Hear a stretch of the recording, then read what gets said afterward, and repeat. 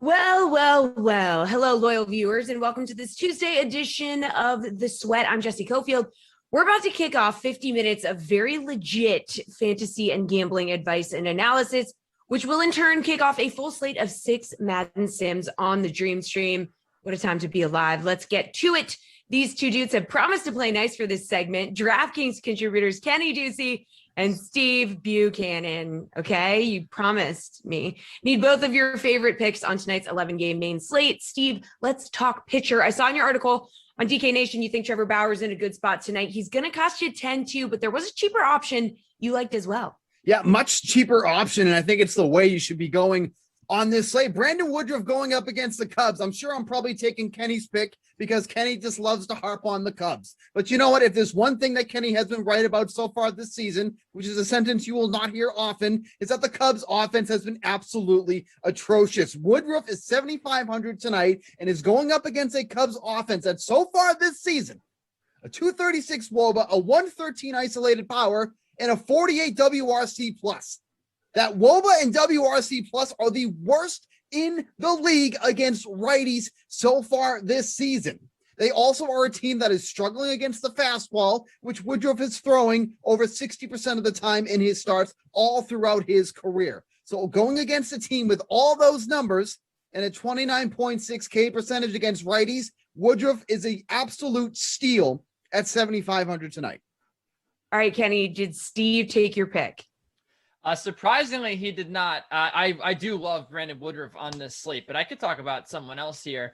And it's going to be a little bit of a surprise because Steve thinks that I love the Yankees so much. Hyun-Jin Ryu at $8,000. You want to talk about value. You want to talk about a guy that's way too cheap. It's Ryu. I mean, the guy from the left side where the Yankees really struggled. They had a 97 WRC plus against lefties last year, which was 19th in the league. They're significantly worse against lefties. And you saw it last night. Against Robbie Ray, maybe the worst lefty in the league, the Yankees couldn't hit him. They really struggle against left-handed pitching, and I think that Ryu is in a good spot here. The Yankees have just lost their way on offense.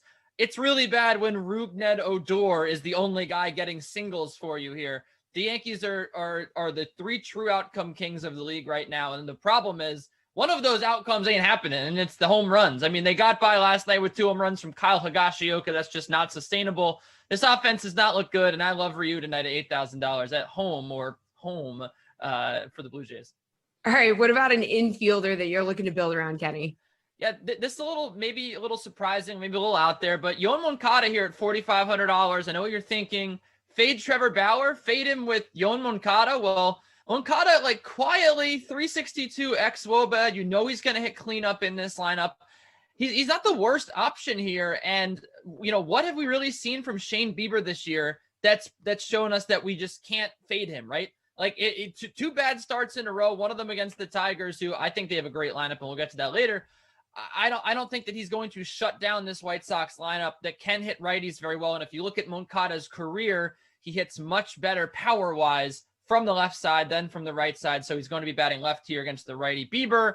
I think that he could have a very good chance that he hits a home run tonight, at very least drives in a few runs here and gets you over 10 fantasy points. I like Yoan Moncada. I like the price on him at $4,500. All right, where are you going for this one, Steve? Yeah, so you're getting Woodruff in your lineup. You have some money to spend. So I'm going to go right with Corey Seager at $5,500 against the Rockies and Antonio Senzatella. He struggled more against lefties away from Coors Field last season, which seems like that should be the complete opposite. But last year he had a 406 WOBA, a 7.72 FIP, and 4 of the 9 home runs he allowed. Now, Seager hasn't been the offensive juggernaut that we've seen in the playoffs, and last year still searching for his first home run of the year, but he still has a 495 WOBA and a 171 isolated power against righties. So putting those two things together, love the Dodgers tonight. Of course, when don't you love the Dodgers in any game, quite frankly, but I think Corey Seager is someone you can pay up for, and someone that's not going to have a ton of ownership because people are going to be looking at all the high price pitching options that are going tonight.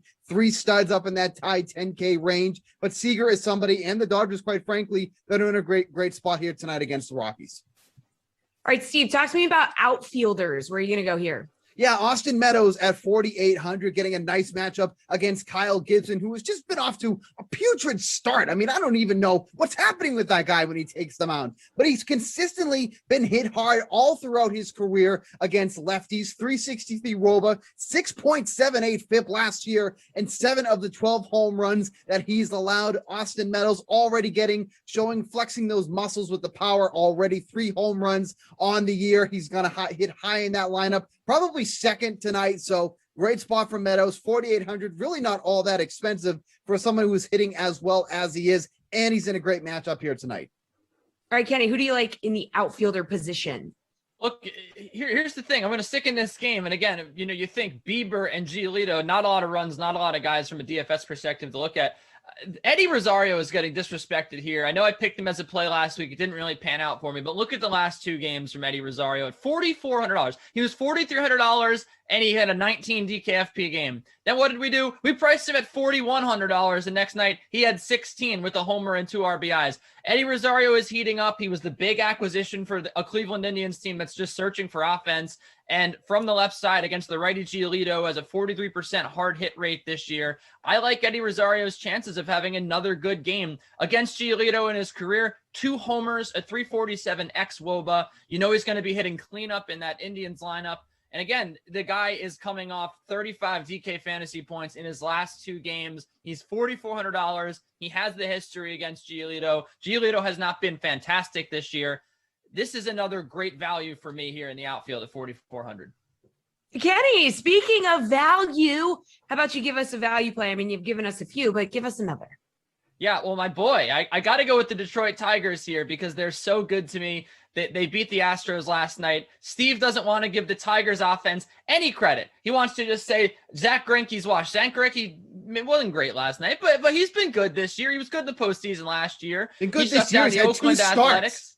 Yeah, the first start was good. The second start was bad. So that averages out to what? Not terrible. I don't know. Look, here's the thing. Robbie Grossman is $3,100. He leads off for the Detroit Tigers. He has the split advantage here. Right? He likes hitting from the left side. He's going to face Jake Odorizzi, a right-hander who, when the Tampa Bay Rays cast you off, 5 years ago, something's wrong. Jake Odorizzi is really not that good. And Robbie Grossman at $3,100 should be in a good position to hit him. And he's shown you that he has over 10 DKFP upside here. 11 2 games ago, 22 the game before that. The guy just gets hits. The guy gets on base. And if the Detroit Tigers, decide to hit again, I think that he'll have another good game. I expect Robbie Grossman to bounce back.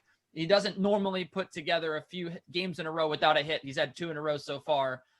He's a contact hitter. I love those contact hitters. I think he gets you a couple hits tonight. $3,100 is a very good price for a leadoff hitter against a pretty middling right-hander. Steve, where are you going for value here? See, Kenny thinks he knows me so well. Like, he thinks he can read me like a book. But you know what? That doesn't happen because guess what I have in my value spot, Kenny? It's a Tigers bat.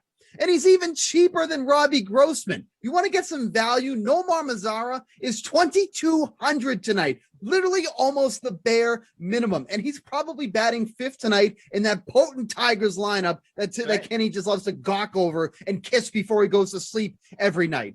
Mazara is not somebody that you're going to have for big power or anything like that, but you literally don't need him to do much when he's 2,200. Odorizzi, Kenny talked about him, not a great pitcher. I don't know why he's talked about the Rays casting him out 5 years ago, like that has anything to do with anything tonight, but sure, whatever. But last year, Odorizzi, when he last pitched, had a 324 WOBA, 8 of his 16 home runs allowed against lefties. So I think at Mazara at 2,200, you don't need him to do much of anything.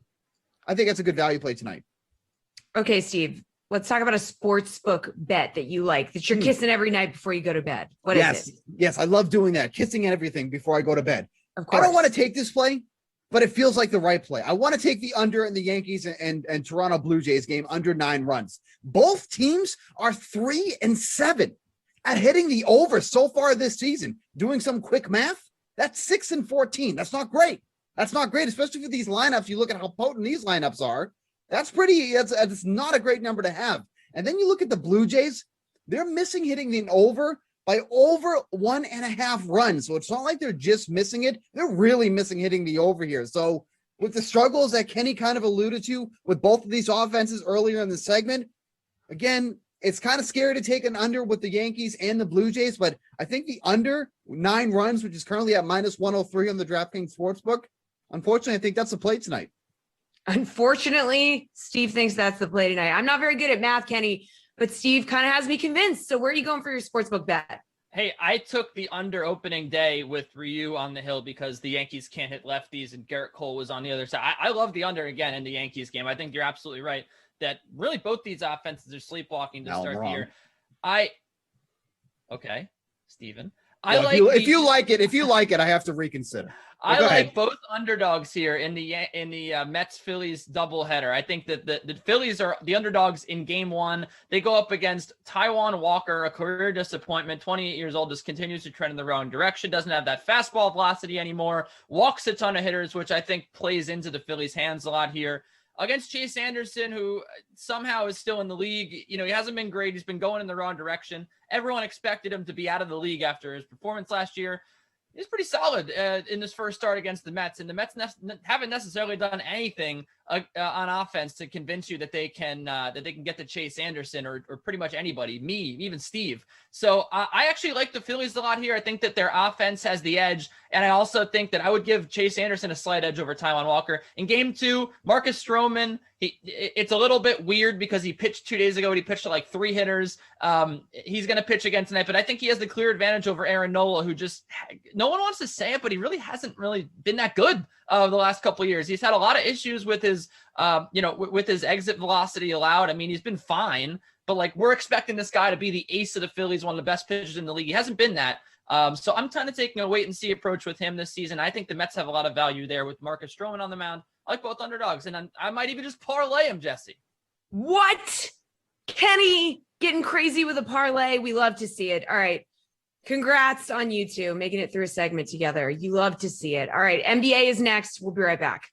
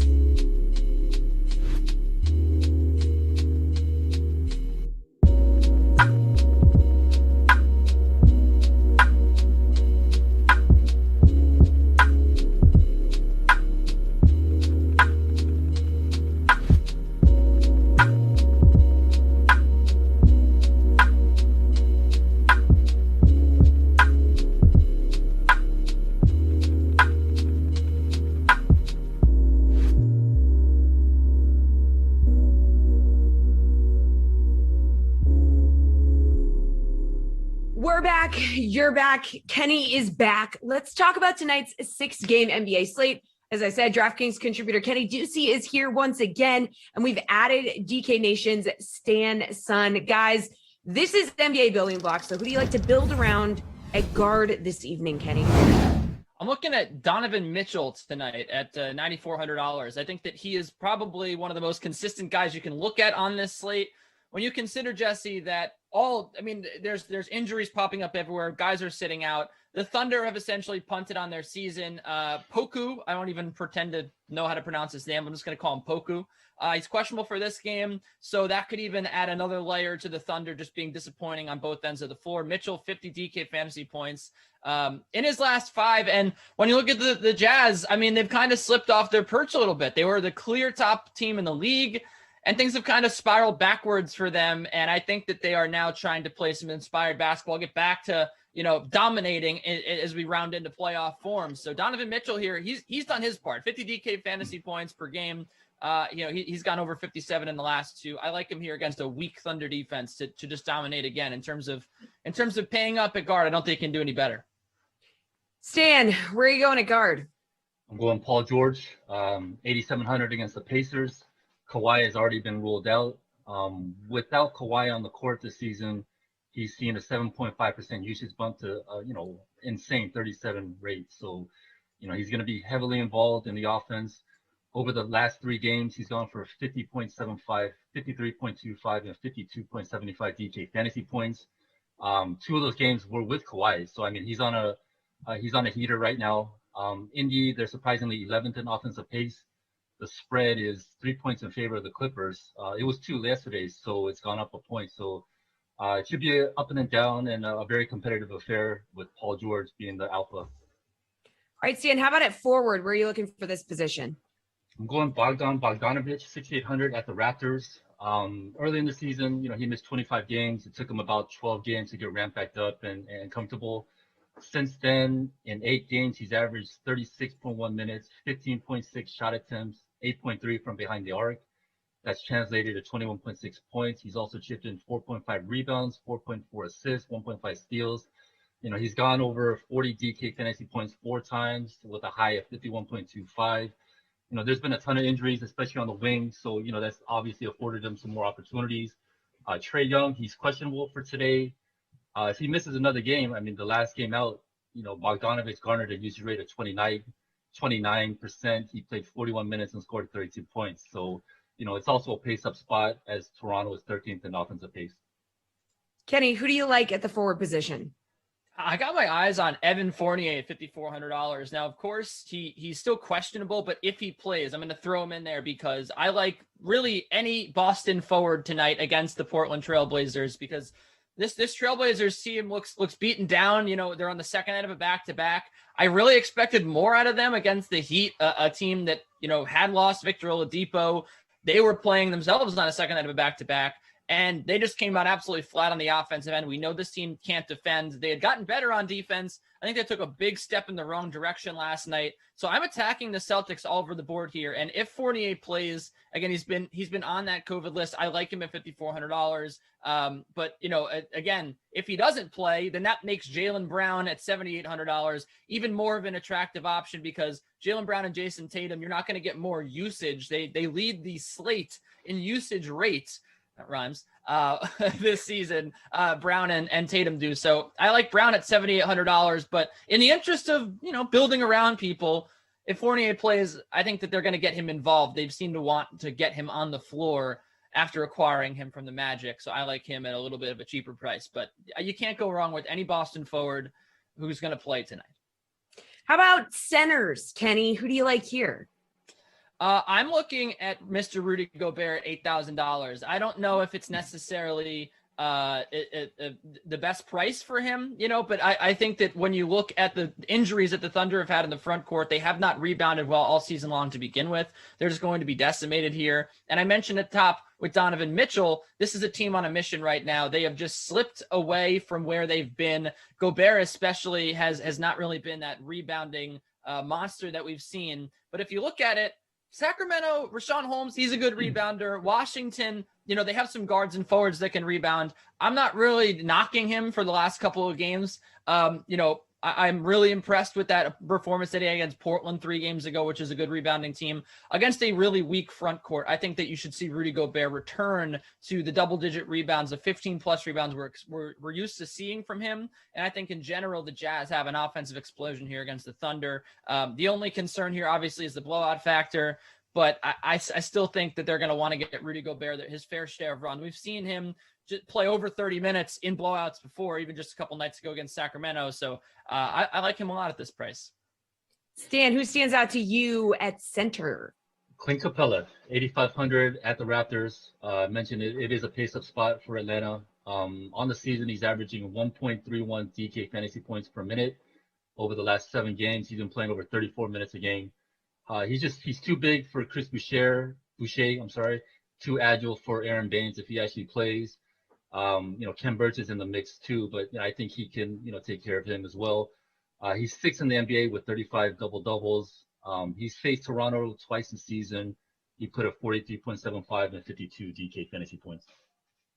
All right, guys, we have some breaking news here. According to reports, Nuggets star Jamal Murray has been diagnosed with a torn ACL, a brutal blow to Denver. Initial reactions here. How far can the Nuggets go without Murray now, and whose DFS value goes up here, Kenny?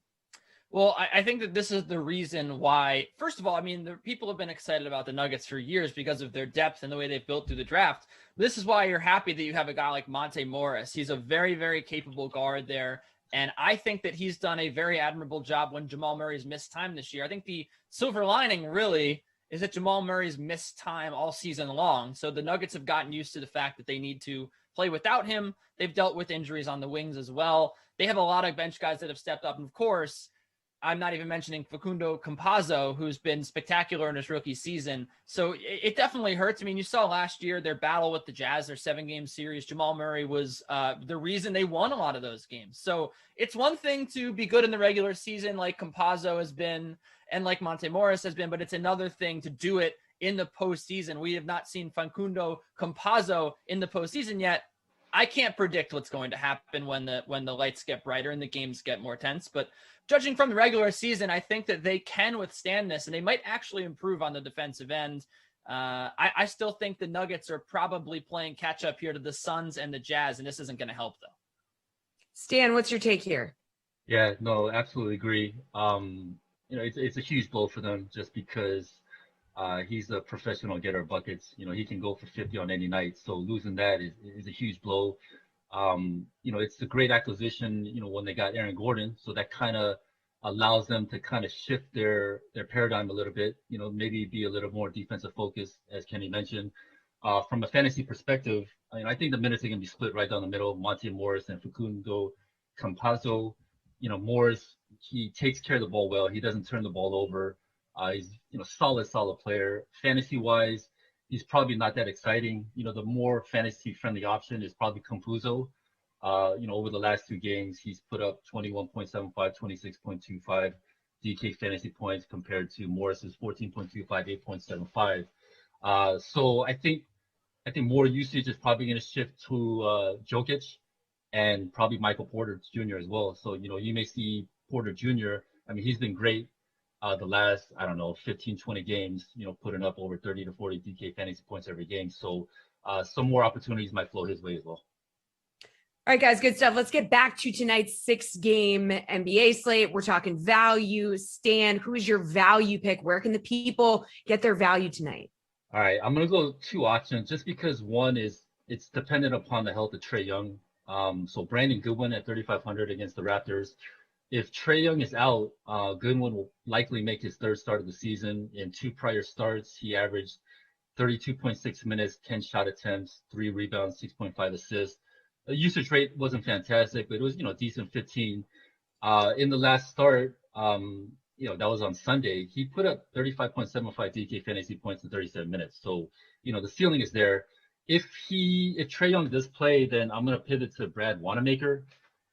This is like such a meh, suggestion. He's definitely not sexy, but with LaMelo Ball, Gordon Hayward, Malik Monk all already ruled out, he's going to soak up most of the backcourt minutes. And so, over the last 5 games, he's contributed 28.6, 12.9, 23.4, 24.1, and 25.1 DK fantasy points. The usage rate has been over 22. So, the ceiling, you're probably not going to get over a 30 burger here, but, somewhere in the 20s is definitely viable. All right, Kenny, value. Where are you going? Oh, you down with a little THT? $5,300 on Taylor Horton Tucker. Look, I think that he's going to be pretty overlooked, as the word actually is, on this slate, because last night against the Knicks, he had his worst game in like 5 games. It wasn't really pretty, but he only played 22 minutes. He still managed 18.25 DK fantasy points. Now, you are looking for a little bit more at $5,300, but really all you need, right? All you realistically want is like him to flirt with 30 fantasy points. And that is exactly what he's done lately. The fact that he played 22 minutes last night, they're on the second night of a back-to-back. The Hornets, they do defend decently, but they're not the Knicks defense. That you do get a little bit of a downgrade here in defensive efficiency with the Charlotte Hornets. So I think Taylor Horton-Tucker's in a little bit better of a spot here. Stan was mentioning we got injuries galore. I mean, I do love my punt plays here, but I can't ignore that with a really banged up Lakers team, a team that's just kind of lost. I think that after 22 minutes last night, you'll see THT get a little more playing time here on the second night of a back-to-back with a lot of tired legs. And I think that he can do something special. We know that he's been able to do that. The usage rate has been there. He's been over 20, a 20 usage rate in each of the last 6 games. He's also seen 34 minutes 2 games ago. He's been seeing 25 to 30 pretty consistently. So I like him to have at least 5 or 6X on this slate here at $5,300. All right, guys, real quick, slate approved favorite overall DFS play tonight. Kenny, where are you going? I'm going back to Donovan Mitchell here. I love him too much against the Thunder team that's just so terrible. 28th against point guards. $9,400 is expensive, but if you're going to pay up on this slate, I really don't think that you can find a hotter guy. He's attempted 23 threes over the last 2 games as well, and the Thunder's 3-point defense has been very bad. I don't see any reason not to roster this guy. Stan, slate approved pick, please. Yeah, my guy's going to be Paul George, just because with Kawhi already ruled out, the usage rate is just too insane. I do love Donovan Mitchell as well. I think the only caveat there is whether Mike Conley plays or not. If Mike Conley's out, he's questionable right now, I believe. Yeah, so if he's out, then I think Mitchell and George are pretty much 1A, 1B. They're right there on the same level. All right, thanks, guys. This Sweat will be right back with Jeff Ulrich to break down tonight's 6-game NHL slate. Don't go anywhere. We will return.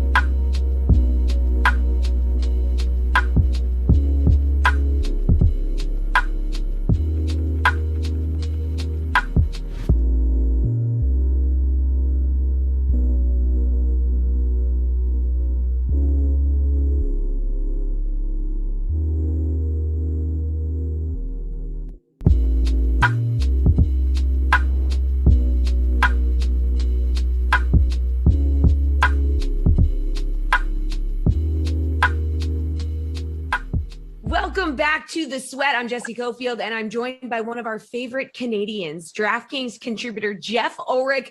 Gonna find out how you feel about these DFS plays and bets. Just get your overall take. So, Jeff, the NHL trade deadline has come and gone, and many players will be wearing new unis tonight. 2 of the bigger names potentially making their debuts are Boston's Taylor Hall and Washington's Anthony Mantha. Now, Hall will cost you $4,800, Mantha $4,900. Any interest in one of these guys tonight?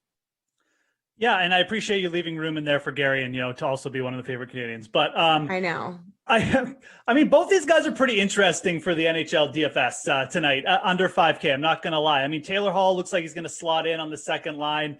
I mean, obviously, maybe just, he's still an elite playmaker. I mean, he doesn't score goals anymore, but the dude could really get a guy like Jake DeBrusk going, maybe David Krejci as well. I am more interested in Anthony Mantha. Again, I think you have to look at the fact that, Taylor Hall's upside at this point, even on a better team like Boston, just might be limited. I mean, Mantha is at least coming in, guy with 11 goals in 42 games. He's been a more proficient goal scorer than that over his career as well. And he looks like he's going to slot in beside a guy like Nicholas Backstrom, who has spent most of his career, just feeding the puck to a guy like Alex Ovechkin. Now, Mantha isn't Ovechkin, but I do like the upside here. Mantha is averaging almost 3 shots on goal per game as well. I think coming in with the Caps, he's going to get plenty of opportunity, in that second line role, which is just a really good role because, you're playing behind Ovechkin. You're always going to get sort of the secondary defensive matchup for teams. So I like Mantha here more. And again, both these matchups are great, but Philly is basically just as deficient as Buffalo on defense. I mean, they allow a ton of shots. They just allow a ton of scoring chances and goals, quite frankly, because their goalies are bad. So I like Mantha here, quite frankly, a little bit more than Hall. I expect both these guys to get worked in a little bit on the power play, but for right now, I think Mantha is the better upside play. All right, Jeff, Austin Matthews at home against Calgary, going to cost you the highest price on this slate at $9,300 in salary, 11 goals, and 17 points in his last 10 games. Pretty easy to see why he's so expensive. Can you afford to fade Matthews tonight? Yeah, he's definitely like the Louis Vuitton bag of the NHL DFS right now, right? But, this is actually like a really good spot to fade him, if I'm being honest. The Flames, for all their deficiencies, they're pretty decent defensive team. I mean, they don't allow a ton of shots on goal. They're above average in penalty kill. Matthews is scoring at an insane rate, but I think the other part of this slate is the other players on the slate have really good matchups. I think this is a great spot for David Pastrnak to get going. I expect the Bruins to just put him back in his natural role alongside Patrice Bergeron, which he's just been so consistent at over his career. He's had, he's gone pointless in like 3 straight games. But again, that was kind of the Bruins mixing and matching here. You're not going to see that tonight now with Taylor Hall added to the mix. I think Pastrnak will be in a good spot against Buffalo, who's just a terrible defensive team. And then you can go down as well. I mean, I think the Rangers studs with Panarin and or Zibanejad, whichever one you want to target, I think those guys are really good pay-up options as well. So I'd really be targeting that Boston first line over Matthews tonight. Maybe that's, maybe it's always a little bit risky to fade Austin Matthews, but I really feel like the upside with the Boston first line is where you want to pay down for. And just to give you another option, I mean, Alex Ovechkin has 5 goals in his last 4 games against Philly. So again, I like all the matchups better than Matthews tonight. And it kind of leads me tonight towards saying you don't have to pay up to him. Wow. Fading the Louis V bag. All right. Got it. Check. Well, Lightning winger Steven Stamkos will miss his 2nd straight game tonight against the Preds with Stamkos sidelined. Do you see any value in any of the other Tampa Bay wingers? Well, okay, Alex Killorn is usually the guy who kind of steps up when Stamkos is out. He still takes a role on the power play 1. So Killorn would probably be the guy target. At under 4K, it's a cheap boomer bust play. I mean, you look at his recent performance. He's got 1 goal in his last 10 games. It's not been good. He's still averaging around 2 shots on goal per game. He's still playing over 17 minutes a night. So the opportunity is there, and it should be more there for Killorn with Stamkos out on the power play. The problem with Tampa tonight is they're going to get the juice, and we'll talk about more about this. Juicy Saro's probably going to be a net. He's just been a brick wall lately. So I really just don't like the matchup here for taking a shot with Tampa Bay. There'll be more opportunity, and the guy I would target is Killorn. But if I'm being dead honest, I don't really like too many of the Lightning tonight. I just feel like the matchup with Nashville is a stay away.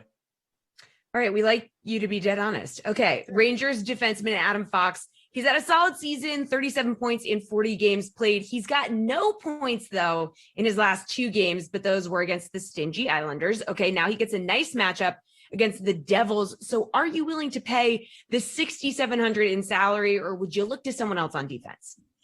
No, Fox is definitely the guy I would pay up for tonight. Again, it's a matchup thing, and it's also just kind of like an opportunity thing. I mean, there's just not that many other sort of guys out there. I mean, Hedman, again, you could pay up $300 more for him. He's very consistent, but he's got the Preds. Fox has the Devils. They have the worst penalty kill in the league. They just got shellacked by the Penguins in 2 straight games. This is a great bounce back spot. I mean, yeah, he's been held pointless in a couple games, Adam Fox, but it was against the Islanders. You should take that into account. He's still got 16 points over his last 10 games. This guy's been averaging basically a point per game all season. So a real bright spot for the Rangers, who actually struggled offensively at the start of the year as well, just to give you an idea of how good a season this is for Adam Fox. Normally you might worry about paying up for him. I do sometimes just because he doesn't block a ton of shots, but when you're going up against the worst penalty kill in the league, I think you just aim for the upside tonight. And the upside for Fox is big. I mean, he's definitely got that multi-point upside against the worst penalty kill in the league. So he'd be my target. If you're going to pay down on defense, there really aren't a ton of good matchups. Boston's banged up with their best power play specialist. So a guy like Miro Heiskanen might pop up as well because he plays big minutes. But it is a night where there's not a ton of other guys that stick out, and Adam Fox would probably be my number one target here. All right, Jeff, let's check out the sports book now. 6 games on the slate. Which game total would you target tonight? Yeah, I like this Boston Bruins Buffalo Sabres one. There's a couple, but I like taking the over here. You look at the Sabres over the last little bit. They've been allowing a lot of goals, but they've also been scoring a little bit. And their last 4 games have gone over 7 goals now, 7 goals or more scored. It's a good trend to follow here because I think we're catching them at the right time with the Bruins now adding Taylor Hall to their offense and putting Pasternak back in that big line role, which I really like for their offensive prospects, at least for the short term. I really like the over in this Buffalo Sabres Boston game. Again, you're getting a 5.5 goal total. Buffalo's been trending well towards the overs. Boston now getting a boost on offense. I like that going the over there. The other one I would target, again, I mentioned the Preds and Lightning. I like the under there. 8 out of the last 9 Predators games have seen 5 or less goals scored per games. We should get Saros back in net. I like the under there too. All right, Slate approved pick, Jeff, your favorite bet or DFS play today. What is it going to be? Okay. So I know I've been on the shots on goal props lately, but I haven't been able to find one tonight that I really like. So let's go with the Nashville Predators. Again, we're getting the juice in net. Juicy Saros should be back in net. They're at plus 145 on the money line to beat the Tampa Bay Lightning tonight. I like this. No Stamkos for the Lightning. The Predators need to keep winning to get a playoff spot. They lost the first game to the Lightning. They got shut out, but Saros wasn't in net there. Give me the big odds on the Predators money line to beat the Tampa Bay Lightning tonight. Unicorn bet of the day. That beautiful piece of art does not get old, Jeff. Thank you. That'll do it for hockey, but you'll be back for PGA Price Check to close the show. Kenny and Stan will join me in a couple minutes to examine spreads and totals on tonight's 6-game NBA slate, so nobody go anywhere.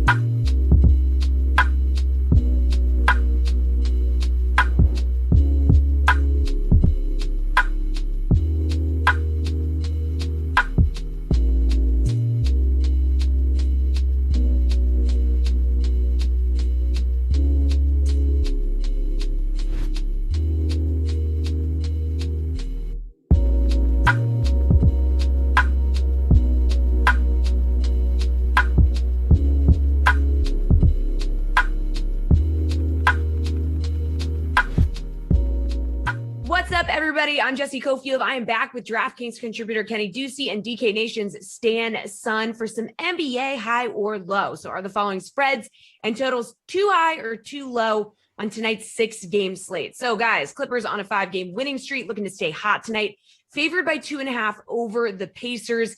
Kenny, too high or too low? The Clippers are 7-3 against the spread in the last 10 games. Yeah, this is too low, Jesse. Look, people continue to disrespect the Clippers with Kawhi out, with Paul George out, with both of them out, with everyone out, Patrick Beverly out. Like, how many times we've been in this spot before where there's a star out for the Clippers, they're a short favorite, and we go, oh boy, they're not going to cover tonight. They always cover, right? I think it's got to be 100% that they cover in these spots. This Pacers defense has been really bad. They've allowed 125 points to the Grizzlies, 137 to the Timberwolves. That is atrocious. Now they don't have Miles Turner, who leads the team in turnovers forced. The Clippers, you mentioned, they're 7-3 in their last 10 against the spread. 4 of their last 5, they've covered the spread. And this defense for the Pacers, I just don't understand how it gets the job done here against the Clippers team. It's potent on offense. They have so many guys that can attack you. Serge Ibaka has been so important to this team. I don't see the Pacers even coming close to winning this game, despite the fact that, I'll give them credit. They've been playing well. They're trying to claw their way up the Eastern Conference standings, get to the postseason picture. They're right there on the edge. But tonight's just not the night without Miles Turner. I'm sorry. Yeah, and that on that note, Stan, the line's moved to -3 for the Clippers. What do you think? Yeah, well, Kenny is wise, so everyone should listen to Kenny because he knows, Matt shaking his head there. So last night the spread was Clippers -2, so it's gone up, half a point today. So people know, I think Kenny hit it on the spot.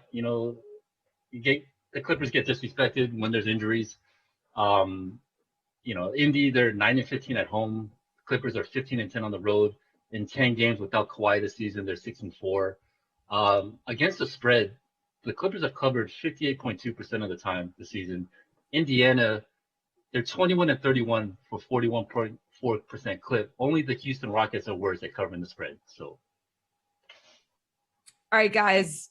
Stan, specifically, Jazz, the heaviest favorite by far.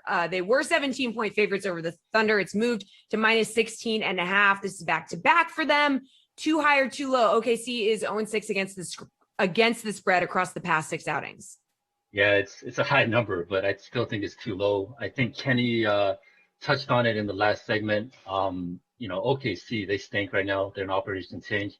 Utah, they haven't been playing well, but they're trying to get ramped up. They want to get ready for the playoffs. So at home, the Jazz are 24-3. They've won 17 games by over 17 points this season. They cover at a rate of 61.1% against the spread. OKC is only at 46.2%. These teams met earlier in the season, but that was like in the first month of the season. The Jazz only won by 1, but that's when they had Shai Gilgeous-Alexander. They had Al Horford. So now it's a completely different team. And I think just the where we're at in the season, the Jazz, hefty number, but I think they should cover. All right, what do you think, Kenny? Yeah, I agree with Stan here. I do think it's too low. The Jazz are 8-2 against the spread on the second night of back-to-backs. I think that cold spell against the spread snaps here. You're going to see, you might see heavy Diallo minutes in this one. Hamidou Diallo for the Thunder, because Alexei Pokusevski, I did try to pronounce it that time. He's been the only guy that's been looking okay for the Thunder, and now he's hurt. He has a sore arm. He's questionable for this game. I'm not sure who the Thunder are going to look to on offense. I'm not sure how they stop this juggernaut that is the Jazz. We've seen so many blowouts here over the last week as teams deal with injuries. And I'm sorry, I know this is a high number. It's one of those where you just feel like you have to take it because it's so high and the Jazz haven't covered in 6 games. But this is a big bounce back spot for the Jazz. Again, we talked about the defensive inefficiencies of the Thunder, but Donovan Mitchell and Rudy Gobert are both in really good spots here. They're both going to have big nights, and the Jazz are going to win this one at a romp in the Jordan Clarkson Memorial Game. Okay, well, Kenny, the Suns favored by 3 over the Heat at home. Do you feel like this is too high or too low? I think it's too low here. The Suns have been cover machines at home, and look, I know that the Heat are 5-3 on the second night of back-to-backs. They're 15-2 against the spread after a win. They're 13-2 against the spread on the road. All that's well and good, but listen to those winning percentages. The Heat have not been a good team against the spread. Those are the best things I can say about their ATS record here. It's really bad. So I think the Suns, where they play well at home, the thing about the Heat that, first of all, is concerning is that only 2 guys over the last 7 games have shot over 33% from 3, and that's Tyler Hero and Duncan Robinson. Now, Tyler Hero carried an injury in the last game. He ended up playing. Who knows what's going to, how he's going to respond here. But the thing about the last game that the Suns won, was that they allowed a ton of threes to the Thunder, and that kind of kept them in the game a little bit. It was 40% from three. I don't think the Heat are going to be hitting threes at nearly the same rate. I think this gets out of hand. Also, the Heat are terrible rebounding the basketball. Bam Adebayo is great, but one of the things he does not do is control the glass very well. Over the last 10 games, they're near the bottom third of the league in rebounding rate. DeAndre Ayton should eat down there. And I think this Suns defense just eventually the Heat will succumb to the pressure of this Suns defense. They've been overachieving. They're going to be tired here. And as well as they've played, they just don't have the offensive firepower right now without Victor Oladipo to get past a team that's playing such efficient basketball like the Suns are. Yeah, Stan, you think that Oladipo being out is going to catch up to them? Yeah, for sure. Both teams are top 10 in defensive efficiency. I like what Kenny was harping on, the rebounding rate. This, big advantage there.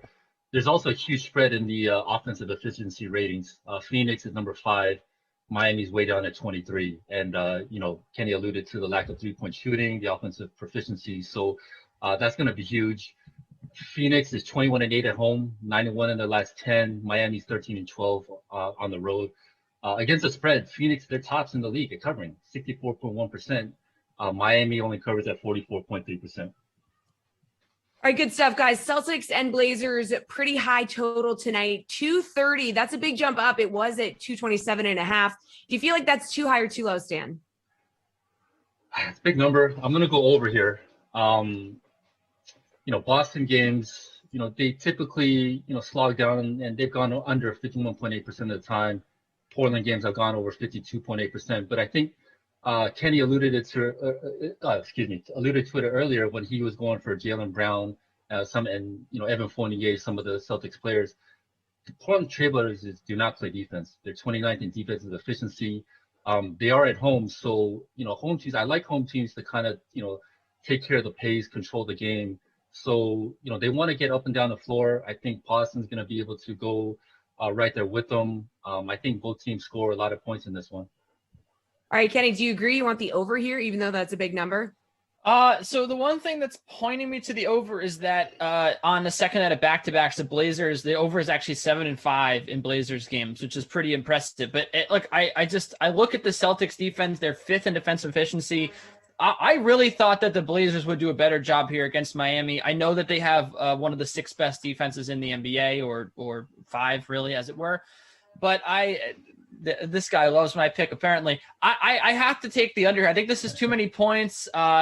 Just again, there have been inefficiencies with the Celtics scoring the basketball. Their defense has been really good. And the Trailblazers offense, which has been so good all year, they've kind of slowed down a little bit. So not to mention, Stan did make a good point that the Trailblazers, they do not play defense. But over the last 10 games, that Trailblazers defense actually hasn't been as terrible as you remember it. 19th. In defensive efficiency, they've made some strides there. I thought they'd be better last night against a bad offense in the Heat. They weren't, but here I think that maybe they show back up. I think the total's a little too high, Jesse. All right, we're short on time, so Slate approved pick real quick. Favorite bet on the slate, Kenny? What is it? I'm going back to the Suns -3. It's my favorite here because again, the Heat.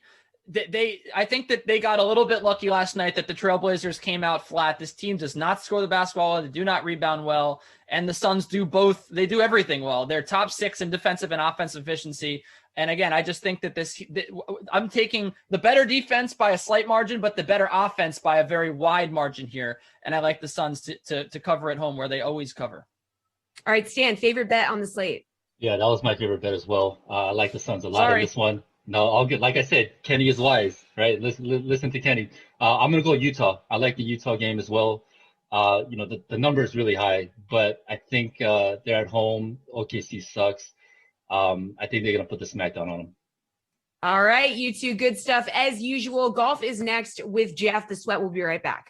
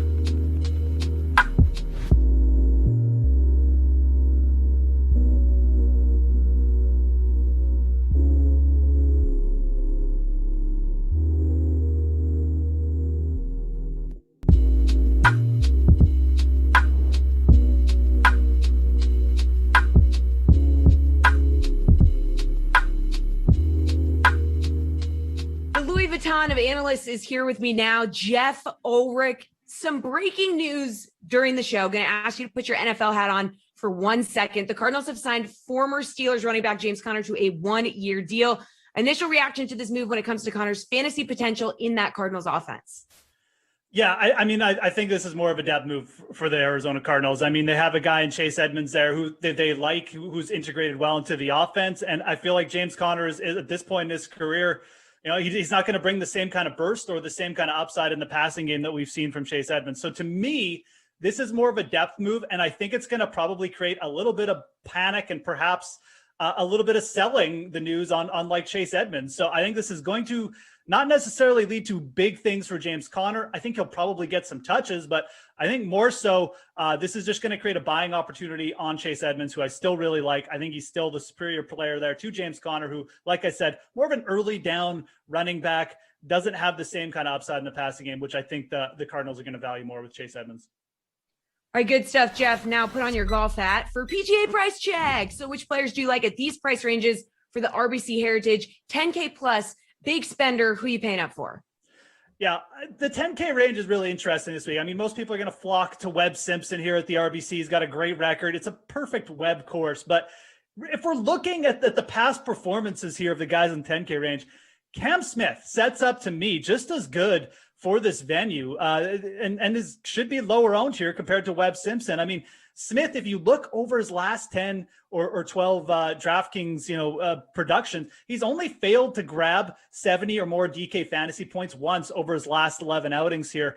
Cam Smith, the guy who's gained strokes putting in 7 of his last 8 events as well. He's got a great approach game, and he's quite frankly, he's playing better than Webb Simpson. So I really like sort of buying into Cam Smith. I think you're getting him at way lower ownership. He's a good GPP pivot play for me, if that makes sense. But this range is chock full of guys. You could see bounce backs from Cantlay, who's got a great record here. Colin Morikawa can light it up with the irons. But I really like Cam Smith this week. I think he's playing the best of these guys, and I think he sets up really well for this course. All right, Jeff, going to roll through these. Got under 3 minutes, 9K. Who do you like? Yeah, 9K, again, there's some higher end guys, but I like Matthew Fitzpatrick here. He's a guy who can light it up on the greens. He's got great Bermuda putting stats. He's played this event 6 times in the past year. We've seen him compete early in the season. 9,100. I think he's, getting him at cheaper than guys like Tyrell Hatton. I think Matthew Fitzpatrick, this is a place where he could break through. 8K range? 8K range is like the Goldilocks range. There's a couple guys who look really good, but there's one guy who's just right for me. It's Harris English at 8,400. He's got really good course experience here. He grew up around Sea Island, which is close here. He's played better too. He's a guy who's got a good blend of approach play and putting. Lit it up with a 64 in the final round here last year. Harris English, my favorite play. I don't mind Sergio or Kevin Na there either, but like I said, Harris English is the just right one. How about 7K Goldilocks?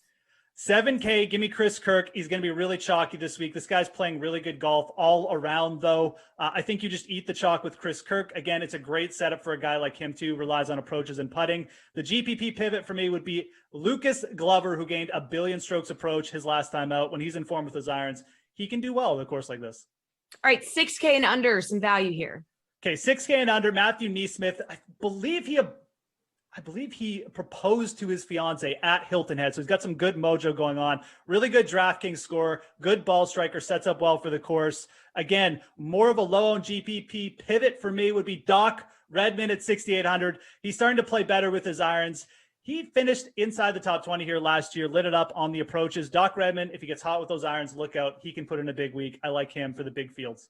We love Narrative Street. All right, Jeff, good stuff. As always, that's going to do it for the sweat. But don't forget, we got a full slate of Madden Sims coming up, 6 games kicking off at noon all the way till 10 p.m. Madden After Dark. And of course, the sweat will be back tomorrow at 11 a.m. as we are every weekday from now on, 11 a.m. Eastern. Gonna be great. See you tomorrow. But for now, enjoy 6 Madden Sims. Don't go anywhere. Go watch Madden. Bye.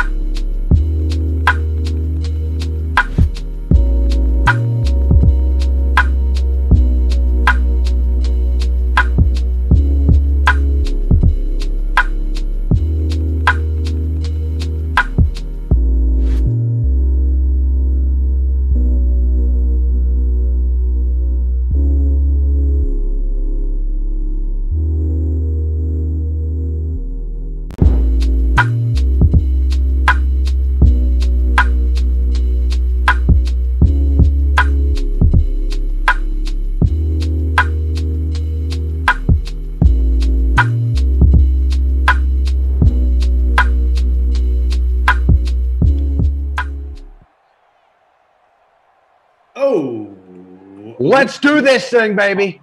Live. Let's do this thing. Let's go. You and me. Day 2. The best friends squad. Let's go. How you been, Christian D'Andrea? What's shaking, bro? I'm good. I'm sad we missed you yesterday. I'm sad that you didn't broadcast from the Mile High Club in the sky, and I'm sad that you couldn't have spread the DK Sim fam to everyone sitting within a 60-foot radius of you, because that would have been amazing. But I'm glad to have you back, not only in the lovely city of Boston, but here with me to reunite the best friend squad for day 2 of the Madden Madness tournament. Yeah. Lassie, how are you?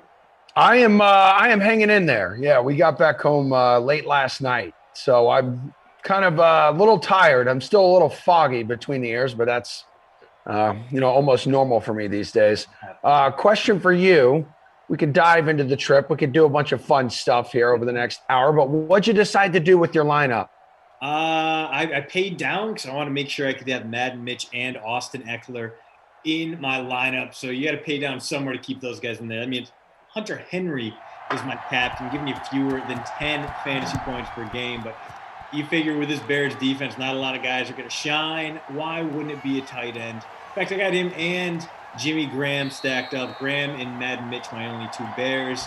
Keenan Allen, Joe Reed rounding out the lineup. Emerson, how about you? So last time I decided to captain Jimmy Graham, and he had like 1 catch for 8 yards. I said to myself, I'm never, ever, ever rostering him again. So far, so good. I went ahead and captained Ted Ginn Jr. I got Madden Mitch. I got Herbert, Robinson, Henry, and then Reed as a punt play there on the back end. Good punt play. 3 catches. Yeah. You know he's going to get you like at least 1 catch. I mean, you could do a lot worse. He's 38% owned in our big, beefy Bracket Bros contest. Showdown numbers, though. Big showdown. Austin Eckler, not a shocker. Highest owned. Christian, 71%. Madden Mitch, 67. Herb, 48. Keenan Allen, 48. And Allen Robinson, 41. That rounds out the top 5.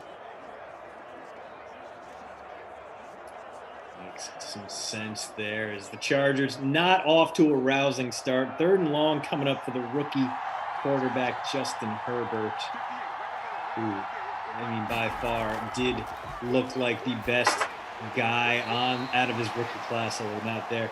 Which brings us back to something we were talking about a little bit pre-game, Emerson. Mel Kiper's latest draft. Mel Kiper has bought the hype. He thinks the Niners are going Mac Jones at number 3.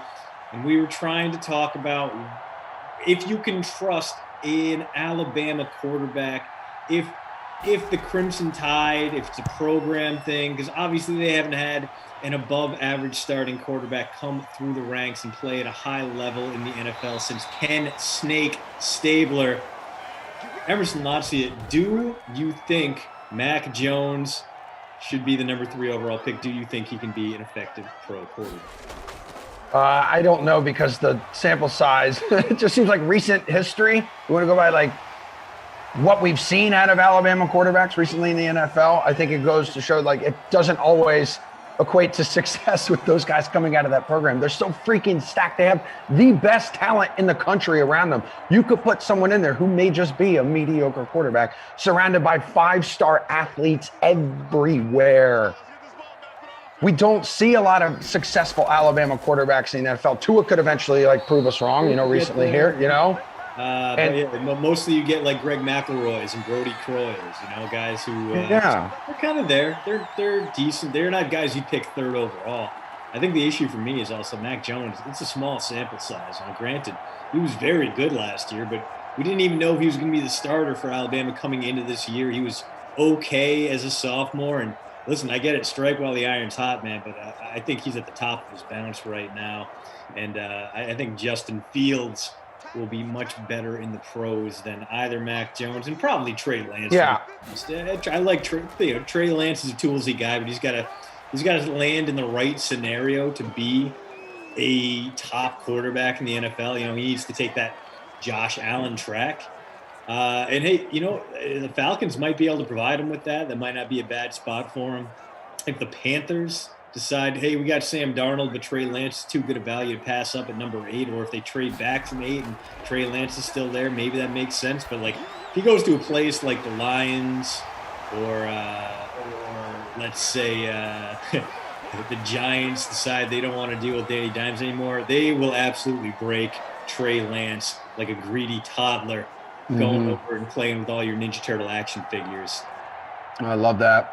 I had a bunch of those. I had all the Ghostbusters action figures, all the good stuff. Yeah. The pristine. Did you have the van that shot pizzas from the Ninja Turtle line? Hell yeah.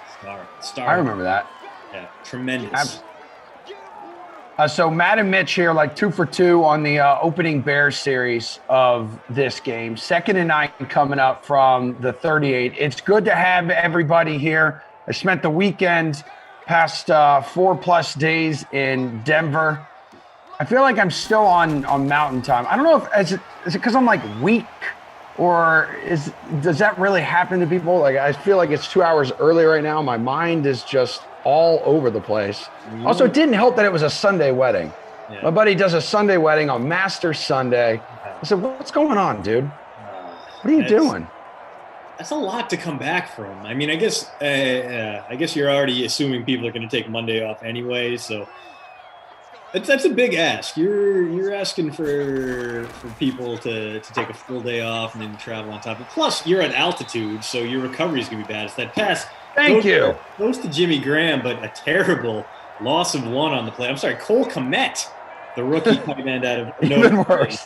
How dare I sully Jimmy Graham's good name with a terrible play like that? Anyway, we're about to get an ADP 48-yard attempt here, so we stacked up your kickers. Not a terrible start for you, although I love it. Give me 4th and 2 on the 31, 3.5 minutes to go. What are you going to do, Madden Mitch? Dial in and go to A-Rob for the first down inside the red zone. Let's go. Beautiful. Hey, it was my first time in Denver, though. It was my first time hanging out in Denver. Love the city. Young, hip. It's active. People have facial hair everywhere. Everyone's big into flannels. Yeah, real chill, man. Really, really chill. That's cool. See, I wanted to move to Denver, and then I got our fur monsters here who were both pit mixes, or one was, and she's sadly no longer with us. But for the longest time, Denver had a no bully breed policy, so we legally could not move to Denver with our dogs. I think they repealed it recently. But I know there are still a few cities that have those laws on the books. I believe Montreal, or maybe the entire province of Quebec is one of them.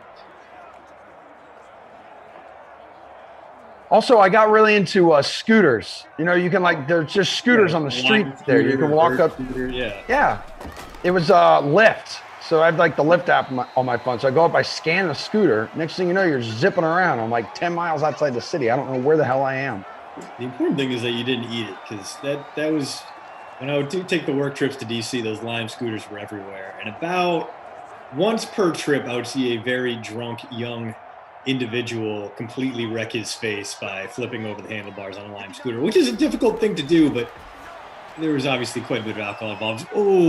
Very nearly a great Anthony Miller end zone catch there. So Bears go for it on 4th and 2, pick up the first down, but ultimately it only makes it easier for Eddie P here. So instead of a 4-pointer from Mr. Pinheiro, you're instead going to get 3 for his field goal here as well. We're about to get a Bears 3-point lead. What's funny is through yesterday too, as we were spending our last day there getting ready to travel back, I had some members of the DK Sim fam kind of chiming in, touching base with me on social media saying, hey, you got America's team kicking off the Sim against Tampa Bay. And I had 1 out of my 5 picks on opening day end up being correct. I went the upset route, and I have completely butchered. My championship team is done already. I honestly thought the Jaguars had that in them, and they were going to collide with Buffalo in the championship game of this bracket madness, whatever we're calling it, and I am out already. I am done. I mean, do you feel foolish having put all your life savings down? Nope. We tried to warn you not to, but actually, no. because I picked my freaking bracket when I was with ZT, and ZT was just fueling the fire. He was encouraging me. Yeah. He was like, I love what you're doing, man. I love how you're making all of these upset picks. I'm like, hell yeah, dude. I'm going to keep doing that. Yeah.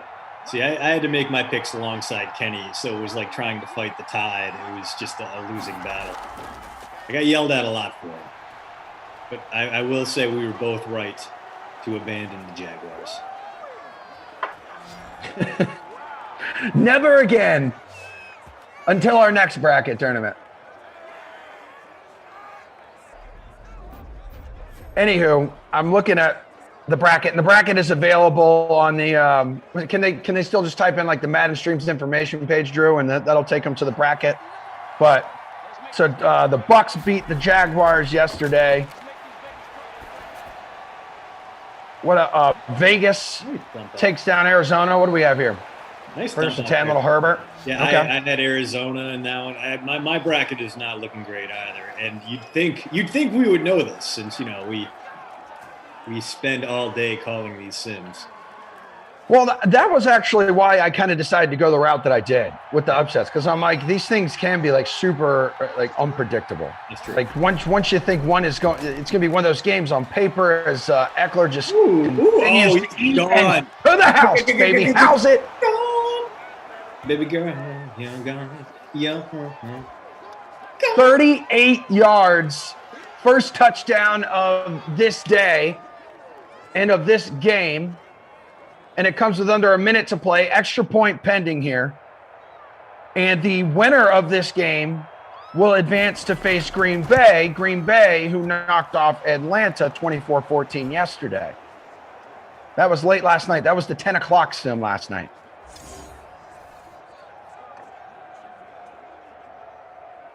Yeah, so it's sad to say my Madden bracket probably trash, but Emerson, your boy tied for first in the WrestleMania Night 1 predictions pool. Came away with a robust $4 thanks to our wonderful partnership with the McMahons and the good people over at WWE. And obviously, you were probably too busy doing wedding things to enjoy WrestleMania, but pretty solid this year. Not bad. Obviously, ups and downs. Wasn't on all Crunchberry mix of hits, but as a guy who's kind of lapsed from his WWE fandom, I found it was worth the $250 per month I am shelling out for Peacock over the next 4 months to watch. Yep. We have we went ahead and got into Paramount Plus because I signed up for it over the weekend because one of my buddies texted me and says they have all the classic Nickelodeon game shows on there, on the Paramount Plus, whatever that is. Did you watch Global Guts? Is that the first? No, I haven't watched any of it yet. I just made sure that we now have a subscription to it, so we're good to go. Yeah, that was my favorite thing about, like, in college when someone brought had a TV package that had the Nickelodeon Games and Sports Network. So it was just like Guts, Nick Arcade, Double Dare, Double Dare, Double Dare, Double Dare. Occasionally they throw in What Would You Do, even though it wasn't really a game show in that respect. Oh my God, the Figure It Out with some host Summer Sanders. All of my life, woman, I would leave this entire life behind for just to have a chance with, dude, Summer Sanders. I know. That was like one of those childhood crushes, you know? Yeah. Just perfect. Wonderful. Absolutely perfect. As we nearing the end of the first quarter here in the first of 6 sims, whole 6 sim slate today. And then coming up next will be the 21 seed 49ers and the 12 seed the Colts. That's at 2 o'clock. That's with Kaufman and Kenny coming up. But 7-3 Chargers in the lead here after 1 quarter of play. Good morning, good afternoon, wherever you guys are watching. It's good to have all of you here. Christian DeAndrea, Emerson Latzia. So we got producer Drew with us. We got TP on the 1s and 2s. We got friend Jellico from the ops team. Hell of a dream team on the dream stream today. Hey, we have a very outside shot at Austin Eckler. 76 total yards, if he keeps up this pace, he will just hit the double bonus. In fact, he'll go 200 on the ground, 100 through the air. I don't think that's going to happen, but hey, it's worth pointing out he's having a pretty good sim so far, a must-have. Yep. Eddie Piñeiro's got the only Bears points. And Allen Robinson, 3 for 37. So A-Rob, a trick-or-treat star here in Simland. Some days he'll throw out a 20-point game. Some days he'll give you a 0. But today, pretty solid so far. And speaking of legendary receivers, special edition of the post route out today. Saw you chatting it up in the Twitch, and it would do it, you guys. I check it so much. Glad you guys liked it. A breakdown of Julian Edelman's career, his legacy, and what the Patriots receiving core looks like right now. Yeah, what's his legacy? Is he going to be in the Hall of Fame? No, he's probably not going to the Hall of Fame unless Hall of Fame voters get really cool about a lot of things. He's a 0-time Pro Bowler. And yes, I know the Pro Bowl is meaningless, but those things count to the old Hall of Fame voters out there. And listen, I love Julian Edelman. Ooh. It's Mitch. Oh, Madden Mitch. Chomp, chomp, dude, getting chewed up. Oof. You just lost a year of third grade algebra with that hit right there. He's done. But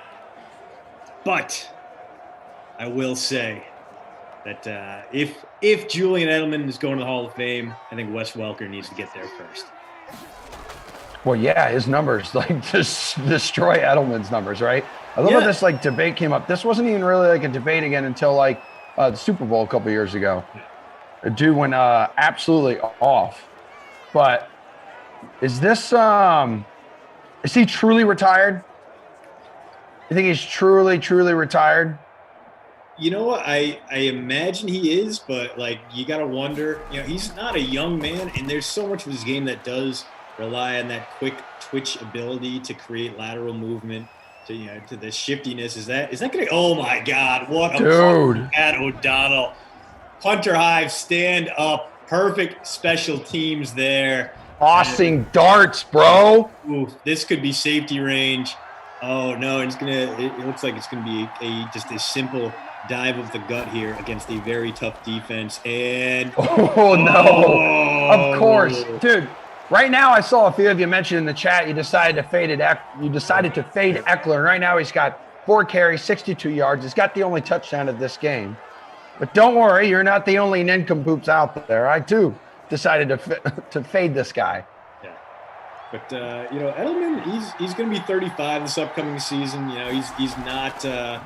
I see in the chat over there, Piercy, he's Rob Gronkowski retired. Maybe, but I don't think he's coming back.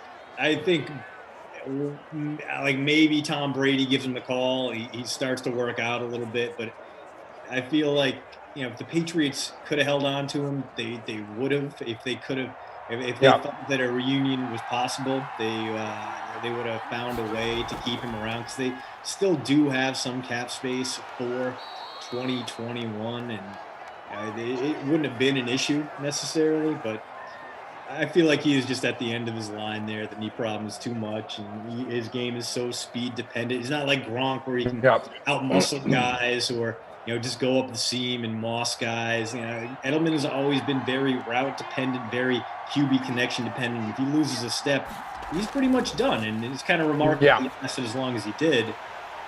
But man, appreciate the career for what it is. This is a guy who had 1 catch for 11 yards in his entire collegiate career. He was a quarterback at Kent State, a 7th-round flyer. 7th-round guys don't become 1,000-yard receivers anymore, especially when you're trying to convert them from another position. Absolute legend. Yeah. I just think retirements, as we've learned time and time again, they're not binding. So even when he announced through this video, it creates a clear impression that he's done. And then 2, if he'd ever play for he would never play for any other team than the Patriots. It's just, I don't necessarily believe anybody anymore when they retire, and you think he could have some left in the tank. I know the Boston Herald reported that it was doubtful he was ever going to be able to play a full 2021 season. To me, that implies he'd be able to play some of a 2021 season. Maybe it's one of those things where halfway through the year, it's one of those mid-season signings. I don't know, say the Bucks get a little banged up in the wide receiver department or whatever. Yeah, I mean, it could be. Maybe he's flying out to Belgium now. He's getting that Rey Mysterio knee platelet injections where he's trying to to up things back up. And he's he did have an amazing work ethic, and he did save Foxborough forever. But I don't know, maybe he took a look at what happened with his NFT release and how he didn't get the cash he was wanting, so he kept reopening those auctions. And maybe he's saying, maybe I need to pad my legacy a little bit more. Maybe I'm definitely not Gronk with the way my NFT auctions went off, and maybe these things wear on him a little bit, and he does come back. But I mean, it did seem pretty demonstrative with his retirement announcement that he was going to be done there. I would be very surprised to see him coming back. As Herbert on 3rd and 8, screwing it up for the people, taking a sack. And producer Drew pointed out a little while ago, could this be like the first big upset of the tournament? Chargers, the 20 seed, the Bears, the 13. It could be. I mean, the Bears are going to have a chance here. That's a big stop for them, and Mad Mitch can obviously drop it into gear at any point. Yeah. As another great punt there. That's a 50-plus yarder. That's right. All the favorites won yesterday, huh? That's right. And we see a little Cordero Patterson here, and we see you over at Mars Brightburn, Andrew L. talking about special teamers in the Hall of Fame, and Bears have had 2 that should absolutely be there. Devin Hester, I think you can make the absolute argument that he should be a Hall of Famer for what he did on the special teams. Cordero Patterson. Yeah, does he have the most return touchdowns, Hester? Yeah, he does. And then there are 2 guys that are going to be kind of dependent on each other to go in. One, you got current Patriot, definitely a Patriot Hall of Famer. Slater. Legend, Matthew Slater, who I think does belong in the Hall of Fame, but I don't think he's going to get there. I don't think you can make the case for him until you put Don Beebe, Bills legend, in there first, because Don Beebe was the be-all, end-all when it comes to great special teams play, great special teams gunner, a guy who did a little bit of everything. And I know with you and your Buffalo connection, I'm sure there's a lot of love for Mr. Beebe up there. Yeah. No, I'm not. I'm sure. Tasker, all right? Tasker, Steve Tasker, not Don. No, I got you. My brain broke there. I got my legendary Bills gritty white dudes confused there. No, Steve Tasker is the guy who belongs in the Hall of Fame for his special teams work. Let's not forget though too, Gronk. Did you mention that the 69% chance? Gronk saying there's a 69% chance that Julian Edelman ends up with the Bucs. No, but that sounds right. But if you actually watch that TMZ video they tweet out, it's kind of hard to tell though whether Gronk is serious or joking when he mentions he'll be back. Yeah. Obviously the 69% part. Yeah. His math's always on point. You hear that story about the time he was playing high school basketball and his team was in the lead? Yes. The game, so we got a fumble. Hang on, folks. Classic Mitch tradition there. Yeah, puts it on the turf. Yeah. His team's in the lead and he gets fouled. He goes to the free throw line. They're up 68, 65 with 5 seconds left or whatever. He hits the first free throw, but he purposefully bricks the second, and the crowd goes wild in upstate New York because they knew it was happening. He just turns to him and soaks in the applause you giant goon. That's why we love you, Gronk. You are like if a drunken witch somewhere put a golden retriever into the body of a Greek god. As Mitch smoked again, but gets rid of it, and Cohen gonna break. Cohen, baby. No. So we're about to get another Eddie P field goal here, and the Chargers, I believe, taking the time out there to make sure they get enough time to counter punch here. I'm going to pull up the main contest and see how everyone's looking and cooking right now. I know in we have 125 entries in the Big Beefy Bracket Bros contests. I'm sitting 121. How you looking? Eddie P going to add 3 more? He is indeed. I'm not looking great. 95th thanks to zeros from both Joe Reed and Hunter Henry. Yeah. Fortunately, Austin Eckler, man, look at that first. And he's not even done yet because they're getting the ball back here. But 18.6 in the flex in the first 2 quarters, not even 2 full quarters. Amazing game for him. He's looking like a crusty call player of the game favorite so far. Yeah, he's just under 28 points right now. Austin Eckler in the captain spot. Guys feasting, dudes. So the next game coming up, one more time, guys. The 21 seed 49ers at the 12 seed Colts. That's Kaufman and Kenny. The Sweat will air once again right after us, leading up to that. And then so we have the Bengals at the Saints coming up. That's 28-5. The Eagles at the Ravens, the 27-6. The Giants at the Titans, 22 at the 11. And then the Vikings at Washington, the 19-14. Again, we've seeded these teams based off of real NFL standings, not in the sim land. I think someone was asking about that earlier over in the chat.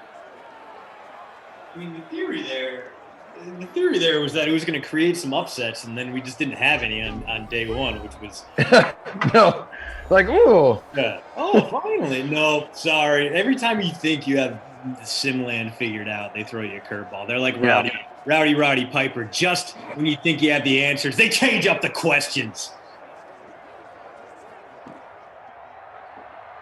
But poking over to twitch.tv/DraftKings as the Chargers here have a minute to work with. We're going to try to put some more points on the board. How about testing the atmosphere? Ooh, looking for Williams. Almost by a very Falls. nice Nick Williams right there. What's up, Piercy, Germ, Wes? What's shaking, everybody? Reese's, did you know? Good to see you, brother. Yo, it's Derek, Chicago Sports. Big Tone. Hello, Bromigos. Good to see everybody. And hello, all my sweet chinchillas over on YouTube. First sim, full 6 slate today, guys. Check out the schedule of Madden streams information page if you're ever curious. Almost 500 people watching. We're at 70 likes. If you feel like smashing the like button, have at it. Or stuff it in your back pocket and save it for later. Totally up to you guys. But Christian DeAndre and Emerson Lotzie with as we are under a minute to go. Guess the Chargers not feeling taking that final timeout that they have in their hands and wasted a wasted opportunity as Herbert takes a sack. And the Bears called a timeout there, so maybe they'll try to get something going. Maybe be a little aggressive, be aggressive with 25 seconds to play. What you'd like to see him do is, take a shot downfield or let Madden Mitch run it. You got 2 timeouts, but what they're probably going to do, Emerson, is run it up the gut with David Montgomery, gain 3 yards, and then let the clock run out because we don't get nice things here in the Madden Madness tournament. It's almost like you've called these before. It's almost like we know how the Bears run their offense. Kyle D says, Emerson, I have a psychology exam today. I hope you mash that, dude. Good luck. Oh, it's Cohen instead getting the call for 5 yards instead of Montgomery. So bad news for the Montgomery owners out there. He was an intriguing play because his price was down to $5K, but he's so touchdown dependent. He's not the guy who got us through the end of the 2020 fantasy season on an absolute eater. He's been the guy who's been very much platooned here in fake Matt Nagy's system as through 2 quarters, Austin Eckler looks good and everyone else looks bad. It has been a very wild weather Wednesday feeling sim for us so far. We've seen Mitch fumble. We've seen Justin Herbert overthrow guys, take bad sacks. We've seen a lot of punts, some pretty good punts.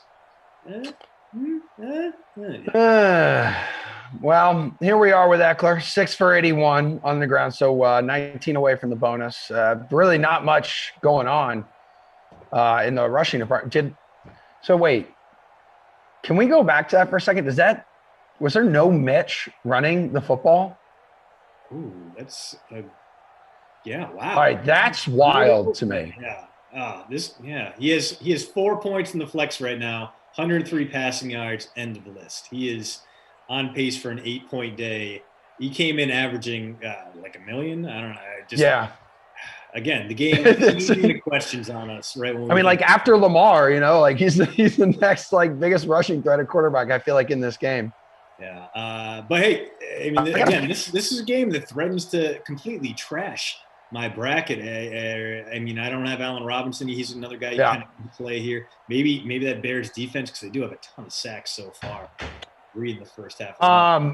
My roster, my lineup is straight up hot garbage. Ooh. It is just a pile of diarrhea right now. My captain has 0 points. Hey, that's Ted Ginn Jr. So Hunter Henry and Joe Reed. Not that like I expected Reed to go off. I thought maybe all right, give me a catch or something. Still got a couple quarters to play. But I got 3 donuts on the board. A-Rob has 4 catches, 57 yards, 10 points. Herbert's just under 3. Trubisky's got like the 4, as you mentioned. Just not a lot of sex appeal right now in this game. Yeah, it's been unpleasant. But hey, if your bracket is busted like ours, like maybe, I don't know, you pick the Jaguars to win the whole thing. Yeah, like if you went one for 5 like I did yesterday. Yeah, so we're going to have a new pool up on Thursday, taking in round 2 and then on. So, we're going to give you more opportunities to snag some of those sweet DK dollars that you can reinvest to the sim economy and make yourself a sim millionaire. That's coming up on Thursday, so be sure to keep your eyes peeled. I'm sure we'll drop the links in for you when they're up. But also, just a good idea to keep checking out all the free-to-play pools over there in the sportsbook because, I mean, why not? Like I said, your boy got $4.12 for being a WrestleMania savant, and that's like 80% of the way to an extra value meal. I'm more of a Chick-fil-A value meal guy, and those are like $8. Yeah. Go get that. Love that about the Denver airport, by the way. There's a Chick-fil-A there. There's a Chick-fil-A in the Denver airport. And the beauty of flying out on a Monday instead of a Sunday is that baby is open. Stuff some waffle fries. You get the nice little skin on the waffle fry, dip it in the Chick-fil-A sauce, enjoy your nice of heaven.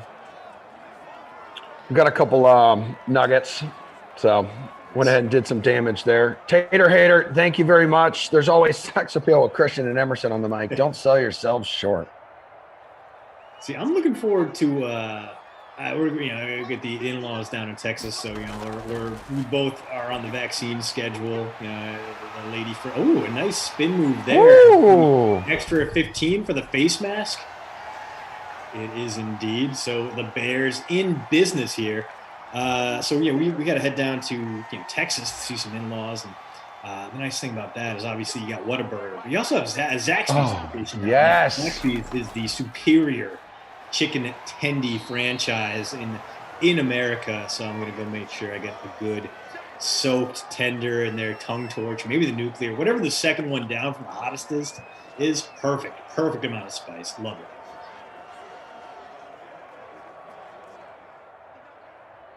Chicken tender is probably one of those foods I could eat all day, every day, for the rest of my life. Or just every day. Not all day, every day, but every day. Like a pizza, like a good pizza too. 3rd and 2 coming up here. This game, I think it was Tater Hater just mentioned it. It's a big punt day. So I would have to agree with you there. Only 1 touchdown right now. We got 6.5 minutes to play in the 3rd quarter here. But as of right now, if this game ended now, this would be the first upset of the tournament as all 5 favorites won their opening round game on Monday. And that's a first down there. Yeah, and I Mr. feel Tariq like Cohen we might have to ban Jeff Windsor in the YouTube chat for spreading slander. Whataburger sucks? Absolutely not. Whoa. It's delightful. It's a way above average fast food burger. And it's great if you're doing late night and you're getting those taquitos.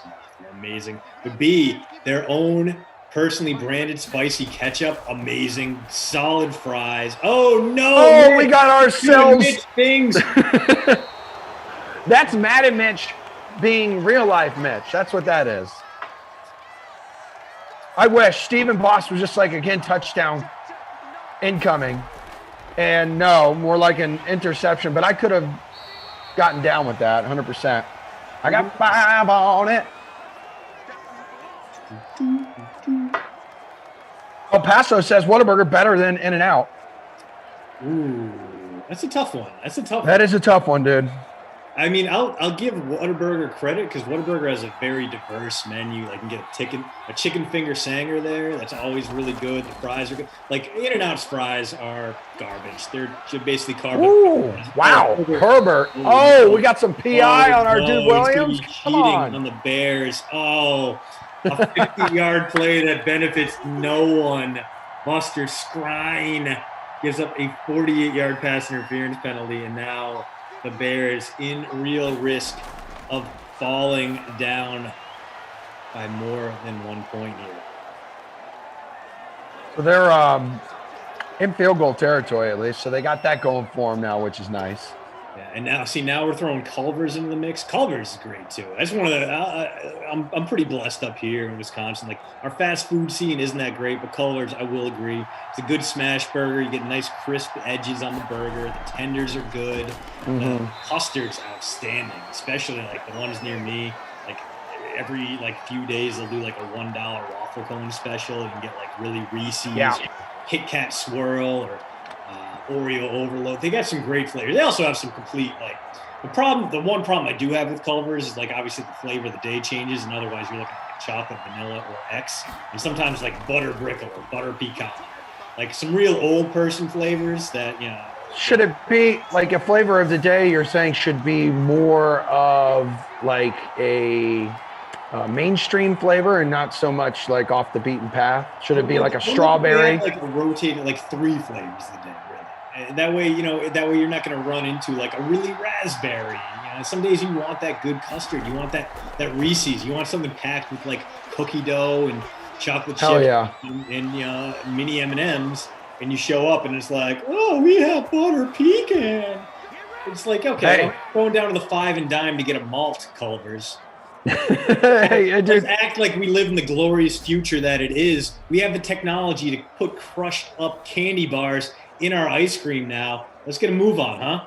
I don't want a Heath bar in my ice cream. I don't want to lose a filling just because I decided to eat ice cream today. I have breaking news. We have Joe Reed again is starting to cook. He now has a couple catches for 23 yards, almost 4.5 points. It's 1st and goal, make it now 2nd and goal from the 4, and the Chargers knocking on the door again. About to turn a Mitch Trubisky interception into either 3 points or 6 points, unless they want to Mitch Trubisky this drive as well and turn the football over. Yeah, and Nuke calling for that run touchdown. Does seem like an opportunity for Austin Eckler to make his good day a great one here. But it's going to be really tough running into the teeth of that Bears team. And no one's covering Mike Williams. Okay, whatever. Again, if you decided to fade Austin Eckler, we have made a grave mistake. All of us are in this together. Join me down at the bottom of the barrel. I'm a man of the people. That's why I'm chilling in 119 out of 125. I don't scream from my mountaintop. You're definitely right. Yeah, y'all called it over there in the chat. And you know what? It was one of those situations where literally no one was covering Mike Williams. There was just no defender assigned to him.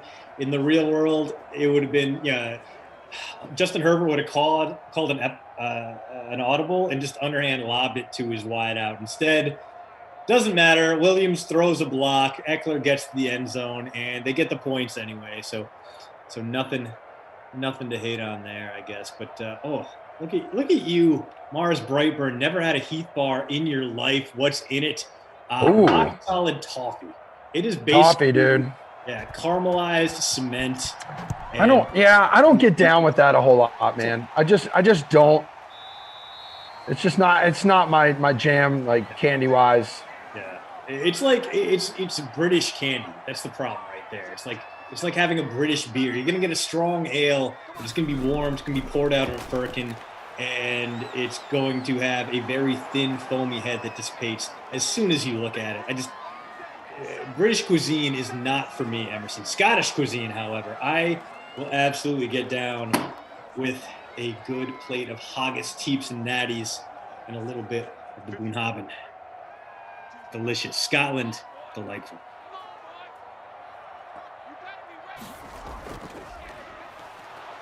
Winston says, Emerson, I'm at 125 in your contest, but I'm winning in the games that matter. That is all that matters in my eyes, dude. But way to hold it down there, dude. You're the base. You're the base in which the success of everyone else above you was built upon. Ooh. All right, we see you. We see you there, Dan, Lawrence, Rick. Talking about Kyle Darroch. I don't know how to pronounce it. As the Bears going to have to pump this one away. Their comeback will have to wait. Let's know who our MLB are, Emerson. Who is your MLB team? Who is my team?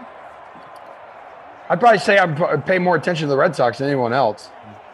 Growing up as a kid, the closest team to me in North Florida was the Braves. So my parents we'd take miserable family trips to Atlanta and go to a Braves game. We'd go to like the Atlanta Zoo. There's a Six Flags there. Another great punt. I really wish punts could pick up points for us people because we'd all be tied for first place. We have some action tonight. Oh, Tom Harpo throwing up Iron Brew. Dude, I miss Iron Brew. Iron Brew is delicious. I can't find it out here. I know they do export to America. Emerson, it is a delicious, creamy, soft drink that looks like rust-colored water. It's outstanding. It's one of the greatest things Scotland makes, and there's obviously a long list of great Scotland exports, and this might be top 5. I am cursed, Emerson. I grew up in Rhode Island, so I grew up a Red Sox fan, but we'd also spend summers in Pittsburgh. Every year we'd go out, had family out there, including an aunt who recently passed, Aunt Ro, to you. But we would spend time out in Brookline. We'd go to Kennywood, and every year we would go to Three Rivers to watch some terrible baseball. Originally it was good. So when I was like 6-7 years old, the Sox are fading. The Pirates have Andy Van Slyke and Doug Drabeck and, of course, Barry Bonds. So I was like, I'm going to be a Pirates fan. Terrible decision. Worst decision I ever made in my life. Awful. But the good news is, the seats that you'd have to pay $200 for at Fenway Park, you can sneak into for $5 at PNC. And PNC, a lovely stadium, a great place to watch a game, a great place to watch Jack Wilson go 1 for 4 with a single and 3 strikeouts. No complaints there. Well, you built a lineup, and that's when you likely do have some complaints because there's just not a whole lot of points being scored. Eckler is 1 yard shy of the rushing bonus. He has 12 carries for 99 yards. He's got a couple touchdowns. Cohen's got 8 for 46 on the ground. Montgomery 4 for 3. It's just not a whole lot going on right now.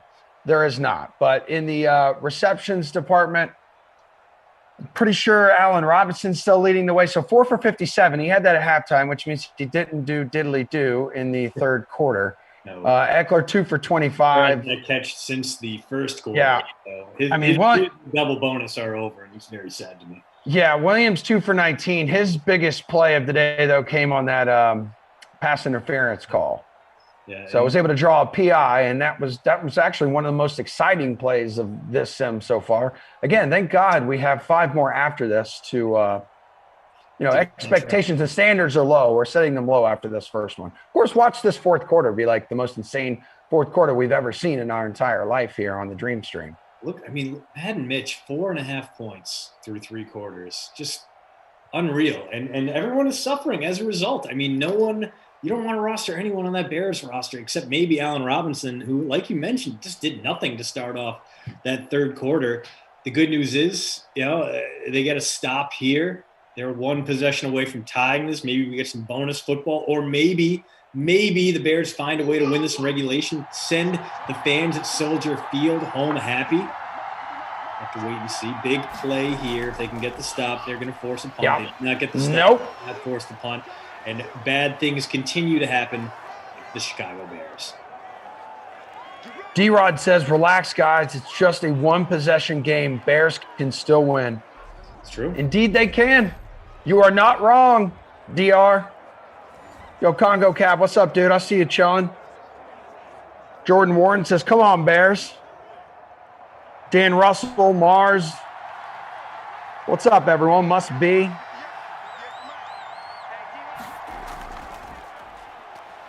Shout out to all you guys here. Shout out to Eckler, who has hit that rushing bonus. 117 yards on 14 carries now.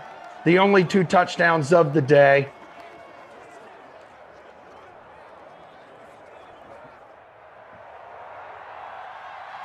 And coming up after us will be a re-air of The Sweat. The Sweat now airs weekdays, 11 o'clock in the morning, Eastern time. So they roll through all things DFS and sports betting. What'd you say, bro? A little more Mikey Williams for us. Third catch. Not a whole lot of yards to go with it.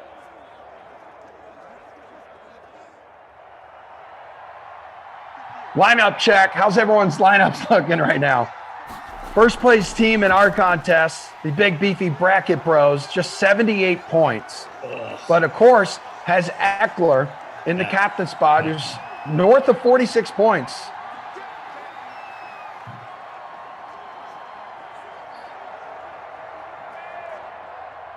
And it looks like we might get more and more Eckler carries here as the Chargers not being punished for their reliance on the running game and trying to burn down some clock. Although this is going to be a throw. Is it going to be a check down to Doc Eck? It is. Oh, and the nice juke there. I think he picked up the first there. He did indeed. So this drive will continue, and the Bears' comeback hopes dwindle down a little bit more. Now, theoretically in field goal range, but this is a Chargers kicker, which means he is as cursed as, say, a Bears kicker or a Vikings kicker, and historically will absolutely implode upon himself like a dying star at the moment you need to rely on him.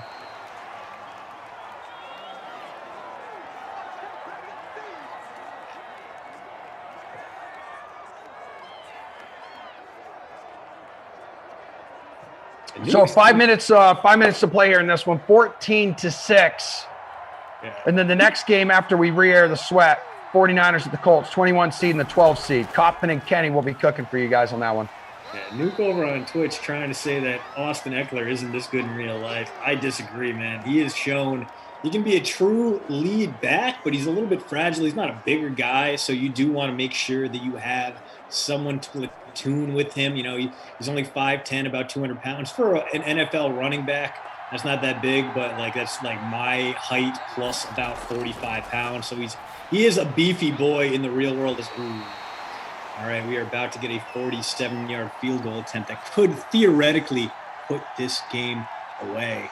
The Chargers this offseason, Emerson, haven't really gone too heavy on bringing in someone to really spell him 4 carries. They do still have Josh Kelly on the roster, and he was not great. And they have Kalen Ballage, but they obviously shouldn't rely on him. Is that kick up and good? God damn. It's a game here. Yeah. But I feel like the Chargers are going to be a team that looks into a mid-round running back, maybe especially if a guy like Travis Etienne falls to them, would obviously have a negative impact on Austin Eckler's value. But that's a guy that does so much work in the passing game. He should still be able to provide you with first-round, maybe early second-round returns in season-long fantasy, even if he's sharing carries out of the backfield. Ooh. Derek wants to know if he should take Tyler Boyd or T.Y. Hilton in Classic. I would go T.Y. Tyler Boyd is just a little bit too inconsistent for me. T.Y. has a little bit better resume. I like what he brings to the table a little bit more. He's got that connection with Phillip Rivers, a little bit steadier quarterback to throw him passes. As you know, he's got a tough matchup against that San Francisco secondary, but Tyler Boyd is a little bit too trick-or-treat for me. He receives a lot of catches to Johnny 5 sticks. I would go T.Y. in that regard.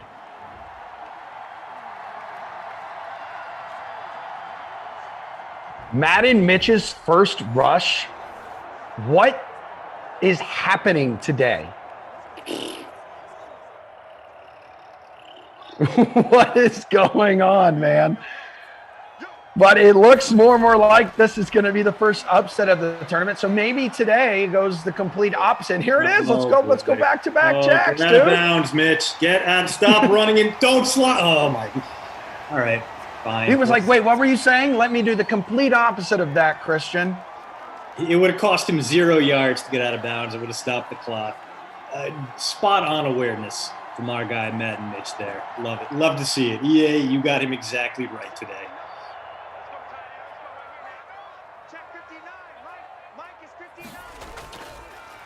So 3 minutes to play in the sim. Jimmy Graham. Yeah. Cool. This your only sim of the day? It is, in fact. I'm running solo 4 days today, so a light work week, which has allowed me to pour extra time into the post route. Postroute.substack.com. I know so many of you have subscribed, and we appreciate you so damn much. It means so much to us to see those subscriber numbers shoot up. And know that so much of our readership is you, DK Sim fan. Thank you from the bottom of all our hearts. Not just me, but Ryan Van Bever, Sarah Hardy, the entire editorial team at our humble little newsletter. We thank you. Just under 10,000 entries in the free showdown. Currently a 10-way tie for first. Eckler 51 points even in the captain spot. Mitch Trubisky just under 11, but the Bears with first and goal coming up from the 3. Tariq Cohen now with 9 carries, 57 yards.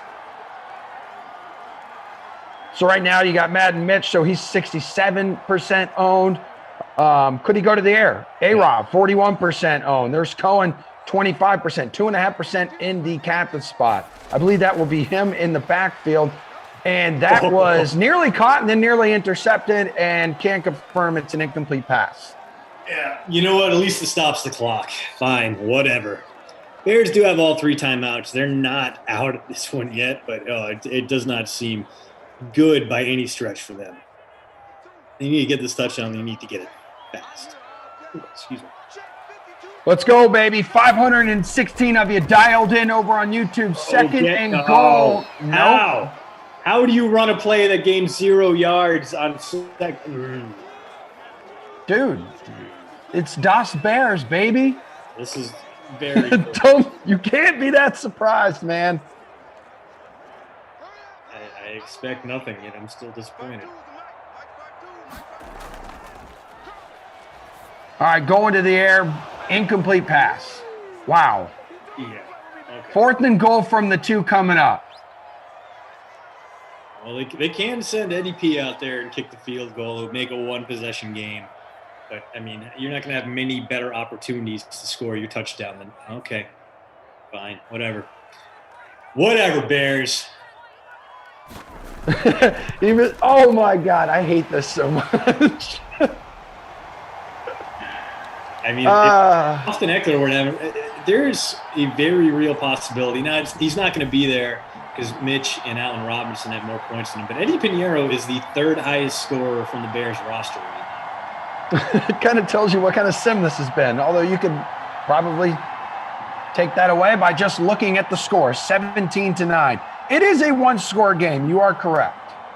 Now, the fact that we've probably seen, can count on one hand, maybe just 3 fingers, how many onside kicks we've seen, successful onside kicks. I haven't seen one, but hey, would be perfect for now. But instead, Williams on the recovery. Hands team out there. Yeah. And, well, now Bears got 3 opportunities. They can get 2 easy stops, like make it 3rd down, a passing situation. They might be able to escape here with 1 timeout and like a minute 10 left on the clock. I do not expect that at all. I expect nothing but pain and failure, because that is exactly what the Bears have conditioned us to expect from them. Yeah. Just a buffet of awfulness. Who was it? Rick was asking, onside recovery happened on sim yet? I have not been on one. I know it's happened under like Kaufman's watch a couple times. I've seen it. It's You've seen one? It's like the one thing I have yet to see yet. with all the crazy ass stuff that happens on these, I've yet to see a successful onside Yeah, kick. no, I think I got 2 in like a 4-game span. Too. Yeah. It's the only time I've ever seen it. Yeah. It's like seeing a unicorn in the wild or a kick return touchdown here in Simland. Yeah. They do exist. It doesn't happen often. As Bears, got the easy stop on first down, give it a whole bunch of yards on second down. Huge 3rd and 2 coming here. Are we going to go into kneel downs, or are the Bears going to get a chance? Are we going to see a Michael Badgley, a money badger field goal attempt? I mean, they haven't been able to stop Eckler all day, and they finally do. You know what? The Chargers might go for it here. This is within We've seen it. territory, yeah. Yeah. Instead of attempt the 50-yarder. And ball game hanging in the balance on this one, even though I'm pretty sure Mitch can't go however many yards. Yes, good. Here we go. Now, Bears would have no timeouts left if they are to stop. And you go fullback dive. Uncle Verge gets it done. Oh, man. Someone else have you seen a blocked anything? I saw a blocked punt in the end zone recovered for a touchdown like a month ago. I don't know if I've seen a blocked field goal. I've seen successful fake field goals and not so successful fake field goals. I don't know if I've seen a blocked one, though. I've seen the glory that is a Matt Barkley touchdown pass out of a fake field goal. Disgusting. Wonderful. I basked in its glory. It made my whole day better. So 500 of you watching right now, just 4 likes away from the century mark. Yes. Little Hit that fantastic button 4 of you. for Emerson and I, and not for this horrible sim. Because, well, the good news is we did get our first round upset of the Madden Madness tournament. The bad news is came against the Bears team that I think all of us thought were going to win. We've seen Madden Mitch perform miracles, and then today he became real life Mitch Trubisky. He became Bill's backup Mitch Trubisky. He became fake field goal pass thrower for Buffalo, and not you, Matt Barkley, Mitchell Trubisky, as 147 through the air. He added enough rushing yards to be a little bit more notable, but dude, his first rush, and he did like a couple runs back to back, didn't come until the 4th quarter, which just kind of makes me uncomfortable to think that. Yeah, there's so many candidates for the Babysitter Billy Award in this one. Like Hunter Henry, 1 catch for 5. Yeah. Keenan Allen, 2 catches, 21 yards. Jimmy Graham, 3 catches, 17 yards. A lot of terrible performances out there, but we're going to have to babysitter Billy Mitch on this one. Just an awful dog crap performance from him. Not redeemable. Everyone expected so much better from you, Mitch, and you let us down again. First upset, though. Got that. First upset of the tournament, so we're on a trend here. 1. Fingers crossed. Fingers crossed we'll get there, but let's go ahead and give that crusty cough player of the game. It's got to be Austin Eckler, the only rosterable man in the world, basically. 35, a shade under 35 points from the flex, 50+ in the captain spot. Got to have him if you're going to be in the money today. So clear and present. This may be the worst lineup I've ever built. I had under 40 points. Where'd you end up? 119 out of $125. That's pretty grim. 98th for me, but I feel better knowing that I'm not you. But shout out to the 6 individuals who finished below me. I appreciate that. Good looking out. And then over in the free showdown real quick before we skedaddle. I know our dude Frangelico's adding up scores now. Only one finishing currently with 100 points, just cracking that is an individual Gunrod. So, and I feel like Jay Shark is not understanding the concept of the Madden tournament. We had nothing to do with the seeding in this one, fella. This is all 1 through 32 based on standing. Like a bracket works. So that's exactly what we did here. You can complain all you want, but if you feel like there's an inefficiency in the market, Why aren't you going on the other side of that and trying to make some money off that? You can complain all you want, but like, why complain when you can enter a lineup? If you feel like you know how a game's going to turn out, enter a lineup and make money off that. What use is complaining? We're actually doing I don't know, man. what we wanted. We're getting creative with how we set these things up, and still you come in here and run your mouth and complain. Maybe take a minute next time. Figure out what we're doing. Do a little. It's all good, bros. And we're just sitting here watching Sims, baby, having a good time. So the Chargers were the 20 seed, and the 13 seed was the Bears. Next one coming up, 2 o'clock, ladies and gentlemen, 49ers at the Colts, the 21 seed 49ers, the 12 seed the Colts. We're having fun. We are enjoying this. And speaking of fun, the sweat will be coming up after us. Christian Dandra, had a good time with you. Thomas on the 1s and 2s, appreciate you. Frangelico, thank you. Scores I'm being told are final, so check out whatever contest you guys and gals are in. Producer Drew, thanks for helping us out and carrying us because my brain is not working. But after the 2 o'clock sim, the Slate PGA with Reed and Jeff. Much love, guys. Appreciate it. We'll see everyone next time. Well. Hello, loyal viewers, and welcome to this Tuesday edition of The Sweat. I'm Jessie Cofield. We're about to kick off 50 minutes of very legit fantasy and gambling advice and analysis, which will in turn kick off a full slate of 6 Madden Sims on the Dream Stream. What a time to be alive. Let's get to it. These two dudes have promised to play nice for this segment. DraftKings contributors Kenny Ducey and Steve Buchanan. Okay, you promised me. Need both of your favorite picks on tonight's 11-game main slate. Steve, let's talk pitcher. I saw in your article on DK Nation, you think Trevor Bauer's in a good spot tonight. He's going to cost you 10-2, but there was a cheaper option you liked as well. Yeah, much cheaper option, and I think it's the way you should be going on this slate. Brandon Woodruff going up against the Cubs. I'm sure I'm probably taking Kenny's pick because Kenny just loves to harp on the Cubs. But you know what? If there's one thing that Kenny has been right about so far this season, which is a sentence you will not hear often, is that the Cubs offense has been absolutely atrocious. Woodruff is 7,500 tonight and is going up against a Cubs offense that so far this season, a 236 WOBA, a 113 isolated power, and a 48 WRC plus. That WOBA and WRC plus are the worst in the league against righties so far this season.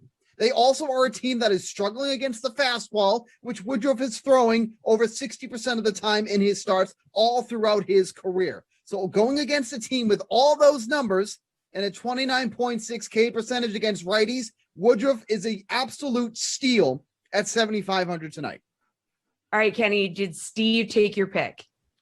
Surprisingly, he did not. I do love Brandon Woodruff on this slate, but I could talk about someone else here. And it's going to be a little bit of a surprise because Steve thinks that I love the Yankees so much. Hyun-Jin Ryu at $8,000. You want to talk about value? You want to talk about a guy that's way too cheap? It's Ryu. I mean, the guy from the left side where the Yankees really struggled. They had a 97 WRC plus against lefties last year, which was 19th in the league. They're significantly worse against lefties. And you saw it last night. Against Robbie Ray, maybe the worst lefty in the league, the Yankees couldn't hit him. They really struggle against left-handed pitching, and I think that Ryu is in a good spot here. The Yankees have just lost their way on offense. It's really bad when Rougned Odor is the only guy getting singles for you here. The Yankees are the 3 true outcome kings of the league right now, and the problem is one of those outcomes ain't happening, and it's the home runs. I mean, they got by last night with 2 home runs from Kyle Higashioka. That's just not sustainable. This offense does not look good, and I love Ryu tonight at $8,000 at home for the Blue Jays. All right, what about an infielder that you're looking to build around, Kenny? Yeah, this is maybe a little surprising, maybe a little out there, but Yoan Moncada here at $4,500. I know what you're thinking. Fade Trevor Bauer, fade him with Yoan Moncada. Well, Moncada, like quietly 362 xWOBA. You know he's going to hit cleanup in this lineup. He's not the worst option here. And, you know, what have we really seen from Shane Bieber this year that's shown us that we just can't fade him, right? Like 2 bad starts in a row, one of them against the Tigers, who I think they have a great lineup, and we'll get to that later. I don't think that he's going to shut down this White Sox lineup that can hit righties very well. And if you look at Moncada's career, he hits much better power-wise from the left side than from the right side. So he's going to be batting left here against the righty Bieber. I think that he could a very good chance that he hits a home run tonight, at very least drives in a few runs here and gets you over 10 fantasy points. Like Yoan Moncada, I like the price on him at $4,500. All right, where are you going for this one, Steve? Yeah, so you're getting Woodruff in your lineup. You have some money to spend. So I'm going to go right with Corey Seager at 5,500 against the Rockies and Antonio Senzatella. He struggled more against lefties away from Coors Field last season, which seems like that should be the complete opposite. But last year, he had a 406 WOBA, a 7.72 FIP, and 4 of the 9 home runs he allowed. Now, Seager hasn't been the offensive juggernaut that we've seen in the playoffs, and last year, still searching for his first home run of the year, but he still has a 495 WOBA and a 171 isolated power against righties. So putting those two things together, love the Dodgers tonight. Of course, when don't you love the Dodgers in any game, quite frankly, but I think Corey Seager is someone you can pay up for and someone that's not going to have a ton of ownership because people are going to be looking at all the high price pitching options that are going tonight. 3 studs up in that tied 10K range, but Seager is somebody and the Dodgers, quite frankly, that are in a great spot here tonight against the Rockies. All right, Steve, talk to me about outfielders. Where are you going to go here? Yeah, Austin Meadows at 4,800, getting a nice matchup against Kyle Gibson, who has just been off to a putrid start. I mean, I don't even know what's happening with that guy when he takes the mound, but he's consistently been hit hard all throughout his career against lefties. 363 WOBA, 6.78 FIP last year, and 7 of the 12 home runs that he's allowed. Austin Meadows already flexing those muscles with the power already. 3 home runs on the year. He's going to hit high in that lineup. Probably second tonight, so great spot for Meadows, 4,800, really not all that expensive for someone who's hitting as well as he is, and he's in a great matchup here tonight. All right, Kenny, who do you like in the outfielder position? Look, here's the thing. I'm going to stick in this game, and again, you think Bieber and Giolito, not a lot of runs, not a lot of guys from a DFS perspective to look at. Eddie Rosario is getting disrespected here. I know I picked him as a play last week. It didn't really pan out for me, but look at the last 2 games from Eddie Rosario at $4,400. He was $4,300 and he had a 19 DKFP game. Then what did we do? We priced him at $4,100. The next night he had 16 with a homer and 2 RBIs. Eddie Rosario is heating up. He was the big acquisition for a Cleveland Indians team that's just searching for offense.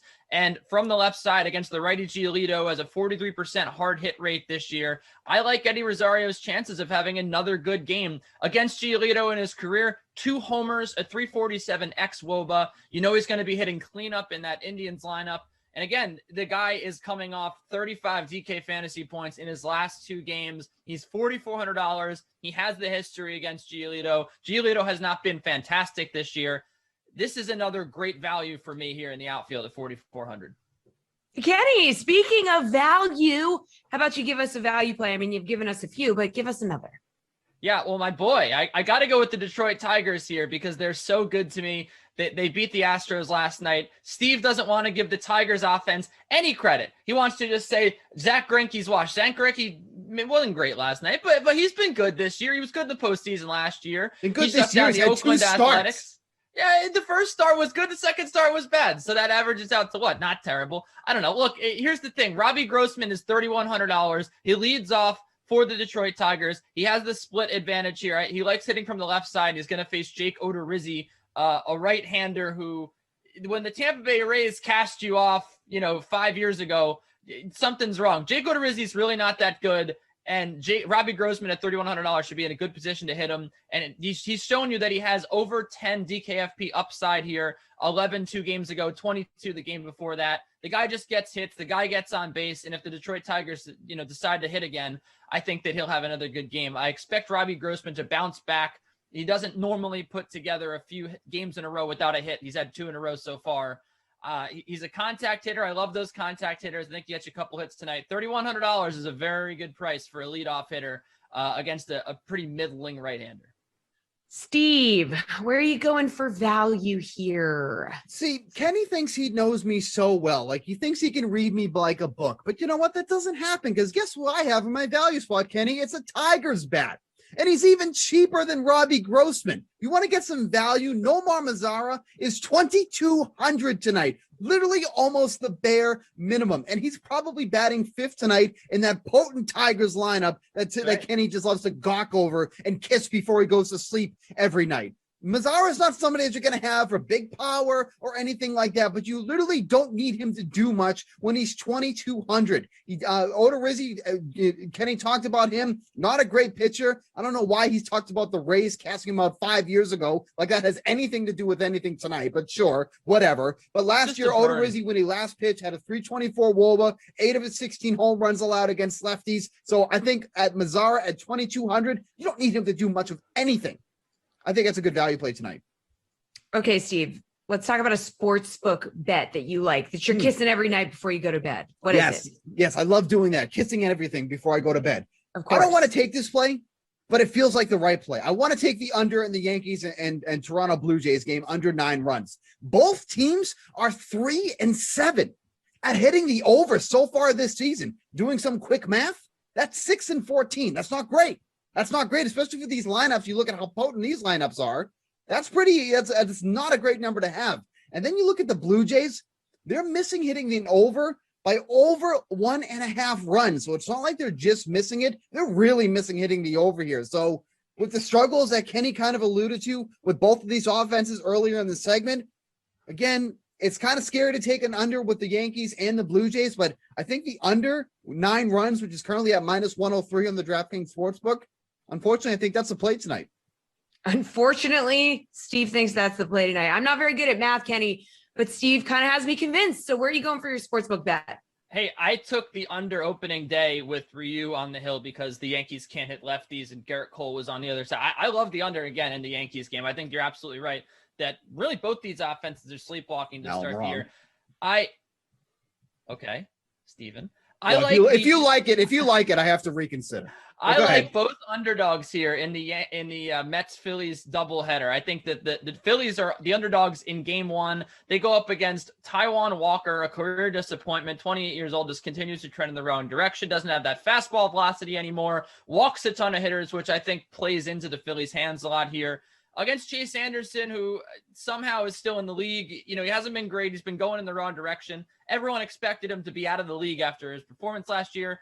He's pretty solid in this first start against the Mets, and the Mets haven't necessarily done anything on offense to convince you that they can get to Chase Anderson or pretty much anybody, me, even Steve. So I actually like the Phillies a lot here. I think that their offense has the edge, and I also think that I would give Chase Anderson a slight edge over Taijuan Walker. In game 2, Marcus Stroman, it's a little bit weird because he pitched 2 days ago and he pitched to like 3 hitters.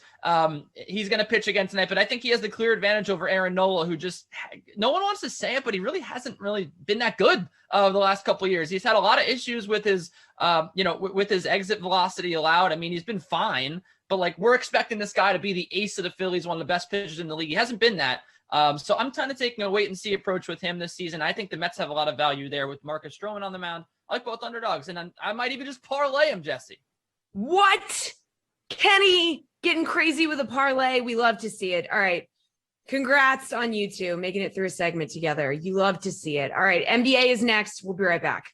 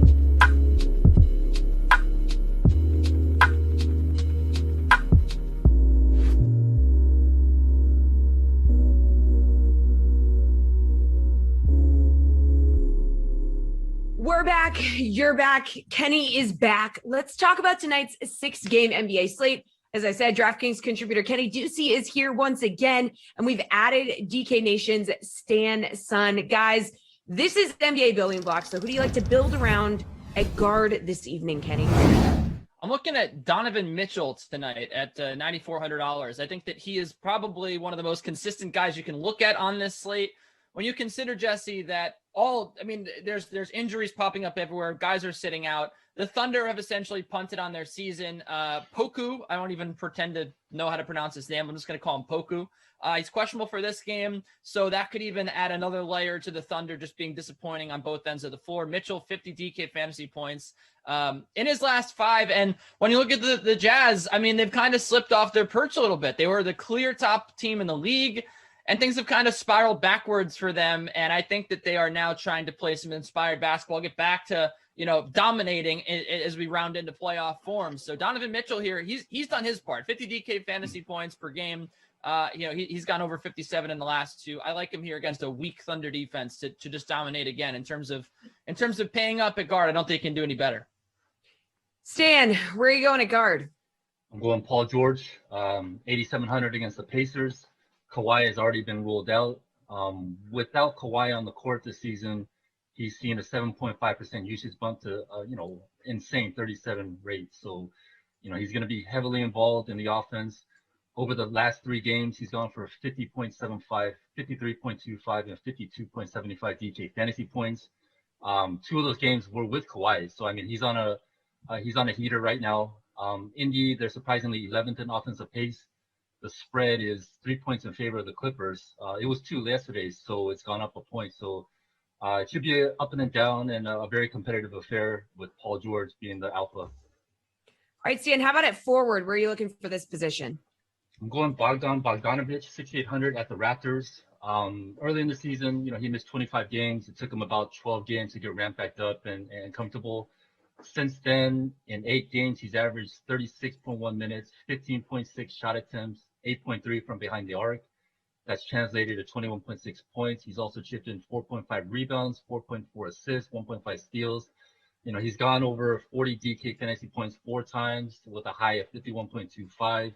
There's been a ton of injuries, especially on the wing. So, that's obviously afforded him some more opportunities. Trae Young, he's questionable for today. If he misses another game, I mean, the last game out, Bogdanovich garnered a usage rate of 29%.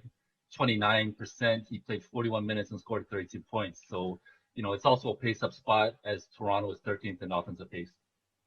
Kenny, who do you like at the forward position?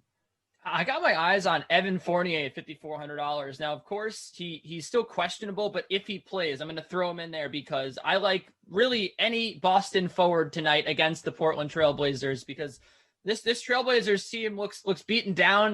They're on the second end of a back-to-back. I really expected more out of them against the Heat, a team that, had lost Victor Oladipo. They were playing themselves on a second end of a back-to-back. And they just came out absolutely flat on the offensive end. We know this team can't defend. They had gotten better on defense. I think they took a big step in the wrong direction last night. So I'm attacking the Celtics all over the board here. And if Fournier plays, again, he's been on that COVID list. I like him at $5,400. But again, if he doesn't play, then that makes Jaylen Brown at $7,800 even more of an attractive option because Jaylen Brown and Jason Tatum, you're not going to get more usage. They lead the slate in usage rates. That rhymes. This season, Brown and Tatum do. So I like Brown at $7,800. But in the interest of building around people, if Fournier plays, I think that they're going to get him involved. They've seemed to want to get him on the floor after acquiring him from the Magic. So I like him at a little bit of a cheaper price. But you can't go wrong with any Boston forward who's going to play tonight. How about centers, Kenny? Who do you like here? I'm looking at Mr. Rudy Gobert at $8,000. I don't know if it's necessarily the best price for him, but I think that when you look at the injuries that the Thunder have had in the front court, they have not rebounded well all season long to begin with. They're just going to be decimated here. And I mentioned at top with Donovan Mitchell, this is a team on a mission right now. They have just slipped away from where they've been. Gobert especially has not really been that rebounding monster that we've seen. But if you look at it, Sacramento, Rashawn Holmes, he's a good rebounder. Washington, they have some guards and forwards that can rebound. I'm not really knocking him for the last couple of games. I'm really impressed with that performance that he had against Portland 3 games ago, which is a good rebounding team against a really weak front court. I think that you should see Rudy Gobert return to the double-digit rebounds, the 15-plus rebounds we're used to seeing from him. And I think in general, the Jazz have an offensive explosion here against the Thunder. The only concern here, obviously, is the blowout factor. But I still think that they're going to want to get Rudy Gobert his fair share of run. We've seen him play over 30 minutes in blowouts before, even just a couple nights ago against Sacramento. So I like him a lot at this price. Stan, who stands out to you at center? Clint Capella, 8,500 at the Raptors. Mentioned it is a pace-up spot for Atlanta. On the season, he's averaging 1.31 DK fantasy points per minute. Over the last 7 games, he's been playing over 34 minutes a game. He's too big for Chris Boucher, too agile for Aaron Baines if he actually plays. Ken Burch is in the mix too, but I think he can, take care of him as well. He's 6th in the NBA with 35 double-doubles. He's faced Toronto twice this season. He put up 43.75 and 52 DK fantasy points. All right, guys, we have some breaking news here. According to reports, Nuggets star Jamal Murray has been diagnosed with a torn ACL, a brutal blow to Denver. Initial reactions here. How far can the Nuggets go without Murray now, and whose DFS value goes up here, Kenny? Well, I think that this is the reason why. First of all, the people have been excited about the Nuggets for years because of their depth and the way they've built through the draft. This is why you're happy that you have a guy like Monte Morris. He's a very, very capable guard there. And I think that he's done a very admirable job when Jamal Murray's missed time this year. I think the silver lining really is that Jamal Murray's missed time all season long. So the Nuggets have gotten used to the fact that they need to play without him. They've dealt with injuries on the wings as well. They have a lot of bench guys that have stepped up. And of course, I'm not even mentioning Facundo Campazzo, who's been spectacular in his rookie season. So it definitely hurts. You saw last year their battle with the Jazz, their 7-game series. Jamal Murray was the reason they won a lot of those games. So it's one thing to be good in the regular season like Campazzo has been and like Monte Morris has been, but it's another thing to do it in the postseason. We have not seen Facundo Campazzo in the postseason yet. I can't predict what's going to happen when the lights get brighter and the games get more tense, but judging from the regular season, I think that they can withstand this and they might actually improve on the defensive end. I still think the Nuggets are probably playing catch up here to the Suns and the Jazz, and this isn't going to help though. Stan, what's your take here? Yeah, no, absolutely agree. It's a huge blow for them just because he's a professional getter of buckets. He can go for 50 on any night. So losing that is a huge blow. It's a great acquisition, when they got Aaron Gordon. So that kind of allows them to kind of shift their paradigm a little bit, maybe be a little more defensive focused, as Kenny mentioned. From a fantasy perspective, I think the minutes are going to be split right down the middle. Monte Morris and Facundo Campazzo. Morris, he takes care of the ball well. He doesn't turn the ball over. He's, solid player. Fantasy-wise, he's probably not that exciting. The more fantasy-friendly option is probably Campazzo.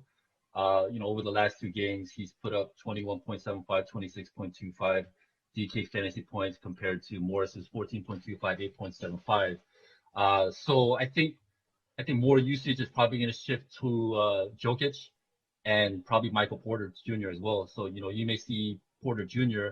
He's been great. The last, 15, 20 games, putting up over 30 to 40 DK fantasy points every game. So some more opportunities might flow his way as well. All right, guys, good stuff. Let's get back to tonight's 6-game NBA slate. We're talking value. Stan, who is your value pick? Where can the people get their value tonight? All right, I'm going to go 2 options just because one is it's dependent upon the health of Trae Young. So Brandon Goodwin at 3,500 against the Raptors. If Trae Young is out, Goodwin will likely make his 3rd start of the season. In 2 prior starts, he averaged 32.6 minutes, 10 shot attempts, 3 rebounds, 6.5 assists. The usage rate wasn't fantastic, but it was, decent 15. In the last start, that was on Sunday, he put up 35.75 DK fantasy points in 37 minutes. So, the ceiling is there. If Trae Young does play, then I'm going to pivot to Brad Wanamaker. This is like such a meh, suggestion. He's definitely not sexy, but with LaMelo Ball, Gordon Hayward, Malik Monk all already ruled out, he's going to soak up most of the backcourt minutes. And so, over the last 5 games, he's contributed 28.6, 12.9, 23.4, 24.1, and 25.1 DK fantasy points. The usage rate has been over 22. So, I mean, the ceiling, you're probably not going to get over a 30 burger here, but, somewhere in the 20s is definitely viable. All right, Kenny, value. Where are you going? Oh, you down with a little THT? $5,300 on Taylor Horton Tucker. Look, I think that he's going to be pretty overlooked, as the word actually is, on this slate, because last night against the Knicks, he had his worst game in like 5 games. It wasn't really pretty, but he only played 22 minutes. He still managed 18.25 DK fantasy points. Now, you are looking for a little bit more at $5,300, but really all you need, right? All you realistically want is like him to flirt with 30 fantasy points. And that is exactly what he's done lately. The fact that he played 22 minutes last night, they're on the second night of a back-to-back. The Hornets, they do defend decently, but they're not the Knicks defense. That you do get a little bit of a downgrade here in defensive efficiency with the Charlotte Hornets. So I think Taylor Horton Tucker's in a little bit better of a spot here. Stan was mentioning we got injuries galore. I mean, I do love my punt plays here, but I can't ignore that with a really banged up Lakers team, a team that's just kind of lost. I think that after 22 minutes last night, you'll see THT get a little more playing time here on the second night of a back-to-back with a lot of tired legs. And I think that he can do something special. We know that he's been able to do that. The usage rate has been there. He's been over 20, a 20 usage rate in each of the last 6 games. He's also seen 34 minutes 2 games ago. He's been seeing 25 to 30 pretty consistently. So I like him to have at least 5 or 6X on this slate here at $5,300. All right, guys, real quick. Slate approved favorite overall DFS play tonight. Kenny, where are you going? I'm going back to Donovan Mitchell here. I love him too much against the Thunder team that's just so terrible. 28th against point guards. $9,400 is expensive, but if you're going to pay up on this slate, I really don't think that you can find a hotter guy. He's attempted 23 threes over the last 2 games as well, and the Thunder's 3-point defense has been very bad. I don't see any reason not to roster this guy. Stan, slate approved pick, please. Yeah, my guy's going to be Paul George, just because with Kawhi already ruled out, the usage rate is just too insane. I do love Donovan Mitchell as well. I think the only caveat there is whether Mike Conley plays or not. If Mike Conley's out, he's questionable right now, I believe. Yeah, so if he's out, then I think Mitchell and George are pretty much 1A, 1B. They're right there on the same level. All right, thanks, guys. The Sweat will be right back with Jeff Ulrich to break down tonight's 6-game NHL slate. Don't go anywhere. We will return.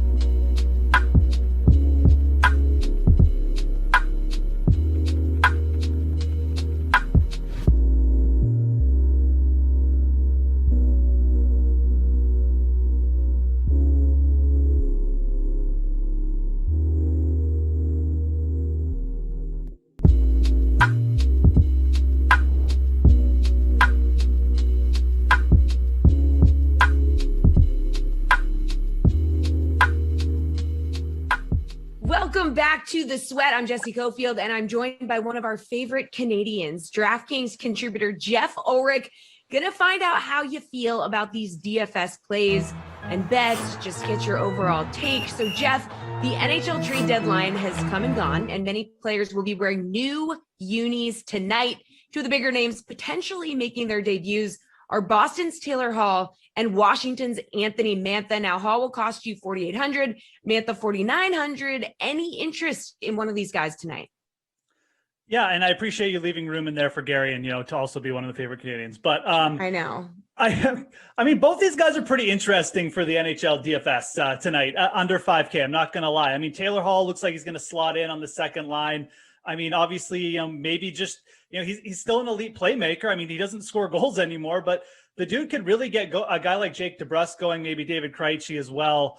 I am more interested in Anthony Mantha. Again, I think you have to look at the fact that, Taylor Hall's upside at this point, even on a better team like Boston, just might be limited. I mean, Mantha is at least coming in, guy with 11 goals in 42 games. He's been a more proficient goal scorer than that over his career as well. And he looks like he's going to slot in. We saw a guy like Nicholas Backstrom, who has spent most of his career, just feeding the puck to a guy like Alex Ovechkin. Now, Mantha isn't Ovechkin, but I do like the upside here. Mantha is averaging almost 3 shots on goal per game as well. I think coming in with the Caps, he's going to get plenty of opportunity, in that second line role, which is just a really good role because, you're playing behind Ovechkin. You're always going to get sort of the secondary defensive matchup for teams. So I like Mantha here more. And again, both these matchups are great, but Philly is basically just as deficient as Buffalo on defense. I mean, they allow a ton of shots. They just allow a ton of scoring chances and goals, quite frankly, because their goalies are bad. So I like Mantha here, quite frankly, a little bit more than Hall. I expect both these guys to get worked in a little bit on the power play, but for right now, I think Mantha is the better upside play. All right, Jeff, Austin Matthews at home against Calgary, going to cost you the highest price on this slate at $9,300 in salary, 11 goals and 17 points in his last 10 games. Pretty easy to see why he's so expensive. Can you afford to fade Matthews tonight? Yeah, he's definitely like the Louis Vuitton bag of the NHL DFS right now, right? But, this is actually like a really good spot to fade him, if I'm being honest. The Flames, for all their deficiencies, they're pretty decent defensive team. I mean, they don't allow a ton of shots on goal. They're above average in penalty kill. Matthews is scoring at an insane rate, but I think the other part of this slate is the other players on the slate have really good matchups. I think this is a great spot for David Pastrnak to get going. I expect the Bruins to just put him back in his natural role alongside Patrice Bergeron, which he's just been so consistent at over his career. He's had, he's gone pointless in like 3 straight games. But again, that was kind of the Bruins mixing and matching here. You're not going to see that tonight now with Taylor Hall added to the mix. I think Pastrnak will be in a good spot against Buffalo, who's just a terrible defensive team. And then you can go down as well. I mean, I think the Rangers studs with Panarin or Zibanejad, whichever one you want to target, I think those guys are really good pay-up options as well. So I'd really be targeting that Boston first line over Matthews tonight. Maybe that's, maybe it's always a little bit risky to fade Austin Matthews, but I really feel like the upside with the Boston first line is where you want to pay down for. And just to give you another option, I mean, Alex Ovechkin has 5 goals in his last 4 games against Philly. So again, I like all the matchups better than Matthews tonight. And it kind of leads me tonight towards saying you don't have to pay up to him. Wow. Fading the Louis V bag. All right. Got it. Check. Well, Lightning winger Steven Stamkos will miss his 2nd straight game tonight against the Preds with Stamkos sidelined. Do you see any value in any of the other Tampa Bay wingers? Well, okay, Alex Killorn is usually the guy who kind of steps up when Stamkos is out. He still takes a role on the power play 1. So Killorn would probably be the guy target, at under 4K. It's a cheap boomer bust play. I mean, you look at his recent performance. He's got 1 goal in his last 10 games. It's not been good. He's still averaging around 2 shots on goal per game. He's still playing over 17 minutes a night. So the opportunity is there, and it should be more there for Killorn with Stamkos out on the power play. The problem with Tampa tonight is they're going to get the juice, and we'll talk more about this. Juicy Saro's probably going to be a net. He's just been a brick wall lately. So I really just don't like the matchup here for taking a shot with Tampa Bay. There'll be more opportunity, and the guy I would target is Killorn. But if I'm being dead honest, I don't really like too many of the Lightning tonight. I just feel like the matchup with Nashville is a stay away.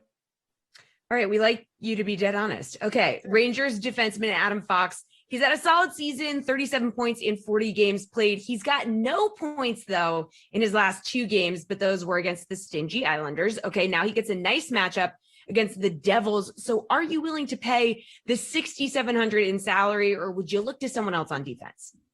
No, Fox is definitely the guy I would pay up for tonight. Again, it's a matchup thing, and it's also just kind of like an opportunity thing. I mean, there's just not that many other sort of guys out there. I mean, Hedman, again, you could pay up $300 more for him. He's very consistent, but he's got the Preds.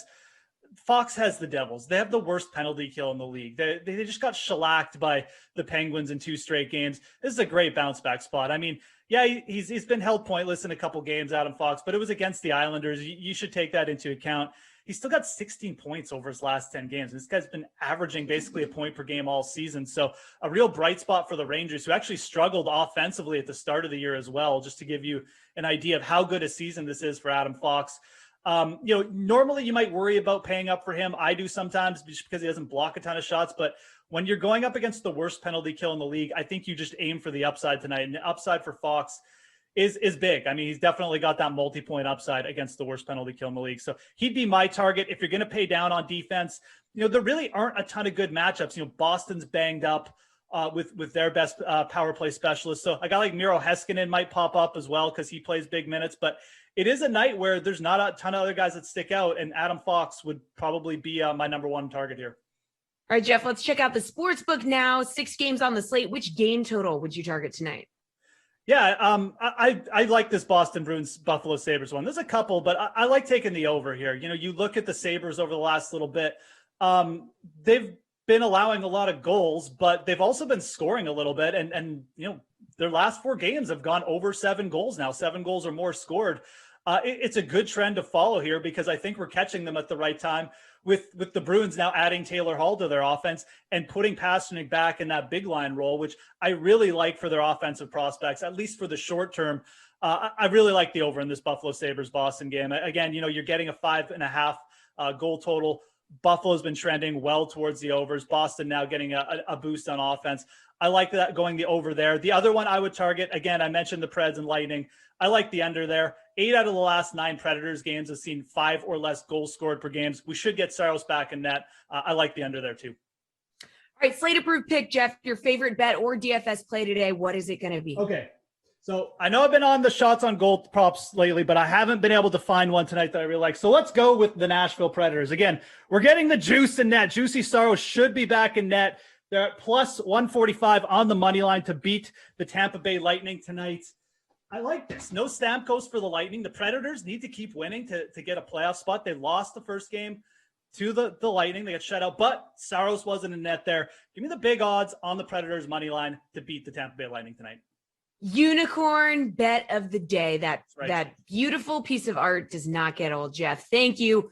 That'll do it for hockey, but you'll be back for PGA Price Check to close the show. Kenny and Stan will join me in a couple minutes to examine spreads and totals on tonight's 6-game NBA slate, so nobody go anywhere.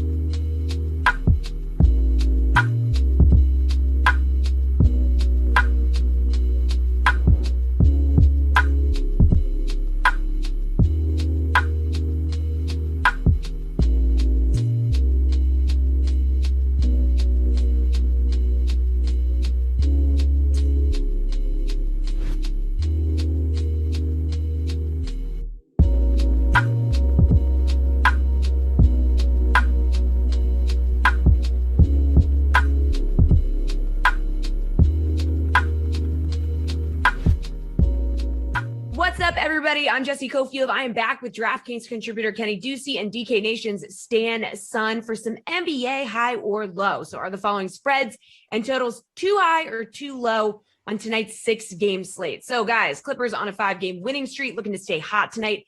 favored by 2.5 over the Pacers. Kenny, too high or too low? The Clippers are 7-3 against the spread in the last 10 games. Yeah, this is too low, Jesse. Look, people continue to disrespect the Clippers with Kawhi out, with Paul George out, with both of them out, with everyone out, Patrick Beverly out. Like, how many times we've been in this spot before where there's a star out for the Clippers, they're a short favorite, and we go, oh boy, they're not gonna cover tonight. They always cover, right? I think it's got to be 100% that they cover in these spots. This Pacers defense has been really bad. They've allowed 125 points to the Grizzlies, 137 to the Timberwolves. That is atrocious. Now they don't have Miles Turner, who leads the team in turnovers forced. The Clippers, you mentioned, they're 7-3 in their last 10 against the spread. 4 of their last 5, they've covered the spread. And this defense for the Pacers, I just don't understand how it gets the job done here against the Clippers team. It's potent on offense. They have so many guys that can attack you. Serge Ibaka has been so important to this team. I don't see the Pacers even coming close to winning this game, despite the fact that, I'll give them credit. They've been playing well. They're trying to claw their way up the Eastern Conference standings, get to the postseason picture. They're right there on the edge. But tonight's just not the night without Miles Turner. I'm sorry. Yeah, and that on that note, Stan, the line's moved to -3 for the Clippers. What do you think? Yeah, well, Kenny is wise, so everyone should listen to Kenny. Because he knows, Matt shaking his head there. So last night the spread was Clippers -2, so it's gone up, half a point today. So people know. I think Kenny hit it on the spot. The Clippers get disrespected when there's injuries. Indy, they're 9-15 at home. Clippers are 15-10 on the road. In 10 games without Kawhi this season, they're 6-4. Against the spread, the Clippers have covered 58.2% of the time this season. Indiana, they're 21-31 for 41.4% clip. Only the Houston Rockets are worse at covering the spread. So, all right, guys. Stan, specifically, Jazz, the heaviest favorite by far. They were 17-point favorites over the Thunder. It's moved to -16.5. This is back-to-back for them. Too high or too low? OKC is 0-6 against the spread across the past 6 outings. Yeah, it's a high number, but I still think it's too low. I think Kenny touched on it in the last segment. OKC, they stink right now. They're in operation change. Utah, they haven't been playing well, but they're trying to get ramped up. They want to, get ready for the playoffs. So at home, the Jazz are 24-3. They've won 17 games by over 17 points this season. They cover at a rate of 61.1% against the spread. OKC is only at 46.2%. These teams met earlier in the season, but that was like in the first month of the season. The Jazz only won by 1, but that's when they had Shai Gilgeous-Alexander. They had Al Horford. So now it's a completely different team. And I think just the where we're at in the season, the Jazz, hefty number, but I think they should cover. All right, what do you think, Kenny? Yeah, I agree with Stan here. I do think it's too low. The Jazz are 8-2 against the spread on the second at back-to-backs. I think that cold spell against the spread snaps here. You're going to see, you might see heavy Diallo minutes in this one. Hamidou Diallo for the Thunder, because Alexei Pokusevski, I did try to pronounce it that time. He's been the only guy that's been looking okay for the Thunder, and now he's hurt. He has a sore arm. He's questionable for this game. I'm not sure who the Thunder are going to look to on offense. I'm not sure how they stop this juggernaut that is the Jazz. We've seen so many blowouts here over the last week as teams deal with injuries. And I'm sorry, I know this is a high number. It's one of those where you just feel like you have to take it because it's so high and the Jazz haven't covered in 6 games. But this is a big bounce back spot for the Jazz. Again, we talked about the defensive inefficiencies of the Thunder, but Donovan Mitchell and Rudy Gobert are both in really good spots here. They're both going to have big nights, and the Jazz are going to win this one at a romp in the Jordan Clarkson Memorial Game. Okay, well, Kenny, the Suns favored by 3 over the Heat at home. Do you feel like this is too high or too low? I think it's too low here. The Suns have been cover machines at home, and look, I know that the Heat are 5-3 on the second night of back-to-backs. They're 15-2 against the spread after a win. They're 13-2 against the spread on the road. All that's well and good, but listen to those winning percentages. The Heat have not been a good team against the spread. Those are the best things I can say about their ATS record here. It's really bad.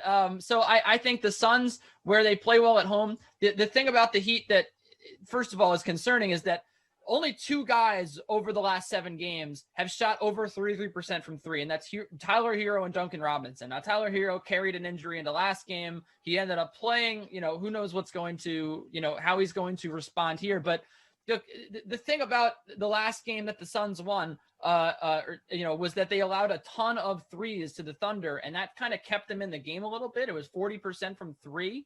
I don't think the Heat are going to be hitting threes at nearly the same rate. I think this gets out of hand. Also, the Heat are terrible rebounding the basketball. Bam Adebayo is great, but one of the things he does not do is control the glass very well. Over the last 10 games, they're near the bottom third of the league in rebounding rate. DeAndre Ayton should eat down there. And I think this Suns defense just eventually the Heat will succumb to the pressure of this Suns defense. They've been overachieving.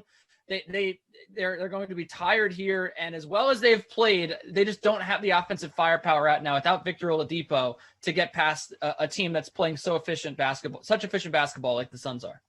Yeah, Stan, you think that Oladipo being out is going to catch up to them? Yeah, for sure. Both teams are top 10 in defensive efficiency. I like what Kenny was harping on, the rebounding rate. This, big advantage there. There's also a huge spread in the offensive efficiency ratings. Phoenix is number 5.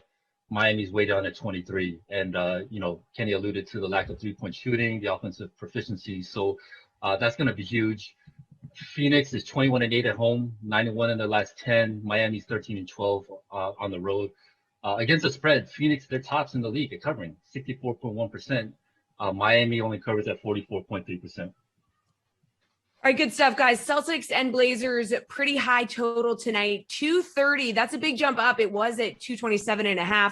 Do you feel like that's too high or too low, Stan? It's a big number. I'm going to go over here. Boston games, they typically, slog down and they've gone under 51.8% of the time. Portland games have gone over 52.8%. But I think Kenny alluded to it earlier when he was going for Jaylen Brown, Evan Fournier, some of the Celtics players. The Portland Trailblazers do not play defense. They're 29th in defensive efficiency. They are at home, so home teams. I like home teams to kind of take care of the pace, control the game. So they want to get up and down the floor. I think Boston's going to be able to go right there with them. I think both teams score a lot of points in this one. All right, Kenny, do you agree you want the over here, even though that's a big number?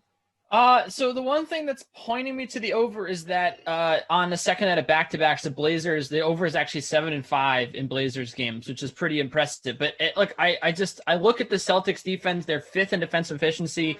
I really thought that the Blazers would do a better job here against Miami. I know that they have one of the 6 best defenses in the NBA, or 5 really, as it were. But this guy loves my pick, apparently. I have to take the under. I think this is too many points. Just again, there have been inefficiencies with the Celtics scoring the basketball. Their defense has been really good. And the Trailblazers offense, which has been so good all year, they've kind of slowed down a little bit. So not to mention, Stan did make a good point that the Trailblazers, they do not play defense. But over the last 10 games, that Trailblazers defense actually hasn't been as terrible as you remember it. 19th. In defensive efficiency, they've made some strides there. I thought they'd be better last night against a bad offense in the Heat. They weren't, but here I think that maybe they show back up. I think the total's a little too high, Jesse. All right, we're short on time, so Slate approved pick real quick. Favorite bet on the slate, Kenny. What is it? I'm going back to the Suns -3. It's my favorite here because again, the Heat. I think that they got a little bit lucky last night that the Trailblazers came out flat. This team does not score the basketball. They do not rebound well. And the Suns do both. They do everything well. They're top 6 in defensive and offensive efficiency. And again, I just think that I'm taking the better defense by a slight margin, but the better offense by a very wide margin here. And I like the Suns to cover at home where they always cover. All right, Stan, favorite bet on the slate. Yeah, that was my favorite bet as well. I like the Suns a lot in this one. No, all good. Like I said, Kenny is wise, right? Listen to Kenny. I'm going to go Utah. I like the Utah game as well. The number is really high, but I think they're at home. OKC sucks. I think they're going to put the smackdown on them. All right, you two, good stuff. As usual, golf is next with Jeff the Sweat. We'll be right back.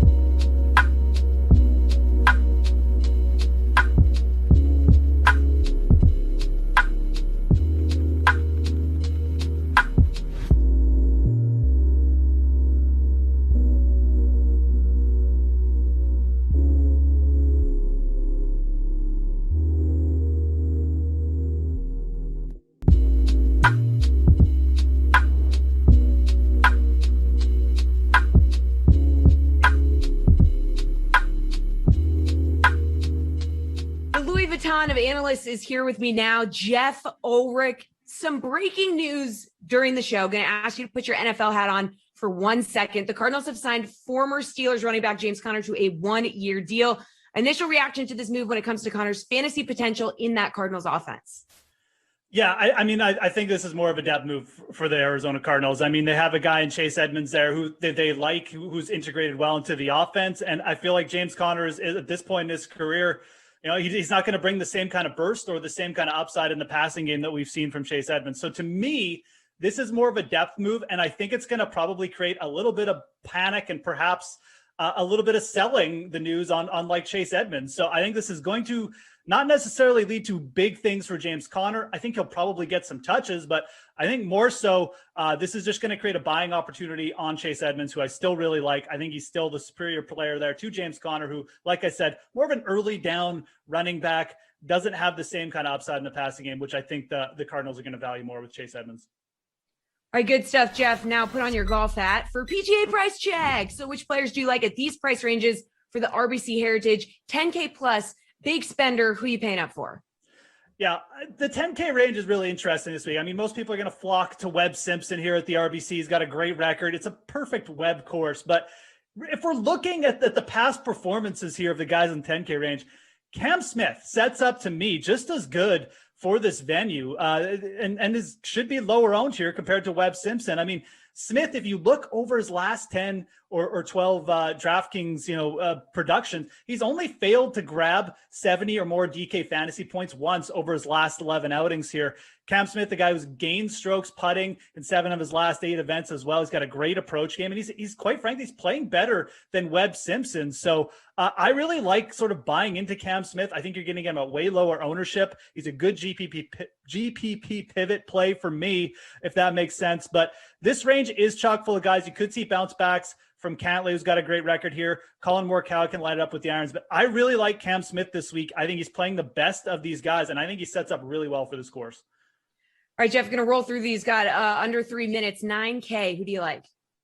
Yeah, 9K, again, there's some higher end guys, but I like Matthew Fitzpatrick here. He's a guy who can light it up on the greens. He's got great Bermuda putting stats. He's played this event 6 times in the past year. We've seen him compete early in the season. 9,100, I think he's getting him at cheaper than guys like Tyrell Hatton. I think Matthew Fitzpatrick, this is a place where he could break through. 8K range?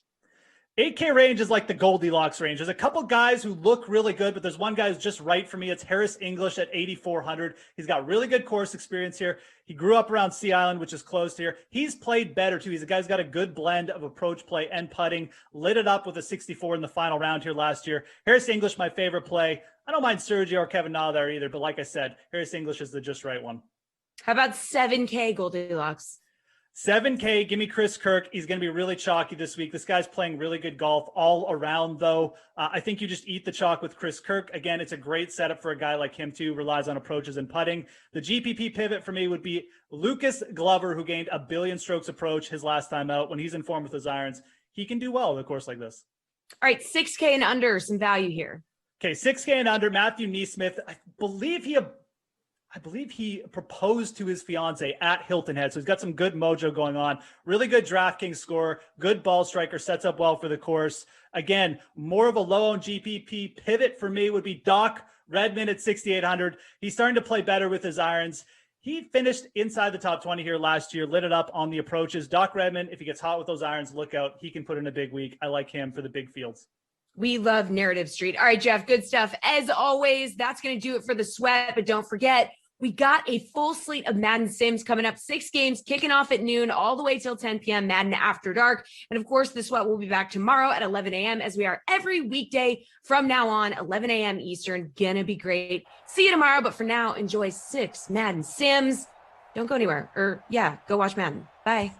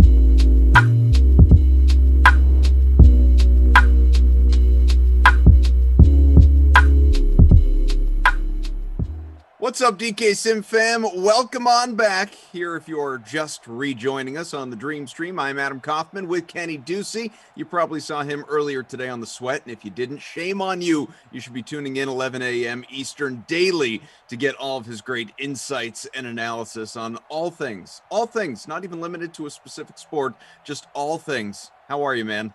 A lot of things. Yeah, I'm good. I'm ready for this. This is my first call of the Madden tournament. I'm very excited to get into it. I did in fact pick, this is my official bracket on 2 Post-it Oh, notes. let's see, what do we got? I did pick Indianapolis to win this game. So this is are you like our buddy Tom? round. You don't have a printer in the place, so you wrote it Of course, down I live in the on your city. own? My second round matchup, I have Indianapolis and I'm in the Cincinnati. city. What's that have to do with owning a printer? 1, 2, 3, 4, 5, 6. So I have Indianapolis in my Elite 8. I think that Indy's going to go far. So I have these 2 games. Well, this one less so. Next one is particularly important because the next game, which is coming up, I'll be with Zach Thompson in a couple hours, is the Saints and Bengals. I have the Saints winning the entire bracket. So that one is very important for me. This one, the I have them Colts going out first round, man. This one, Colts and Niners, not as significant. I have got Indianapolis winning this one, though. So rooting for it. And obviously, we are just getting underway in virtual Indy. It's great to have everybody here with us. Colts starting off with the ball. Drew says it's better than the original post-route billboard. I like that. That pass completed to the right side. It's a pickup of 18. Phillip Rivers off and running early. Into the hands right there of one Zach Pascal. What's your lineup look like, my friend? What do you got here in the Madden Matinee tourney time? Hines or Mostert free roll? I went with both Hines and Mostert. I have a rule. Everyone should know it by now. It's when the Colts play in a sim, I stack Hines and I stack Marlon Mack. I play both of them, and I did it again today. Hines and Mack, Kendrick Bourne, Deebo Samuel, Raheem Mostert. Trey Burton is my captain. Okay. We have a lot of similarity, no surprise right there, and obviously in showdown format in general, but with the popular plays that are involved in this sim. So I went with Nyheim Hines in the captain spot as a guy I really like, but also a mild salary saver as compared to paying all the way up for a guy like Raheem Mostert. I do obviously have Mostert, but he is flexed, along with George Kittle, Trey Burton, Zach Pascal, and Dante Pettis, who is pretty much team always play for me when it comes to these Niners sims. Yeah, I need to get something off my chest here. We're here for about an hour. You can rant and rave about whatever you want, my friend. Well, I have the Bears losing to the Dallas Cowboys in my final. Okay. And they lost today. They're out. Yeah. They're already out. My bracket is already busted. Very much so. You are not in good shape. Yeah. I started out. Won the first sim of the day, folks, if you're just joining us. I cannot believe it. I had Tampa Bay. That was good. I had Las Vegas. That was good. Then I had Denver. They lost by 3, so then stunk. So now Drew notes, by the way, that you don't need to cry too long. You can salvage some of those tiers for future pools because there is a free-to-play pool for the round of 16 as well. So you can hit the reset button after this. I sure can. But I'm not. But yeah, so I will. But then then the Steelers beat the Broncos. So 2-2, and then I think I had the Rams over the Panthers, which was a good pick. But then Atlanta. I think I had Atlanta winning their first, I had Atlanta beating the Packers, and then I had Chicago beating the Chargers, and then I had Chicago beating. So my whole, I know that we're not playing bracket style, but my whole bracket is absolutely just, it's crushed. It's in shambles. It's in a million little pieces. It's been pulverized. Oh, it is bracket style. I mean, that is true. 1st and 10 from the 32. Colts still have the ball, still scoreless. About 3 minutes gone by opening quarter. Marlon Mack with a good run to the right side. Breaks Marlon Mack, a couple of tackles. He's in! Marlon Mack, touchdown, Indianapolis. That's why you roster Mack. That's why you do it. Kenny is doing Real spins gangster Mac. in his chair. For those, which is all of you who can't see, with the exception of us in the Zoom window. But this is an excited-looking Ducey right here. Real gangster Mac, baby. That's what I'm talking about. Ducey is number one. Thomas says, our buddy, undercover boss Tom, our technical director, Kenny, you are the reason I have Mac in my lineup. What do you think of that? You got to do it, man. This guy. I looked first at him. of all, I thought about it. I didn't like the salary jump, though. I didn't like the salary jump. You know what's so funny, Koff? I had an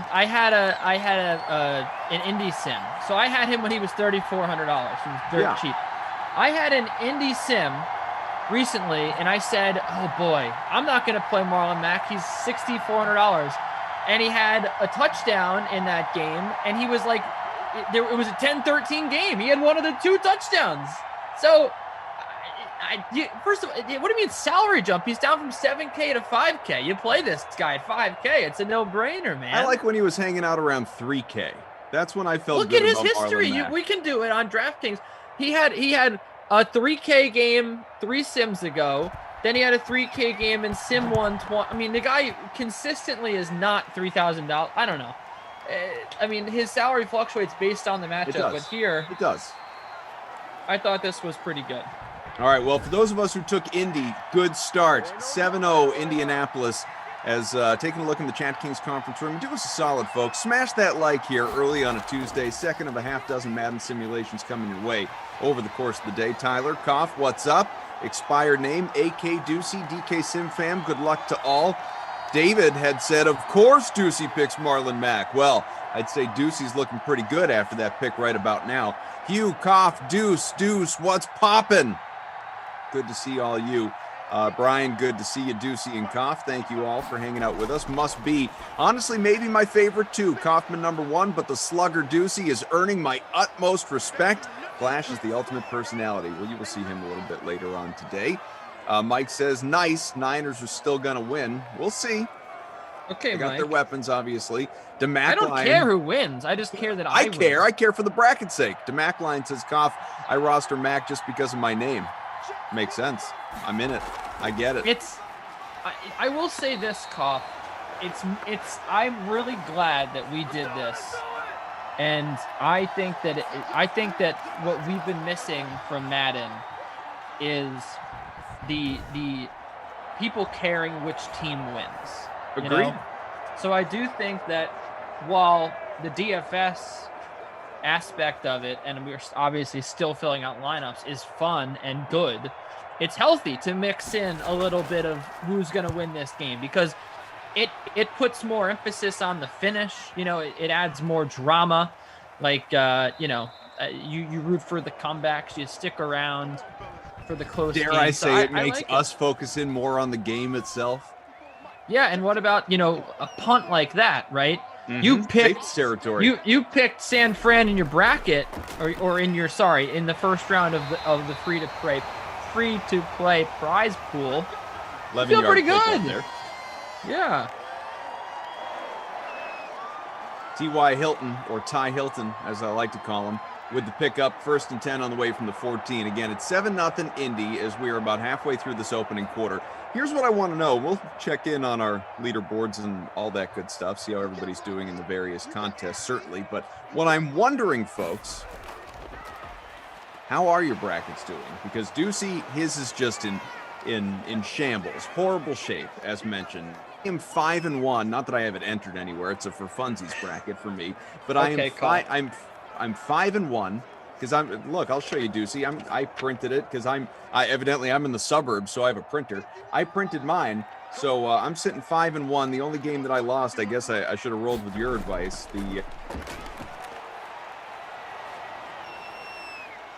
Oh no! Not pan out.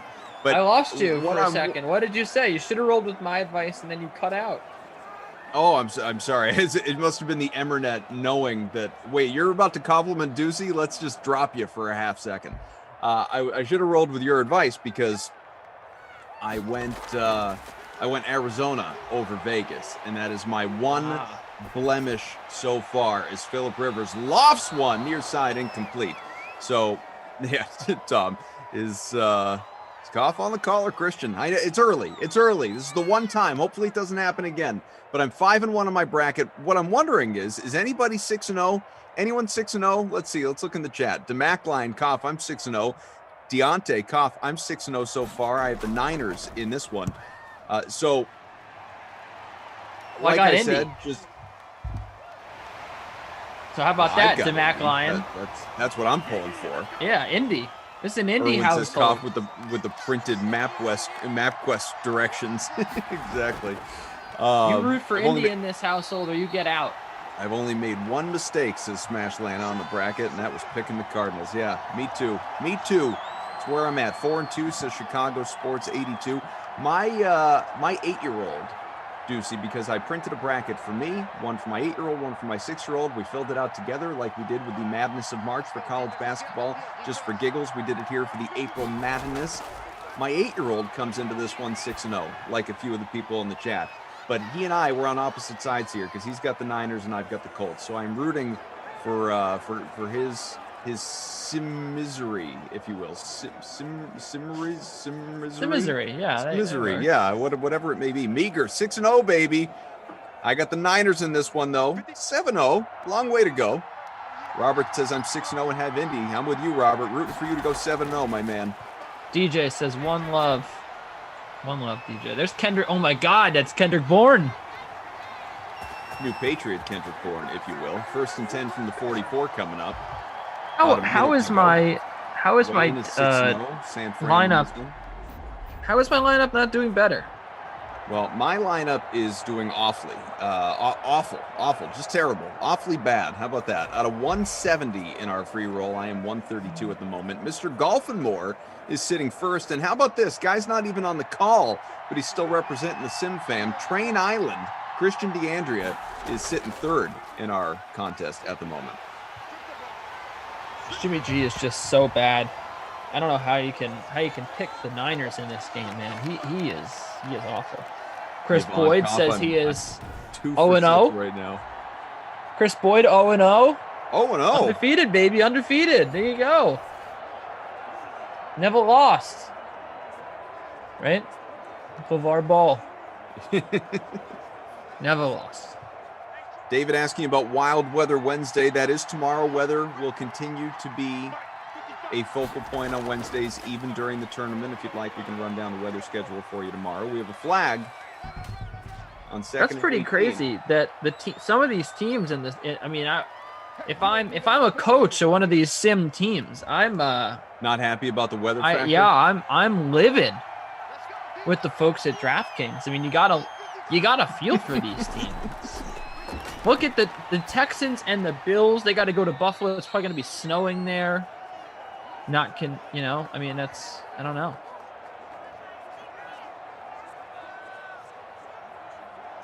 Third and 11 from the apparently unconfirmed weather. So we'll wait. I mean, we'll wait for an official ruling. I was told, unless I was misled, that wild weather maintains here coming up tomorrow. In fact, let me see if I can. You have take a proof? Quick little look-see.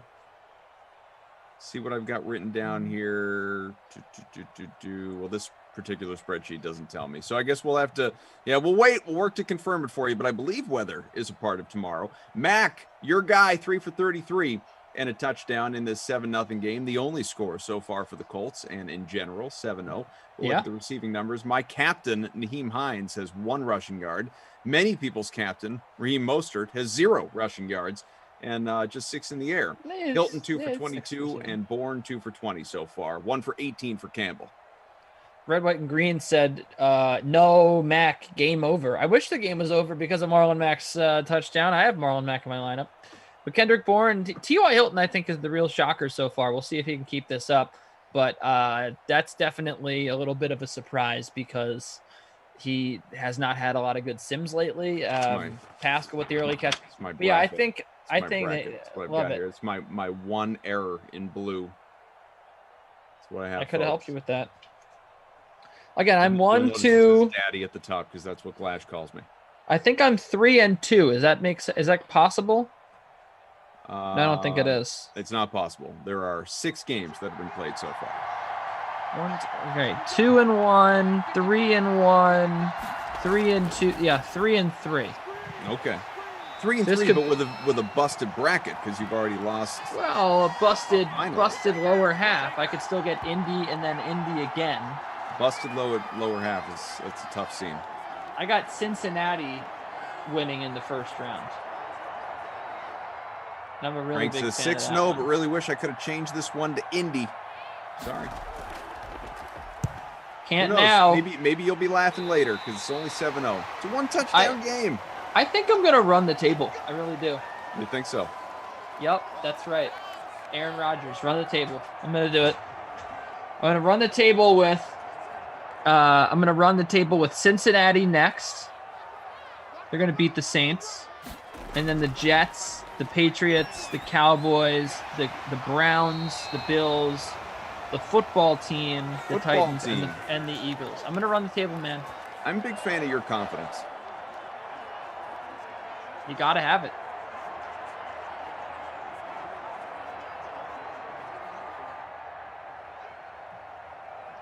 Freak of Nature said Ducey has Jets winning the tournament. That is really the Freak of Nature should probably go see an optometrist because I did show my bracket before and I have the Dallas Cowboys winning the tournament. So not sure what you how you misread that one. I do have bad handwriting though, so that's probably why. I have the Jets beating the Chiefs and then I have the Jets beating the Patriots and then that's it. And they lose. I think they lose to the Cowboys after that. Boy, Indy's look good. I like Indy. So I decided to, completely unrelated to everything that we're talking about, I decided to take a run at Showdown Baseball for the first time today. Never done it. I only really just started doing DFS baseball at all this season, and I've only done it not even. You know what? I will take your money in that. I think we should play. Well, we should play. Good. We can play later on. I've never done it before this season. I've done it maybe 5 times this year, and that's probably a stretch. But decided just for giggles with a buddy of mine, little low stakes, few dollar showdown for the Red Sox Twins game. I figured I'll try my hand at Showdown Baseball for the first time, see how this goes. Well, wish I'd paid closer attention to Nelson Cruz getting scratched right before the game. There's a goose egg in my lineup to start off the day. That's fun. That's not good. Nope, not great. I took let's just say I'm rooting for runs to be scored in that game. So I actually did not know Nelson Cruz was scratched either. But that definitely does not make me feel good about the Twins' chances of scoring a lot of runs. But Martin Perez is pretty bad, and the Twins do hit lefties, so still a chance. Also, J.A. Happ J.A. Happ. Ja Happ. J.A. Happ. So J.A. So obviously it's I know it's J.A. in terms of how but it's he's spelled. wrong. He's wrong. But it's just J, right? It's He J.A., says it's but he J. just goes by J. He says it's J. He's wrong. It's not J. So he says his name wrong, is what you're saying. He's wrong, yes. Drew agrees with you. Drew says that is right. He's wrong. His name is quite literally J.A. I can't tell you the number of times that I have said his name wrong when doing media work because it's J.A. It was J.A. for a while, and then he said, oh, no, it's actually J. So, like, why? I mean, why? Why is that necessary? Like, why can't people just stick with what their names are? And you see this in hockey all the time, or like the whole, we were talking about it last year, the Robert Tunyon situation. Why can't we just know how a dude's name is pronounced and they stick with it? It's a name. It's not supposed to be open to interpretation. How do you say your name? Your name is Kenny. It is spelled Kenny. But if you told me that you pronounce it Stephen, that would just have to be the reality that we all live with, as long as we knew it. You can't just up and change it in the middle, J.A. Oh, I thought Marlon Mack was going to score a touchdown. Oh, no. Oh, no. I thought he's out of the Got end it out of zone. play. Well, now it's time to hop aboard the Blankenship.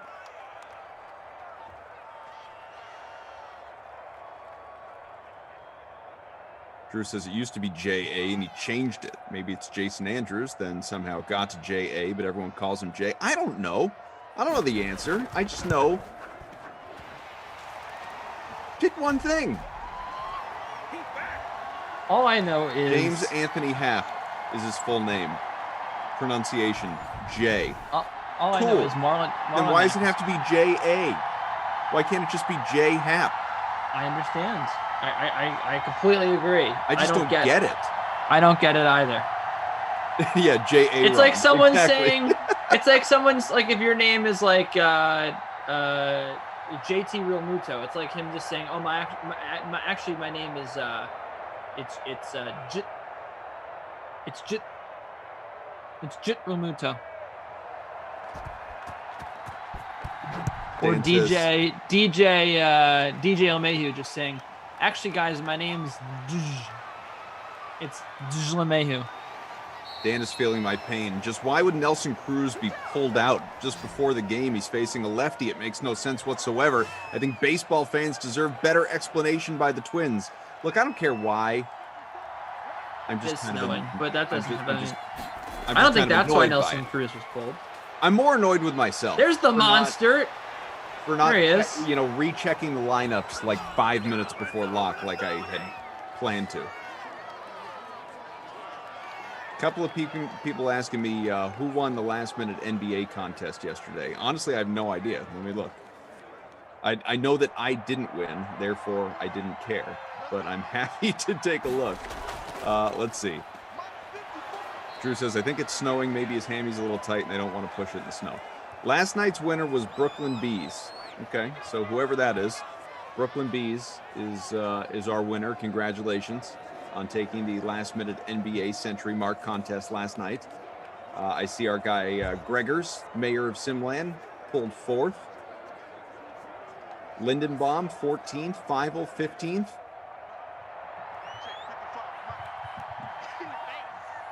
Hopefully everybody is in tonight's contest. As Jimmy Garoppolo with a completion. 10-0 game. We've hit the 2-minute warning. 1st and 10 from the 42 on the way. Oh, yeah. No, Robbie Noble said it was Broby 1. I guess OB1. That's who won the contest. All right. Let's see. We got 22 spots available for tonight's contest, so make sure to jump in there if anyone wants to. Last-minute NBA, the maybe cough will... what do I call this thing? I don't know. Something about my lineup not stinking tonight, hopefully, because I've been on a... I mean, it's only been a couple days, but it feels like forever. Couple-day cold streak. It's not been good the last couple of days, and seems like that's carried right on over into today with this Nelson Cruz decision. I lost a showdown. I did a showdown last night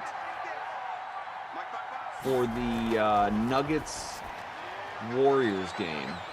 Oh, so you do showdowns with other people for other games, but not with me when I want to do a showdown. You said no. This one was for like $2, not 20. You lunatic. $20 head-to-head all I know is I'm in a very contest for a game I don't care about. You want to do like a few, 5. We can talk about that. I'm in a very bad mood today. Apparently. Why?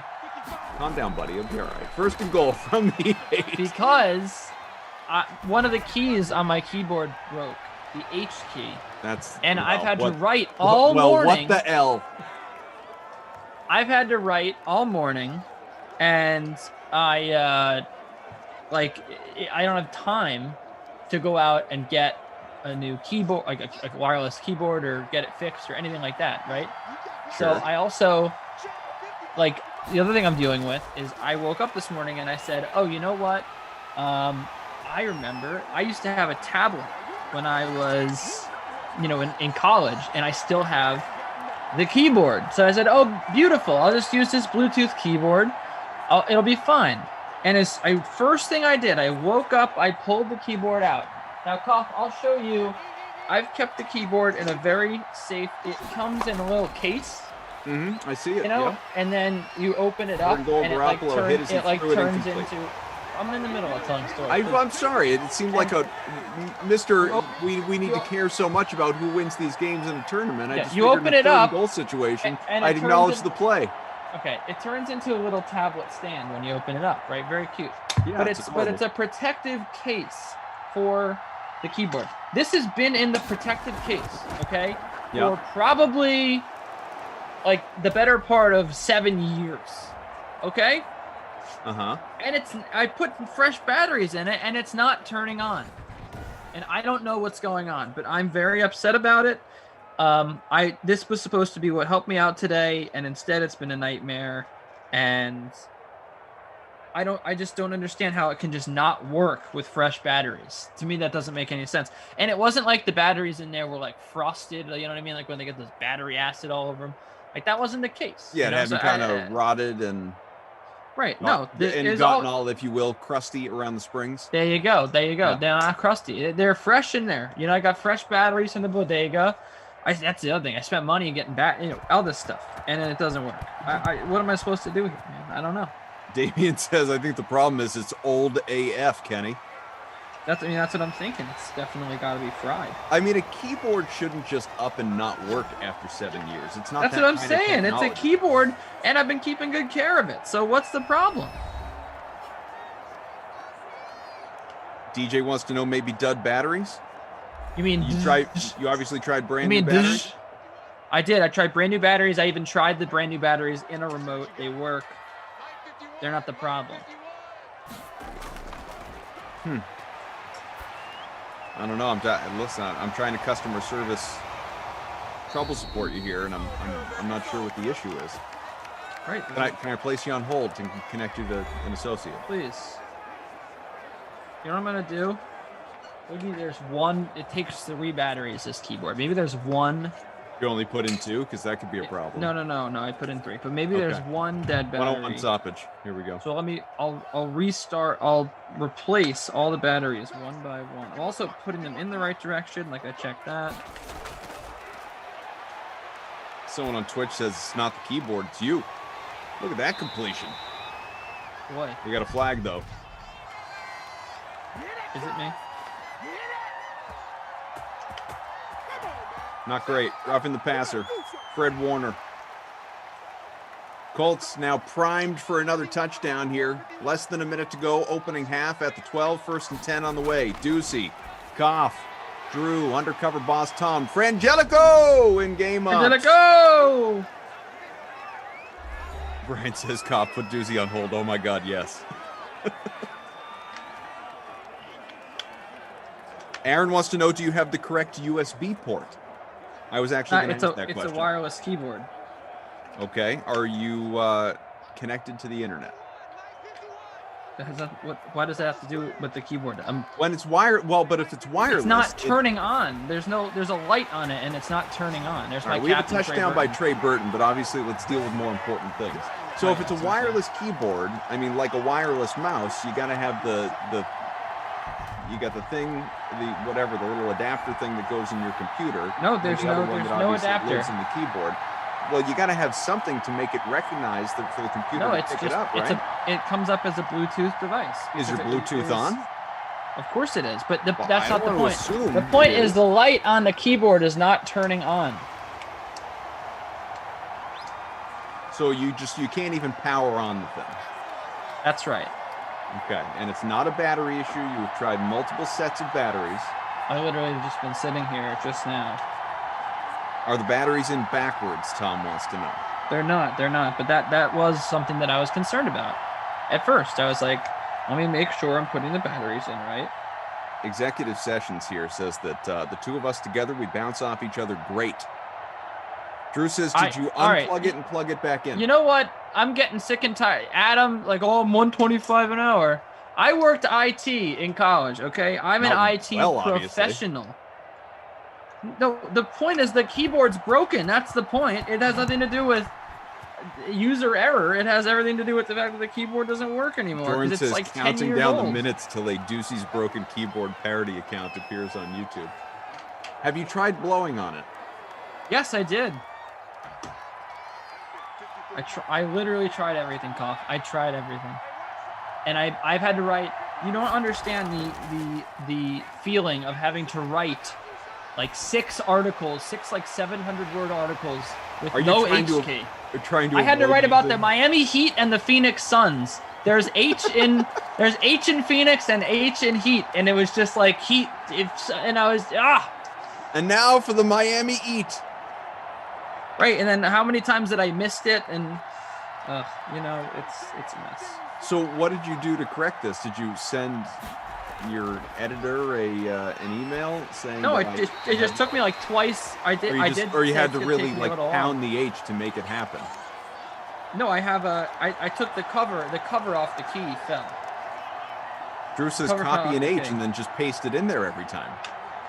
No, the thing is, I can use the H key still, but it's the little rubber button, like that's underneath the key. Yeah. So like I throw my finger there to type and it like doesn't always hit it. So it just takes like twice as long to do everything. Just a real pain. Paul says, did it call you buddy and you smashed it? No, but I was thinking about how satisfying it would be to just smash this thing because it's Office Space the keyboard, says Ed Zone Dance. That's exactly what that is. I tried flicking the thing. I'm just gonna Google just for giggles. I'm gonna Google. What a dink. I'm gonna Google my wireless keyboard is not working. All right, replace the batteries and or mouse. Reconnect the devices by pressing the reconnect button on the wireless receiver and the keyboard and mouse. Failing to reconnect wireless devices after changing the batteries is the most common cause. So you can't even reconnect though because you cannot. There's a turn it on. button. You just can't power it on. Right. Precisely. All right. So I don't like. So I'm gonna try a different giggle. My wireless keyboard won't giggle. Yeah, I'm gonna giggle it. My wireless keyboard won't turn on. How about that? It's gonna tell you you need new batteries. 100% it will. I mean, it really keeps coming back to failing to reconnect the wireless situation. Have you tried resetting it?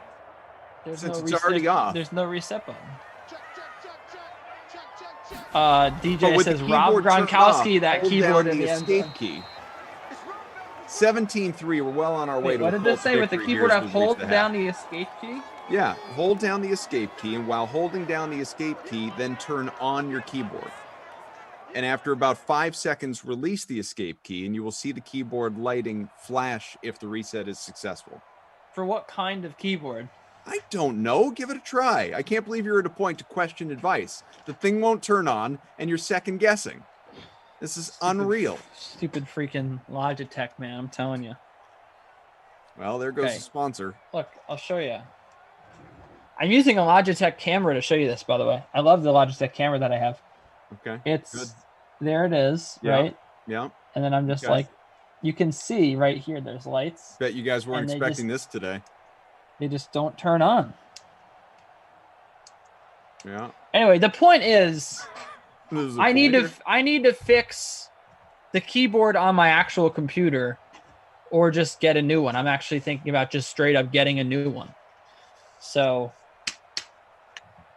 I think that's where I'm at. 1-0 Twins, by the way. Well, I'll have to look at my lineup. I can tell you Nelson Cruz isn't involved in that run. Polanco scored at the break. Oh, and everyone, here's the K. Oh, well, that's key, all right. Let's get it in focus. H is for handsome. 4 for 49 for Campbell at the break. Burton 3 for 50. He is pacing toward a bonus. See where we end up going. Let's see. Any helpful advice here in the chat? What do we got?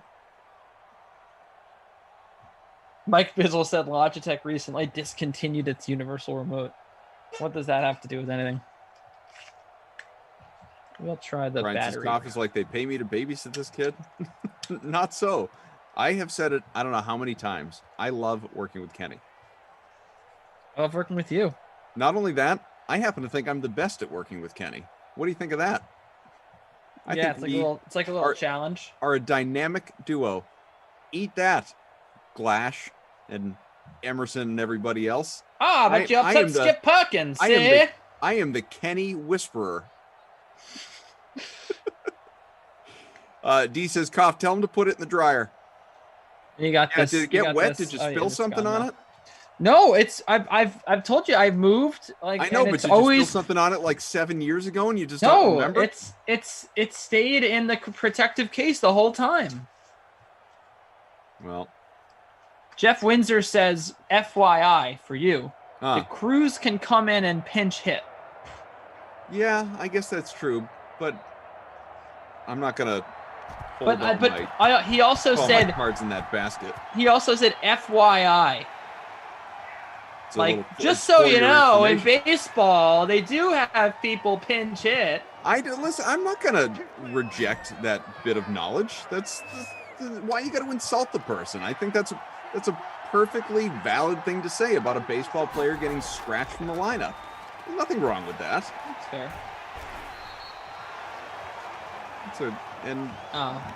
And besides, Drew says, yeah, but if he was a late scratch, he's generally out for the game. Drew, shut up. What do you think of that? I happen to have Polanco with the RBI in my lineup, and the other individual that I am playing does not. So I have taken an early 4-2 lead, people, which clearly is insurmountable in baseball.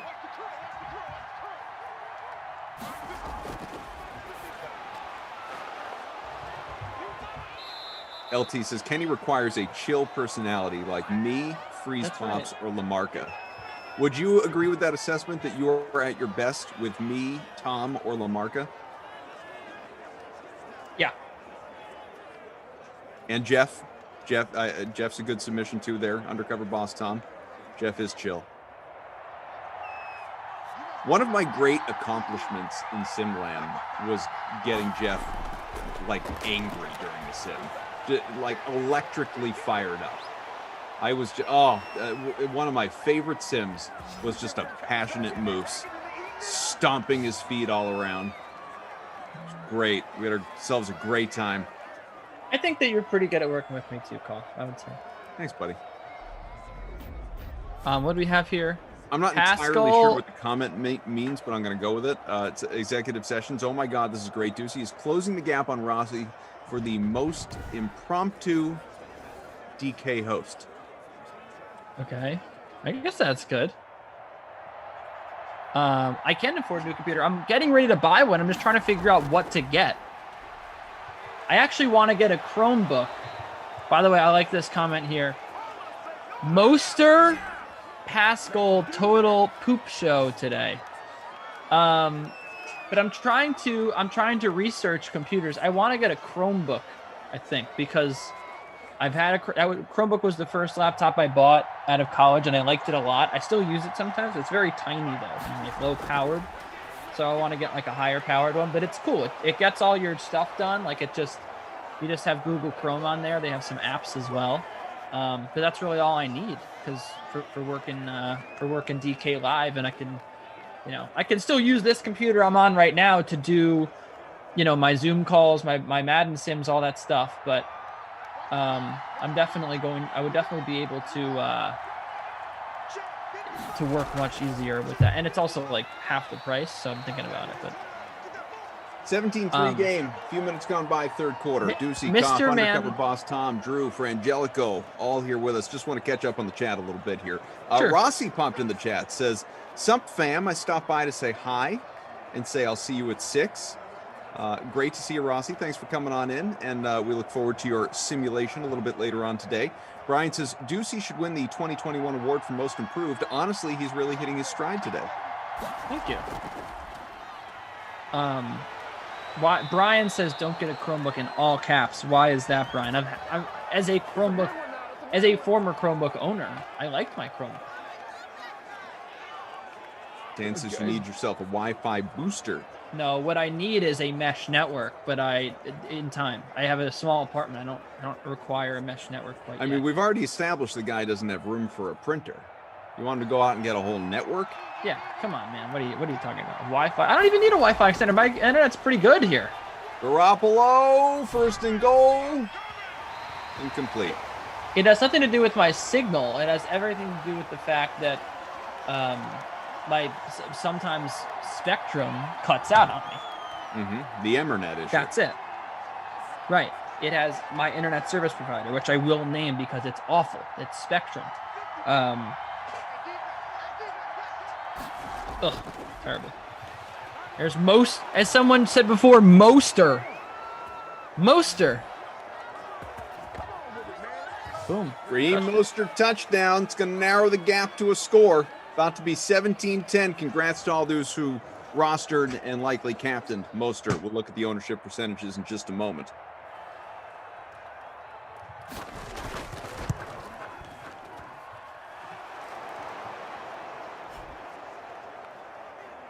Just in case that helps.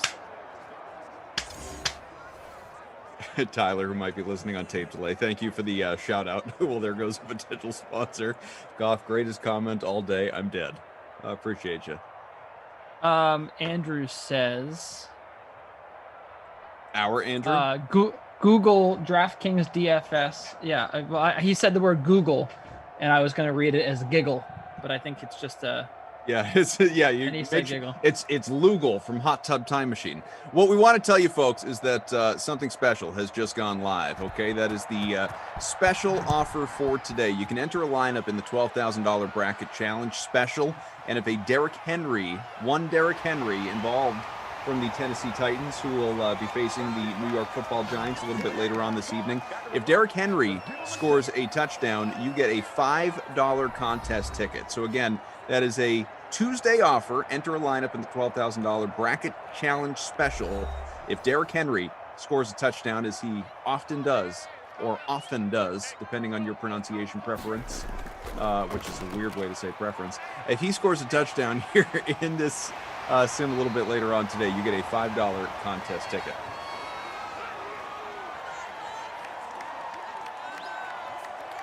Just wanted y'all to be aware. What's up? Big things happening here. Yeah, well, always big things happening, man. Yeah. Now people are talking about their favorite providers of technology. Jeff Windsor says thumbs down for Ducey berating the Sim fam. He's done no such thing. If anything, I just made a joke about Jeff, and now he's upset. Executive sessions here. Drew, you're the producer. Can you interpret this for me? It says Ducey, Emerson, Glash, and Rossi are the best entertainment, but it doesn't work without Koff, Tom, or Matt to balance out the energy correctly. Is he saying? What? I love you, executive sessions. You know that. No, I thought he's talking about our level of chill versus okay. I think the high energy from some of you guys, and that it's a nice give and take. Philly Riv having a good game so far. Drew says it's all about the give and take. You got to have that give and take, guys. All right, I think right. I can close. I got a lot of tabs open. I think I can close the tab that talks about what happens when my keyboard doesn't work. So the Madden tourney special here that we've got going on, this free roll, the Hines or Mostert. Hines is owned about 54% of lineups, has done diddly so far. Hilton! Get there! Touchdown! About to be 24 for the Colts. T.Y. Hilton with a 60-plus yard score. Oh, that was beautiful. He has owned about a third of your lineups, folks, in the larger contest. And taking a look in our smaller free roll here, he is in about 25% of lineups. Maybe, just maybe, can steal himself the Krusty Koff player of the game. I got to say something, by the way. Just say whatever you like. Just came up in the chat. In the giggle. Someone mentioned, and no, out of nowhere. Hold on. Oh, I know what this is. I don't know what this. Julian Edelman is not a Hall of Famer. The only thing I will say on that, and my friend and I had the conversation when Julian Edelman made the catch when his pinky rubbed on the ground in the AFC Championship game 3 years ago, whatever it was. Goodness. We talked about how he probably was like a Hall of Famer, whether or not he was. It's going to be an interesting discussion, and it certainly is an interesting discussion. I think so, but like I completely understand. Like Damian Woody was like, look, man, like not everyone's a Hall of Famer. Some people can have great careers. That no matter where you stand on Edelman, it's fine. But I will say this. if you're one of these people, and I follow a lot of these people on Twitter because of where I live and who my friends are. If you're one of these people that says Eli Manning is a Hall of Famer, you have no right, no business. It is downright. Let's wait. Raheem Mostert for oh my almost goodness. 80 Touch. Oh my God. Oh, congrats to those who rostered him. The 78-yard score, Raheem Mostert, to keep this a competitive game for the Niners. Sorry, you were saying. I think I know where you were going with it, and I agree. Here we go. I'll say it again. If you are one of these people that insists that Eli Manning is a Hall of Famer, you do not have the right to say that Julian Edelman is not a Hall of Famer. You don't get to say that. You don't get to say that. If one's a Hall of Famer, both are Hall of Famer. You want to talk about people say, people point to Julian Edelman. They say, look at he didn't have enough total yards. He didn't have enough touchdowns. All that. Well, look at what the guy did in the postseason. The guy might be the best postseason receiver of all time. One of them, anyway. Next to Jerry Rice. Okay, and then you look at Eli Manning, right? You want to look at Eli Manning's career stats? They're freaking awful, dude. They're so bad. But what did he do? He won 2 Super Bowls. He had great postseasons. And people say, well, he had those great postseasons. He won those Super Bowls. Not the Giants' defensive line. And he deserves to be in the Hall of Fame. If you're going to say that Eli Manning deserves to be in the Hall of Fame off of basically like 2 months worth of football, then you got to say that Julian Edelman belongs in there as well. I don't care. If you want to say Julian Edelman doesn't belong in there, that's fine. If you want to say Eli Manning doesn't belong in there or does, like, whatever, right? But if you're going to say one guy belongs in, you got to say the other guy belongs in also. That goes for all those Patriots fans out there, by the way. I don't think Eli Manning's a Hall of Famer. But if all you Patriots fans, if you say Julian Edelman's a Hall of Famer and Eli Manning's not, that doesn't make sense either. They're either both Hall of Famers or they're both not, and that's all I'll say. That's all I'll say. I think that Edelman. Hall of Famers. I think that, again, like if you want to say that Edelman's not, I understand that argument, but then no Eli Manning. But if you're going to put Eli Manning in there, then Julian Edelman belongs in there as well. That's it. And as people think that I say a lot, that is the only correct take. Bucky says, calm this guy down. I will not, because I agree with every word coming out of his mouth. I'm going to let him keep going. Look, I could, as you all know, I could go into great detail on this issue. I'm not going to do it right now. We touched on it a little bit yesterday, and honestly, it just has nothing to do with the Colts-Niners sim. It's tourney time. It's a pretty good game, so I'm not going to spend the next rest of this game probably talking about that issue. But I agree with everything that Kenny just said. I think there is a real Eli Manning hypocrisy to the Julian Edelman Hall of Fame case. You got to be in one camp or the other with both those guys. They can't be different. I totally agree with that. 2nd and 3 from the 48. Less than a minute to go, third quarter. Jizzle Barb says Joe Namath's not a Hall of Famer either. I completely agree. Joe Namath was awful. He was garbage. Okay, I never said Joe Namath was good, and he has nothing to do with this conversation. He's terrible. Do you understand how bad Joe Namath was in the postseason? Go look at his numbers. He was not even in the Super Bowl. He was bad. I think his next postseason game after winning the Super Bowl, he had something like 100 passing yards. I mean, that guy stinks. What gets me, he's the best player in the history of my favorite team, and he's terrible. And I completely agree with that.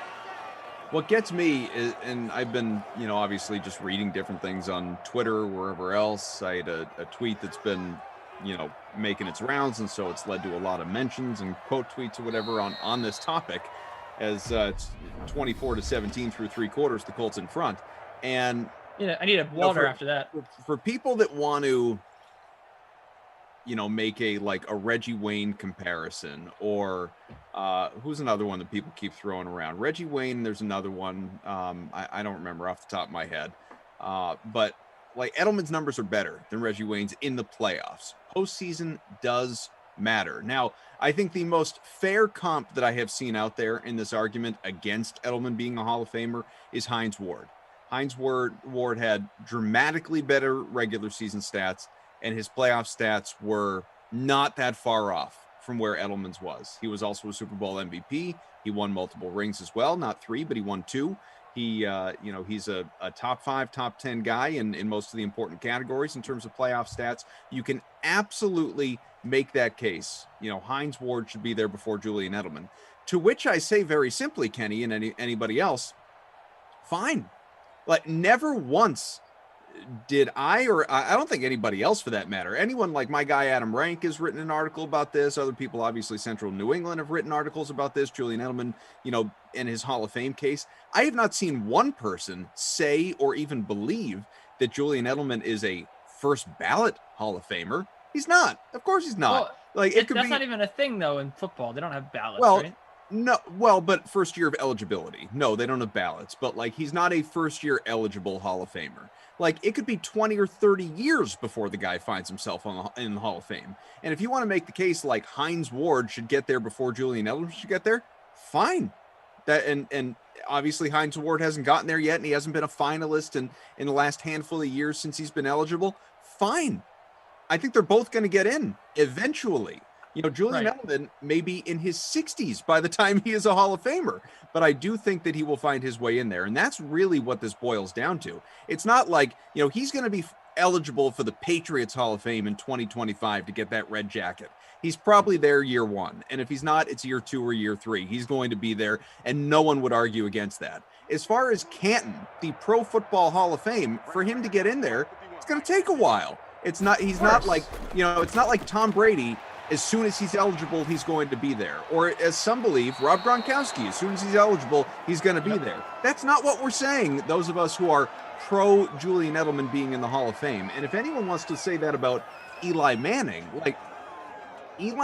what puts him over the top, literally the only thing that puts him over the top, is the fact that he has 2 Super Bowl rings against the best team in the history of football, arguably, but definitely the most spectacular dynasty that the NFL has ever seen. And he, knocked off what would have been the most regarded unbeaten team. Not the only unbeaten team. The Dolphins went undefeated, but you would have had the 19-0 Patriots if not for Eli Manning and those Giants. However much credit you want to give Manning versus, like Kenny said, the O-line or whatever else, fluky catches, and you always see things like that, moments in those games. Patriots have benefited from those as well. So that's not a Giants attack. Any any credit you give Manning for being a Hall of Famer, if you were in the Eli as a Hall of Famer camp, it is because he won those 2 rings, not even just 2 rings. 2 rings alone, honestly, I don't think would be enough. It's that he won 2 rings specifically against Tom Brady and the Patriots during that era. Well, who is the best receiver, arguably, in Patriots history, and most certainly the most important receiver of their dynasty? That is Julian Edelman, without question. And there may not be a better slot receiver during his entire tenure in the NFL in terms of what he did, especially in the half dozen years that he was exclusively a receiver versus when he was on special teams and returning punts and, defensive back and occasionally throwing the football. Never mind, clutch as they come. The catch against Atlanta that led to a victory, the game-winning catch against Seattle in that Super Bowl, the touchdown pass to Amendola against the Ravens that obviously, led to what it led to. Deadspin had an article earlier today about how Julian Edelman was more or less a passenger on those Patriots teams that won 3 Super Bowls. Julian Edelman was as important as anybody else, save for Tom Brady, on those teams. You want to make a case for Dante Hightower, I'll listen to it, but I'd put Julian Edelman ahead of him too. So it's a shame that we can't just appreciate a guy's career. We need to, and I'll put myself in this as well, that we need to instantly argue just how good or not good he is, and to where it turns into a slanderous discussion the day the guy retires. Well, he's good, but he's not that good. Why we even need to do that, I have no idea, but we all do it. And to me, it's I think the fact that we're having a conversation about whether or not he's a Hall of Famer, though, is good. I think that means that he's probably a Hall of Famer. Goofy as a dog says, "Hey, Koff, I thought you said you weren't going to talk about this." I said I won't talk about it for the rest of the game. but yeah, I wanted to spend a few minutes on it just because it is irritating. It's irritating. And we haven't missed any offense anyway because it's still 24-17, 4th and goal from the 1, and we will see what Indy decides to do here. I would hope you play it safe, conservatively. Looks like we're going to get the Blankenship out there to get a field goal here, make this a 2-possession game. Anyway, that's my little spiel, and I'll save the rest for another time. 10-point game.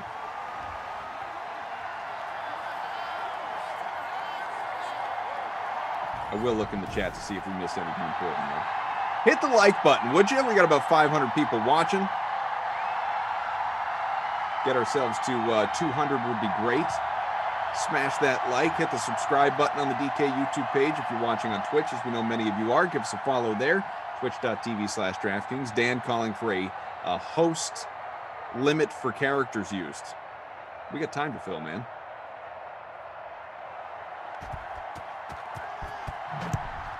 And really, would people really... I know people don't like the Patriots talk. You get, especially with like so many hosts from or around the New England area, we do probably spend more time on the Patriots than some would prefer who are all around the country. I get that. But this is a very relevant national topic right now. I'm sure it was discussed on First Take and wherever else this morning. Would you rather we just like talk about my binge of Blue Mountain State? Like is that would that be more compelling conversation for people? And if the answer is yes, good. Let's do it. Let's talk about Alex Moran and Thad Castle and all that went wrong there for the for the yard goats, the fighting goats, whatever the heck goats they were. I'm happy to do it. Forgive me for thinking people might want a little football conversation, Deucey.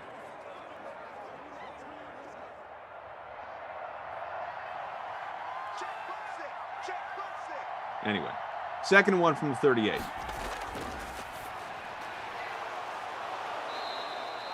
Out to midfield. Garoppolo trying to lead his team. Not a lot of time to tie this thing up, though.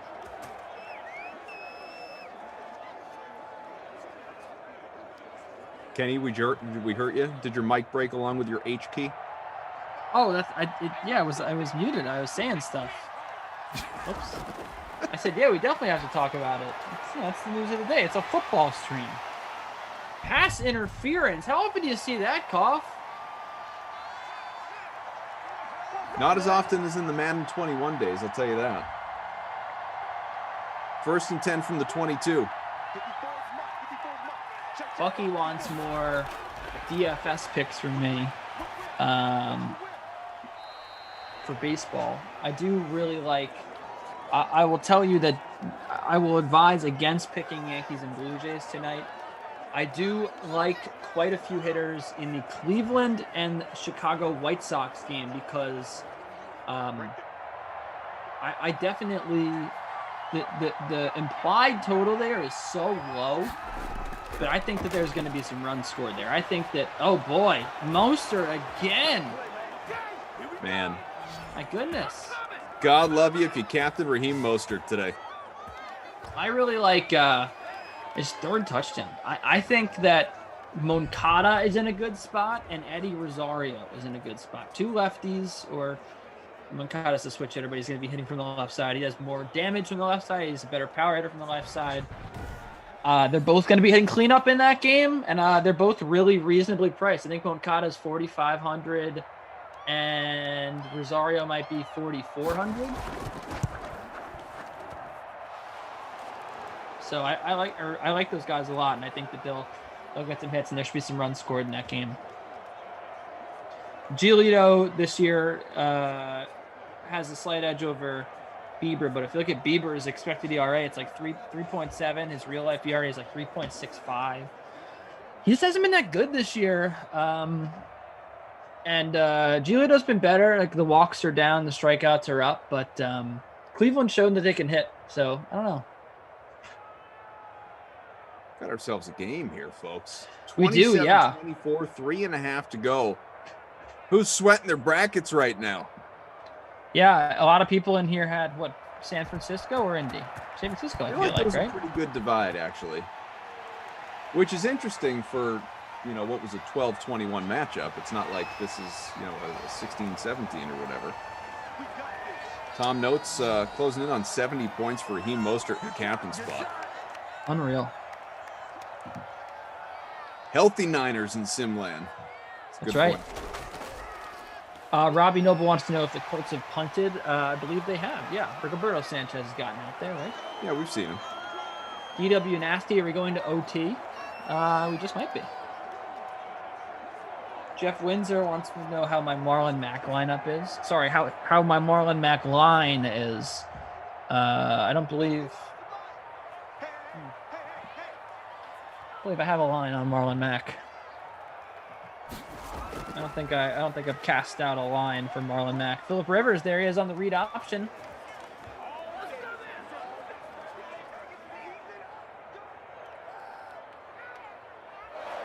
Got some more stuff coming your way after this sim. Of course, go nowhere.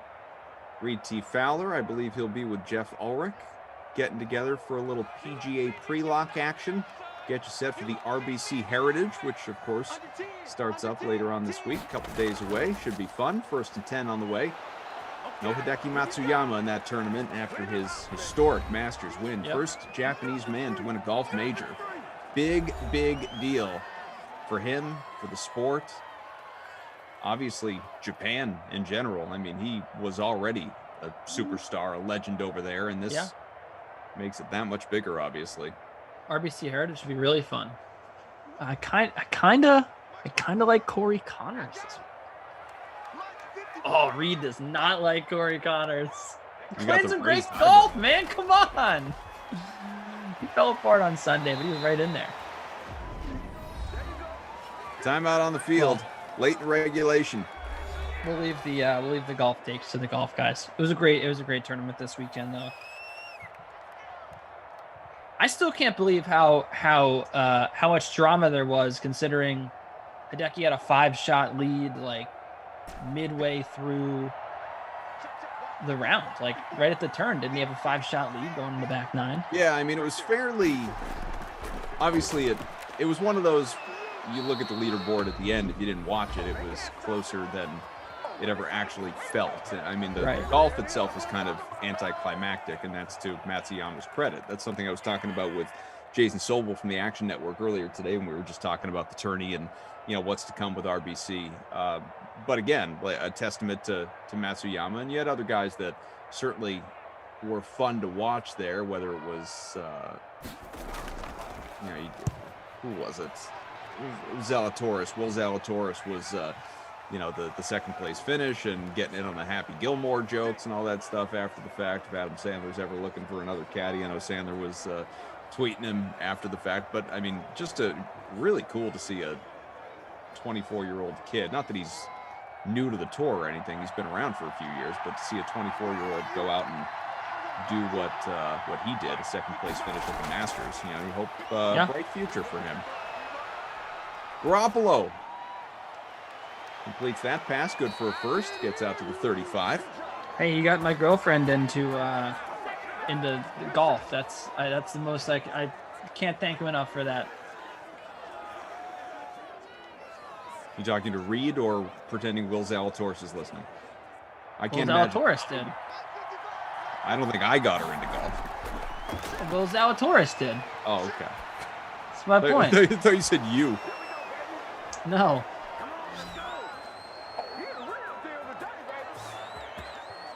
Stop Mostert, says Noah Moon. Give it to Debo. Niners have the ball and a chance to win this game. One timeout left for San Fran. Ball to 49, 1:13 to go in regulation. 1st and 10 on the way. Juicy, Koff, Drew, Undercover Boss Tom, Frangelico. And again, you have got some great stuff on the way with Reed and Moose. Sweet Tea and Moose. The Sweet Tea and Moose Show. You can find it on a bumper sticker coming your way real soon. It's going to be great. Mostert gets that ball to the 27. Raheem to the stream. Continues to show off today.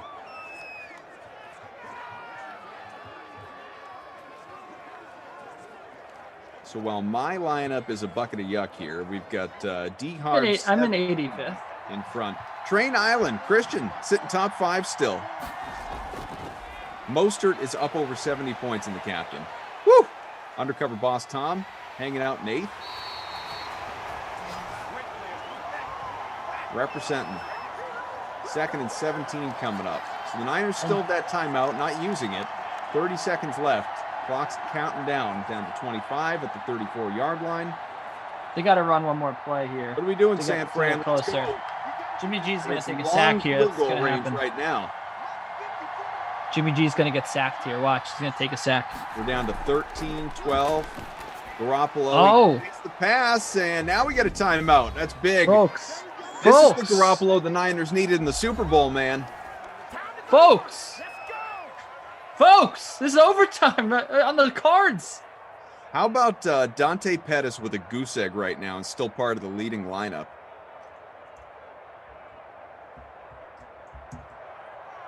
%30 owned, giving you nothing. Icing the kicker. Timeout for the Colts. Come on, Robbie Gould. Let's see what you're made of, kid. Really shouldn't miss from this range. It's going to be a 42-yarder, but we'll see. As the Edelman debate rages on in the chat. Smash that like button. We're basically at 150. Let's get to 200. One big push. Everyone do it together. You can say rage again. Good. Kicks up. Robbie Old. 27 all. 5 seconds left in regulation. Robbie Gould with a big boot. You mean Robbie Old? Not here. Youth on his side.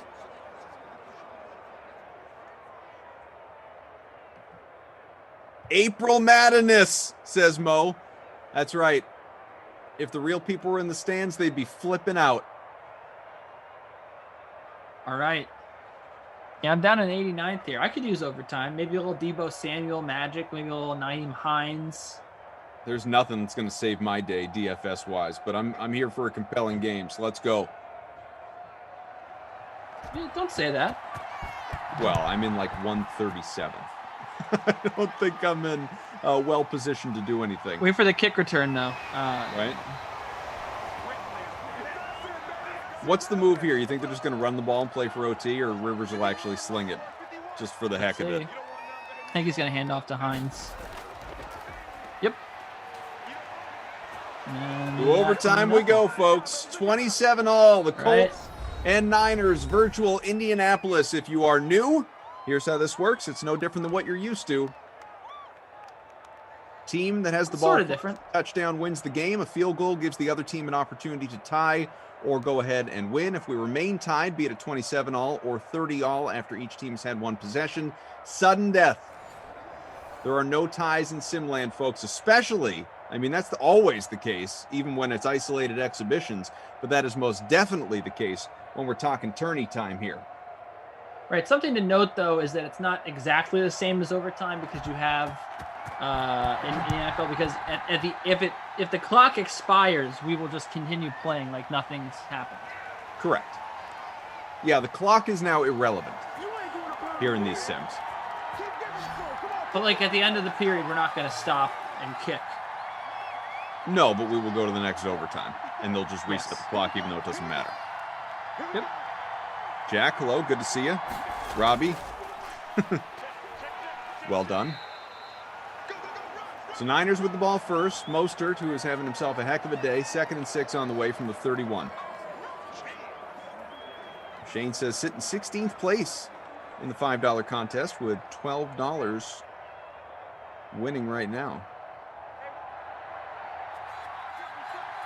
The Mac line, Kaffa just checked. I have San Francisco for me to go 7-0, which means Indy wins. We'll see. Niners moving the chains. You like to see it. Tom saying Mostert's 37 yards away from the double bonus, the elusive double bonus. Yeah, you do not see that often. Also, what you don't see often is Ross Dwelly with a catch, his first for a dozen. 1st and 10 from the 46. Needed overtime to get Dwelly on the board. Garoppolo passes right side, completes that one just for a few.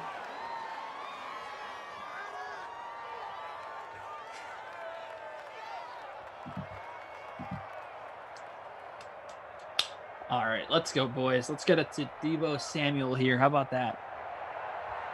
Really appreciate Reed and Jeff hopping in just to feel like we have, not just the virtual fans in Indianapolis, but real fans in the Zoom call that are really excited about how this one plays out. It's good to see them. Good to see them here with us.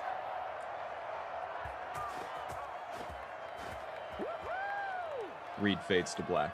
1st and 10 coming up. Yeah, Reed's gone. He's back.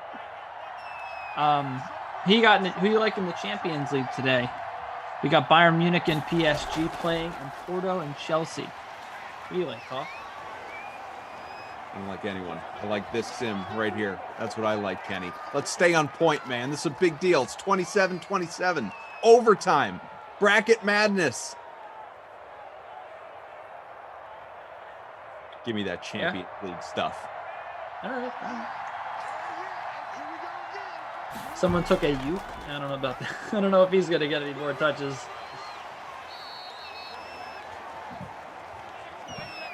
Third and 4 coming up from the 35. Raheem Mostert, who is north of 80 points in the captain spot right now, where he is about 30% owned, 87% owned overall, has himself 76 in the air on 8 catches, 169 on the ground, and 3 rushing touchdowns to his credit. What a monster effort so far. Can he get another? Garoppolo completes that pass. There's Pettis finally on the board at the 23. A goose egg no more. Someone mentioned he might have had one at the end of regulation. Well, stats obviously with the manual scoring. Yeah, he does. He's 3 for 32. So he had a couple very late and into overtime here. So I apologize. On the board and been on the board. He's got about 5 fantasy points now. Hook up with Deebo. Come on. Oh, Jimmy G. Lucky he didn't break an ankle. He fell on his back. Oh, that was amazing. Drew saying, yeah, that probably would have been like a catastrophic injury in real life. Not in Simland. You pop right back up. He's in good shape. All right, come on. Find Deebo here, please. No, that's not Deebo. I mean, what are we doing? They just playing for a field goal? Because that's just not Deebo. 3rd and 14 from the 27. Maybe a conservative run up the middle just to get a little bit closer, but already in field goal range, obviously.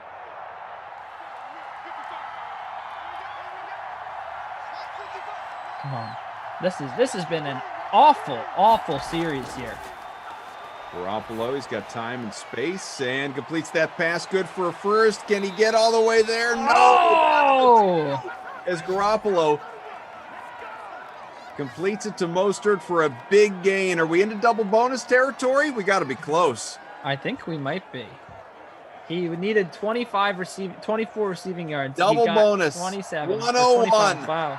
101. Raheem Mostert. What a day. Now, how about a Bundy? A handoff. Mostert up the middle. No. Oh, he got it. Down. Bundy for Mostert. And the Niners come back in shocking fashion to win this game about 5 minutes into overtime. Wow, my bracket is kaput, cough. Yeah, you are donezo. Meanwhile, my 8-year-old improves to 7-0. Well, I think it goes without saying Mostert's the player of the game here. Double bonus, 3 touchdowns. It's hard to beat that. Yeah. No, he had like almost 100 points in the captain spot. He was ridiculous. Yeah, unbelievable. North of 100. That is incredible. It really is. It's unreal. Have we seen that before? 100 points in the captain spot? I don't think so. Let me look. I don't think I mean, he was so good. Yeah, he had 100 points. It might be the best ever. I'm not sure we've ever had a better game in Madden 20 or 21. We're going to have to put the crack research team on that, but that is incredible. Mostert, 101 in the air, 177 on the ground, 9 catches, 4 rushing touchdowns. Wow. All right, your Babysitter Billy Award. Who you got? It's definitely it's certainly Deebo Samuel. He was $8,200. He had 1 catch for 16 yards. Nothing more I have to say about that. He was popular, he was expensive, and he was awful. All right. Well, the next sim that comes your way here on this Tuesday will be the Saints and Bengals. I'll be with Zach Thompson for that one. Look forward to it. It is at 4 p.m., 45 minutes from now. Kenny is off for a couple days, but he'll be back tomorrow. I take that back. Kenny will be back with you at 6 o'clock tomorrow with Moose. And speaking of Jeff Ulrich, he is just waiting ever so patiently with Reed T. Fowler. They will have you for the Slate little golf talk, RBC Heritage. It comes your way right now. Thanks to Drew, thanks to Tom, and thanks to Frangelico. Kenny, I am Adam. We'll talk to you again soon. Thank you, Koff. What an exhilarating finish. Jimmy Garoppolo did not disappoint there, Kenny. And yeah, that was fun. Did the Raiders win? Do you guys know if the Raiders won and by how much? Yes, Raiders beat the Raiders did win. Reed, I don't have the score handy, but the Raiders beat the Cardinals. I mean, I could have told you that before it even happened. Gentlemen, I appreciate the update there as the Raiders advance to glory. If it's not going to be in real life, it might as well be. They're going to face Tampa Bay, Reed. They're just going to lose to Brady again. That's true. They'll just lose to Tampa Bay every single time they get close. Yeah. So, I wish I could say differently, but they're not going to win that game. Okay. Mute Kenny and Kaufman. Let's get to the real. Your Falcons lost too, Jeff. Reed and I are on the slate here. Let's go. Appreciate that. You're right, Jeff. Get me back on track here. Get those guys out of here. We appreciate it. But We're we have more of those important guys. stuff. Great Yeah, game. more important stuff. Great game. Great call as always. Mostert with possibly setting records. Cool. Hope everyone had Mostert. But let's get to the important stuff. Yeah, let's get to the important stuff. It's the RBC Heritage at Harbor Links Golf Course. Harbortown Golf Links. Harbortown. I know. Yeah, I call it Hilton Head, but it's actually Harbortown Golf. Yeah, Harbortown Golf Links.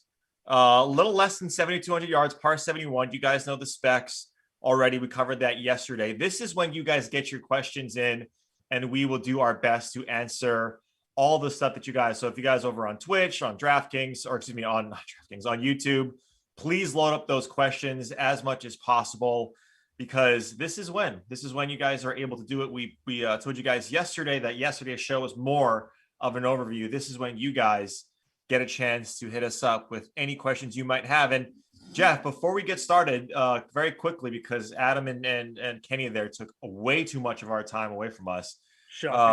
What is the one thing that you're looking at here that people aren't talking about that's important?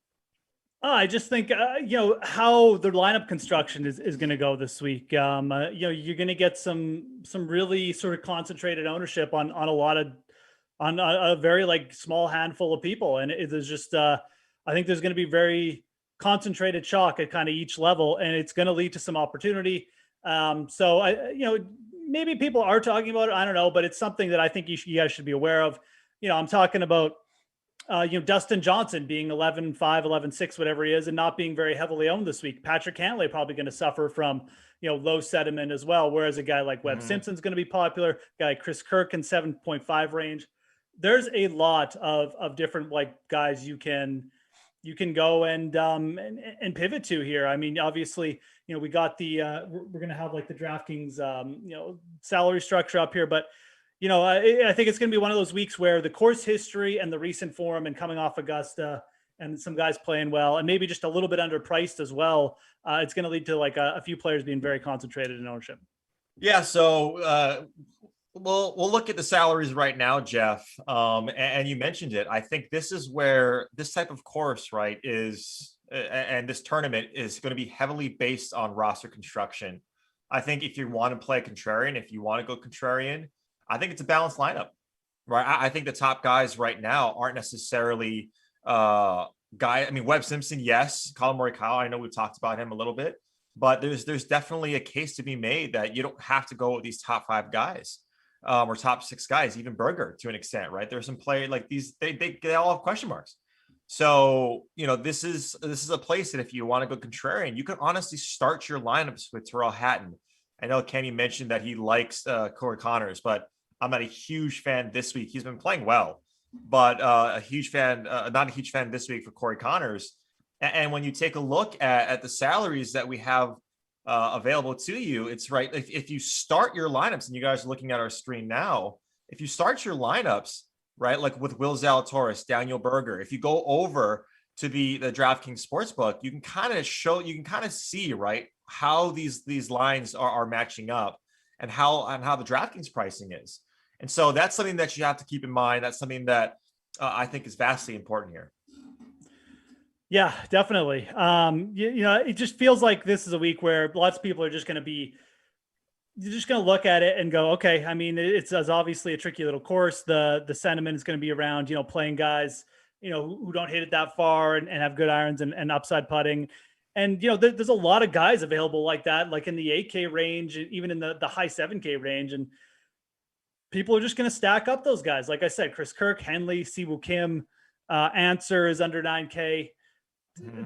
People, and look, I think some of these chalk guys are really good plays too. But, again, if you want a little bit of a different, sort of perspective for your GPP lineup, or like a big field GPP lineup, using two guys above 10K, or maybe just even using one guy above 10K that's not Webb Simpson, probably going to give you like a good unique build this week. And you don't have to go too crazy. Like it's kind of similar to the Masters. You don't necessarily need to fade the good chalk if you think, like I think Chris Kirk is a good chalk play this week, but do you want to play him with Webb Simpson and like Paul Casey? Probably not. I think going up to a guy like Cam Smith or maybe even Dustin instead of Webb is like a good way to differentiate. So. Yeah, so you guys are seeing right now the betting board. So if you guys have any questions, load them up. But Jeff, I was on Mayo Show earlier today, and we were talking about this top of the board, because I think there is value down the board, right? I think there is places that you can go that players that I like a lot more and have more conviction on than the players in the top range. For your best bets, I know you mentioned Morikawa. We see him at plus 1,800 right now. Daniel Berger plus 2,000, something that I talked about. But this entire range here, and you see Abraham Answer at 2,500. Who's your favorite bet? If you're building a car right now, where are you starting? If I'm building a car, wow. Yeah, I really like the engine, the pop that Cameron Smith has shown. Now, plus 2,500. I admit, like I don't really love the price, but like I want to get a piece of Cameron Smith this week. I really do.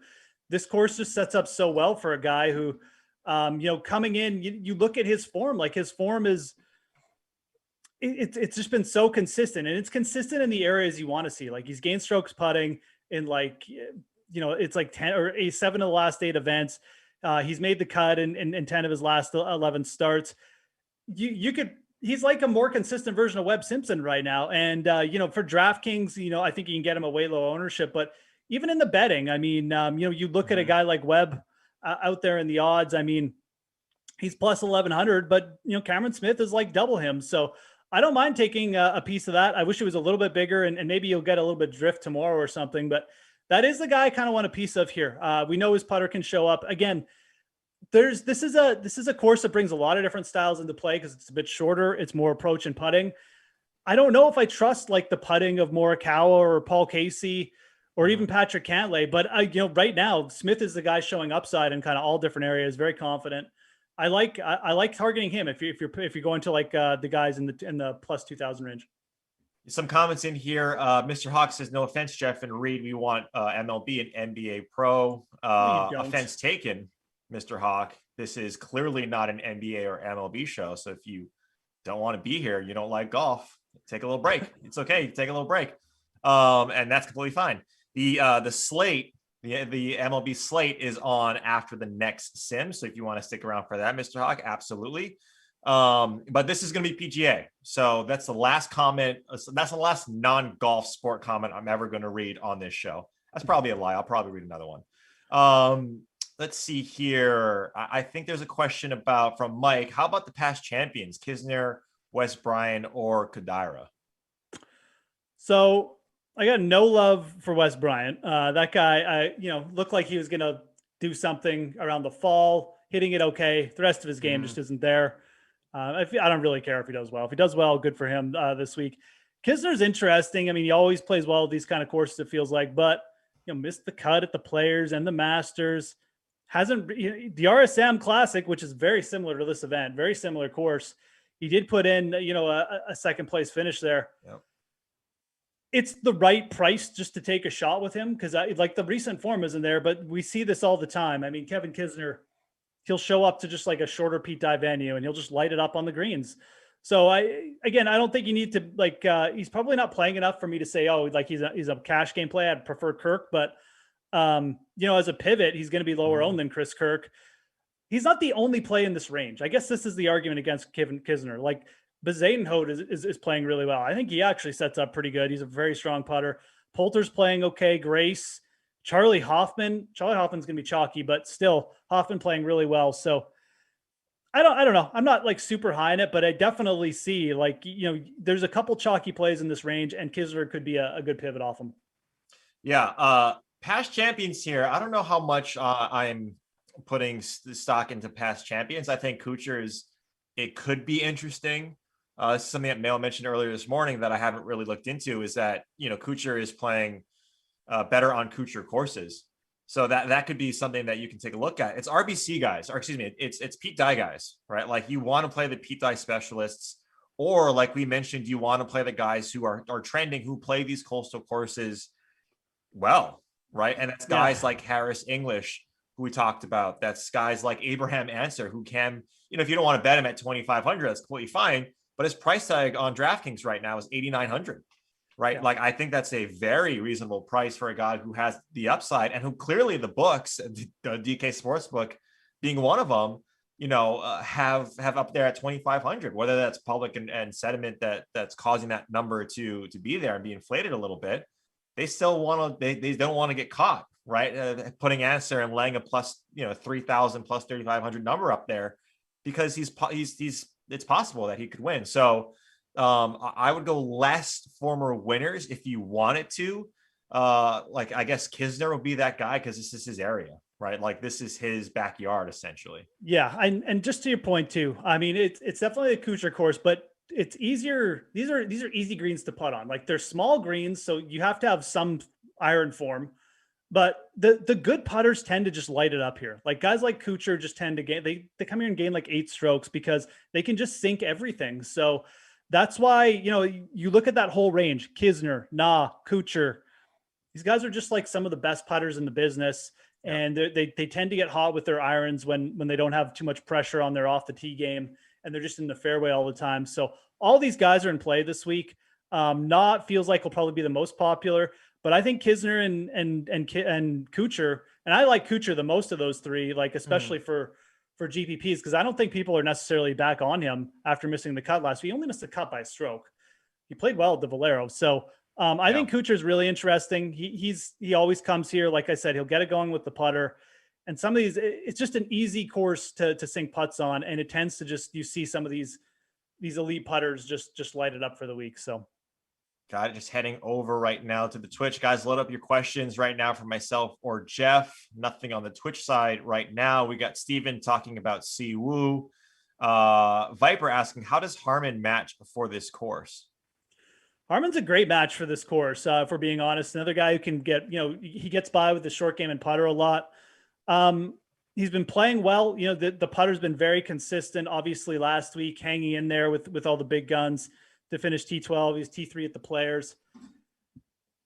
My thing with Brian Harman is like you're getting a similar player with like Kuchar or like for a lot cheaper. So if Brian Harman's going to be really popular this week, like he's in a range where quite frankly, it's not hard to find players who like have more upside than him. Like I think Harris English has more upside than Brian Harman this week. So I think he has more upside most weeks, but English coming off a strong Masters as well. So the price on Harman just doesn't really sit well with me. I recognize that he's playing well, but again, I'd probably rather just like, if I'm going to eat the chalk with someone up there, it would be Answer, or I'll just play one of these like really good Euro players here, like Sergio or Fleetwood. So I'm actually out on Harman, but I do recognize, and I think Reed will probably agree, like this is a really good setup. This is typically the setups you want to target Harman at, but I don't really want to target him in this deep a field when he's like up there with guys like Fleetwood and Garcia.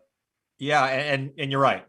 This is the type of course that you want the Harmons, right? The guy who I have up on the screen right now, Kevin on. This question comes on the Twitch side from Dougie30. Says, after the Furyk comment yesterday, I don't know what he's referring to. Maybe you know, Jeff. And with 8K exactly left, I almost want to take Kuchar, but 8-1, there's Kevin Na, 8-2 for Billy Ho. Who is probably the best bet of the three right now? And then he shows, like, he talks about the lineup that he currently has. Yeah. I think Munoz 7-5, Davis Burns 7-4, or Grillo at 7-3. Yeah, some picks down there, some sort of a handful of players to choose from as well. I think for me, it's really close between Kuchar and Na. I think you have to side with Na here. They're both fit this course to perfection, but Na's the guy who's won, this year already. Like, he's been more consistent. Kuchar feels like he's coming on the way back, but I don't know if he's all the way back, whereas Na's coming off a T12 at the Masters. So definitely going to give the nod to Kevin Na. If you're worried about ownership, Kuchar might be like half his ownership, but I think as like a pure bet, a pure guy, like we're just taking just in a vacuum, who's the better play this week? I think it's got to be Na for me. So, and then from that group of other players, we threw out there, this is on Twitch. Yeah. I'm not going to play Munoz here. I don't like the setup. Cam Davis, good birdie rate, never played here before. I do think Sam Burns is kind of an interesting bounce back candidate. You're kind of taking your life in your own hands with Sam Burns because he has been god awful the last 2 times out, but he will turn it around. He's too talented not to. Grillo is going to be chalky, but is probably, again, it's very much like the same argument here. He's probably the best play of those guys. If I was looking for like a really low end play in that range, I would go Burns though. Yeah. Burns probably has the most upside. You don't necessarily have to pay, Dougie. You don't have to pay the full amount, right? You don't have to find that perfect fit. You can definitely go down with some guys like Siwoo Kim is there. Not Lucas Glover. There's Lucas Glover this week. Yeah, I know you like the glove this week, but there's Henley, Siwoo, Charlie Hoffman is there. Bazudenhout presents some upside, right? This is approach and putting, right? And he doesn't hit his driver well, so perfect. Christian Bazudenhout is someone that Mayo actually turned me on to. I wasn't really thinking of CB, right? I wasn't thinking of that he would. I kind of just glossed over him because I saw Kisner, I saw Poulter, Hoffman, Henley is right there. So that's someone that if you want a pivot, he could potentially be that person. Steven says, thoughts on Fitzpatrick? He hit ball great last weekend, couldn't make a putt. Yeah, I like him in that range. I do. I'm not really sold on Paul Casey. Like I said, he's going to be popular. He always comes to this course. I think we talked about this yesterday. He always comes to this course and just kind of either just like makes the cut and doesn't do much, or he just misses the cut. He seems to have this Masters hangover here every year, but he always plays here. I like Fitzpatrick in this range. I really do. Like you're getting a discount on him off Hatton. Hatton's been okay lately, but he hasn't been great. I think Fitzpatrick is the one who's actually been a little bit closer. He did hit the ball better last week. He can light it up on the Bermuda greens. I like him in that range. That's the guy I want to target. I don't think he's going to be like overly chalky either because of who he's between this week. Like I think realistically Fitzpatrick at this price, a lot of people would be all over most weeks, but because Casey and Sungjae, and we got a deep field and Answer, like he might be the lowest owned of those 4, which is great. So yeah, I'm actually very kind of bullish on Fitzpatrick this week. He's played here 6 times before too, which is nice. Yeah, if I'm not going Casey, because that's the guy I really like in this range, I know the chalk's going to be there, but I laid out the reasons why. It's this guy, Tyrrell Hatton, $9,500. Okay. You're getting a top 10 player at this price tag, and it's probably kind of your thought process of Fitzpatrick too, right, Jeff? Is that he's top 20? He's I think 16th or 17th in the world right now in overall world golf ranking. That's Fitzpatrick. Exactly. And that price tag, right? That the upside is there. What is the biggest difference between Fitzpatrick to Tyrrell Hatton to Colin Morikawa if all these guys are playing at their very best? Well, Morikawa can really light up his approach. He is the best coming into this tournament this week, but with that putters going, he's going to play extremely well. I mean, a guy that we didn't talk about at all is Dustin Johnson. We know what his upside is, right? But when you look at the guys probably from 6, 7, 8 down to 15, 14, 13, I really don't see a huge difference, right? I think those top 5 guys in the world golf ranking, DJ, JT, Rahm, Morikawa, Schauffele, and to an extent Bryson, who's moved out of that top 5 spot, I think those guys are there and they're playing on another level right now. And the other guys, you could interchange them probably from 7, 8 to 20. Yeah, absolutely. It just Dustin, like I know I brought up the ownership thing and stuff. Dustin isn't the guy I'd want to target for lower ownership this week though. And it's just a price thing. Like it's just such a gap. I mean, that's kind of why I drifted down to Smith. I mean, I think you're going to get similar ownership on Smith, but the setup is better and he's way cheaper. So, and quite frankly, he's played better than Dustin over the last month. So it's a really interesting field we have this week because it's deeper than we see most years, but there's also a lot of like sort of gaps in the pricing and stuff like that. So, between Dustin and Webb and like a guy like, Morikawa going down to Casey. I mean, like you can make arguments that there's just not much between these guys this week. So, it's nice because we have like I said, you don't have to just pay up for Dustin Johnson for low ownership. You can go multiple different ways this week and you can do it. And that's again, why if you like a Webb Simpson or you want to build around a Chris Kirk or another chalky player like Hoffman, you can do it this week. Just, pivot other places because there's millions of good pivots here this week. And even a guy like Fitzpatrick, we just finished talking about, I don't think he's going to go heavily owned at all. No. What you guys? But yeah, he will. But I honestly think too that there's so much value, and that goes to your initial point of what is roster construction going to be, right? On these type of courses, like the top 10 of the top 20 guys are in this field. So it's a pretty strong field compared to what we've seen in years past. Having said that, though, on these type of courses, because it's so unique in its setup, because there's a lot of forced areas that you have to lay up at, forced carries, you can't just bomb it and gouge it down. That's why Bryson probably is like, like I don't really have a comparative advantage here, and my irons suck right now, so I have to really get back into the lab. Like there's different things there's different players that you can take advantage of, right? Pseudo WGC style, where you have some guys maybe that aren't getting talked about too much, that don't get talked about, don't get any airtime on the regular broadcast or on PGA Tour Live, whatever it might be. Those are the guys that you potentially want to look at as well this week. Totally. This event has seen some big odds winners as well. Like CT Pan was pretty big when he won here. Kadira. Last year, I mean, we had Webb Simpson and Abraham Answer. Answer was actually a pretty good odds, kind of like a mid-tier guy who got really hot with his irons. So, and Andy brings up in the chat, Russell Henley.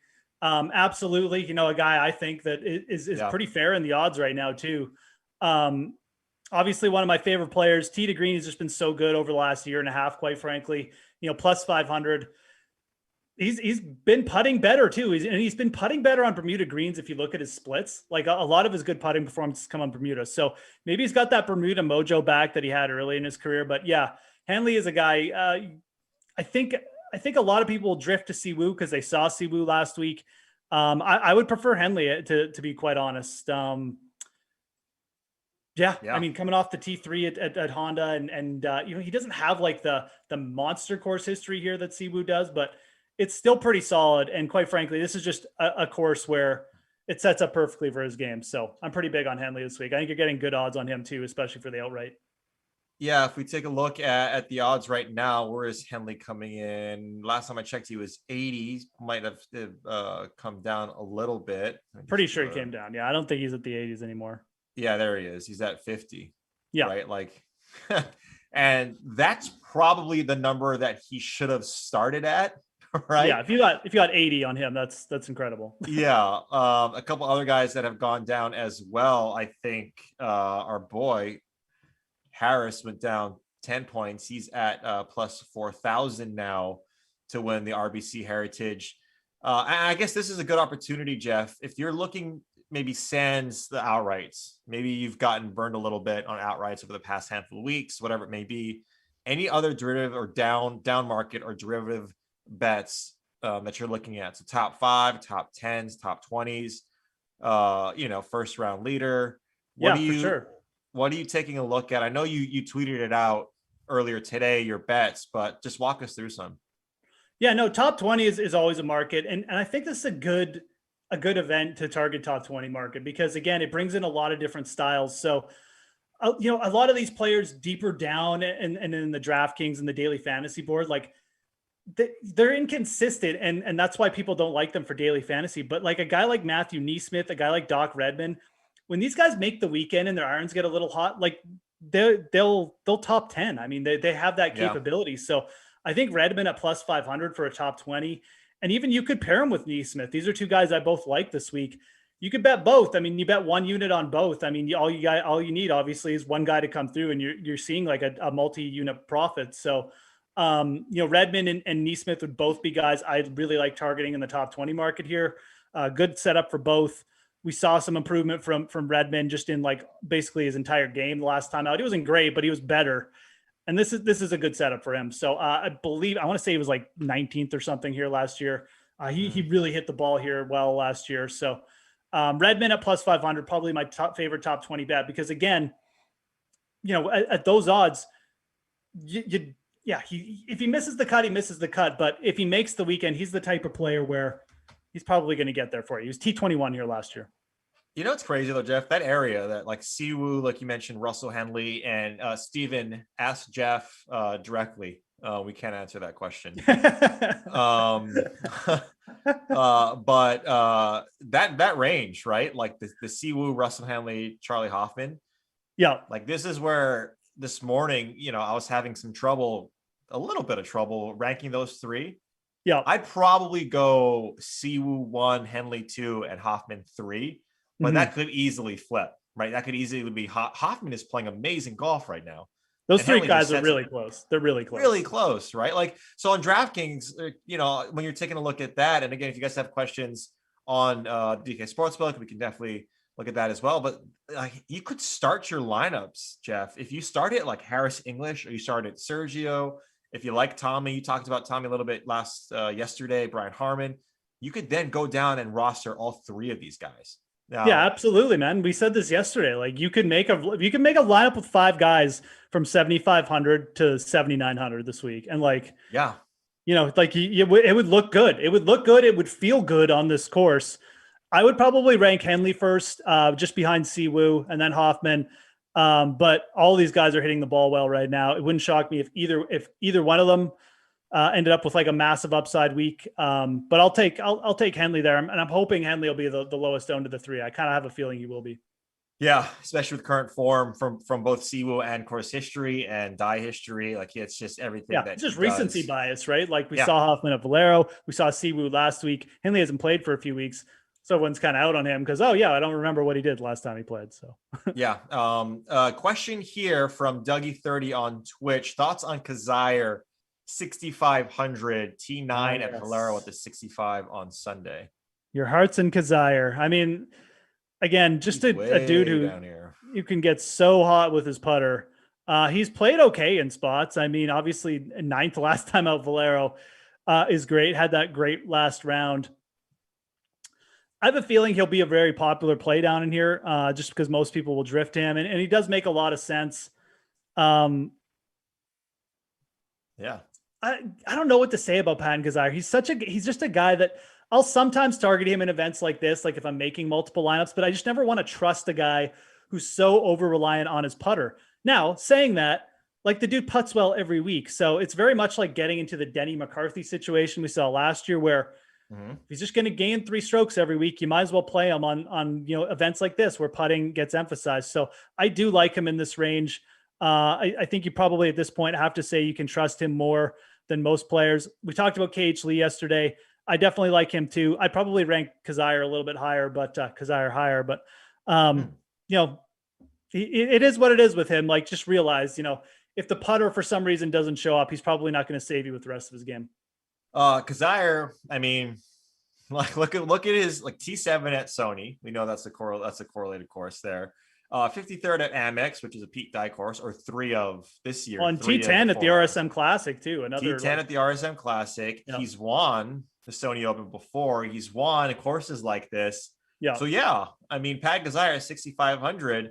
I do think that as the week progresses, more and more people are talking about Kazire. Yeah. So you're going to see that sentiment grow, but I don't think to a level to where it's going to be unrosterable. Like again, I like KH Lee, but yeah, he's 6,500, so I probably won't get too popular. Again, it kind of comes down to how the rest of your lineup is. If you got like Webb and Kirk in your main lineup, maybe you don't want to use Kazire with him because he'll probably be the most popular play in this range. But if you're going a little bit different at the top, then sure, yeah. Because guys at 6,500, we just rarely see them get like uber chalk, and I don't think it's going to be any different with Kazire, but he does stick out a lot in this range, so expect some ownership.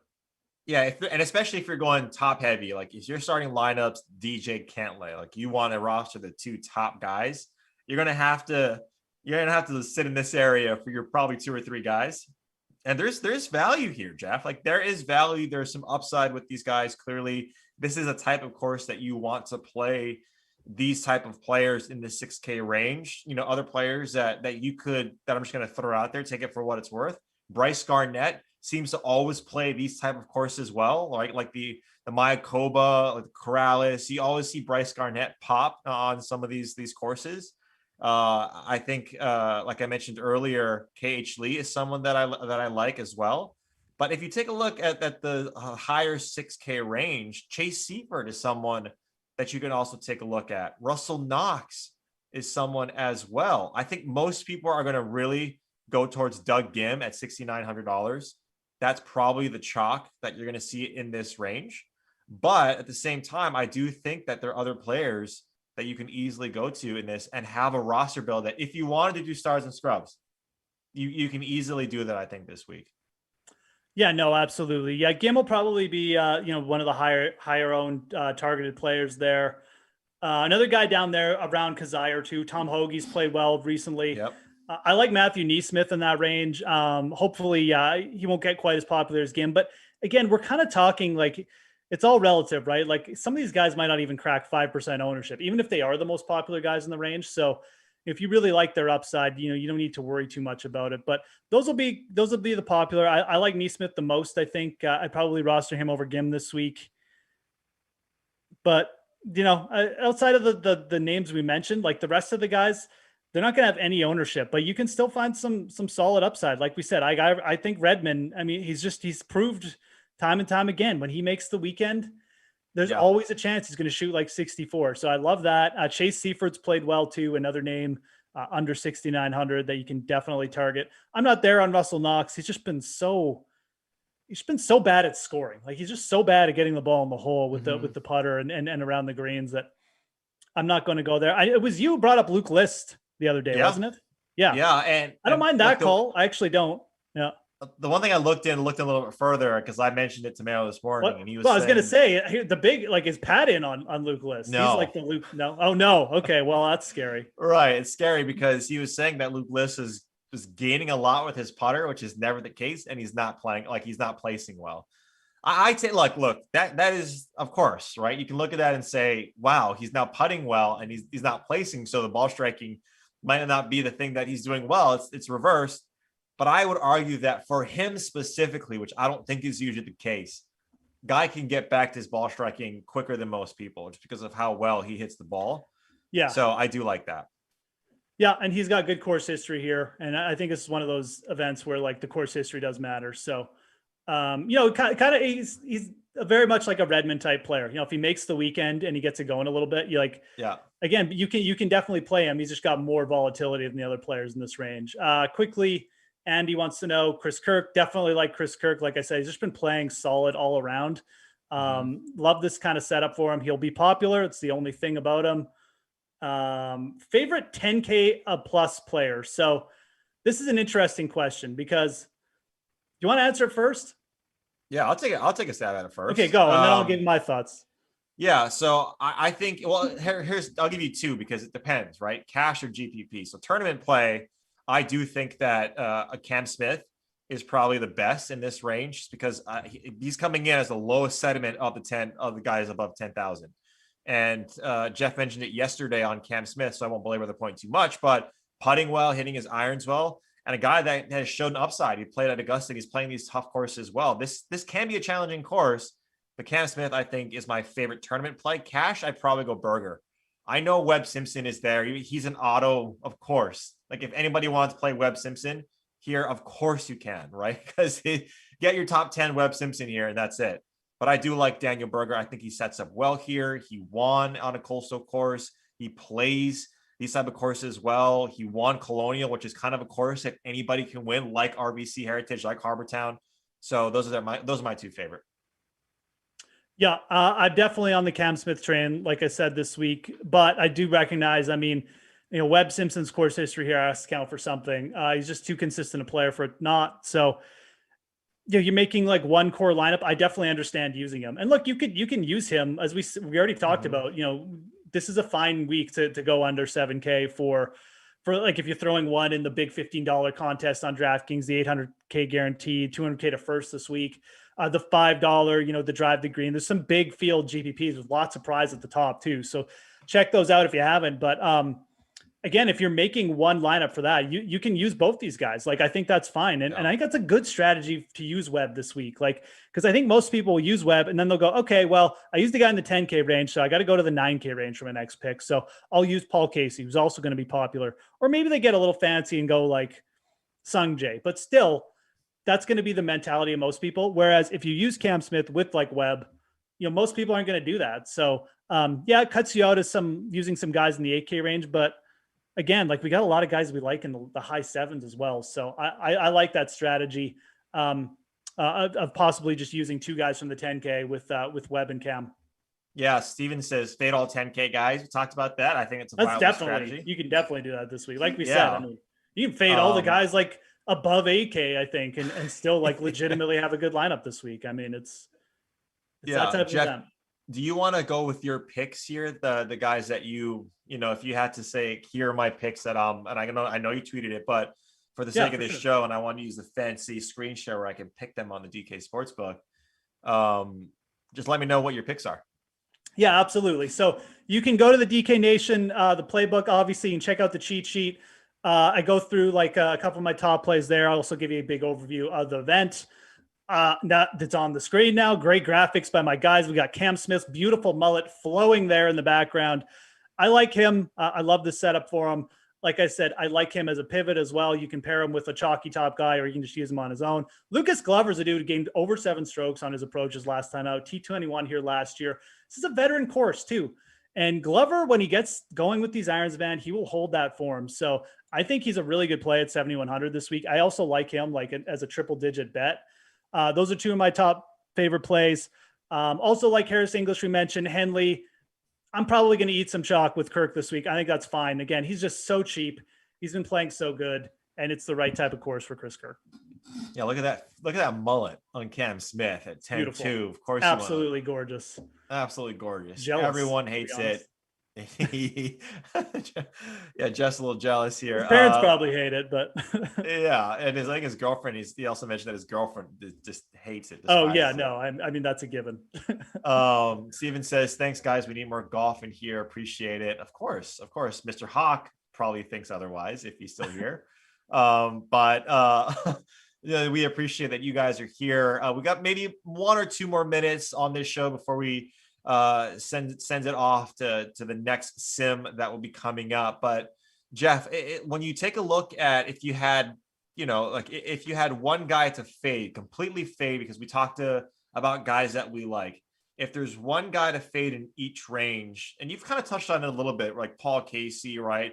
Dustin Johnson at the top, who's probably the one player that a lot of people are playing, right? And it can't be Paul Casey. Who is the one player that a lot of people are playing? You're like, I just do not trust. I'm staying away. I'm fine losing if he does well. Who is that guy? And it can't be Paul Casey. So just one player, like any range or anything like that? One player, any range. Let's see. Yeah, there's definitely a few candidates here. I just want to see who kind of my biggest fade this week. I almost want to say Paul Casey. Okay. Say, like, other than like he's going to be like rostered highly here, and other than that means okay. Here we go. It's going to be Brian Harman for me. Okay. I already mentioned this, but the price, Harman's been relying on putting a lot, and again, you're just getting similar players to Brian Harman, like way cheaper this week, in my opinion. So yeah, it's going to be Brian Harman this week. I recognize he's playing well. It's just overpriced and still going to be popular in that range. Yeah, kind of an easy fade for me. Yeah, same. Overpriced Brian Harman. I think he's been playing really well here, or excuse me, really well of recent. Probably the one guy that I'll fade that everyone's playing, even though I think he's a great play this week, is Chris Kirk. $7,500. I like no qualms of people playing Chris Kirk and riding this heater that he's on. But I like a lot of guys in the 7K range. If it means I can box out 18-20% of rosters with a guy like Chris Kirk, I want to do that. My thing about Kirk is I think he's actually underpriced, which is why he's popular, right? Like, I understand why people are getting on Chris Kirk, but I don't understand necessarily why people are getting on Brian Harmon, because he's, I think those guys could almost be at the same price this week. But I definitely understand from an ownership perspective, if you want to do that, because Kirk could have 5, maybe even 10% more ownership than Harmon too. So from an ownership perspective, again, maybe everyone will take that stance on Kirk, and then I'll get him at a little bit better. But that's a player I'll still be on this week. Yeah, a lot of talent here. This is going to be a fun course to watch. You might see this face on your tellies near you. Who knows? I don't know. Maybe I did something with Bryson. I don't know. We'll see. You guys have to watch the actual golf tournament. Follow along.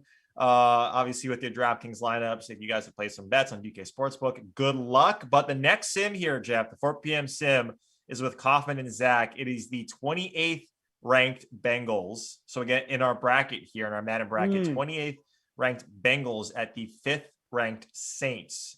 Wow. How much are the Saints going to beat the Bengals by? Oh yeah, this could be a tough one. I want to say, Joey B is going to pull this out. He played really well the last time I saw the Bengals play, but it's a tough matchup, dude. Like the Saints have some superstars. So I'm going to say that the Saints hold court here. Same. Even if Taysom Hill was out there, I would go Saints over the Bengals. The Bengals defense, not great, Bob. But that'll do it for Jeff and I. We are done for the day. For Mr. Hawk, for anybody who's looking for MLB, that's coming up after the 4 p.m. sim. So make sure you guys stay put and keep those questions rolling in throughout the show. And ask, I don't know who's actually going to be in that show. I assume it's Buchanan and someone. I was going to say it's probably Bukes because he's our guy. But we got a lot of top talent on the baseball side. A lot of baseball brainiacs. I was going to say Garion is also a guy who just basically does everything.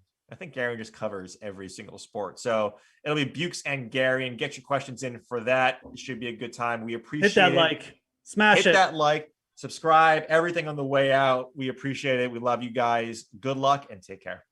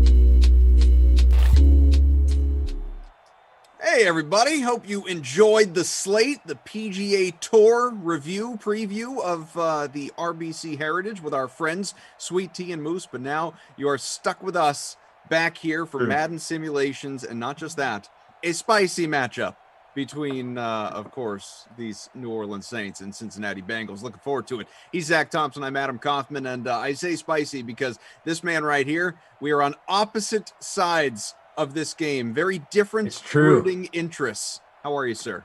I'm doing very well. How are you, sir? I'm great. I thought it was because we were having some Cajun spices here in our 4 o'clock showdown here in the virtual Big Easy. I'm good with that.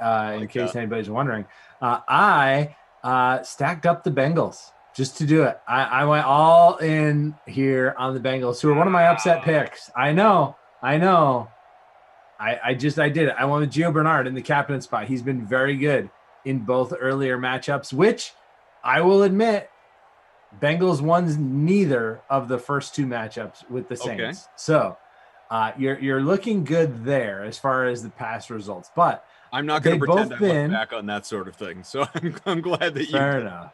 But both have been very close games. One was a field goal game. One was a touchdown game. And I think the Bengals have what it takes to pull off the upset here. They've been very good in Madden lately. Joe Burrow has boom or bust, but if we get a boom game from him, he's got the speed at wide receiver with John Ross and A.J. Green, who's pretty good in these things. I think the Bengals have a chance to pull the biggest upset we've seen so far in the Madden bracket tournament. I'm going to call it. I'm going to say the Bengals pull the upset here. So we are on, as I mentioned before, very, very different sides of this game in every way imaginable. You gave your lineup. Well, mine, my friend. Well, I didn't give all of it, but go ahead. Let's hear the whole thing. You said you stacked the Bengals. Let's hear the whole thing. And I'll give you mine. Did. Well, maybe I should find the whole thing before I offer to read. It's fair. I clicked away. Big Easy, by the way. The no longer Drew Brees-led Saints in real life. Still here in Simland, of course. And Sean Payton. Don't confuse him with Kevin James. It's Sean Payton. Don't do it. Are we sure, though? Can we really be sure? I've never seen them in the same place at the same time. So you do raise an interesting point. Yeah, I mean, I don't know. Could be. All right, so let's see. What do we got here? By the way, so this is my favorite slate of the day, says Casey. Adam and Zach. Ed Zone Dance, ZTZ. The Wizard, says Barry. Steven said we were on late. Assumed the Deucey was on. Nope, that was wanted to maximize our golf time after we went into overtime with the previous sim. We wanted to give those guys some time to chat. RBC. This is a good sim too. Yeah, it was a good sim. We were on opposite sides of that one too, from what I remember. You told me you were taking Naheem Hines, and I said I would take Mostert. Well, yeah. How about and that's another thing, especially for you, the record keeper. And I know we still need to get your lineup. We were wondering at the end of that one, is that the best Madden performance we have ever seen, period? Raheem Mostert went for north of 100 points in the captain spot. It's crazy. It's very close. I haven't had a chance to look back over everything yet, but it's one of, if not the best. Lamar Jackson had a monster game where he ran for 300 yards, so I think that was probably pretty close to that. But still research ongoing on that one. There you go. But I can't give you I can't give you my lineup here. I've got Gio in the captain spot, and then I went Burrow, Ross, and the Bengals defense. I actually had even more Bengals in there, but then I pivoted to include Kamara and Emmanuel Sanders. I had 5 Bengals at one point, but then I saw Sanders has torn up the Bengals secondary, so I pivoted to get him under my salary cap as well. AJ Green with the catch there. I am all in on these Saints, folks. I know you are. The Saints are my bracket champion. So I am all in on Nollins. This game. Okay, so as the age-old expression goes, when it comes to like golf and getting off to a hot first round, you can't win the tournament on the first day, but you can certainly lose it. Well, I can't win this tournament that I'm playing, against my children. I'm not playing against any of you. I haven't entered anywhere, but I can't win this tournament on day one, but I can certainly lose it because the Saints, they are my pick. I have Traquan Smith in the captain spot. I have Drew Brees. I have Alvin Kamara. I have Michael Thomas. I have Jared Cook. I had to have a Bengal, CJ Uzomah, who has already been involved here in this one early. Yeah, no, I like the Uzma play. I'm good with that. I think you're maybe misplaced here with your Saints love, but we'll see. We're gonna They've find out. not been great at home, and they're even worse when they're on the road. So you don't have to worry about that here, obviously. But thinking long term, Sure. especially if they could end up going on the road to Green Bay, which would not be a matchup that I would love for them. Green Bay is my bracket champion. Love it. So that we'll see how that plays out. They won their opening round matchup last night. So that I was a little worried about the Falcons in the first round. That's a tough draw. Yeah. But I was able to sneak past that one. Yesterday was very chalky, but so far today, road teams and upsets have ruled. You are hoping that trend stops in a hurry. Yeah, I need that to end. That's right. You had the 20th seed Chargers beat up on the Bears in what was not very interesting game. We actually had a great game in the last one. It was. At the time, the Niners came back from down a bunch to complete the 12-20, or rather, I should say 21-12 upset. And my 8-year-old Zach is 7-0 on his bracket right now. Really? That 7-0. Yeah, he is 7-0. He doesn't even know it because he's at school. But I've been keeping track, and because I was curious. I am 5-2, which is it's fine. It's not 7-0. I'll tell you that. Oh, right it now. is not. It's been much chalkier than I thought it would be. I mean, I think I'm 6-1 with my picks so far. The one difference would be that I had the 49ers and you had the Colts before this one, obviously. But I thought it would be a little bit more upset filled. I've been surprised at how chalky it was, specifically yesterday. And then I think we've got a chance for an upset here, as I mentioned multiple times. And the Bengals looking good so far, down inside the 10 now, 2nd and 7. But John Ross with his first catch of the day. So if Ross has some backers here. It's interesting, too, in the free pool, you can see who picked which matchup. So the two games, not specifically who picked, but just like percentages, right? So like the Chargers, which was an upset you mentioned, 67% of the picks actually were on the Chargers to upset the Bears. knows. And that's Mitchell Trubisky. And the people picked him going down, and he went right out there and did it. So this one is a little bit lopsided as well. A lot more, actually. Who am I kidding? Only 9% of people on the Bengals. 9.68%. 90% of people think you're okay here with the Saints. That's Gio. My man. Touchdown Bengals. They're going to need a comeback. The Saints are going to need a comeback. 3 minutes to go first quarter. Educate me a little bit. Where can I find these percentages that you're reciting in terms of where the public has gone? In the sportsbook pool itself. Okay. So if you don't have access to that, I can screenshot. I'm looking at our Madden bracket tourney page with the results, obviously, and the winners and what the bracket looks like moving forward. But I don't see those percentages, so I figured I'd ask. Yep. So they're right there. I can screenshot them and send them over.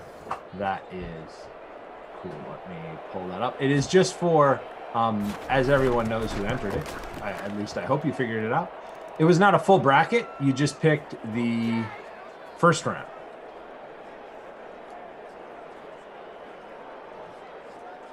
Interesting.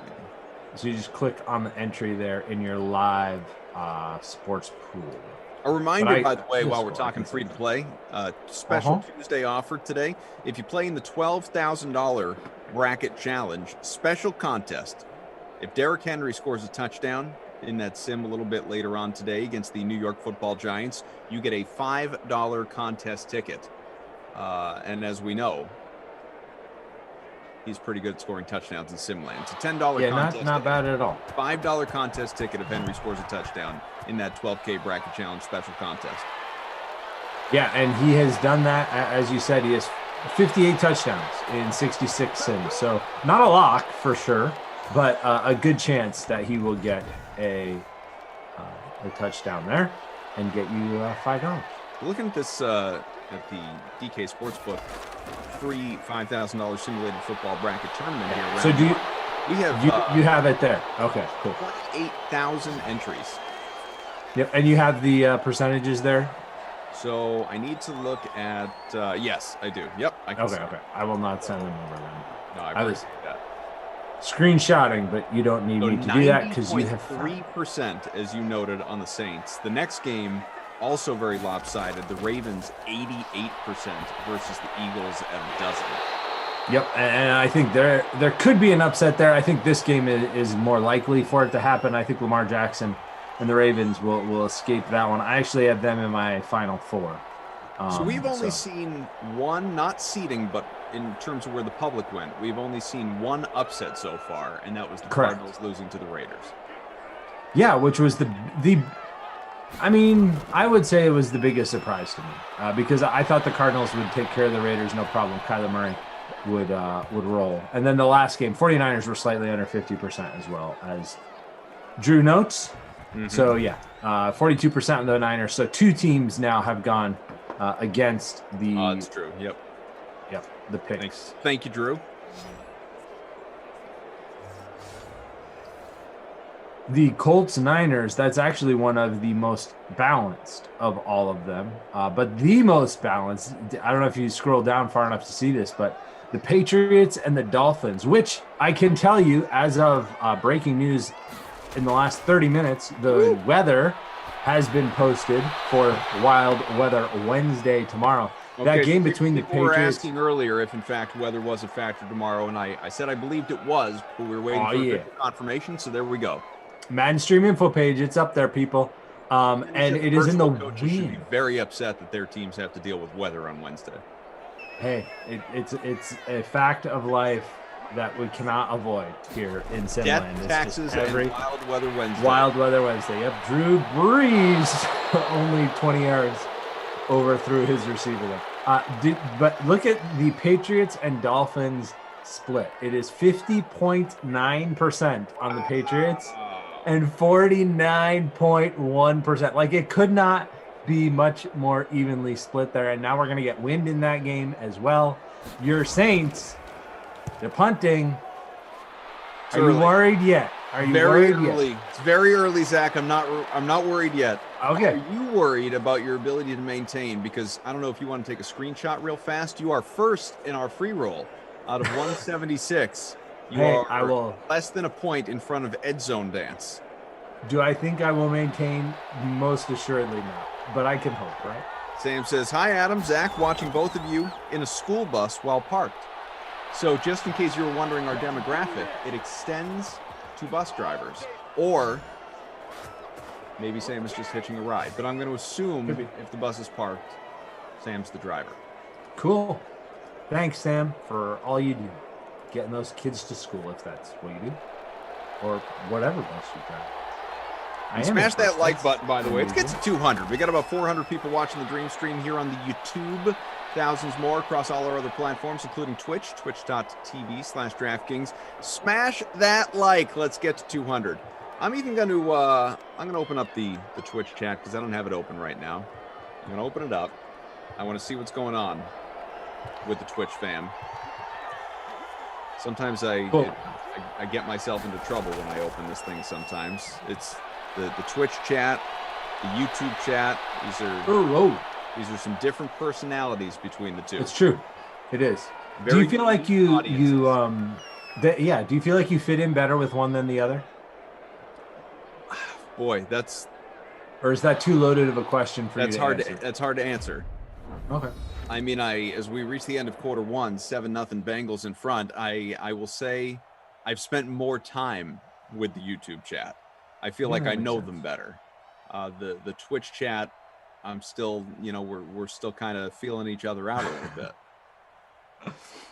How about you? They're like my children. I love them both differently, but equally. As Jerm says, "Hey, Koff, nice to see you in the Twitch chat for the first time ever." Not true, Germ. It's not the first time ever. Ross 4 for 21. How about John Ross, the new New York Football Giant, getting things early through one quarter? We got John Ross having himself a solid start. Yep, John Ross, who's now with the Football Giants, as you mentioned. Gio Bernard's got a new team.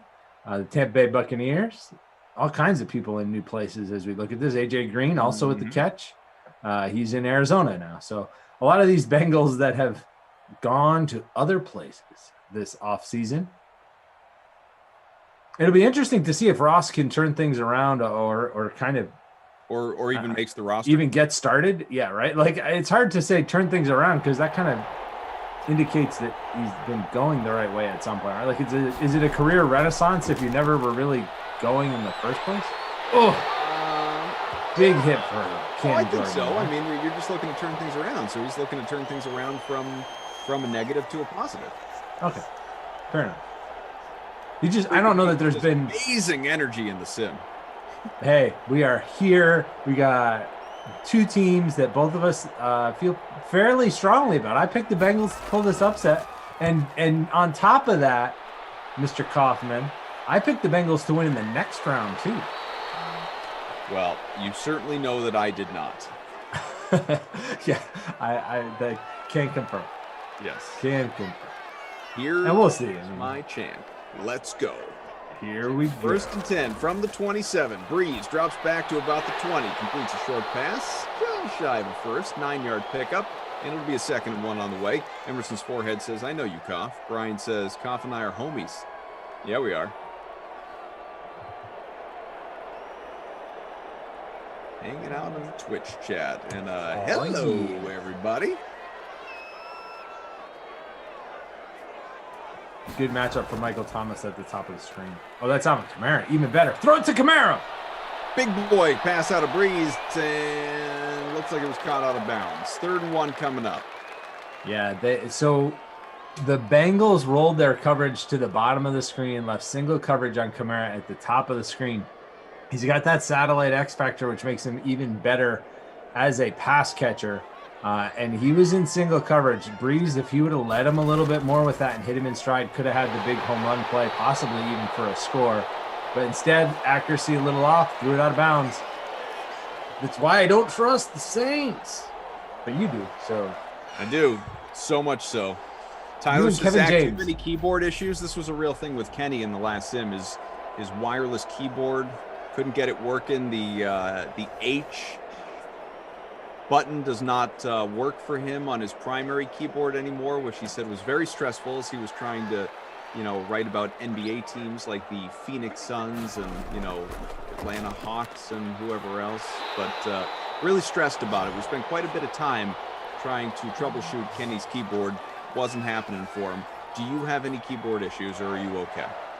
I am 100% okay. Thank you. I have backup. I have a backup keyboard. Maybe I need to send it to Kenny. I think he could use it. I know. Gotta have a spare. The only thing I didn't say to him the entire time was, why don't you just reach out to DraftKings and have them send you a keyboard? Because they probably would. And yet, for some reason, avoiding. Did he have to copy and paste every H to somewhere from somewhere else?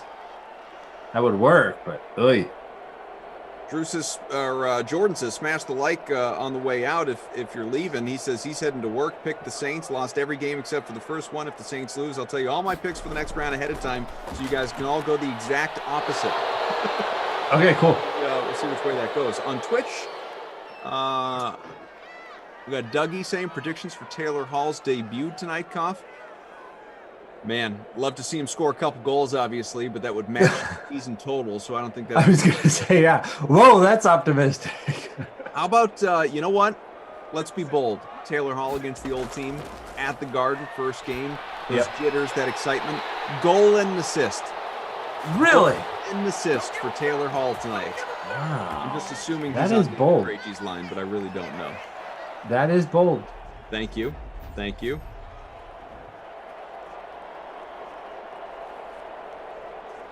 Traquan Smith with the catch there. Touchdown. So there you go.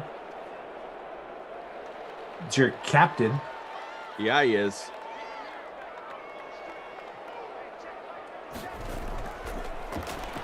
First and 10 for Breeze.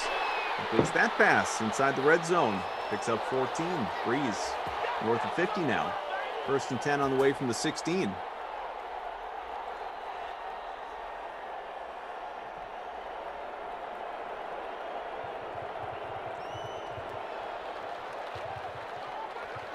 Thomas at the top of the screen. He's got the single coverage now. They do have a safety on that side of the field, though. So instead, they check it down. I believe that is Emmanuel Sanders with the catch there. Nope, Cook with the catch. Tight end. Jerm says, where's P. Fooligan to invite Koff to the NBA contest? That's a reminder, good folks. Fill up the last-minute NBA Century contest for tonight. I think we're pretty close. When are you going to stop calling it a last-minute? I don't know. I feel like it's branded now. I mean, I realize it is certainly not last minute when it goes out like the night before now. But, right. So I don't know. Well, I'll leave it up to the chat. Should we rename the last minute NBA contest since it clearly is not coming out last minute NBA anymore? I feel like that's a great brand when you're putting it out last minute. When I'm doing it last minute. Exactly.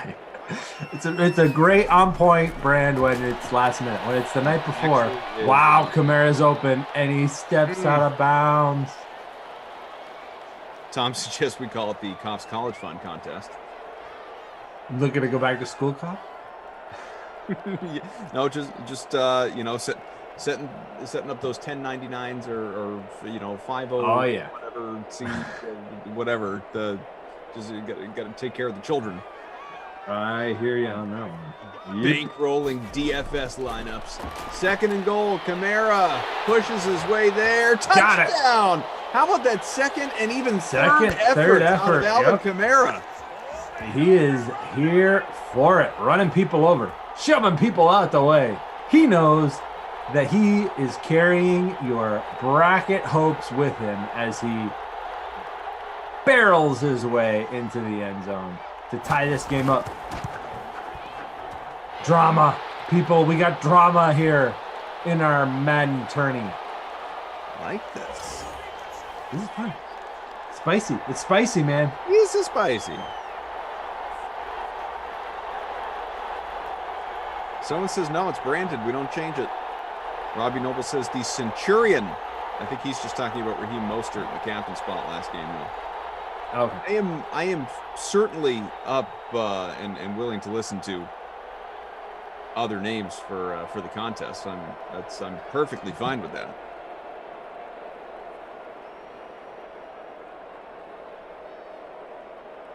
Have you looked at the slate at all for tonight? Not beyond knowing that it's like 6 games. That's about all I know. And that my beloved Celtics don't play till 10 o'clock tonight, which is just annoying. But that is, I've not really done any deep dive into tonight at all. How about yourself? Nope. Not really looked at it much. I mean, I know what you just said as well, but that's about all I got. I know that the Jazz are very short-handed. They ruled out Ingles and I want to say Clarkson. Spot. Yep. Yeah. No. Bear spot. Exactly. I follow the news as it comes out throughout the day just to make mental notes of, oh, hey, there you go, Donovan Mitchell. Or, oh, yeah, if he's out, then Bradley Beal's questionable. How much does Russ cost? Oh, wow. Yeah, okay. Yeah, Kicking Club says we could call it the not-so last-minute NBA contest. Robbie says the Iron Man's 100, like that. Early last-minute challenge, says DW Nasty. Well, I can tell you, I mean, some of the top plays tonight in general, and I'm not saying play this guy, don't play this guy. I'm just telling you the guys who are projected to be in some of the best spots tonight. Yeah. Paul George, Donovan Mitchell, Trae Young, Damian Lillard, Clint Capella, Pascal Siakam, Jimmy Butler, Rudy Gobert, obviously Jason Tatum. Those are your, Domantas Sabonis. Those are your quote-unquote studs tonight. But, obviously some are in better spots than others. Yeah, I mentioned Ingles out, Royce O'Neal out as well for them. Clarkson doubtful. The Hornets are shorthanded too. Rozier is out, or doubtful. Washington's out. So definitely some opportunity available there. And of course the laundry list of the Lakers. There's a lot of value tonight. I'm just sort of looking around. There's Turner's out again for the Pacers, and Kawhi Leonard's out for the Clips. Guys tonight that are projected to be in pretty good spots. Yep. Looks like Stars and Scrubs construction for me, but we'll see. Yeah. See how that goes.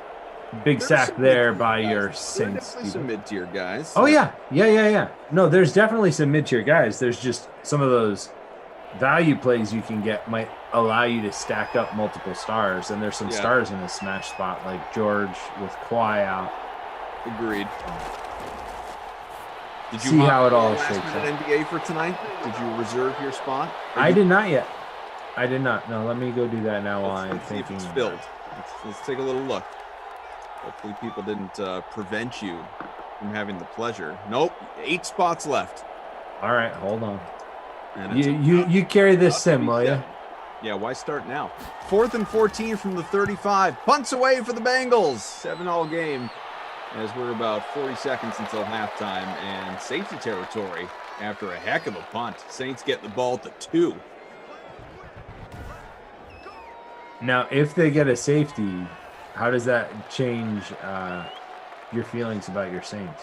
I'm always going to root for the safety above everything else. Okay. Will we get it? No! Lost 1 yard. Kamara. So close. I want a review. I want a review. I got a shiver down my spine. It was like I made that comment and the Saints virtual went, oh yeah? Oh, yeah? That's what you're going to root for, huh? We'll show you. D-Rod says, Koff, I put a whooping on you last night. Put up almost 300. You had like 240. Last night was not a good night for me.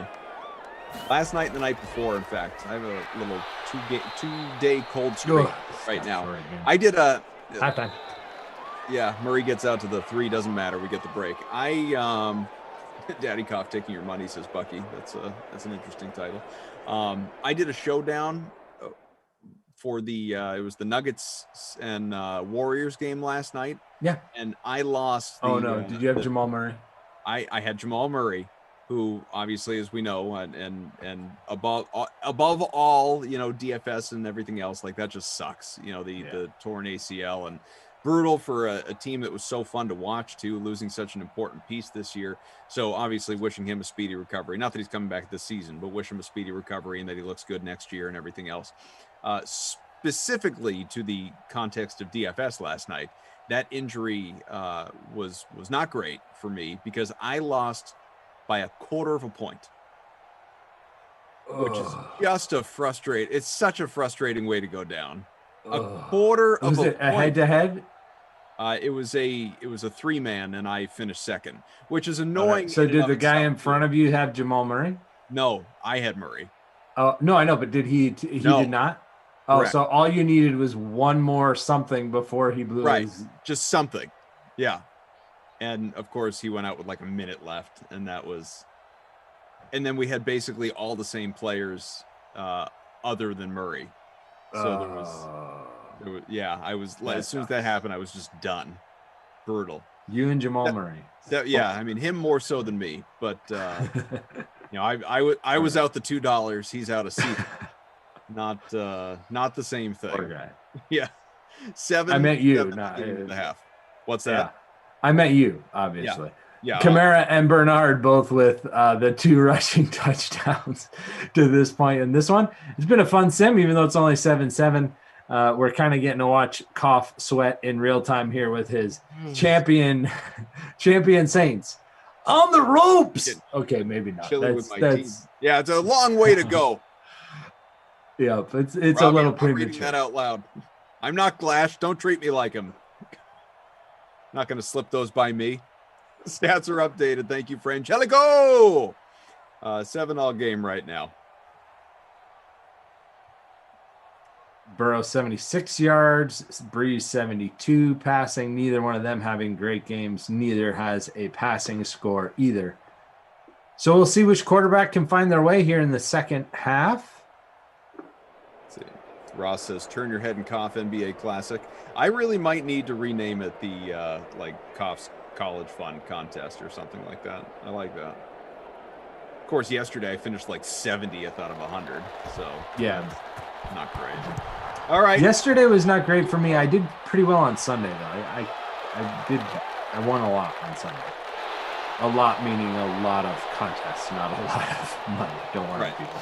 Well, what killed me yesterday, not in regard to, I wasn't going to take the big contest, the 100-person, no matter what. I just had too many cold players or guys who, met expectations but didn't achieve, over. Didn't go off. Anything like that. But I definitely could have won a couple more head-to-heads than I did, if not for Mo Bamba going down in the first. He finished one fantasy point, and it was projected for, 30 or something. That was a killer. It was not great. Not great. We want Mo, and we would like him to actually play. Yeah. We want some Mo. Yeah, Tom says he's actually lucky. College fun makes it funnier when you don't do well. I'm submitting the college fund. Yeah, there you go. In these daily losses. As in, there will be no college fund when this is over. That's right. 3rd and 3 for your Saints. Smash that like, folks. Tight end. 200. We're just about there. Only 30 away. 3rd and 3 from the 31. Breeze. He's got time. He's got space. Surveys the landscape. Left side. And it's that was a pickup. Bad throw, but Emmanuel bailed out by Manny, getting up for the reception there. Again, inaccurate pass from Breeze. Sailed a little bit on him, but Manny able to go up and haul it in. It'll be really interesting to see as we get ready for fantasy football 2021 how these Saints, where do they fall in ADP as we start to get ready for their first non-Drew Brees year. I mean, if you think Taysom Hill's going to win that job or even play a lot, their offense is going to be very, very different than it has been under Drew Brees, Sean Payton. So how does that impact guys like Emmanuel Sanders, Michael Thomas, Traquan Smith to a lesser degree? Is this still an offense that's going to have a lot of fantasy value to it outside of, Taysom Hill running for touchdowns? It'll just be interesting. I think it all, to me, depends on where you're getting those guys, what their ADP is, because obviously there's more risk involved because you don't know exactly what the situation is going to be. And it'll be interesting to see if they commit to either quarterback full-time or if we'll see some kind of weird Sean Payton Rain Man rotation type thing. Right. I would say, and tell me if you disagree, I would have more faith in that team. I'm not talking wins and losses. I'm purely fantasy and DFS, and whether it's season long or daily, obviously, just fantasy talk. I would have more confidence in that team going out and doing things offensively with Jameis Winston as its regular starting quarterback, as opposed to, keep Taysom Hill in the Taysom Hill role that we've known him to be in with Drew Brees. And, he'll get his every now and then. But if he's the starter, I would have real trouble expecting much out of that team week to week, again, offensively. They'll have those games that they'll do well, no question. I just think there's such an unpredictability there. Winston's going to put up numbers. He's going to throw touchdowns. He's going to run for some. He's going to collect, thousands upon thousands of yards. I think pick sixes. Don't forget the pick sixes. Well, I was just going to say, I think he'll be pretty similar to what he was probably that last year in Tampa. Maybe a little bit better because I do think the coaching staff is better. No disrespect to the guy that just won a Super Bowl, obviously. But I think there's a certain guidance there under Sean Payton when it comes to Winston and getting him to fit a system versus the free-for-all that existed there in Tampa under under Bruce Arians. So I think that he'd throw his share of picks, no question about it. Whether they pick sixes or not, who knows? But yeah, he'd be intercepted more often than you would like to see. But I also think they would get a bunch of points. I don't think the offense would drop off dramatically from what Drew Brees was last year or the year before. I think that's fair. The one thing from what we've seen, Taysom Hill does rely very heavily on Michael Thomas. So I could see Thomas still being a good play, even though the rest of the Saints receivers, I would agree. And the whole offense just becomes more unpredictable. What would really concern me is what would be the game script you'd have to be aware of is if the Saints are playing from ahead, they're not going to air it out if Taysom Hill's the quarterback. It's just going to be run all day. Right. I mean, like we saw when they played Denver without a quarterback. They just ran the ball all day long with Conner and Hill and never aired the ball out at all. So you'll see that kind of thing happen, I think, more if Hill's the quarterback, where Winston that probably keeps them a little more pass heavy, whether playing from ahead or behind. I mean, there's so much unknown still as far as exactly what that will look like. And as Emmanuel Sanders, I think I threw him into one of these. He's not with the Saints anymore, so that's a good one. First down pickup for Kamara, gets all the way to the 12. He's north of 50 rushing right now with a touchdown. He'd love another 13 after contact right there, and a 1st and 10 from the 12 on the way. 3 minutes left, third quarter, 7 all game right now. A lot of people calling for Kamara touchdowns. Reed Tees, did you know, said before you could call it Koff's well planned out in advance NBA contest, which I really do think properly encapsulates it, just a little long. It's true. Yeah, not quite as catchy. Yeah, it doesn't really roll off the tongue the same way. But that is one of those teams, the Saints, with the uncertainty at obviously the most important position on the field going into next year right now. Not uncertainty. I'm sure Sean Payton has an intuition as to what he's going to do, but we don't know what he's going to do. So for us, it's uncertain. And for, fantasy people, it's uncertain. I think, if you're looking at Winston as a play, right? If you're looking at Winston as a play, I would be concerned if you're taking him for like a season-long league, if he's somebody you're counting on, just because they do like Hill so much. And even if Hill isn't the starter, I think that we will see him in a larger role. Like maybe it's Taysom Hill, the role we know him in, plus 5-10 more plays, then he might start eating into Winston's workload there and into his time. And especially again, if they get up, they might go to more Hill and more. So for season long, I'm trying to avoid it if I can until it plays out a little bit more. And I mean, we'll have a little bit of an idea, I think, going into the season, but it's not until really we hit week 1 and see how they're balancing those two at the quarterback spot to know what they're going to do. Yeah, I mean, it's one of those teams that you sort of look at, and we're saying the same thing here, where it's, from a season-long standpoint, it's, crap, I don't think I want to go near them. And from a DFS standpoint, it's, okay, well, let's just see what this looks like, and then we'll decide going forward. Hey! Touchdown by my captain, Traquan Smith, putting my Saints in front. There you go, Traquan. You love to see it, folks. That is going to help me because I'm sitting 122 going into that. But I got that Traquan Breeze stack, as I'm sure a lot of people do. Well, oh my God! Holy cow! If you can believe this, Zach, I can believe it. If this doesn't give you an indication of what kind of game this has been so far, what kind of offense we've seen to this point, I just jumped from 122 with Traquan in the captain spot and Breeze in my lineup as well. From 122 to 16. 100 places Holy in one play. Cow. There you go. All of a sudden, 5 points out of the lead and actually in contention to win this thing. I just plummeted to 50. Now we're talking. Still a long way to go. Still a long way to go. But yeah, you're in contention. My captain also. Good choice, Koff. Thank you. Thank you. And congrats to you. Play the tray.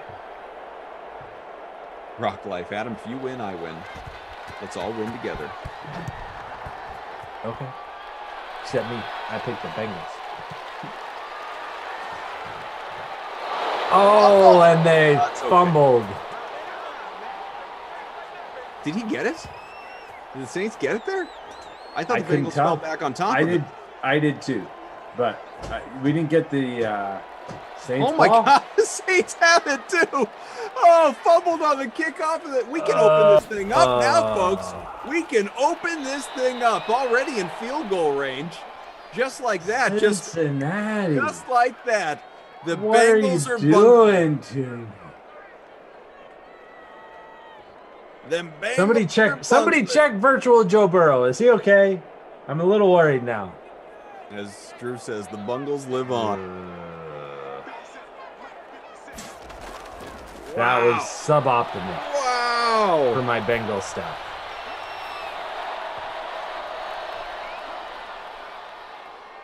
Well, 3rd and 10. But yeah, fumbled on the kickoff return after the touchdown.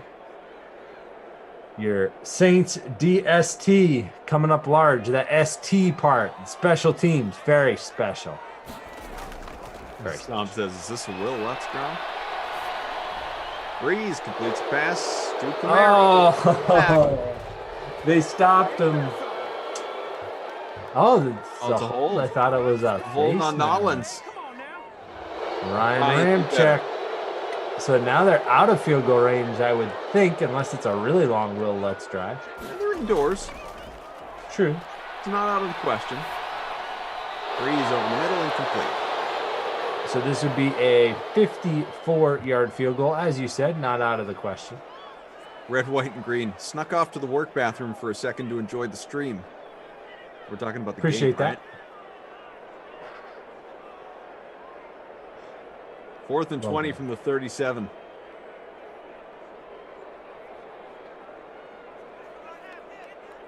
$54 for Will Lutz. Let's see if he can get it done.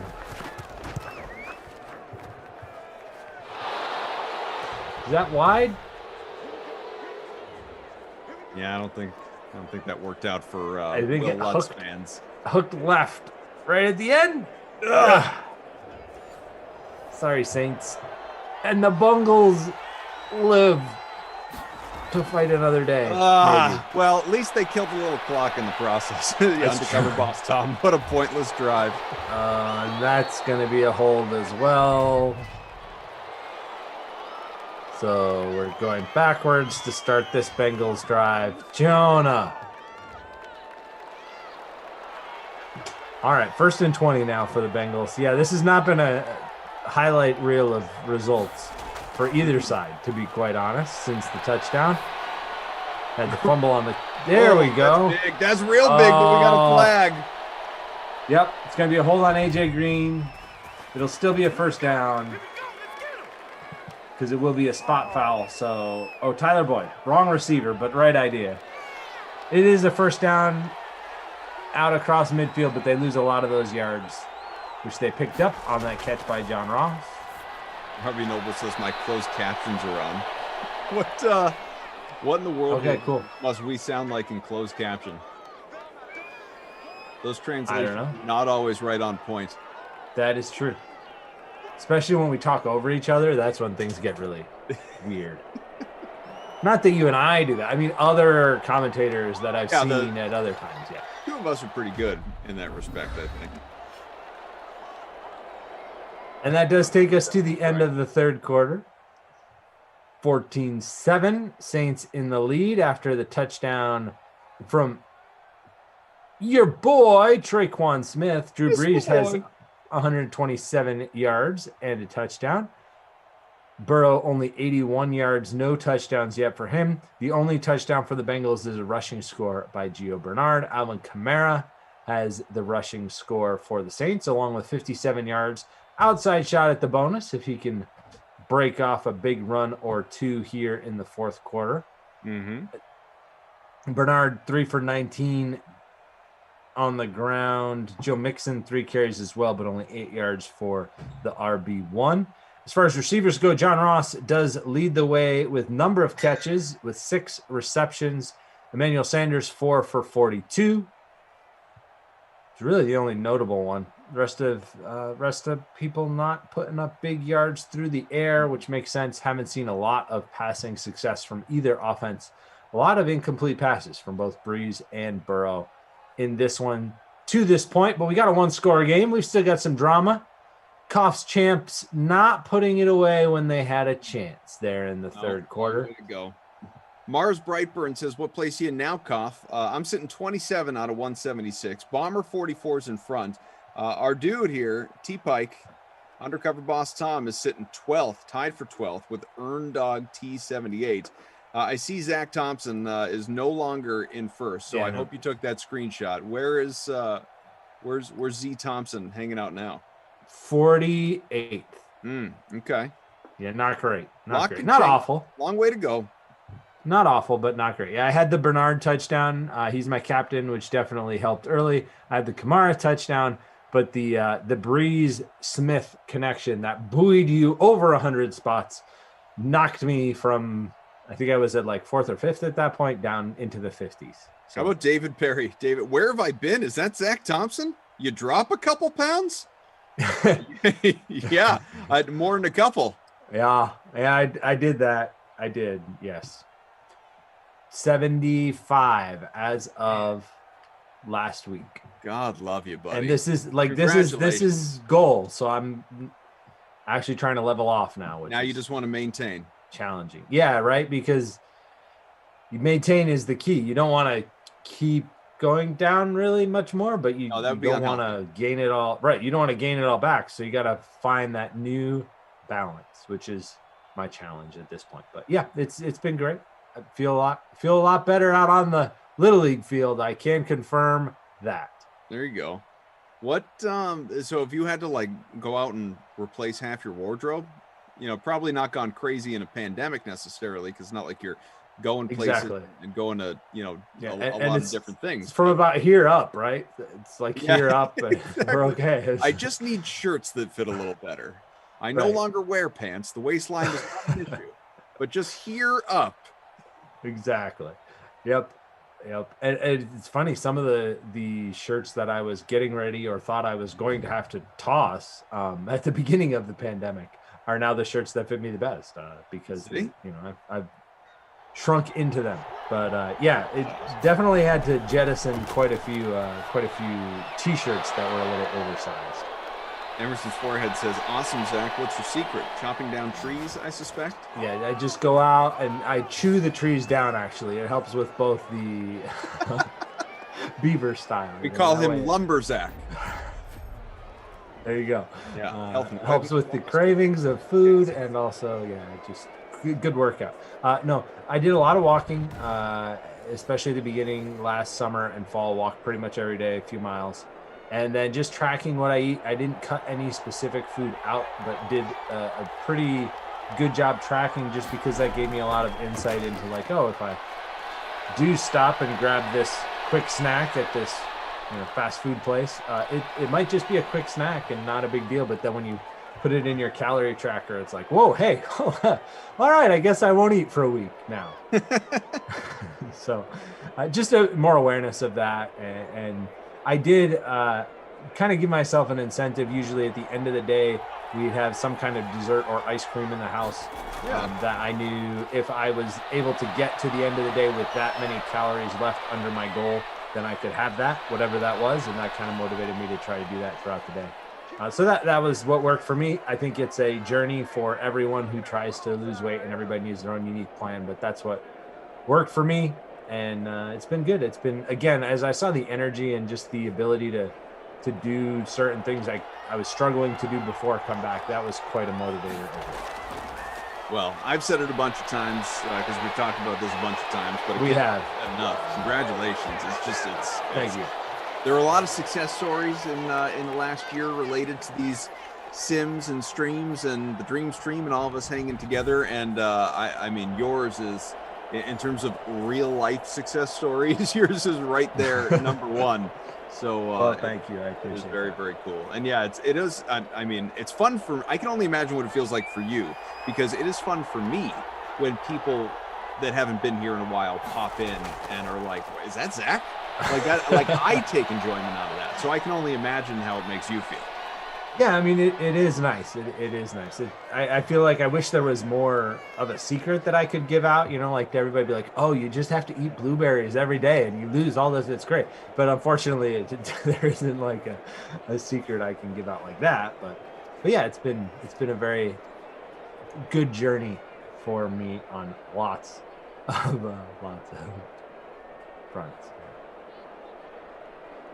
David, he drops. I see your comment in the chat. He dropped 75 pounds. He wasn't like, we didn't have to push him around a wheelbarrow before that, though. It's true. It's true. Jared says, touchdown. Just sent you an NBA contest. All right, well, something to look ahead to tonight. In the meantime, hey, AJ Green, a touchdown to even this thing up with 5:20 to go. How you feeling? You sweating over there yet? Nope, feeling good because getting the ball back. It's true. Sean Payton is upset. Hey, you got to be careful. Don't fumble the kickoff return. Pro strategy. Don't fumble the kickoff return. Don't do that. It's bad news. It's not good. Although it ended up not hurting the Bengals. They somehow escaped. My cheap way of exploiting Zach's success and personal achievements. Let's get to 200 likes for Zach. Smash the like button for Zach. We're like 20 away, 25, 30 away. 200 likes for Zach, everybody. Let's do it. That's right. Bring it on. That's what it's all Hey, about. can we talk about too how awesome it is to have these other in-between sim programs that we're rolling out? Great. Those are awesome, man. Those are a lot of fun. I know we had right before us, we had the Slate PGA. Yep. So you had Reed Fowler and Jeff in here breaking everything down, giving out great information on multiple fronts for the PGA Tour RBC Heritage coming up at Harbor Town. And then right after us, you've got another version of the slate. It's a double slate Tuesday. That's true. What? It's the Major League Baseball slate. That's a good point. We got Steve and we got Garion coming in. They're going to break down tonight's slate in Major League Baseball. So lots of different things you can do, lots of different ways you can play. You can find content from all those fine gentlemen over on the playbook, playbook.draftkings.com. Here's a real treat golf, too. Basketball, all that stuff. On that same note as Ed Zone Dan says, if you want to lose weight, here's a surefire diet.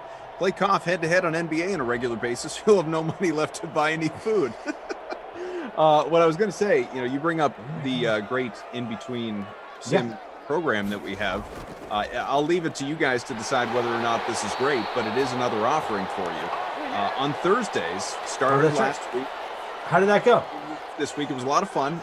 Me, Reed T, together after the 4 o'clock sim, so right around 5:15 Eastern. Last week we talked a lot of obviously Masters preview, NFL after the Sam Darnold trade. We got into the surfing free-to-play pools. If you can't tell, it's a kind of a catch-all program, which is fun because, I know maybe it was Fantasy Hawk. Somebody was in earlier, kind of giving Reed a hard time saying, talk baseball. I don't care about PGA. Well, that was a PGA show. That's the way that works. That was a golf program, the two of them. We have baseball shows. We have NBA shows. What's great is the show that I'm doing with Reed on Thursday, sort of all encompassing, kind of whatever you guys want to talk about.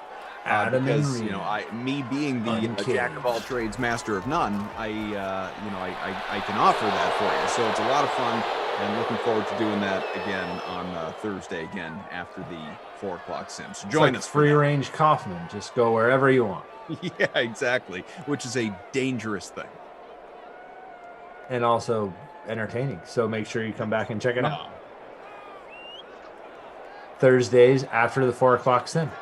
All right. So this right here, much like the last one, has turned into a game, folks. 14 all. Big first down there. Field. That's huge. Huge. Right there on the 3rd and 6 to convert for the Saints and move the ball up to the 45.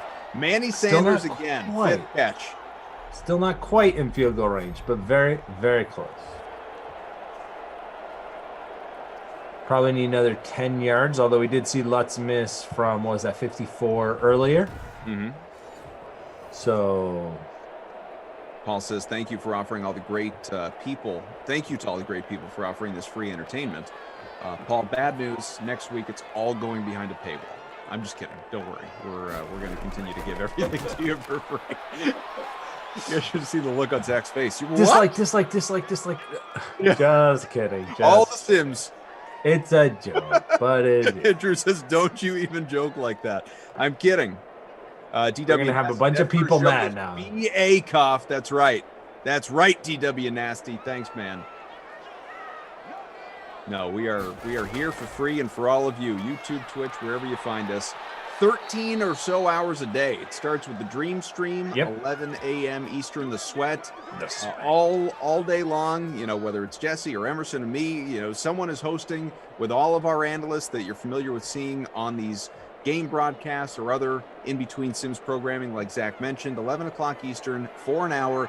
every single day, Monday through Friday anyway, every single weekday, as Alvin Kamara gets the first down run, as we're about to hit the 2-minute warning as well. It's a good spot right now for these Saints, 1st and 10 from the 32 on the way. And then obviously the half dozen Madden simulations that begin at noon. Yep. Eastern, all throughout, and those come your way 7 days a week. So I can't begin to tell you, all of you, how many people are involved in this process. It is obviously a lot of us are kind of front facing. You're used to seeing us, hearing from us, but game ops, production, the people that, the producers, the editors, everybody that is involved, across our entire DraftKings staff, and then external people, whether it's the Ross Tucker podcast or Pat Mayo experience and so on and so forth. There are so many people involved in this content that comes your way 7 days a week, and again, for the better part of at least 12 hours a day. So I do hope you're enjoying it. I know most of you are. It's why you're here. The hashtag team always hearers are the people that pop in from time to time. And speaking for everybody, I know it. We are very grateful that you are. So keep on coming back, and I can promise you more great things that are on the way that, we can't even tell you about yet, but you'll be excited. So stay with us. Hey, here's a great thing that we can tell everybody about tonight. If you enter a lineup in the 12K Bracket Challenge Special, which is that $10 contest on the Lake Classic. You like that? Now I can't finish the read, though, because somebody interrupted. If you enter a lineup... I'm the jerk. You were saying $10 contest tonight. Yes, $10 contest. If Derrick Henry scores a touchdown, you get a $5 contest ticket to use on any contest you want on any sport. If Derrick Henry scores that touchdown tonight, when the Titans play the Giants in a colossal matchup at 8 p.m. That right there is a 22-11 matchup, and I'm just going to tell you right now, I got the Titans going a couple of rounds, so I don't want to see any Danny Dimes magic out there tonight. They've only played once in the Sims, and the Titans did win. But it was only a field goal game. It was close. Derrick Henry did not have a big game. I just saw Bukes pop into the Zoom window. He's, the Slate MLB coverage. That's right. Obviously after this, and I'm just glad we got all of our praising of everybody out of the way before he showed up. Right. No, that's fair enough. Yeah. 2nd and 12 from the 15. Bukes, nobody can see you rolling your eyes but us in the Zoom window. 14 all. So the Bengals, your Bengals, are out of timeouts. The Saints still have all 3. 1:18 to go. Ball at the 11. 3rd and 8. I have to assume another run play here. Let's just, kill clock and tick our way down to a field goal here. You would think so, but they're in the shotgun formation, so maybe not. Kamara and Latavius Murray next to him. There it is. Kamara, short run, center of the ball. Give Will Lutz. Yeah, just right cheap back shot field goal. Yeah. So that'll be 28-yard field goal for Lutz. Probably take this down to about 30 seconds left for the Bengals to try and manufacture something. So we'll probably get a Hail Mary. Maybe a couple chances at it. Yeah, why not? Keep it interesting. Let's do it. All I need is a pass interference call and a field goal.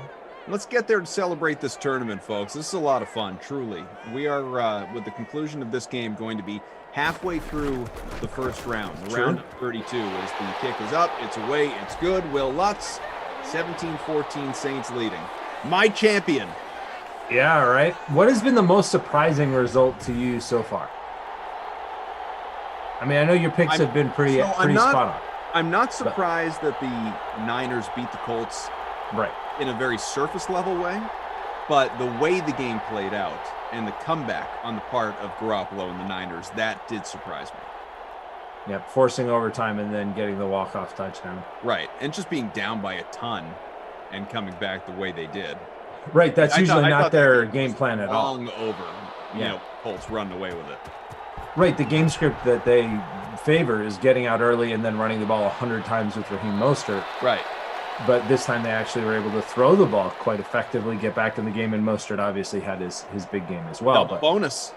Yeah, doesn't happen often. In fact, I think it's happened one other time. But Dalvin Cook did it once. But that is a very rare feat to hit 100 yards, both rushing and receiving. So we got 33 seconds. Joe Burrow will get a chance here to air it out, try and get them into field goal range. Better hurry, Burrow. Under 30. Or he could kind of run, do that. Jump off. No, that's just everything about that play was a mistake. That was so, yeah. Everything about that was a mistake. And that might be it. Bucky says, get one more? Koff has your kids bracket after the first 3 today. Bucky, I'm not kidding. I could show it to you. 8-0 after this game. 8-0. Assuming that is impressive. Hang on, 8-0 after this game. Just putting the rest of us to shame. It's true. It's true. I'll be 7-1, or 6-2 because I have this one wrong. So I'll lose this one 6-2. But the biggest surprise to me has just been how chalky it's been. I thought we'd get a lot more upsets. Right now, the only numerical upset as far as seeds, I guess we have 2, right? The Chargers and the Niners from earlier today. So it's been pretty again, chalky. coming up next, you'll have Baltimore and Philadelphia, a 6:27 matchup. That is the 6 o'clock, of course, an hour from now. Is this one done in an hour flat? Breeze 148 touchdown, Burrow 125 a score. We will take a look at as Mike says 8-0, baby. Anybody else 8-0 along with Mike? He's got Philly in the next one though. He's looking for the upset. We'll see how it plays out for you. 80 on the ground for Kamara, who honestly it felt like he had a much bigger day than he did. A touchdown. Bernard a touchdown, 3 for 19. Quickly on the receivers as well, just to give you the notable numbers. As Meager says he's 8-0. Manny Sanders, the leading receiver, 5 for 51. Ross went 7 for 46. A touchdown for AJ Green, 3 for 28. Who is your Krusty Koff player of the game? Yeah, it's going to be Kamara. I mean, not a lot of points for really any one player in this one. Kamara is the captain in the 8-way tie at the top of the free showdown. And he finished with 23 fantasy points in that captain spot, which isn't a huge total for him. But there really wasn't any other player that stood out with a monster game. Your boy Traquan Smith is part of that lineup as well. A pretty balanced lineup production-wise that won that free showdown. Not a huge standout performance by any one player, but that's where I'll go for Krusty Koff player of the game. The Babysitter Billy, Not My Kid Award.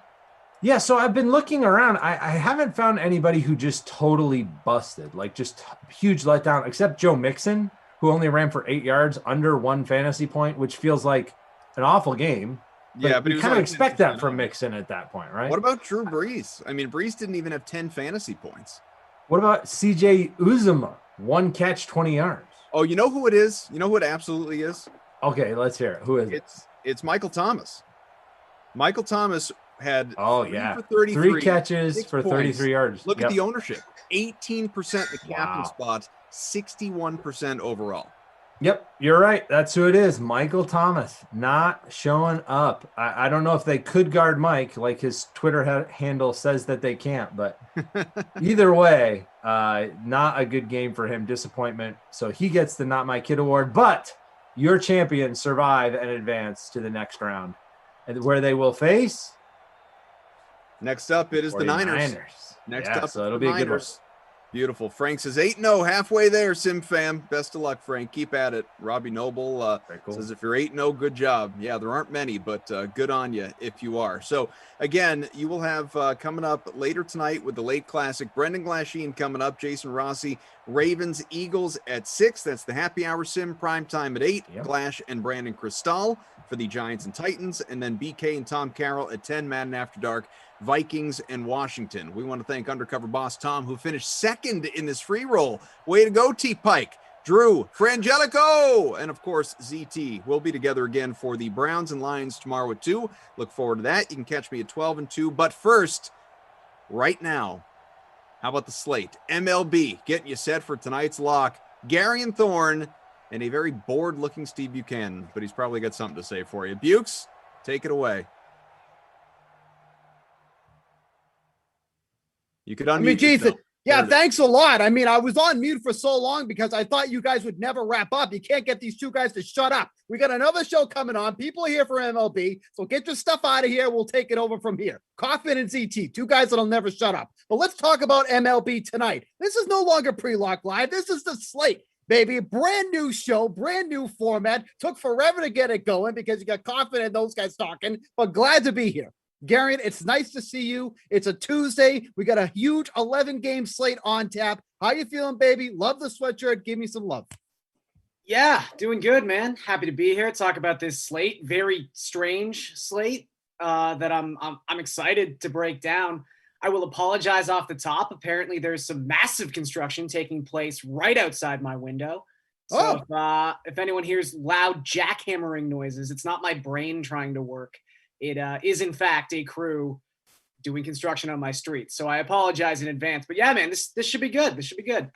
Yeah, and we got this new fancy thing we're going to be doing. You can see our, my screen here. We can kind of talk about the slate, look at some guys here, look at some bets on the DraftKings Sportsbook. And of course, if you guys have any comments, any questions you want to drop in for tonight, do so in the chat. And our esteemed producers will get those questions right over to us so we can answer your questions for tonight as well. But let's start off as we always do, just looking at the slate here. Like we said, 11 games here. Not a lot of big over-unders going on tonight. Only a couple of games with an over-under of 9. We'll get into that later as well. But let's just get right into it. Let's talk about some of the pitching that is on this slate for tonight. A few big names here, Gary, on the slate. You got Shane Bieber, Trevor Bauer, Lucas Giolito, Jameson Taillon coming back from 2 Tommy John surgeries, looking to keep back on with the Yankees.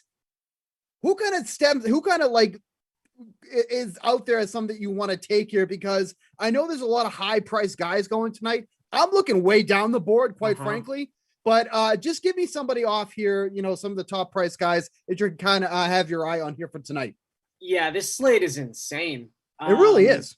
I mean, we talked last Tuesday about how that was kind of a more normal slate that we were used to because we had some aces, but we also had a lot of just like gas cans, and it felt nice. It's like a nice little natural mix. Right. This slate might even be more stacked than opening day just because of some of the teams we didn't get on that opening day featured slate. It's insane. And like you said, we will talk about the depth of pitching and some of the guys to maybe target a little bit later. But if we are just talking about the top flight options, on a dollar for dollar basis, I'm probably most interested in Dylan Bundy, if I'm being honest. Really? I just think the Royals are one of the best matchups you can possibly draw at this point. And Bundy, the ERAs, I don't even say it's high. It's 3.75, but he's run into a little bit of bad luck so far this season. His expected ERA is 2.22. Sure. His strikeout to walk ratio is 5.33. He's been incredible through his first 2 starts of the season. And the Royals, 2 things you have to note about the Royals. One, they lead baseball in swinging strike rate at 14.8%. So Bundy's going to have the opportunity to rack up a ton of whiffs in this game. Second, the knock on Bundy, as you know, Steve, is the left-handed batters. He has been plagued by left-handed bats throughout his career. Which left-handed batter are we afraid of exactly in the Royals lineup? Andrew Benintendi's picked up right where he left off last season. He can't hit. I don't know what happened. Carlos Santana, he might walk twice, but he's not going to get a hit. Like, I don't know what's happened with him either. And then we've got like Nicky Lopez, I guess, is like right now the hottest left-handed hitter on the Royals. Congrats. And he's bats ninth. So I think Bundy, obviously we could talk about like Bauer against the Rockies, not in Colorado. That's obviously enticing, but under 9K, I think Bundy's in a really nice spot. I got to admit, coming into this, I hadn't even thought about Bundy. He wasn't even in a consideration for me. But that's the kind of slate this is. Like, I don't even blame you. There's like 10 ways you could go. Right. And now I'm pulling up the Royal stats so far. And believe me, using the 2021 stats, you got to take with a grain of salt. Because it's still very early. I think we have 10 games, under our belt so far, but it does give you a little bit of an indication. Like for me, when it's this early in the season, it's worth combining 2020 stats with 2021. You get, a bigger picture, a better idea of how some of these teams should be performing. But if you do want to take something from 2021, I think that's important, is K percentage by opposing teams. Because at least, if hitters are struggling, you're going to see that more in the 2021 stats and rather when you combine the 2020, so you can get some of those short-term value. At least as of right now, the Royals lead the league in K percentage against right-handed pitching, 31.4%. So they're striking out a lot. A lot. There are only 3 teams currently that have over 30% K percentage against righties right now. 2 of them are on this slate, the Royals and the Rangers. The other team is currently playing in a doubleheader, so it's not even on this slate. A little bit earlier, that's the Baltimore Orioles, who, by the way, are losing to your future AL West champions, the Seattle Mariners. Yeah. So Bundy is, man, I like I said, I wasn't even thinking about him, but like I'm looking at his game log right here, 10 Ks against the Astros, 6 against the White Sox, like not easy matchups either. Yeah. He's had a real tough schedule to start the season. And and that was the thing, was like, okay, was 2020 a mirage for Dylan Bundy? And then he gets the White Sox and the Astros out of the chute and pitches pretty well. So I think he's kind of validated some of the concerns we had about him, if anyone had concerns about him heading into 2021. So yeah, but again, it's not easy. It's not easy to narrow it down to Bundy because you go either direction from this point. Like, again, if we want to talk about Bieber, who has at least 10 strikeouts in 8 of his last 10 starts, that's pretty safe. I mean, White Sox are good, but that White Sox lineup is not exactly the lineup we thought it was going to be even 3 weeks ago. It looks very different. And I have his card. I'm sorry. I have this card up too. And you can see he just faced Royals about in his last start, had 12 strikeouts against them in 6 1/3 innings. Faced Detroit early season, 12 strikeouts against them. So 24 strikeouts in 12 1/3 inning. Like, just a ridiculous number. Yeah. But he faces the White Sox tonight. I mean, everyone on the top of the board, it's like Giolito's up at, I think, 33% for the season. Bauer's at 39% strikeout rate for the season. There is no shortage of strikeouts on this slate if you were hunting for them. So the way that I was going was I was starting with Brandon Woodruff. Sure. Yep. Now, he's not a name that's going to jump out at you at all on this slate because we've already talked about all the guys that are on the slate already. Okay. But he's going to be facing the Cubs for the second time. Now, in the first start, he went 7 innings in that one. You can see right here, no runs allowed, 1 hit, struck out 8. Okay. That's a good stat line for somebody that was only 7,200. He's only gone up $300 since that. And just to paint the picture of how bad this Cubs offense has been, they are dead last against righties in both WOBA and WRC plus. Do you know offhand, Gary, what their WRC plus is against righties? I'm hoping you don't, because I want to shock you. I know for the season as a whole, entering yesterday, it was 66. I'm going to assume they're worse against righties. I'll say like 45. 48. 48. Now, for anybody that's watching and doesn't understand WRC plus, can you just kind of give a quick rundown of what WRC plus is so people can kind of get a good idea of this? Sure. So it's weighted runs created. It's basically an attempt to normalize not only the hitting environment of a batter or a team, but all the conditions surrounding hitting. So that's why you'll see the Rockies, even when they have good other numbers, they still have a bad WRC plus. So league average is 100. So if you're 46, you are 54 points below a league average hitting team at this point against right-handed pitching. So that is rough for the Cubs. So last in WOBA, last in WRC plus, only a 113 isolated power, which unbelievably is not the worst in the league. There's some other teams like the Nationals and the A's who are under 100 for isolated power. So there is that as well. Yeah. But the Cubs are also a team that is going to strike out a lot as well. 29.6 K percentage against righties so far. And it's right here in front of you. They already struck out 8 times against Woodruff. And that was in Chicago. Now they're going to Milwaukee. So now it's a road game for the Cubs. So for me, I know there's a ton of expensive options on the slate tonight, but if you go with the 2 guys we just talked about, so you go with Woodruff and you go with Bundy, that leaves you with an average of just over 4,200 for every hitter in your lineup. That's some good wiggle room that you have to get some of the studs on here, because while there are some expensive pitchers to pay up for, there is definitely some hitters that I want to pay up for on this slate too as well. Yeah. And I think the important thing when it comes to that, and it comes to the decision to use some of these high-end studs versus some of these guys who I think it's even fair to question why their salary is as low as it is at this point. there are only a couple of really bad pitchers on this slate, and they are bad. Like they're very enticing matchups, but when you're scrolling through and Max Fried is like the fourth least expensive pitcher on the slate, how good a slate is. So the guys you're going to want to stack against, Matthew Boyd, you've got to pay up for Houston. Houston's never cheap when you want to stack them. If you want to go up against Senzatella, you've got to stack the Dodgers. Never cheap. Even the Rays, like 2 weeks ago, we were kind of laughing. Like Austin Meadows was 3-4 or something stupid on a slate. And it was like, well, this isn't going to last forever. And now he's $4,800. Arozarena is $5,300, I think, on this slate. Even Joey Wendell, like you look at that lineup and go, oh man, I could probably get Joey Wendell in there, the 3-hitter for, like $4,000. No, he's up around $5,000. So the most obvious stacks are really expensive and they're justified, but using guys like Woodruff, using guys like Bundy, even like Luis Castillo, if we want to talk about him for a second, I mean, his price is crazy. I went back and I checked. Obviously, so far this season, he's been priced above $9,000 in both of his starts.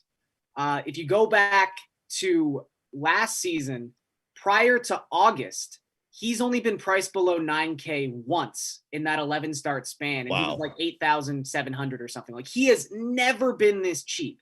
And I get that the ERA is inflated. I get that the strikeouts haven't been there through his first 2 starts, but he definitely rebounded in his last start against Pittsburgh. Kind of a layup anyway, but still.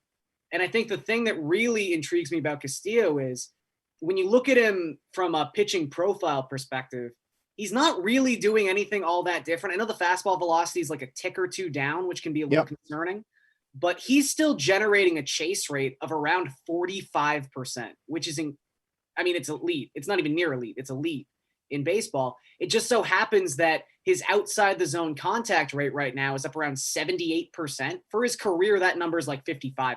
So at some point, all those swings at bad pitches he's generating, batters are going to stop fouling them off or just like tipping them. He's going to start getting those strikeouts again. So, I think he's another guy who's in a great spot. So you just start looking at some of these value guys. It's crazy. So I want to bring up one guy that you mentioned, and I was curious your thoughts on that because you mentioned about stacking against Matthew Boyd. Mm-hmm.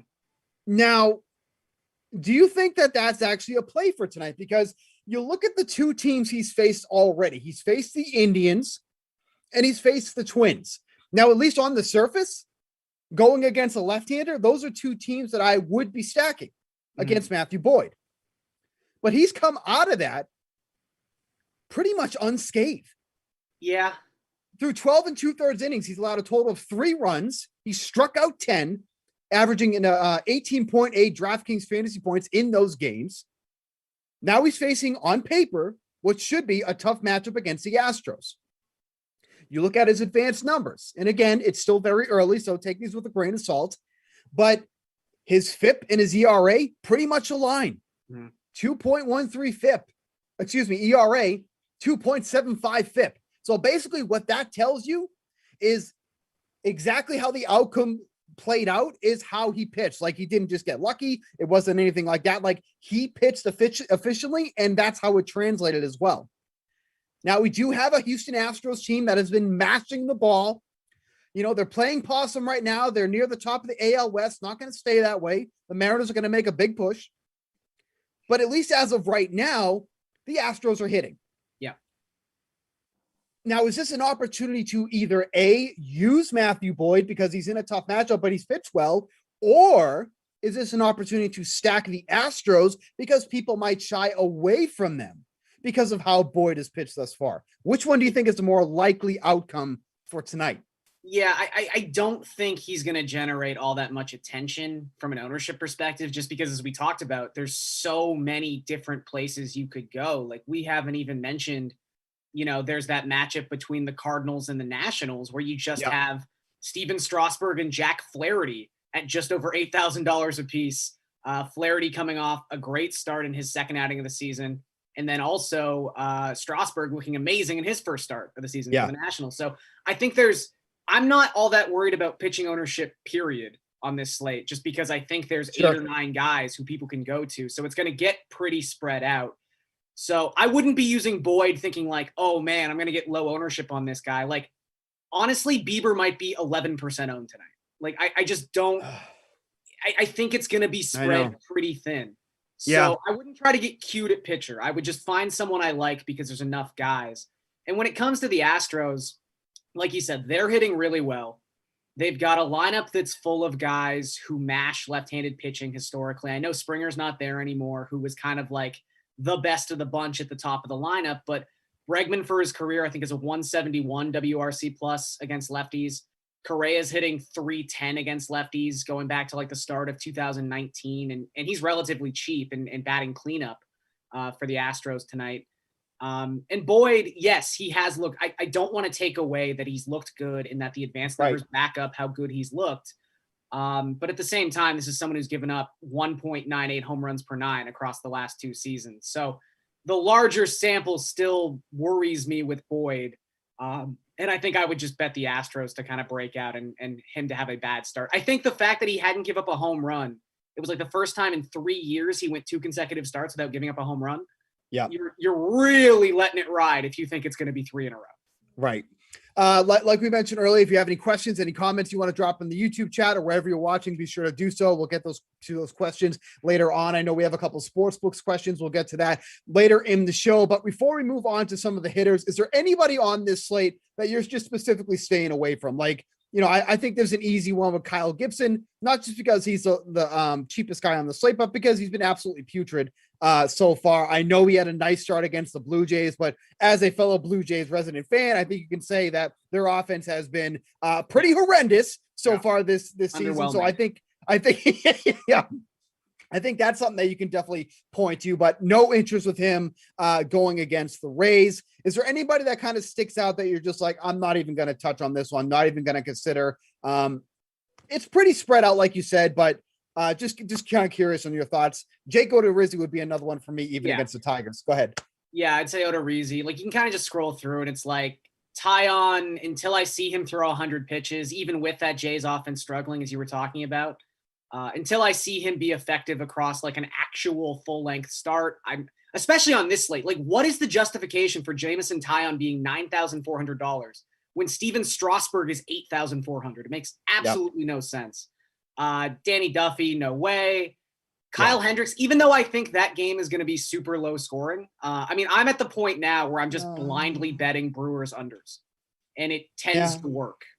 Even the Cubs, I think they're 3-6-1 to the over so far this season. As you talked about, their offense has just been putrid. But it's funny where Woodruff, you were saying he went from 7-2 to 7-5. So DraftKings hasn't really given him that respect off of a great start. I bet the under in this game last week. I think it was Wednesday, this exact same pitching matchup.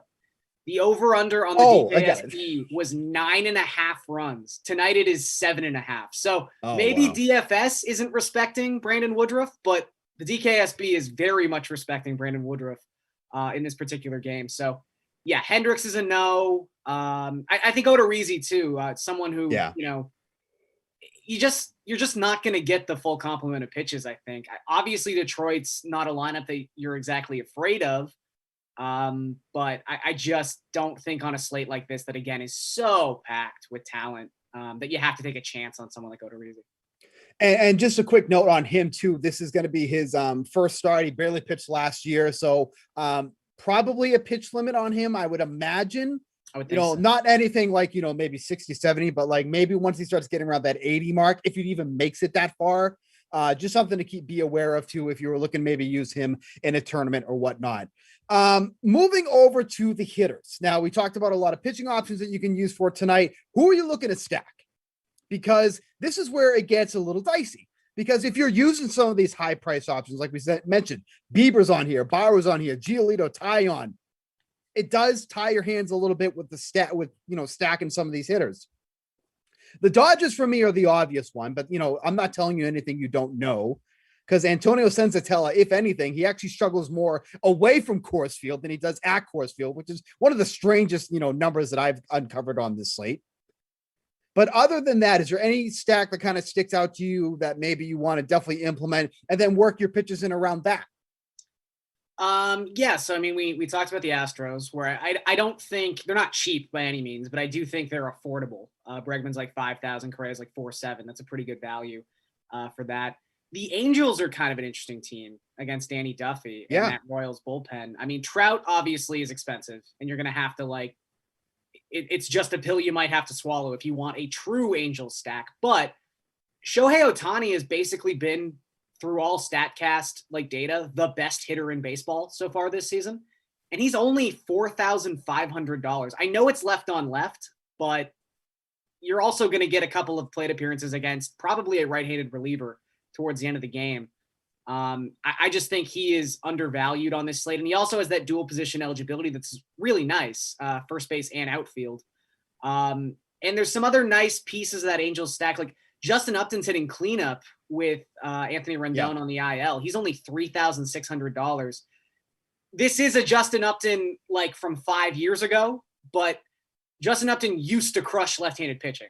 He did. He doesn't really do it that much anymore, but it's still the preferred split I would rather have him in. So it makes Trout a little bit more palatable when you can surround him in the 2-4 with affordable guys like Ohtani and someone like Justin Upton. I would also say for the complete bottom of the basement stack, just to try and save money and get some expensive pitchers.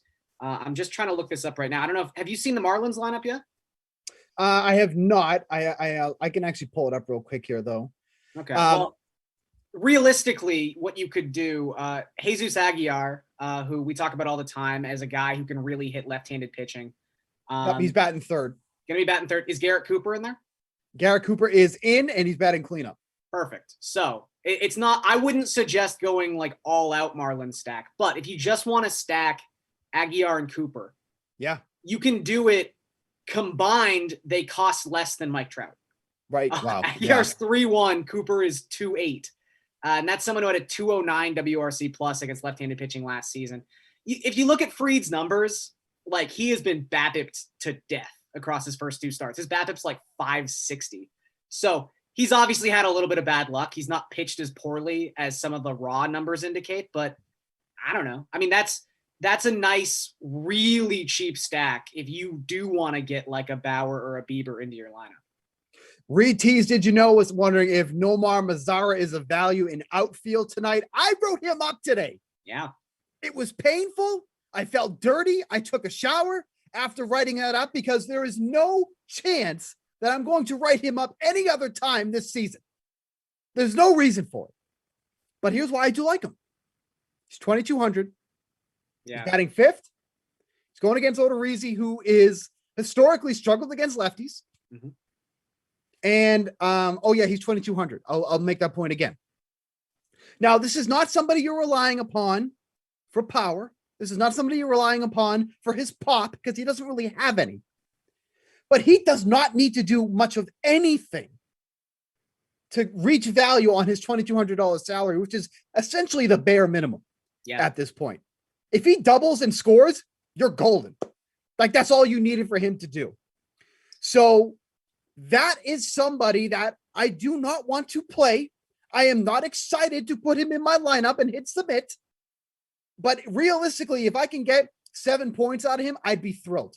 And I don't think it's out of the question with Odorizzi coming back, having not pitched much, struggles against lefties, and he's in a prime spot in the lineup. Kenny Ducey, of all people, loves the Tigers. Of course he does. He likes things that nobody else really likes. And that's probably why a lot of people don't like him. So it makes sense. But at least for tonight, for daily fantasy, because this is daily, I think I really like him tonight. No, I totally agree with you. He is dirt cheap. And, again, sometimes just the premium lineup spot means more than anything else. And even, just looking at this Marlins lineup now, Miguel Rojas, not someone who's hit well this season, not someone who's even really hit well against left-handed pitching for his career, but he's batting leadoff. So again, you could get the 1, 3, and 4 hitters in the Marlins lineup all in right on left preferred handedness matchups. And it's going to cost you about $3,000 a player. So that's really a way to save a bunch of money.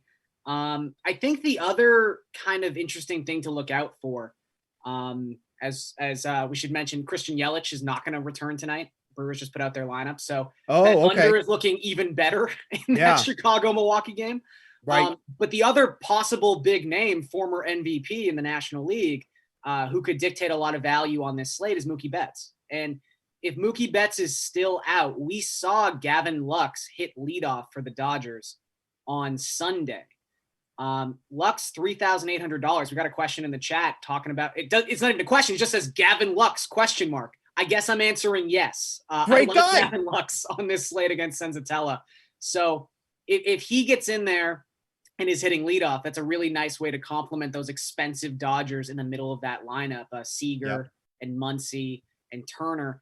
Even, it's going to be interesting to see how the lineup kind of breaks down, but like Edwin Rios has been hitting 6th. He's really cheap. You can play him in the outfield. You can play him at third base. Zach McKinstry, if we want to keep going back to that and seeing if the magic continues, he's 3,200. So there are cheap Dodgers, but Lux is the one who's in the premium lineup spot. Yeah, and just going back to Lux, and I'm obviously very interested in him, not just because I have a lot of his trading cards. That's neither here nor there, but obviously, he was one of the top prospects in the Dodgers system before he got called up, and he's playing full time now. But as I mentioned earlier with Senzatella, like his numbers are insane. Away from Coors Field, that doesn't make any sense. This is what he did last year against lefties, specifically against lefties on the road. 17 innings pitched, a 4.06 WOBA, a 7.72 FIP. 4 of the 9 home runs he allowed. Like, those should be the numbers at Coors. Yeah. But they're not. Those were the numbers away from Coors Field on the road. So you have someone like Lux. You have someone by Edwin Rios, who, by the way, I have a beautiful one of him. There's so many nice lefty bats, Corey Seager on the more expensive side, that this matchup goes so well to him. This is why I was talking about how much I like the Dodgers tonight, because of things like this. So, with Lux, if Rios is in the lineup, Corey Seager, Corey Seager is the most expensive of those guys, but that's a lot of decent value for an offense that you are expecting to get after him early. And that Rockies bullpen, by the way, has been atrocious. Terrible. Absolutely atrocious. So even if somehow Tony, I'm just going to call him Tony, if Tony can make it through 5 innings, then the bullpen comes in and just got to ruin it anyways. So there's a lot of opportunities for the Dodgers tonight. And look, I'm not telling you anything that you don't know already. We all know the Dodgers offense is prolific. You didn't come to this wonderful YouTube page to hear us talk about how great the Dodgers offense is. You know that already. But there's a lot of opportunities to get some value in the Dodgers lineup tonight. We still haven't seen it, but if we know baseball and we know what we're expecting and how they've handled some of these injuries and lineup against specific types of pitchers, that's the way to do it tonight. Yeah, it seems like they're going to be really cautious with Mookie Betts. I would say I'd be a little bit more optimistic about Lux leading off if they didn't have that off day. It just seems so right that they were like, okay, we'll not play him this series. Then we've got the off day, the extra day off. He can come play Tuesday, whatever. But again, we got to wait for that. But as you mentioned, I mean, that Colorado bullpen, 5.92 ERA so far this season. It's the highest in the National League. So they've been terrible in that regard. And then, when we're talking basic DFS strategy, like what are you looking for from the players in your lineup?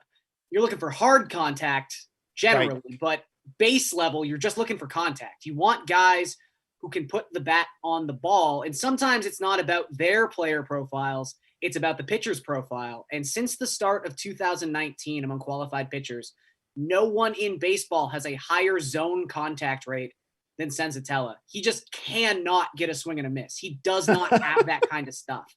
So this is a game where the Dodgers are going to have a lot of batted ball events, and that's generally just really good news. I want to get your perspective on third base tonight. Yeah. Third base, I'm spending way too much time trying to figure out what to do with third base. Why are there so many good matchups on a slate that is very heavy on pitching? It's not supposed to be like this. Third base should be an easy position to fill. But you got Jose Ramirez against Giolito, who had some struggles against lefties. Mike Moustakas against Kevin Gossman, who, by the way, can't get a lefty out to save his career. He's the second most expensive guy at 5,500. I want to use Mike Moustakas so bad, but I don't know if I can fit him. So I start to go down a bit. DJ LeMahieu against Hyun-Jin Ryu. the lefty matchup, which is great. But that Yankees offense is not doing much of anything. Alex Bregman against Matthew Boyd. The lefty matchup for Bregman, perfect. But Boyd has been pitching really well. Like, there's so many matchups that, like, off the bat, you're like, okay, I'm going to do that one. But then you kind of think about it and you're like, I don't know. So there's a lot of good options, but like, I'm having a really hard time landing on the option. Yeah. I mean, it's going to be really frustrating when Joey Wendell hits 2 home runs. Because you just stare at that and you're like, I don't want to pay 4.8 for Joey Wendell when I could have Alex Bregman for $5,000. I mean, Right. I'll be honest. I have a lot of Bregman tonight. That's the direction that I've tended to find myself going. In terms of like value, I really haven't gone too much farther down than. There is no value. There's no value. No. That's the problem It's too. like Travis Shaw, you could talk me into. He's been hitting pretty well so far this season. He's hitting 3rd tonight. $3,900. But that's not something like when I'm opening up a fresh lineup, I'm like, let me scroll to 3rd, Travis Shaw. It's more like, oh God, I've only got $4,000 left. I need a 3rd baseman. Yeah. All right, Travis Shaw. So yeah, it's definitely spending up. I would say my pick is Bregman. Just I would agree. historic numbers he has against lefties. But you're right. There's some money to be spent here. Moustakas, it feels like he is due for like a 2 home run game. Sure. I've rostered him so many times the past week, and I feel like he's not done anything. I love Moose. That's just the bias in me. Great matchup. Yeah. And that's just the bias in me too, because I love Moustakas as a player, period. And that's kind of like where you have to put that aside when you're building lineups. Like here I've said this so many times, as my dog just comes out of nowhere and starts licking me. Go away. I've said this so many times that like the best time to play DFS is with the sport that you're not all that familiar of, because you have no bias. Yeah. Like I could play NBA and it's like, I can fade guys that other people would have such a hard time doing so because I don't know enough. But like, this is a perfect example. Like I love Mike Moustakas. So like, I'm always kind of prone to going his way, regardless of the, if the price is right, if the matchup is right, but it's like, well, I love Mike Moustakas and, historically this is how he does. But now am I being suckered into paying $5,500 for a guy that quite frankly may not, come back and return value? So 3rd base is just tough. I do agree with you. I think Bregman is the play here, but once you get out of like that $4,500 range, it becomes just like a total wasteland. Like I'm kind of looking at Jake Lamb and I'm like, do I want to take a shot with him batting 7th in the Chicago White Sox lineup as a tournament play at 3,500? I mean, he's got decent pop. His ownership is going to be next to nothing because he's going up against Shane Bieber. But, give me another option that you legitimately could say, oh yeah, this guy could end up hitting a home run at, 3,500 or below. I don't think there is anybody else. It's probably Jake Lamb. Yeah. And that's disgusting. I mean, I guess the one name that I don't want to say I keep coming back to, because I'm not going to use him. I'll be honest. But if you are, don't say Odor. Who's just that's the guy. I mean, he's come on. He's hitting come 6th. on. He's hitting 6th in a minor league ballpark. Like left on left.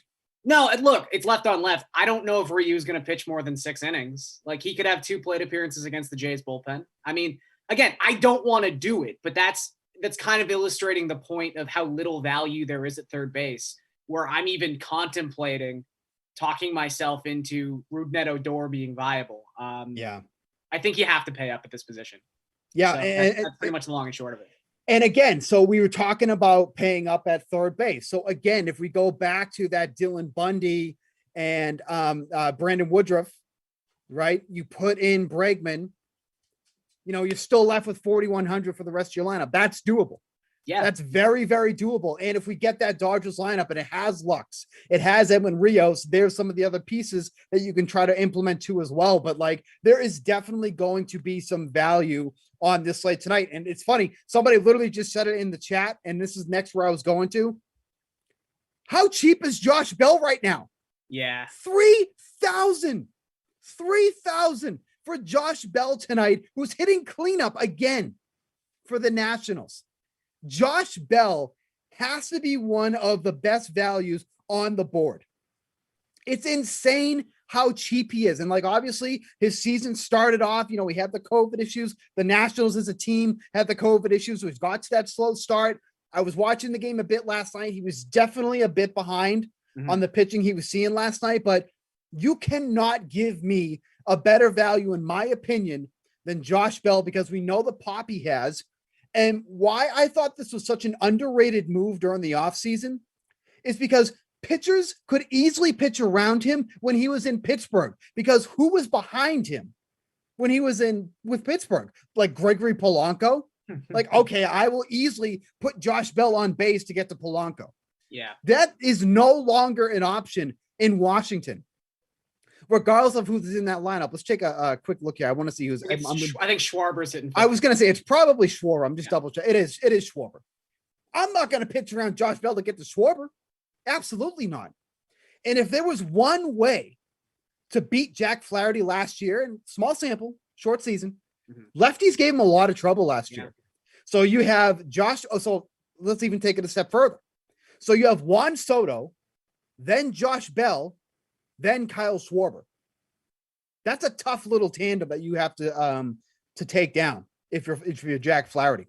Josh Bell at 3,000, man. It is fascinating that he's 3K and Schwarber's already 4-3. Like they've already adjusted for the time that he missed, but not Bell. Yeah. Right.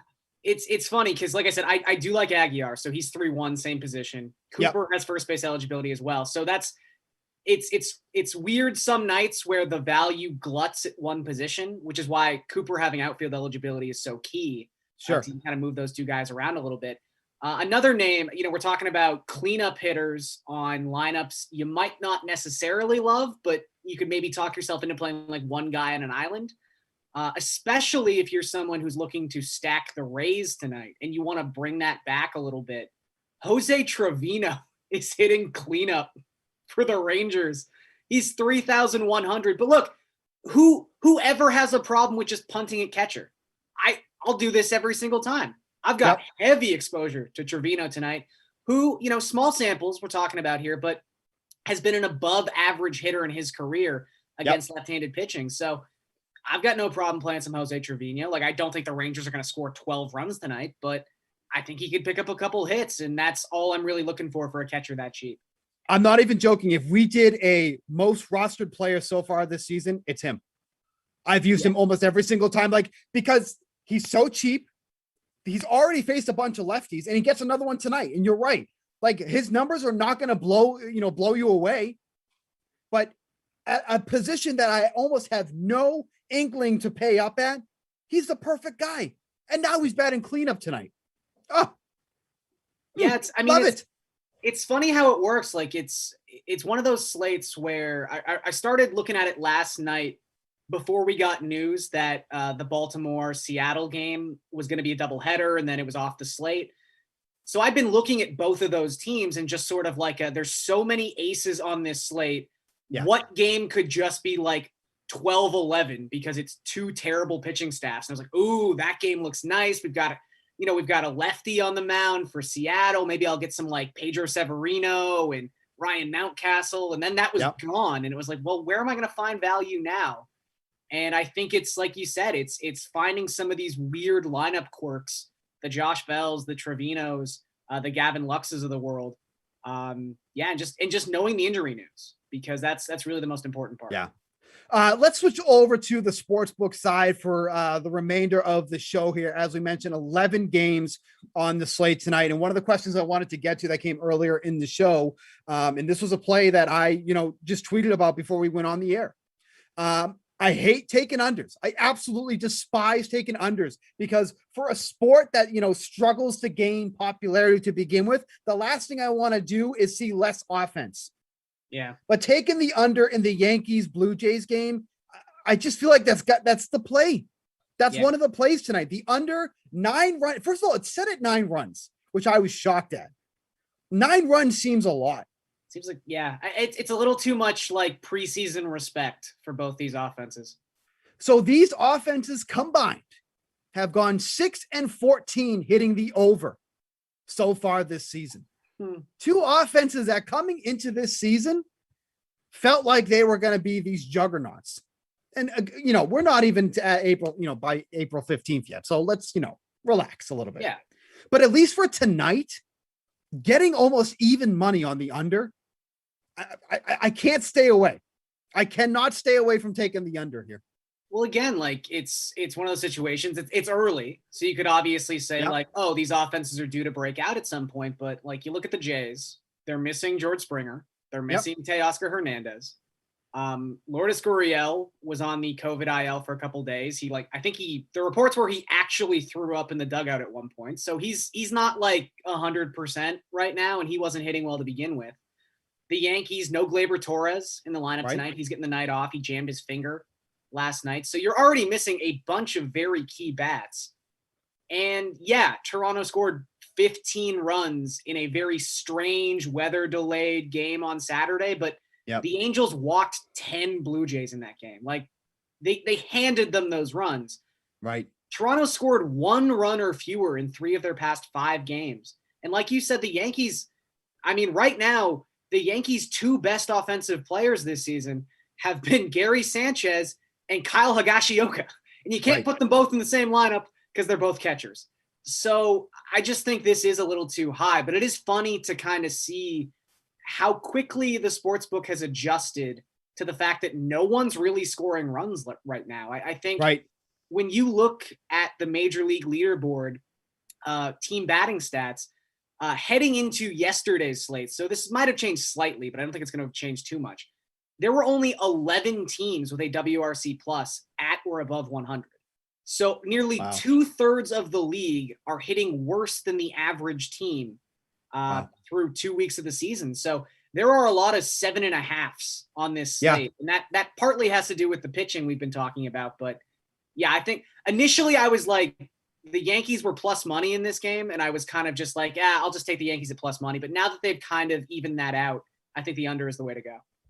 Yeah, I agree with you too. And, this brings up more talk about if the new baseball is actually affecting this or not. Because pitchers said that they like what they see with the new ball. They're able to snap it, more effectively. Blake Snell's been one. He's been a huge advocate of the new ball. Says that, his breaking pitchers snap much more cleaner than they have before too. So it's something to consider, but obviously this sample size is extremely small. So we have to really take some time on that. We talked about how bad this Cubs offense has been. And looking at the totals here, the team totals, both are set at 3.5 tonight. The Brewers are at 3.5 for the over, -121. You can get even money on the Cubs to go over 3.5, which I would have no interest in at all. No, thanks. But I always look at these totals and I go, God, that's so easy to get 4 runs. Like, any team should be able to get 4 runs. Do you have any interest on the Brewers over 3.5 runs here at -121?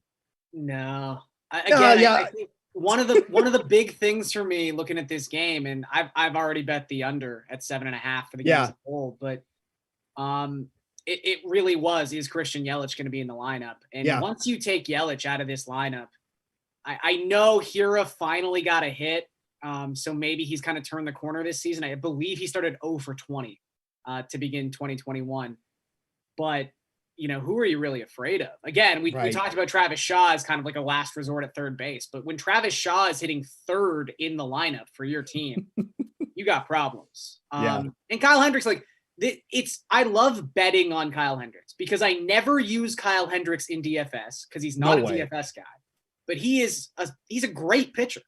So you've got 2 really, really good pitchers on this slate. Guys who have recently dominated these specific matchups. And, the Brewers are missing their best players. So I think strong under in all regards for that game. So I gave my favorite play for tonight, which is unfortunately the under 9 runs with the Yankees and the Blue Jays. If there's one play that you can make tonight, where are you looking? Yeah, I mean, like I said, I think it would be that Brewers Cubs under, but I've also got a little bit of interest. I believe it was 4.5, but we can double check now. But the Angels team over, I think is another really nice spot. I just don't have much faith in Danny Duffy. I don't have a lot of faith in that bullpen as a whole. It's just a spot where, with as good as Ohtani and Trout and Walsh have been to start the season. And for as poor as that Royals pitching staff can be, I just think this is a situation where they're going to score a lot of runs tonight. Yeah, and the over for the Angels right now still at 4.5, -108 for the over. You can also get the same numbers for the under 2 as well. But yes, I would tend to agree with you.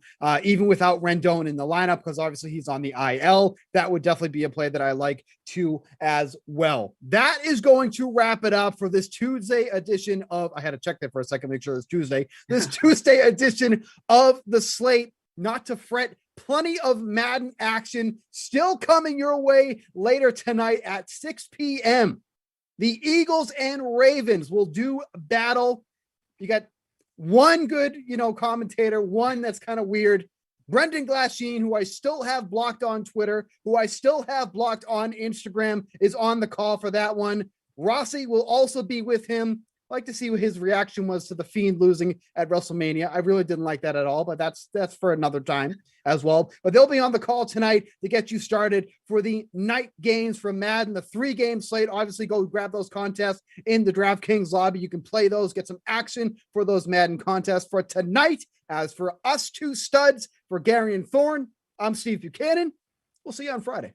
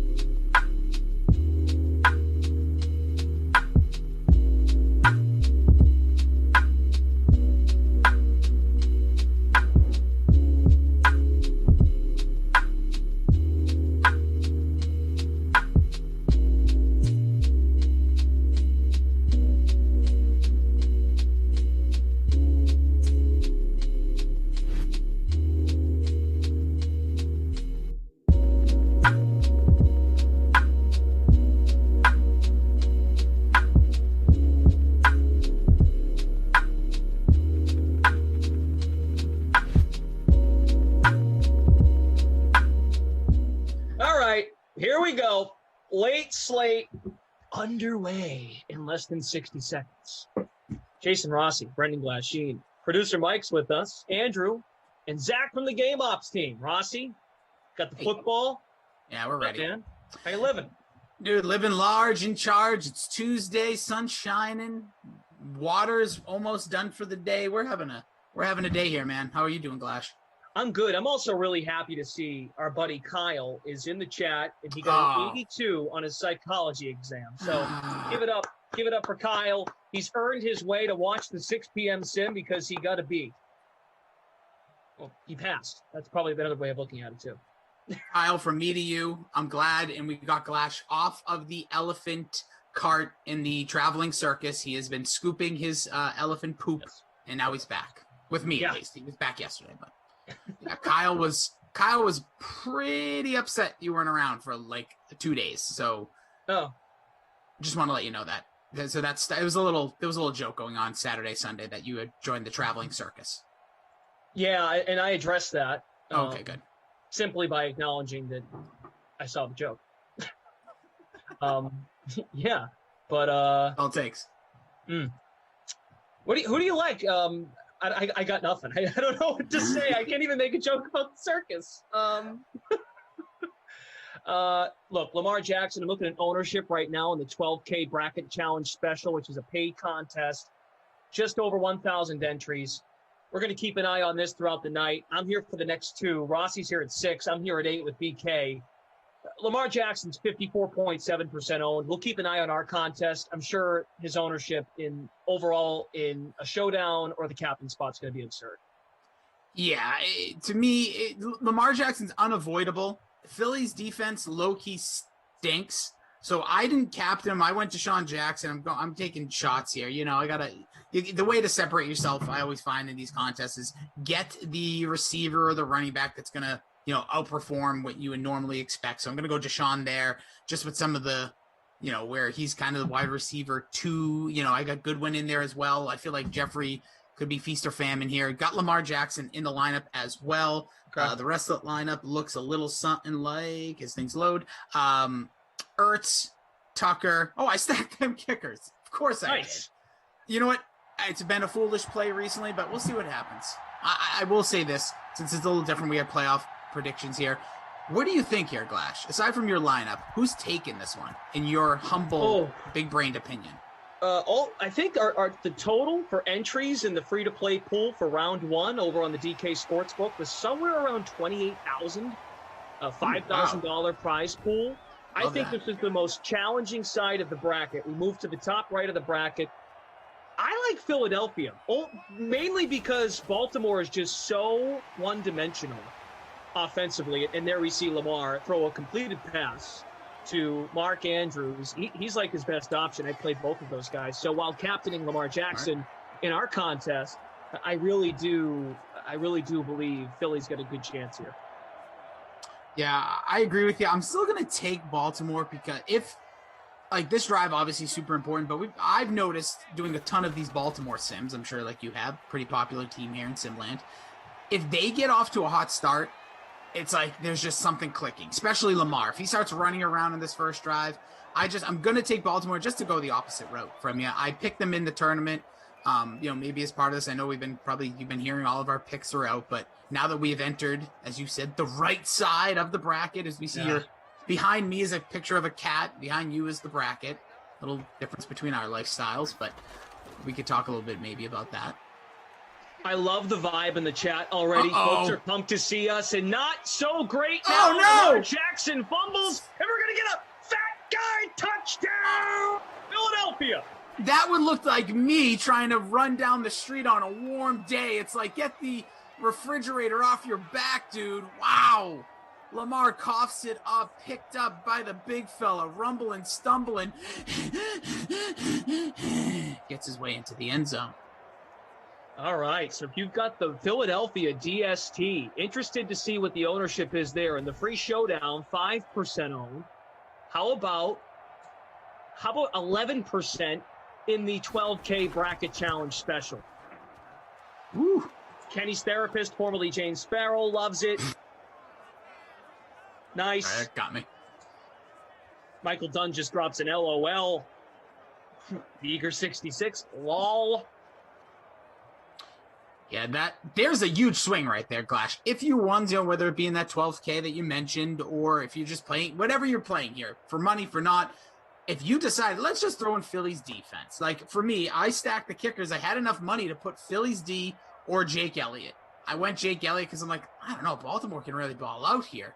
Sure. But there you go. If you have Lamar, tough start, right back to even numbers. So that's a very fascinating way to start this game, just a minute and 18 seconds into it.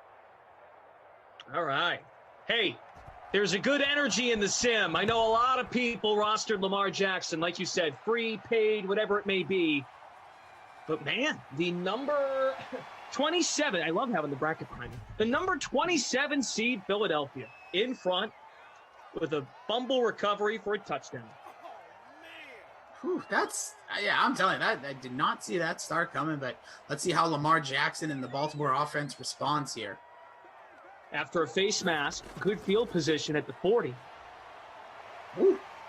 J.K. Dobbins with the run for a long first down pickup to the 46. Obi-Wan, what's good? Brobi-Wan, what's good? Earl Sparks says the Philly D. Lewis Daniel, love it. Adam Malarick, thanks, y'all.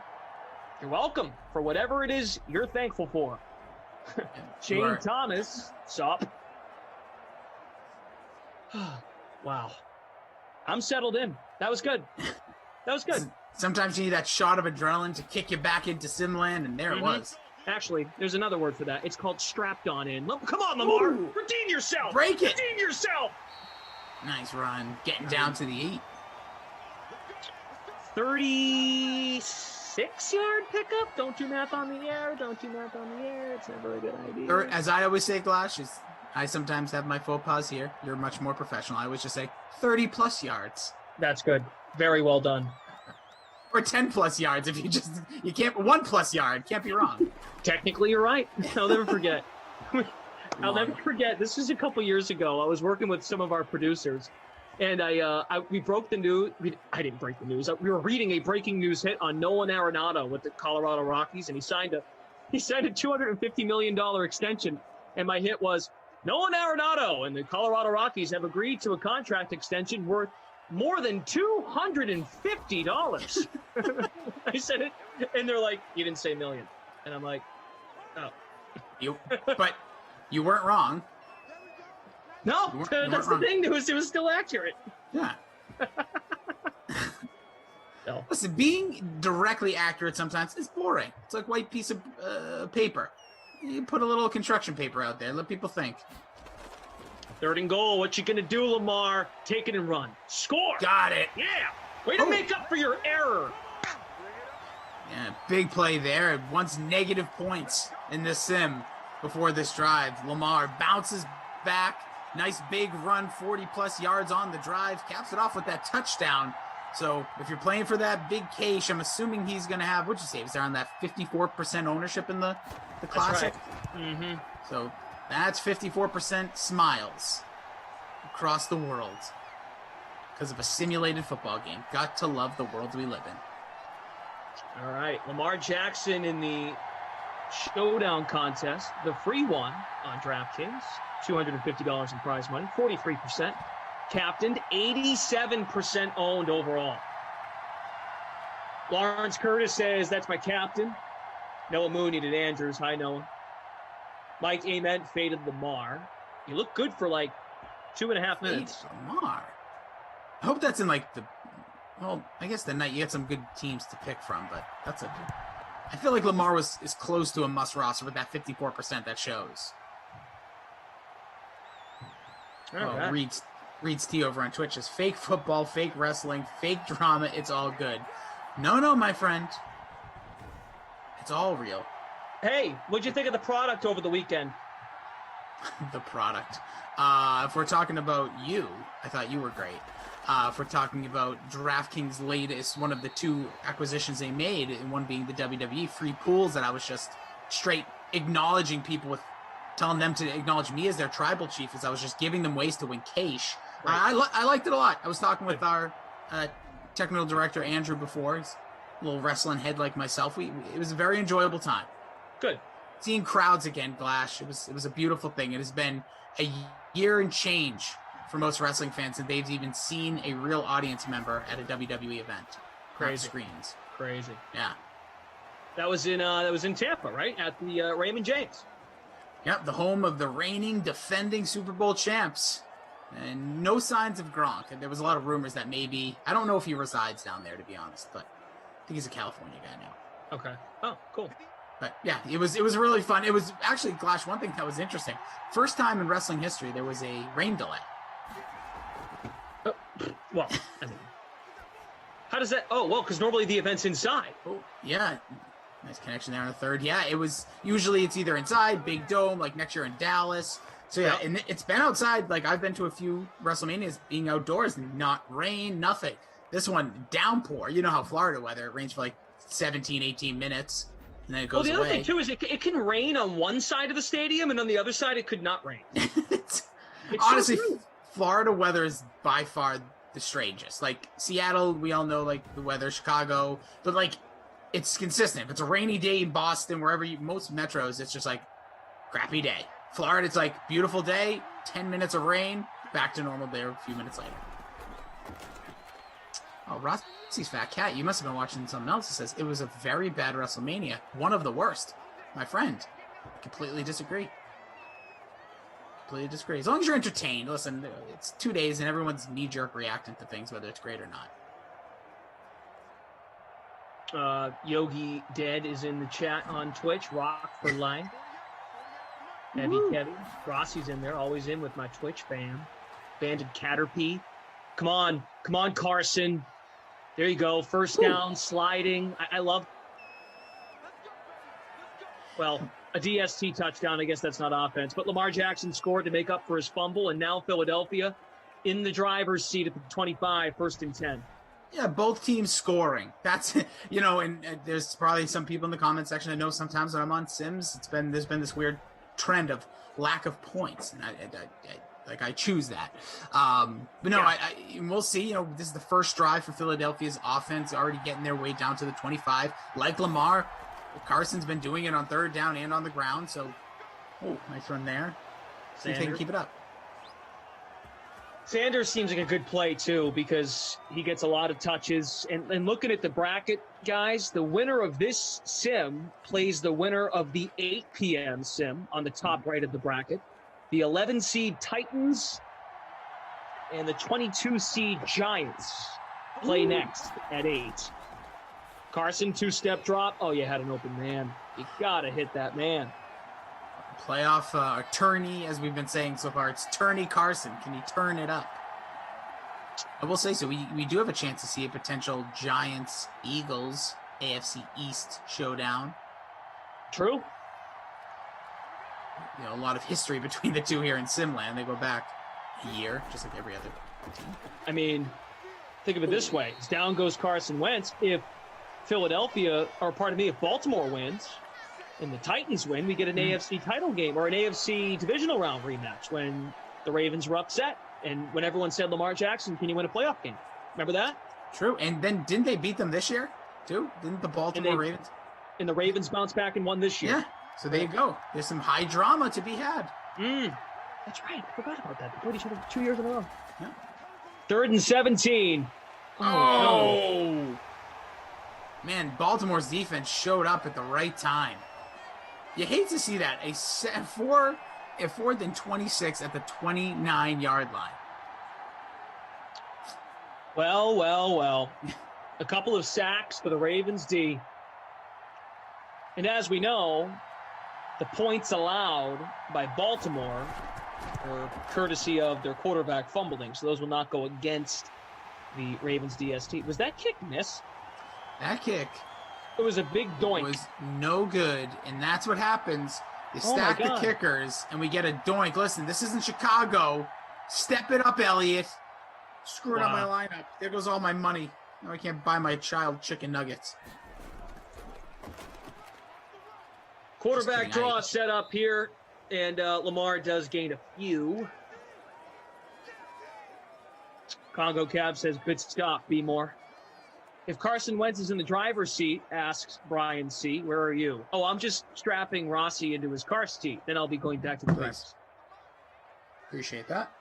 No problem. Safety first. Yep, and I'm front facing now for people familiar with that. It used to be backwards facing. When did you graduate to that? That very recently, I just got past that point where you're a little bit taller. They can't jam you with your legs into the back of the seat. So now I get that free reign with the two legs dwindling. Brian C., yes, Philly scored. Fumble recovery for a touchdown. First quarter's over. I'll show you guys the bracket. That's it. Updated bracket. So the whole left side's complete. You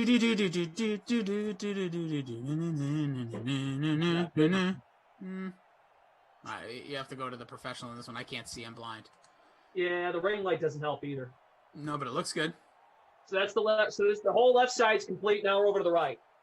So this is your left, everybody. This is your left and our right. God, that's confusing. Lamar Jackson has ran it 5 times for 54 yards. Yep. Getting it done on the ground's got the touchdown. Making things happen. Hey, the whole left side, look at that thing, all filled out. We kicked it off yesterday at the 2 p.m. Tampa Bay defeating Jacksonville, Las Vegas there, Pittsburgh, Rams, the Green Bay Packers, the Chargers. My pick of the San Francisco 49ers to make it to the Final Four. And in the second round, they are going to take, oh, wait, who won the last game again? Oh, the Saints. Saints survived 17-14. Yeah, Burrow had the ball at the end, under a minute to play. Couldn't get the job done, though. So I'm going to tell you, I think San Francisco will beat the Saints next time out. That's my Cinderella. That's my sister Jean. All right, here we go. Second quarter. Jordan Lindenbaum just arrived. Uh-oh. He's calling you a mush. But Jordan, to be fair, both teams scored on their opening drives. I'm telling you, we could have a game, Glash, that's 56-49 in the second quarter, and it wouldn't change it. Wouldn't change it. And you know what? I kind of like Jordan's stance at this point. Do not back off it at all. Yeah, you know what? Be committed to the bit. That's good. Yep. Ride it till the next game, and then it could be Glash. It was a cough curse. Now it's me, and then it could be the Glash Geist. The Glash Gash. There you go. Uh-oh. Oh, what a move! What a move! Oh, wow. That looked like a crossover in the NBA. Defender behind him, a defender coming at him. Fakes to the right, scoots to the left, goes 30-plus yards second time in this game. Lamar Jackson, the Truz, in full effect. Wow, that could have been extremely ugly. And he juked out 2 dudes. That was fun to watch. Jared Kilgore, yes, Wild Weather Wednesday is tomorrow. Weather will be turned on. I know. Everybody get excited. Ooh, little touch pass to Hollywood. Abby Rizzle dissing my roommate, Sarah. You guys, ops team, can't make a graphic? Sadly, I feel Glash's efforts will go underappreciated with that bracket board. You know what? It's going to be up here for a week, so it will marinate into the background. It will marinate, and, we worked really hard on it, me and Sarah. Yeah, first of all, if you wanted to go appreciate it, smash that like. Show him. Abby Rizzle, want to come say hi to Abby? She was making fun of your logo. I didn't think that was very nice. I just backed you up. She said, and I quote, you guys, ops team, can't make a graphic? Well, thank you. My 2-minute whiteboard, I guess, wasn't good enough. No, it was. I think it was beyond good enough, and she's just complimenting you. Unbelievable. I was hoping that Sarah would put the hammer down a little bit, but that wasn't quite what I was expecting. She came in out of nowhere and was just like, well, guess I'm not good enough. Bye, Abby Rizzle. Oh, almost intercepted. Lamar, got to be careful already with the 1 turnover today.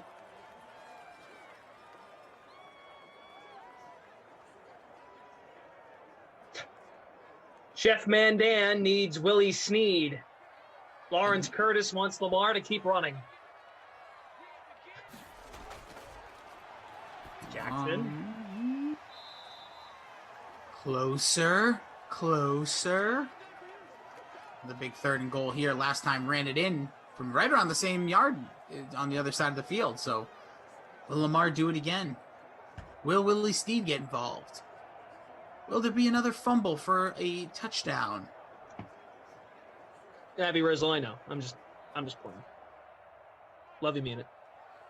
Mr. Hawk needs Dobbins. Pride needs Sneed. Gian needs Brown. Jackson, do things with people. Touchdown, Baltimore. Wow, again, 3 drives for the Baltimore offense. First one, the fumble going the other way. 2 since then. Lamar Jackson rushing touchdown. So nice he does it twice. Nice. Good line, Rossi. Thank you. That's what I say when I pick my nose. Can't just do one side. You ever notice that when you're just feeling around, maybe got an itch, you don't just check one side. You then you kind of you give that other one a little rub. You go digging. Yeah, well, I'm not really a digger. I just kind of give it like the itch. I've noticed not to dig when, I reached the age of like 15 and my nostrils were the size of my face. I was like, it's probably from putting my thumb up my nose. Legos. I actually, you know what? Gosh, you want to know my hidden talent? What, Jason? I can put a jelly bean, a pretty big, I guess I should say, what are the ones around Easter, like jelly eggs, I guess. I could just fit those right in my nose, comfortably. Oh. Yeah, really weird. It's a great gag when you're around children, they laugh. You got any jelly beans hanging around? I think I demanded my wife throw everything out of this house, so I don't, but, hold on. Actually, hold on one second. Yes. This is fun. Rossi just walked away. I used to do all this kind of crap, and now Rossi's doing it. I like how we've switched roles. He took his headphones off so he can't hear anything I'm saying. It's kind of nice. Anyway, 14-7 Ravens. Baltimore's touchdowns belong to Lamar Jackson. That is complete for Philadelphia, right by midfield. Who we got? Alshon Jeffrey. Very nice. Hit that like button, guys. It's good to have you here. Smash the like for the bracket tournament. Also, just for you guys, you keep showing up. 400 plus of you watching. Jerm, yes, your 99% hunch is correct. Sarah made that bracket. Quickly swarmed up. Miles Sanders. Going nowhere. Nope, not much to do. Damon, yeah, it's not fun. You can't rip out the nose hair. I used to be one of those people. It's actually really bad for you, I guess. I didn't know that. Oh, the nose hairs? Yeah. Worst thing you can do. Got to get that spinning trimmer because. Yeah, I got one. I did for for Christmas. I was like, oh, gotta do that. Good call. My bar, obviously, with everything going on. Oh, Sanders! Miles Sanders! House call! 7-yard touchdown! Got it. There's a guy, I saw a lot of people captaining, talking about it. And there he is. Gets all the way to the end zone. All right. Sorry, I just see Enzo dance say Rossi trying to stuff a couple of Tommy's Forest meatballs up his nostrils. I will say, I did find a Easter egg hunt basket. I don't even know what these things are called. With all the eggs that had remaining candy in it, and I have one egg-shaped piece. It's a little bit larger than what I was talking about, but you know what? Halftime, I'm going to shove it up my nose anyways. I'm going to shove it up there, baby. Just for all of you and for Sanders scoring that touchdown. Ed Zone Dance, try stuffing a couple of those Tommy Forest Tommy's Forest meatballs up your nostrils. Send them my way. But I'm telling you, the ideal ones are the large jelly bean ones. That things just sit right in my nose. But I got this. Hit the like for jelly beans. I will not eat any off the floor. I am, though, a floor candy enthusiast. Yes, Aaron, I am. Yeah, are you team #floor candy? Yeah, I was the one who brought up the whole topic here on the stream months ago because Because Reed Fowler can't be like bothered to have a little milk dud that falls on the ground. Oh, half a dude, second. that's gross. Not in the movies, but Well, we don't have to rehash. We've done this. But I would say I know you are. I want to know where do you stand on it? I have very low standards. You don't want to be anywhere near me. But I would say it depends on the candy. If it was a milk dud, a jelly bean, anything. I just use that as an example. Your candy of choice. You go to the movies. You bring in the candy you bought. Yeah, it's you gone. paid like $7 for this bag of candy. No, I didn't. First of all, there's your issue. I am a. Well, I feel bad for all the movies, and I hope they. Oh, you sneak candy in, don't you? Of course. Listen. You're a bad person. I'm not. I am not a bad person. All right, I'm not. If they want to check my bag on the way in, if it's really frowned upon and they want to frisk me, go for it. I tell them, Clash, I tell the usher, I say, I just want to let you know. You don't tell them. I give them a piece. I give them a little something. You got to sweeten the deal for them. Yeah, if you have packaged candy, I'm not giving them like an M&M. That's kind of creepy, Rossi. Oh, hey, listen, I want to let them know. What's your name? Oh, your name's Tyler. Hey, Tyler, I see your name tag. My name's Jason. I just stopped at the store around the corner. Got these little shark gummies for 2 for $1. This is my favorite. Would you like one? No, it's like, hey, Tyler. This poor Tyler's like 14. Like, what do you? No, it's not that weird. But I just say, hey, come here. Just come here. Come here. It's okay. So, hey, do you want a piece of candy or something? Don't whisper like that. Tyler, come on over here. Hey, man, come on. Oh, nice punt. Yeah, dude, like, I'm going to go in that theater. I got some of the snow caps here. I'm not going to unwrap them, but, like, do you want one? When I do, I'll come back out. My friend Glash, he likes eating them off the floor, but if you're down, like, I can make a cupful for you. I will just say that when the day comes I can go to a movie again, I will buy a bag of candy from the movies and give them their money back. Derwin on Twitch says, out here you can sneak in McDonald's meals to the theater. Oh, dude, I have snuck, you name it, and I brought in anything but popcorn, because I think popcorn at the movie theaters is the GOAT, is like the greatest form of popcorn. But I have snuck in cereal, just about everything. Wait, is this Emerson or Rossi? Yeah, seriously. Usually I put in a baggie, sneak it in. The best is, listen, the reason I started, dating girls in high school, aside from the fact that they just couldn't get their, hands off me. Yeah. They were all just like, what's your digits, dude? I'm like, here's my beeper. Is because they can get away with just having the big bag and you can't check it. They thought you were such a bad boy. Bad Rossi taking the candy into the theater. Hey, babe, how about I pick you up at 8 o'clock? You bring that duffel bag into the movie theater because daddy needs his snacks. He shows up with a $20 bill. I brought this for Oh, no need. Look what I got. Went to the store around the corner before we went to... Wow, Jason. You're amazing.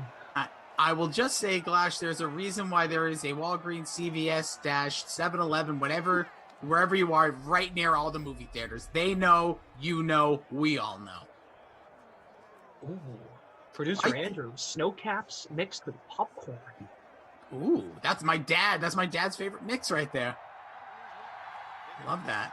See, well, going back to the floor candy thing and what I told you when we first did this conversation like July, if I've already touched popcorn, I'm not touching anything that's at the ground. Because there's too much grease. Even if it's not buttered, it's just there's so much grease. And once your hand, I don't play that game. I don't trust the movie theater floors. Nothing that's direct to mouth. Like if you drop something in a package, no big deal. But like a Starburst. Yeah, Starburst, go for it. This candy I'm going to shove up my nose at halftime, no big deal. It has a wrapper. But if it's chocolate, I get it. But so if you have to reach your hand down and you can't feel the piece that you dropped right away, forget about it. But if you can, I know. If you read, because it's dark, right? Because the lights go off when you're watching the film. But if you can just pick it up right away, who cares? You're like the claw. Yeah, exactly. And you have to have it's like when you pay that absurd $1.50 to play that claw game at the movies. You have to have the claw, like the game, or Toy Story. And if you don't get it, forget it. The claw. The claw. Ooh, Latrice, goobers and Popcorn. That's actually the name of our broadcast team. It's Goobers and Popcorn with your DraftKings 6 o'clock dream stream. This money. Okay. Well, I'm glad we hashed that out. Yes. Flashed it out. 2nd and 10. Final seconds of the first half from the 44. That's caught for a first down. Philly uses its second timeout.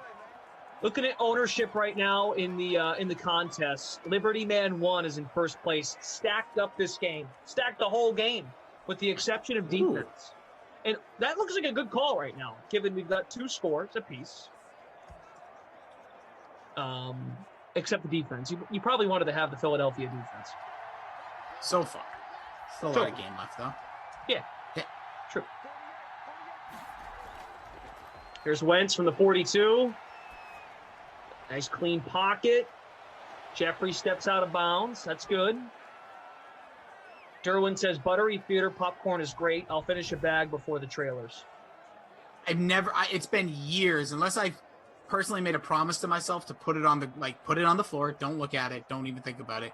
I don't know the last time that I've went and started eating the popcorn that I made it to the actual movie. It's trailers. Yeah. But the first trailer, I'm like, that movie looks like it's going to suck. It's actually, it might be one of the worst feelings ever, because you're like, wow, I'm fat. I just ate all of that, and I still have a whole movie to sit in here and watch. I'm just going to keep thinking, as the movie begins, you have to follow along, but you're just going to keep thinking, wow, I just ate all of that in 14 minutes. I'm like, there's half the calories of my day in 6 minutes. Yeah, exactly. It's so true. That's what I'm saying. It tastes great in the moment, but then you're like, wow, that is nasty. Another missed field goal. Come on, Rossi. No! Oh. Ridiculous. Elliot, break that board. I'm putting my hat over my thing. There we go. Oh, sorry, everybody here. So this is a little bit bigger, but the style. But my nostrils, by the way, let me just give you can't fit that in here. Oh, I can fit. I don't know if it's gonna go all the way though. Let's see. Yeah, that's way too big. Let's see. Oh my god. That's comfortably in there. But I think I can go. Great. Thank you. Hold on. As my wife told me right before I did this, she said, "That sounds really dangerous. I don't want to go to the hospital tonight." I said, "Don't worry. Glash will take care of the baby." That's right. I've offered before, so I'm trying my best here. Yeah, this thing's going. My nostrils are pretty big, but this thing is thick. That's a thick chocolate. Lamar Jackson, by the way, yeah, popped out 4 yards. Doesn't this door look kind of scary? By the way, really dark.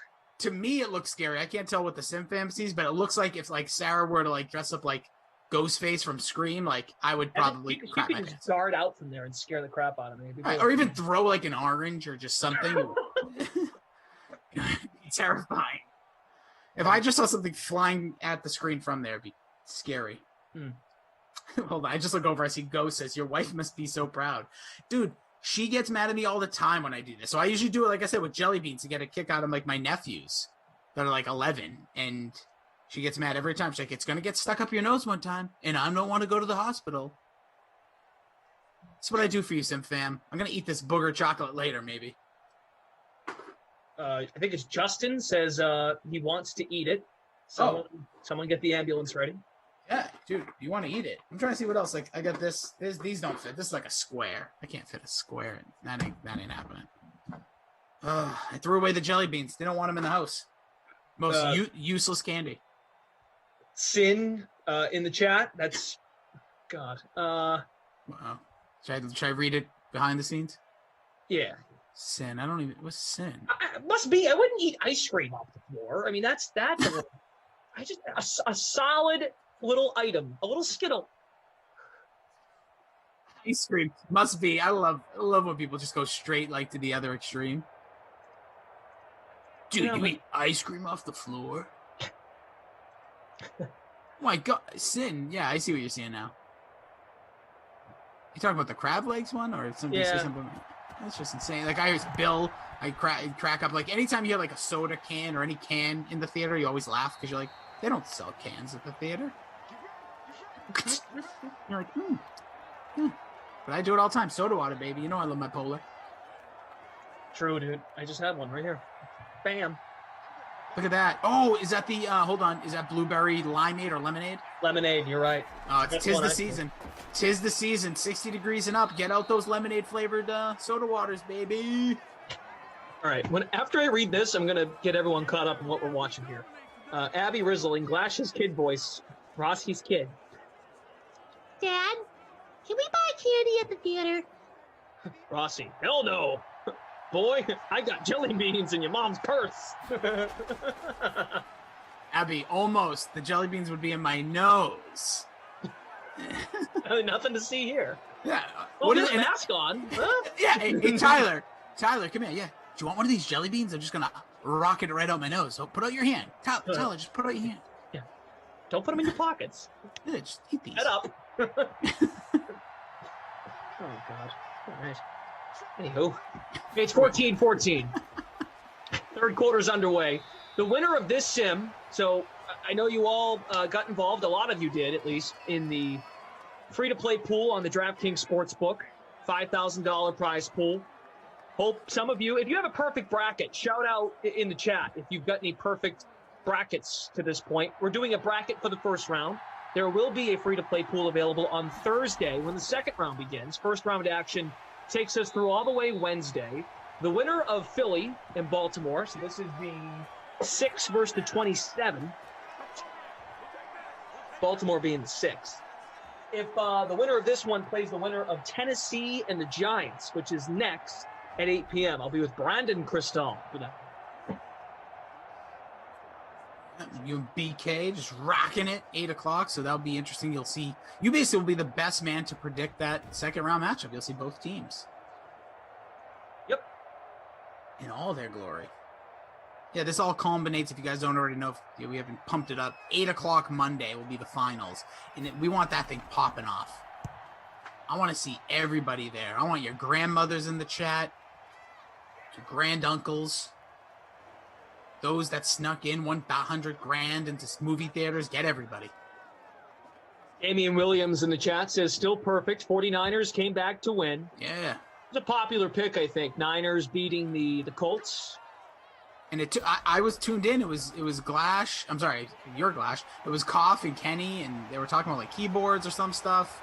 And Koff is calling himself the Kenny Whisperer, so I had to knock him down a peg and tell him, don't worry about that stuff. And then, is that really a high honor though?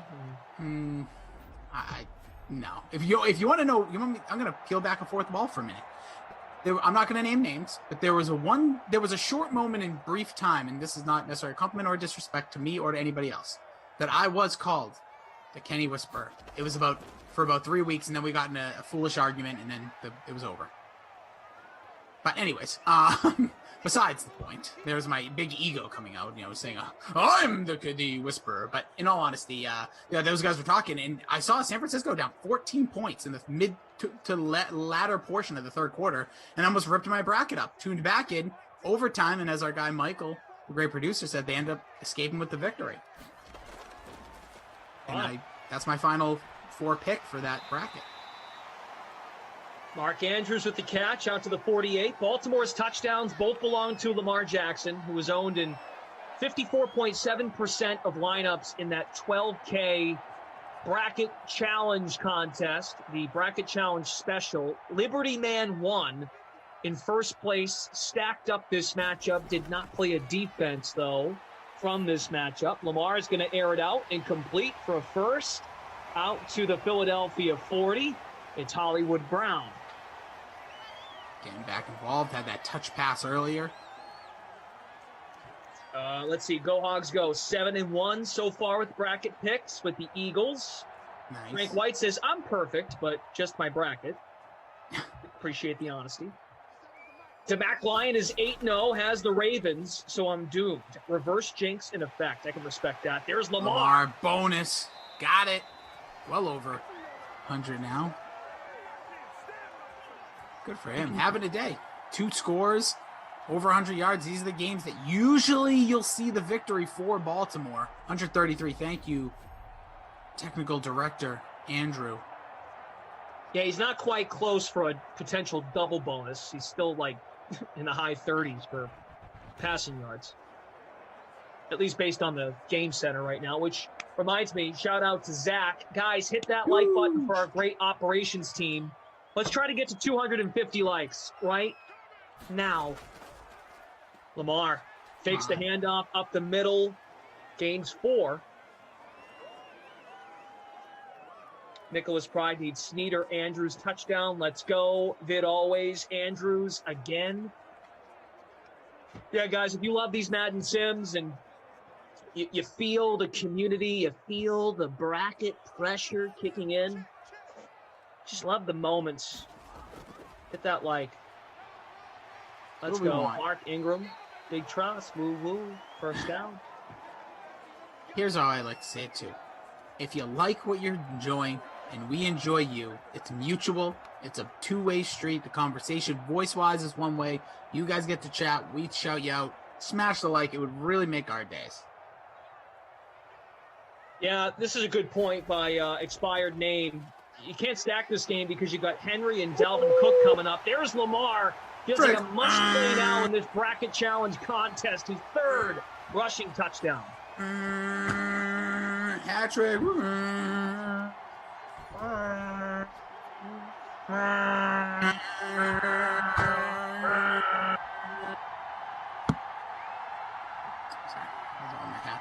No, that was good. That was very good. I felt like I was at TD Garden. And then Lamar gets to go around and everyone's throwing their cleats at him. I don't know what they would do in football. Well, I guess a hat trick is a hat trick, not a cleat trick. Well, this has got to be pleasing for Lamar Jackson owners. How is your lineup doing in our free contest? Well, probably decent at best, but let's see. Go start update. Red Sox off to a historic start. Won 7 straight. Today. Yeah. 36 degrees today at first pitch in Minnesota. No thanks. Lamar Jackson right now, non-captain, 36.5. I am sitting in 150th because he's really the only positive of my lineup. I have Deshaun Jackson, the captain spot. Not terrible. He's got double digits, but not what you were expecting. And, that Jake Elliott 2 missed field goals definitely not helping.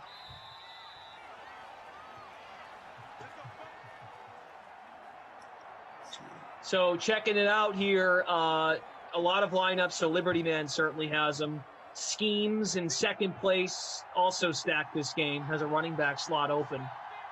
Sanders was owned in 34.7% of lineups. So the top lineups right now definitely want the presence of Miles Sanders to continue.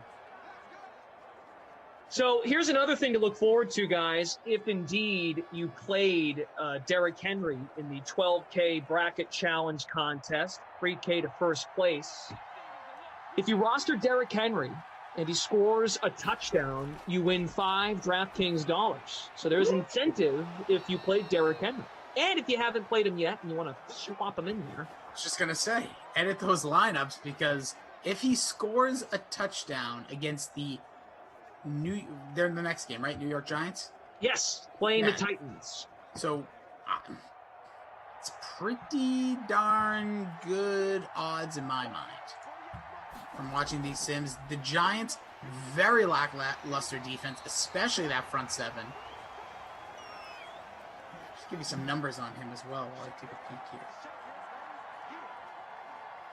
We got a minute left here in the third. Baltimore's got the lead.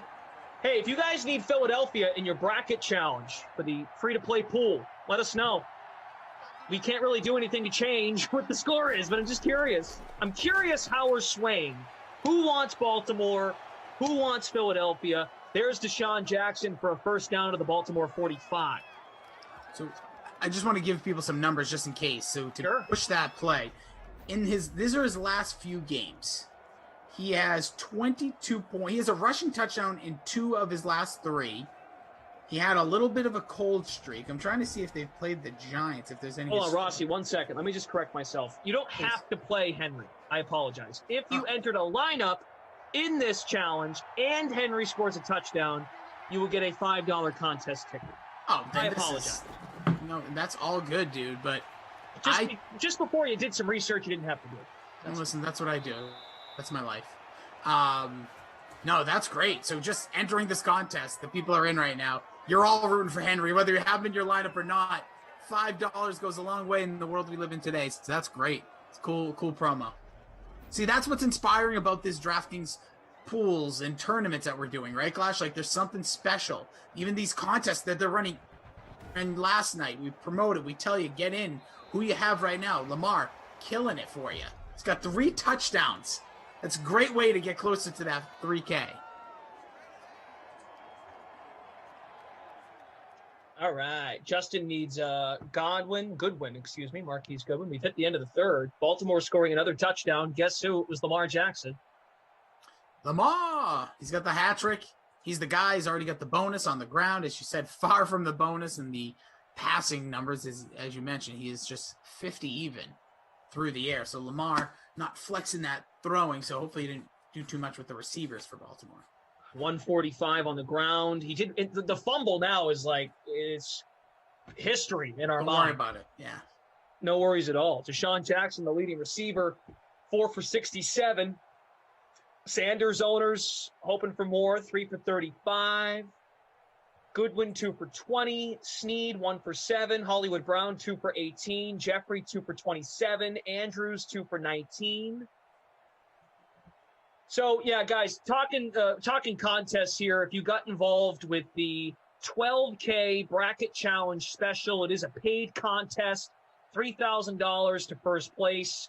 And the promo tonight, this is Tuesday. Enter a lineup in this contest. If Derrick Henry scores a touchdown, you get a $5 contest ticket. Of course, if you haven't entered yet, it's too late. But keep an eye on these types of things as the tournament continues through next Monday. Just wanted to shout that out. And you didn't have to play Henry. If Henry scores a touchdown, you're in good hands. You get a $5 contest ticket. You did not have to play Henry. 2 out of the last 3 games, Henry bounced his way into that end zone. Like them odds. So that's great. And like you said, Glash, keep the law. Like every morning I wake up, have a nice swig of water, maybe go to the bathroom, maybe check myself in the mirror. Then I open up the phone, go to the DK, and I check the lobby. I want to see what the contests are, because not only being involved here, like I don't know all the ins and outs every day, so you guys should always be checking out, see what's going on, whether it's the early classic, the late classic, what the contests are to win some money, and there's fun in different ways. D-Rod, all good. Good to have you here, D-Rod. Another run there by Carson Wentz. It's 2nd and goal from the 8. Justin Harden, what's good? Jordan Warren, how you doing, Jordan?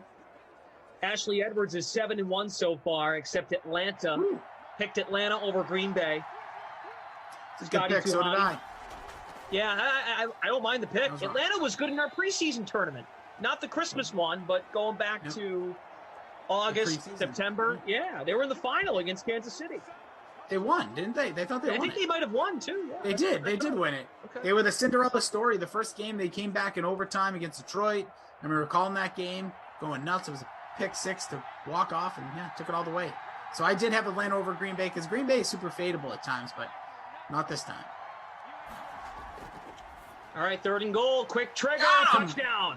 Marquise Goodwin. Give it to him. X gonna give it to him. Yeah. Shout out. Going to be doing a top 11 DMX pod tomorrow morning on the Pop Culture Pile Driver. Me and Babysitter Billy. That's good stuff. Yeah, you can subscribe. 3 words, Pop Culture Pile Driver. R.I.P. DMX. Yeah, it's a big loss. Big loss in the music community. And follow Pop Culture Pile Driver on Twitter at Pop Culture PD. Thanks for the shout, dude. No problem. Driver is spelled, well, you don't have to worry about that part. Driver is spelled Q-U. Q-U-I-E-T. Quiet down. Tim Schreiber, what's up, Tim? Mad Monk, what's up? Shane Thomas, I don't know about Jalen Reagor making an impact, but we can certainly pray for you. Goodwin in the free showdown, 27.7% owned. Ralphie, I feel you. Yeah. Go Sox. Go, yeah, can't go Sox. Go Bees. Go C's. Yeah. Let's do it. Get your dunks. Load Get them up. your donks, dude. More Get your games. ice. Hit that like button.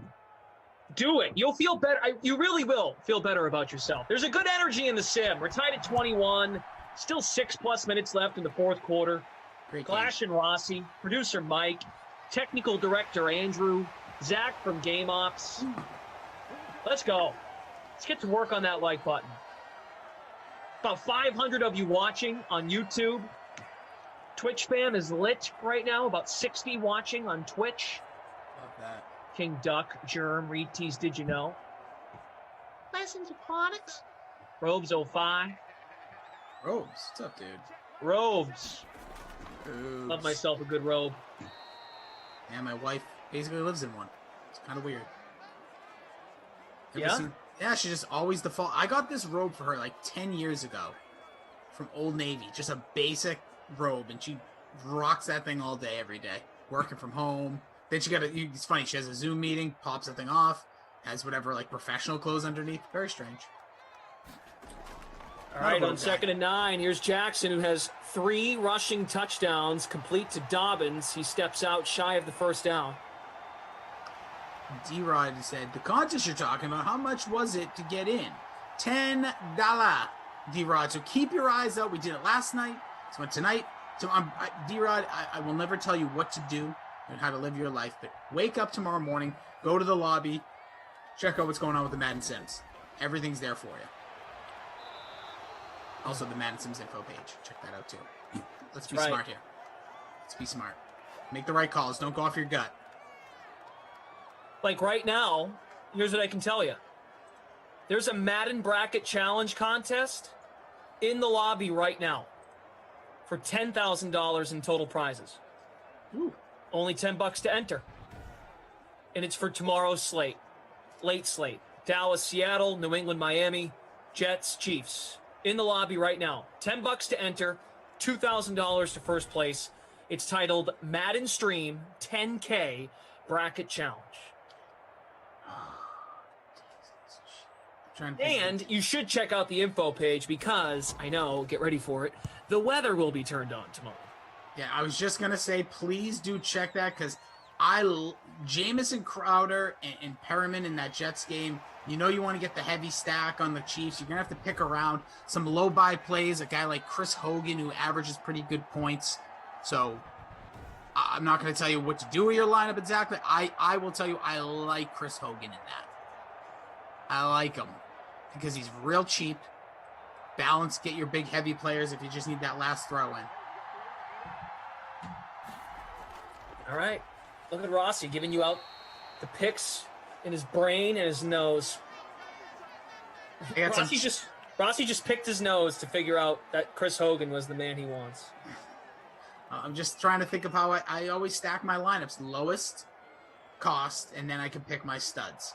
And don't overvalue the big three with Kansas City in that contest, where you have Seattle, Dallas, the Patriots, and the Miami Dolphins. Don't sleep on some players there in New England who we've seen play really well. Guys like the newly retired Julian Edelman's been on a heater here in Simland, going against a weak secondary of the Dolphins. Not in real life, but Madden Sim, should I say, attribute-wise. Some folks want a safety here to help out their classic lineups with the Baltimore D, or even maybe Baltimore D in a showdown.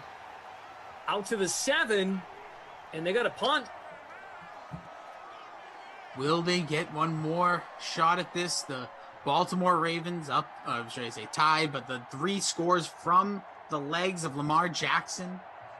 Might need to do a little bit of throwing, but enough time left in this game with 4 minutes that he could do it all on the ground again, get over that 200 mark. Hey, another option for you guys, because I see that some of you have picked up on the paid contest. There's also a 4K flea flicker, 4K paid flea flicker for tonight, actually. It's for tonight, Madden After Dark at 10 Eastern. Vikings, Washington, $5 entry, and it's $1,000 to first place, $5 to get in. Washington against Minnesota. And actually, in that situation, the Washington football team is the higher seed because we seeded the teams based on their finish in the real-life NFL 2020 regular season. Mm-hmm. I think a lot of people, I would like to think, picked the Vikings to win that matchup because, well, they've just got some better players, and Dwayne Haskins is not good. Last 2 times we've had Washington Sims, and I've called it, they've scored 3 points each. So I will just say Justin Jeffries in that one. If you're going to play, want to get some, he's been another guy on a heater for that Vikings team. Obviously, Dalvin Cook, you know what he can do, but the front 7 for the football team can be, dominating, can kind of put up that brick wall. So Jeffries is a guy I really like in that one, which I am going to check out now. Thank you, Michael, for the plug. Okay, it's crunch time. Baltimore with the ball, tied up 21-all.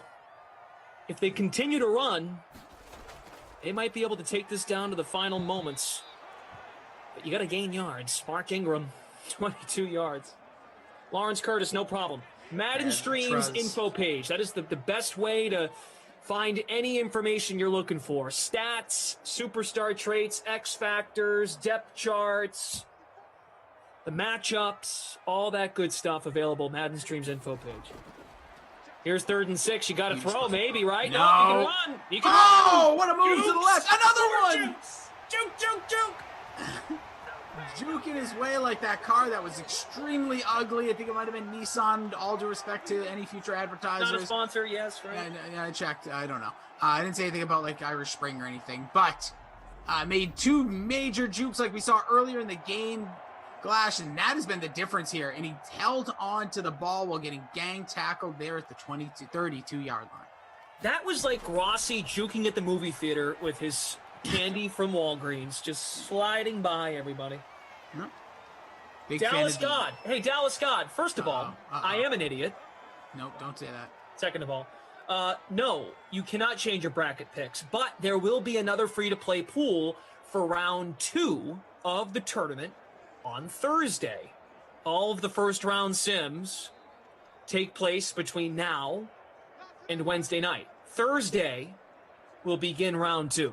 So then you can make a new bracket, your new picks, your round 2 picks. Wah. 2nd and 9. Yes, thank you, bad boys. Justin Jefferson. I was saying Justin Jeffries, and I was thinking about 98 degrees. In Dallas, God, you be a good boy. We respect you here. We do. That was coming in hot. That's okay. That's what he does. Comes in, stirs the pot. That's how he gets his questions answered, though. I gotta respect that. Yeah, you know who you're dealing with when the play-by-play and commentary crew. Another big look at this setup. Yeah, big powerful set. Lots of blocking for Ingram. In this power football, the running is done. It was another 3rd and 6, second time in a row they've gotten completed, or at least got the first down on a 3rd and 6. So Philadelphia now trying to keep this game alive, keep as much clock there as they call their first time out. All tied up at 21. Dallas Scott, why can't we change games that haven't been played yet? I think that's kind of the standard in the NCAA tournament too. All tournaments, you make your picks and that's it. You can't change them. That's like when you do the NCAA tournaments, men's or women's tournament brackets. You can't change them after once the first game starts. You can't make any changes. Correct. I'm sorry. That's kind of a dumb question, honestly. Just being real. Brandon Soto, but love you mean it. Brandon Soto says still undefeated. Well, who do you need? Tell us again. Who do you guys need to win the sim? Baltimore. Yeah, dude. I need Philly to get a stop. Block the kick. Gonna call their final timeout here. Philadelphia gonna need to make some big plays here. Could they block a field goal? Has that ever happened? I ask this all the time. I know it's been a while. And Michael, Andrew, Zach, I know you guys have seen a lot. Maybe Zach, this is a great question for you. Have you ever had to score a blocked field goal? I don't think it's ever happened. But may not have to on 3rd and 5. Out of the pistol. Lamar. A run. Oh, no. Oh, I thought he was going to try to fight.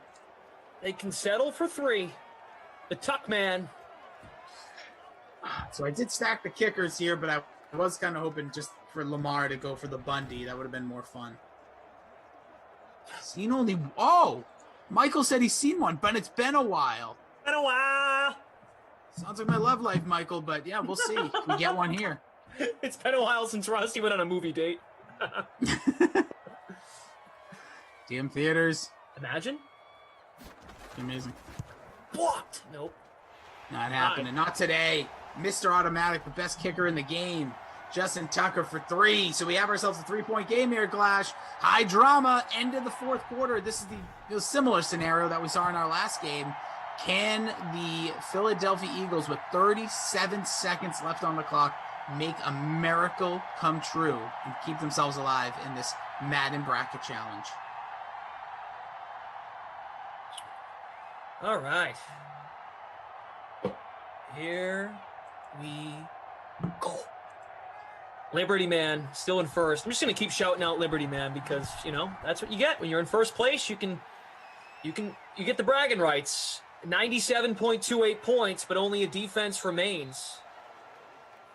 What do the Eagles have in store? So this guy right here could be the dude that could be a burner down the sideline, Deshaun Jackson.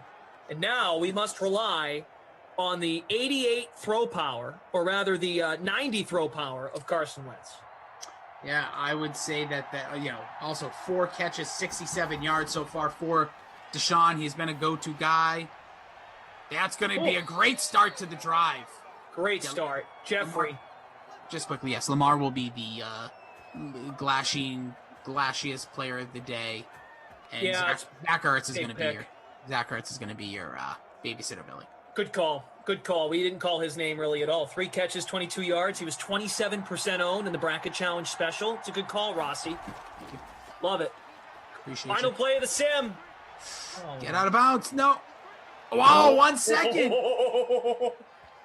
I'm going to say it.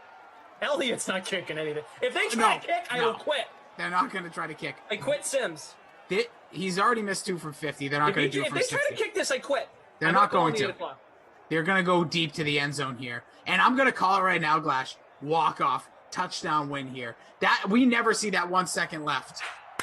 Let's go. Come on. Come on, Carson. Final play. Would be a hell of a story. Oh, God. Okay. And there's Ertz, just to troll us.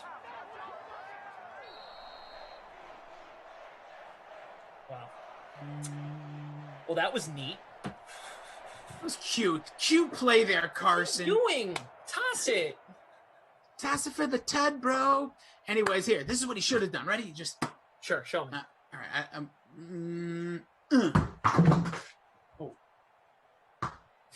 I love a whole lot of people in the chat were like, kick it. I'm not joking. I would have quit. Honestly, it would have been a better call for them to kick it, with all due respect to you and your future endeavors. But thank you. Hey, that's the way the cookie crumbles there. So there it is. Baltimore moving on. And there's Ertz. Yeah, expired name. Okay, very good. You have any final thoughts? You're done for the night, right?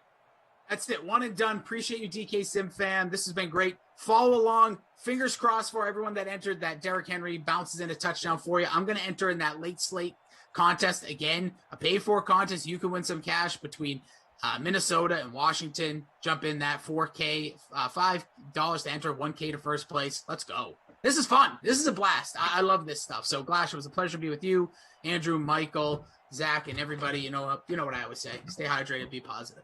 27-24. That was the final, right? Mm-hmm. Okay, there it is. So, Baltimore. 24-21, but. Oh, it was? Oh, crap. All right. I think. I don't even remember anymore, Glash. 24-21. Very good. Okay, that's it. So, Baltimore is moving on. Smudge it. Baltimore is moving on, and then they'll play the winner of the next sim at 8 o'clock. Giants taking on the Titans. So the 11, Tennessee, and the 22, NYG. Okay, coming up next, the DraftKings Dream Stream. And thank you all for being here so much. See you at 8 with Brandon Christel. But coming up next on the DraftKings Dream Stream, Ross Tucker and Emery Hunt evaluate the top defensive backs in the NFL draft. They're talking and taking your questions, perhaps. Talking all things safeties and cornerbacks. Here's Ross. Pour yourself a cold one. Let's strike 'em, huh? And listen to Ross Tucker break down the top college prospects on another tasty edition of The College Draft. Yeah, it is Daddy Soda time here on the College Draft Podcast presented by DraftKings. Another ridiculous deal, by the way, for DraftKings this week. $100 if you put $1 down and your team makes a 3 in the NBA. You got to be kidding me. Just make sure you use the code Ross when you do it. I am the former NFL offensive lineman, 5 teams, 7 years. Now I got 5 podcasts on the Ross Tucker Podcast Network. By the way, Joe Banner was incredible last night. The former Eagles and Browns team president last night on the Ross Tucker Football Podcast. It's obviously already posted. Please check it out, because if you listen or watch this show, youtube.com/Ross Tucker NFL, you're into the draft, as you should be, by the way. And you will be so impressed by so many of the things that Joe Banner said about the trades this offseason, as well as what he had to say about drafting and the advantages you can get and how hard it is and the difference between good teams and bad. Anyway, just listen or watch the Ross Tucker Football Podcast. I think many of you already do. I'm at Ross Tucker NFL on social. We're at Ross Tucker Pod. And the star of this show, it's Emory Hunt. This guy's just the star of the world right now. Everywhere you go, he gets to vote in the top 25 poll of the FCS. I'm so jealous. He got to do a game Saturday. Fortunately, I get to do a game, fingers crossed, this Saturday, Patriot League Championship, Bucknell, Holy Cross. He's the great Emory Hunt at F-Ball Game Plan on Twitter. Football Game Plan is his exquisite YouTube channel, and you still have time. I mean, we're about almost 2 weeks away from the draft. I know a lot of you are cramming like it's like midterms or finals right now for the draft.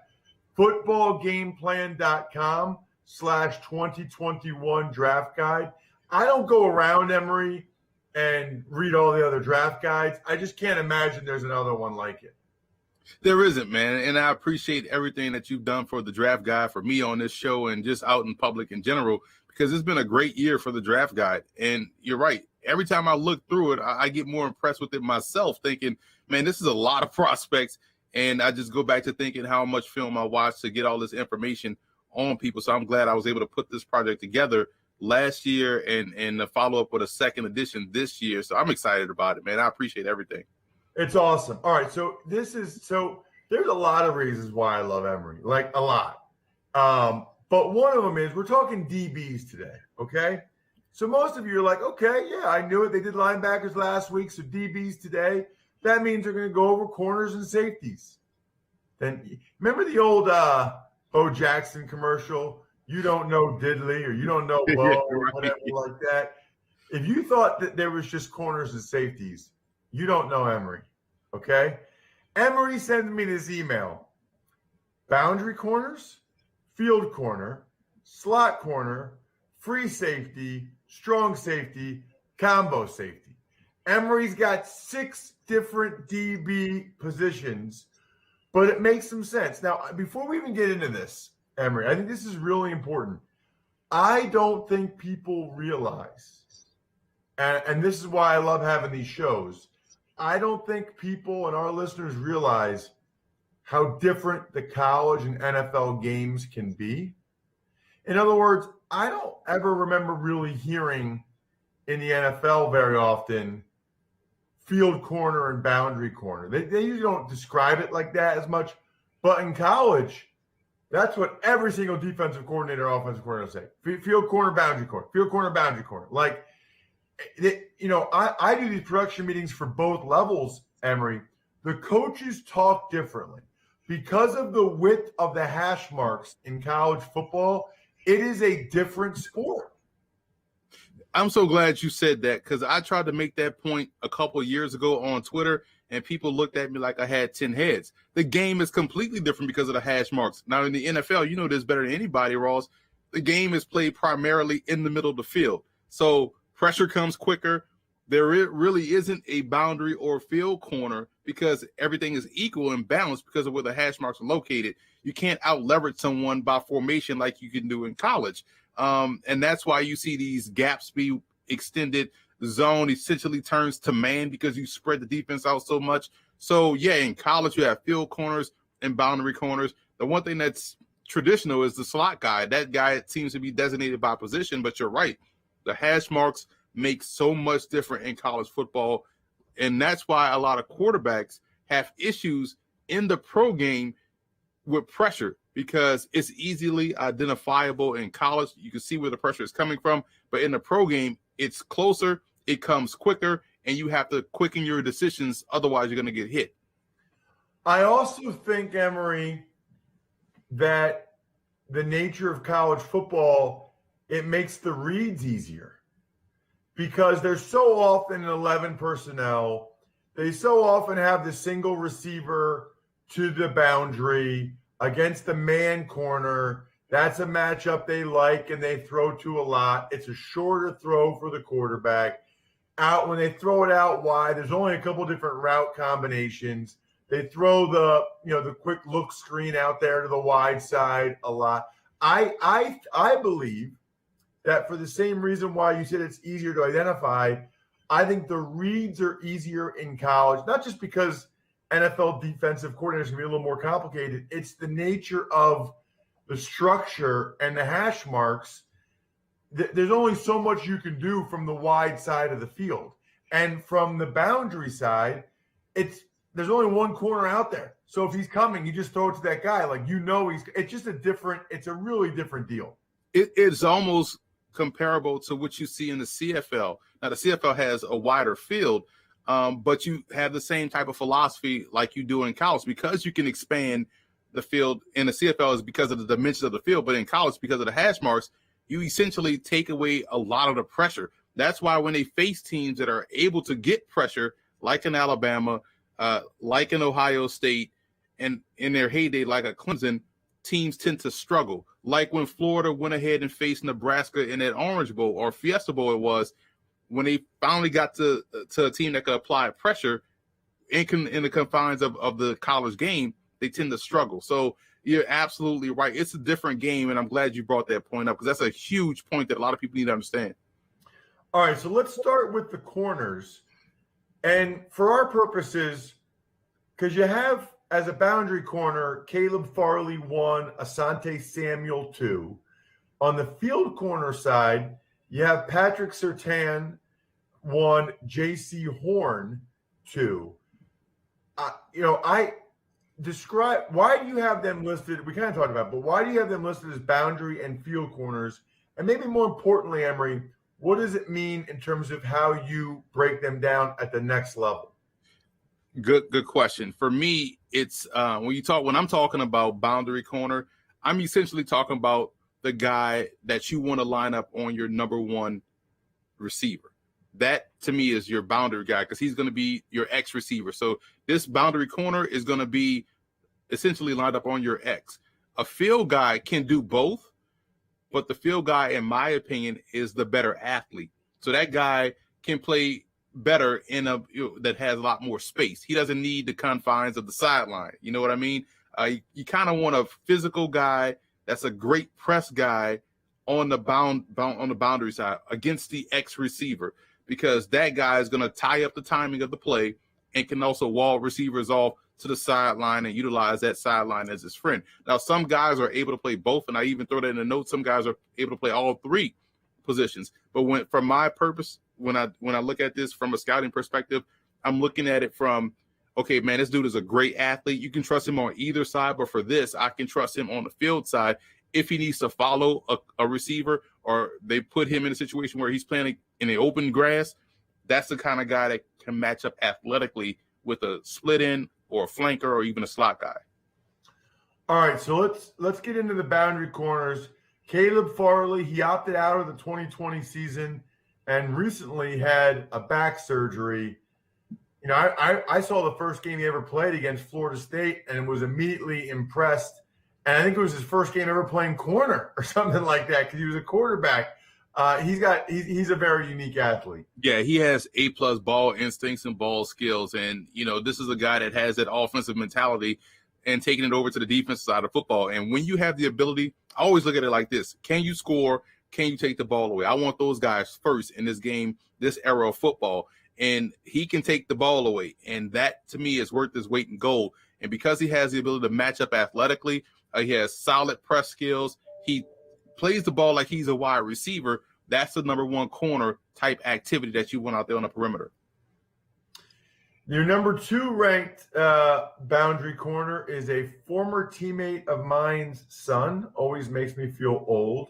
Asante Samuel Jr. from Florida State. Love his instincts and technique, and you could tell he was well coached by his dad, who, by the way, is a Hall of Famer in my opinion. I love the way he was able to attack the football, and you could see that permeate through his son. And I think his son is fearless in terms of what he can do from a press perspective. He can play off coverage really well. He attacks the ball aggressively. He can click and close type. He's a click and close type corner. So he has everything that you want for a corner to play on the outside. And some people will say, well, he's 5'10", put him in the inside. No, size is not a skill. He can hold his own on the outside. He did so at Florida State. I do believe he can do so in the NFL. Out of the other boundary corners, you got number 3, Cameron Bynum from Cal, 4, Zach McPherson, Texas Tech, 5, Kelvin Joseph, Kentucky. He's a guy that's been getting some buzz. Yes, so I'm not surprised he's getting buzz now. People needed to wait to see what he tested like athletically, but the tape should tell you everything. And the fact that he is another lone corner with good ball skills and has some upside left in his game, because he was another one that transferred from LSU to Kentucky, and man, that defense just played well. They were good on the front end, they were good at the second level, and they were really good on the back end with guys that can match up. So he's another one of these athletic corners that's physical, that has the right mindset, that still has room to grow his game at the pro level. So his potential arrow is pointing in the right direction. So let's get to the field corners then. And your number 1 ranked guy, probably not that much of a surprise. A lot of people like the number 2 ranked guy as well. But your number 1 ranked guy is Patrick Surtain II from Alabama. I loved his technique. He's patient in everything that he does. And normally when you're looking at Alabama corners, they always have an issue with finding the football because they're so married to playing in phase. And you don't see that with Surtain. You see a guy that is comfortable in his own technique. So, yeah, he can play in phase up until the last point, turn and find the football and make a play on it. And I think when you have that ability, to be able to be disciplined in your technique, but also have the wherewithal to make plays on the ball, you're playing A+ level football, which he has done so far in his career. Yeah, he was impressive, even just his size at the U.S. Army Bowl a few years ago. Number 2, you've got J.C. Horn. Did I ever tell you my Joe Horn story, Emery? No, go ahead. I have one too. Oh, okay. So 2007, I go on a free agent visit to Atlanta, and I'm in a limo with Joe Horn. It's me and Joe Horn. They're going to sign him to be a starting receiver. They're going to sign me to be like a backup O-lineman, but we're in the same limo. I don't know. And we're going around. We go to get our physical in downtown Atlanta before we even go out to Flowery Branch, the Falcons facility. And after we get the physical, I'm sitting there in the limo. The car opened and like, Ross, can I talk to you? I was like, okay. I hop out of the limo, and they're like, yeah, man, you failed your physical. Like, Joe's here is going to take you back to the airport right now. I never made it to the Flowery Branch. I never made it to the Falcons facility. I never talked to the coaches or the GM. The doctors X'd me out on my physical. So I remember being like, all right, Joe, see you later, man. He's like, you out? I'm like, I'm out. It was that easy. I wish I'd have been like, yeah, my agent just got me a $20 million deal somewhere else. I'm out here. That was not the case. I failed my physical. But Joe Horn, a cool dude, man. We had the Saints had a practice, a training camp practice at Nicholls State at the time in Thibodeau. So, we're in college at the time. We're playing ball. So it's like, it's a summer. We're in summer school. So it's like, let's drive down to Thibodeau to check out the Saints practice. So we get there, we watch and practice, and after practice, we kind of just shooting the breeze in the stands. It's like 6 of us. Joe Horn just comes over and introduces himself to us. It's like, y'all brothers want to take a picture or something like that? And we're like, yeah, why not? And so we took a picture with Joe Horn, and then we just start talking. Shoppy stayed out there for another 30 minutes just talking about random stuff with us. And I was like, man, this legit Joe Horn, he didn't have to do all this, and he was just out there just being one of the guys. It was crazy. It was like it's a real moment for us because we was just like, man, we was out there, really just shooting the breeze, and Joe Horn attaches himself to our conversation and just kind of hangs out with us. That was pretty funny. That is amazing. I love that story. Well, what's his son JC Horn like?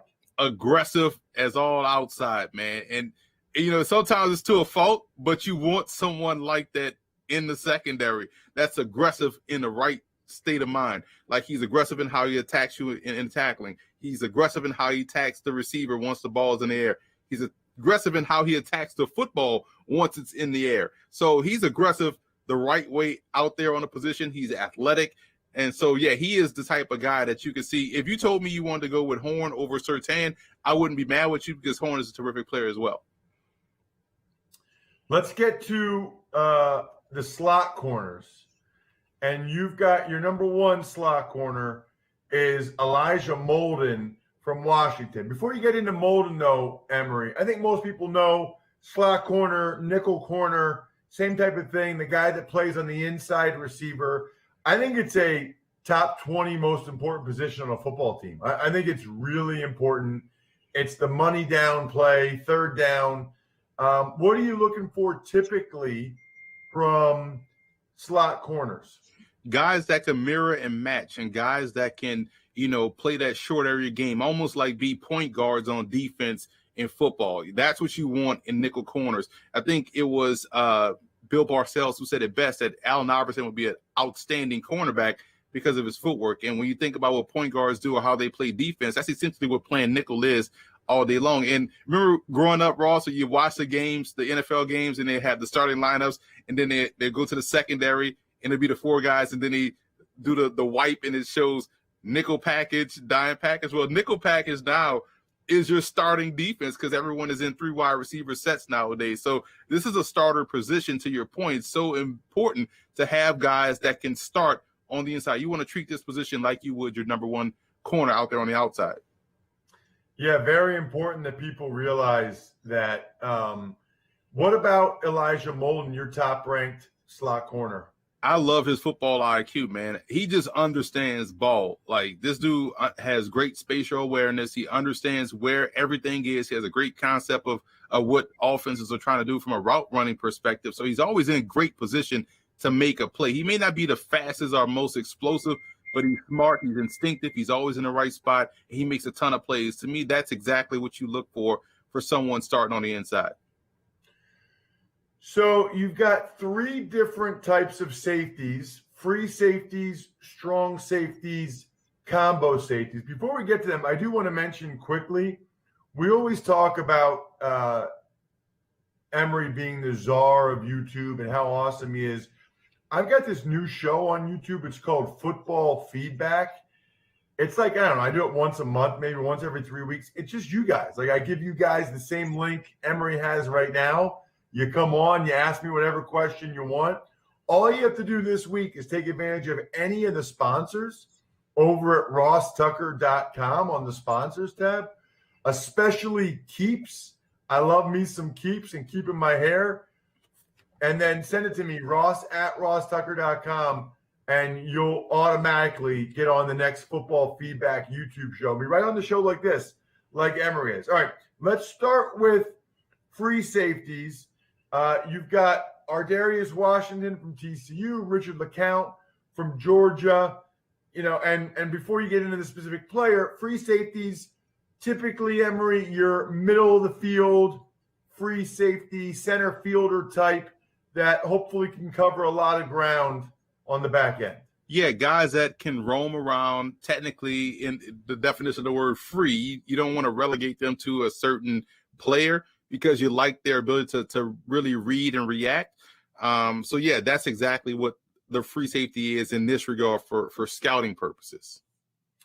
Ardarius Washington from TCU? surprised that he was number one for me, because as you're watching, and a lot of times we have our own personal biases where you see someone listed, you like, and he's a safety? I thought he would be a nickel corner. And then you watch the film, you're like, my goodness, this dude is outstanding. Like, he is legitimately 175 pounds, but he's blowing dudes up like he's Ray Lewis in a run game, and also on these little quick, bubble screens.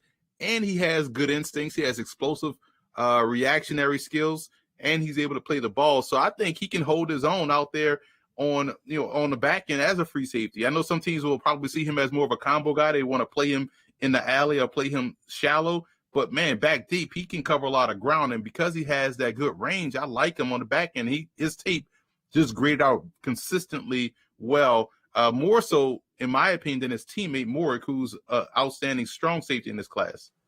What about Richard LeCount from Georgia? He's a U.S. Army Bowl guy.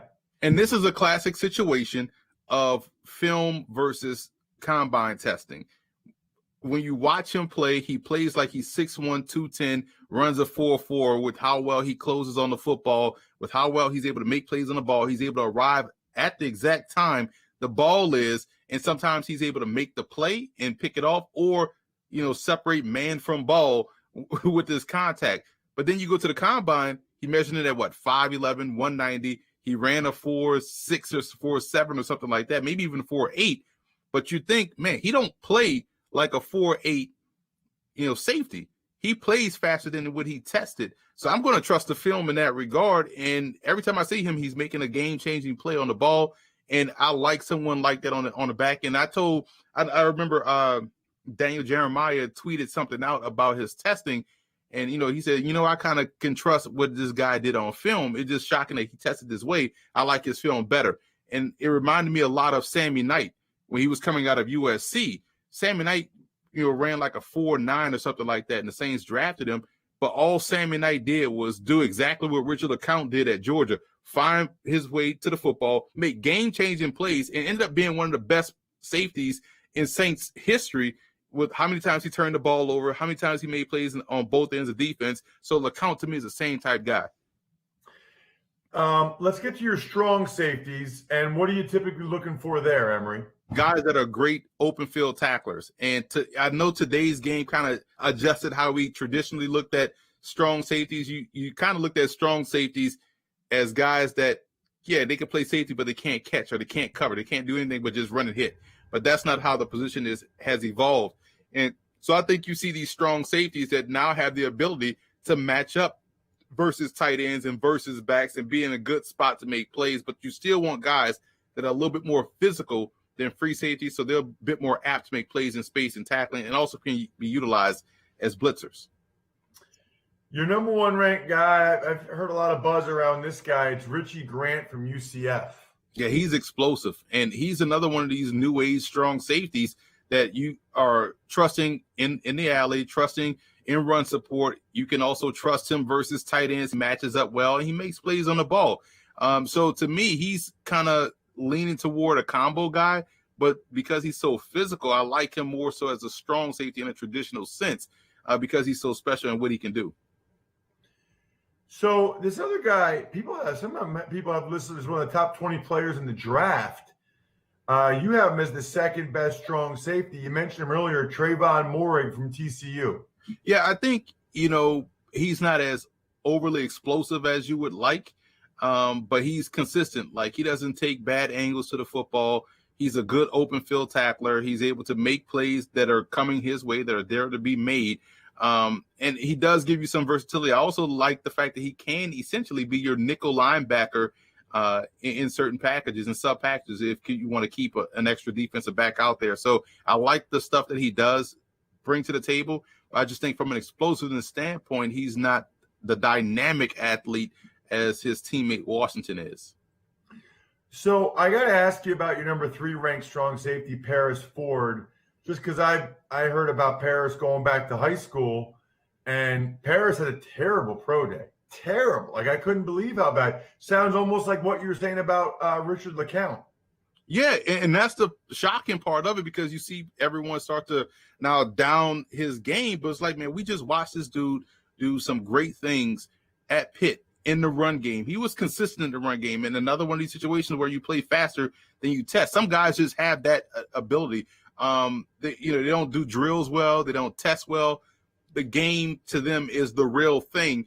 And it's hard to simulate that in their mind in practice or in drills. So it's a weird dichotomy. Some guys just have that sense about them. They call them gamers. I think Ford is a gamer. He plays faster than what he timed. His instincts allow him to be a half step faster than what he was, doing out there on his pro day. So I would trust the film here and still like this guy's tape as a strong safety, a sub package player at the next level.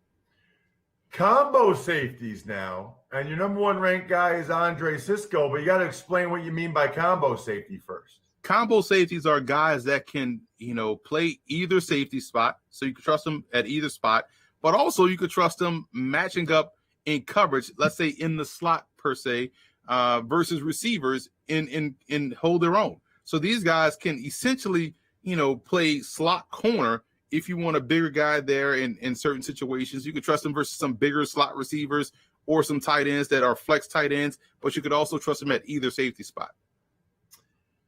Tell me about Andre Cisco from Syracuse. Had he not gotten injured in a pregame freak injury this year, I think he'd be a first-round pick.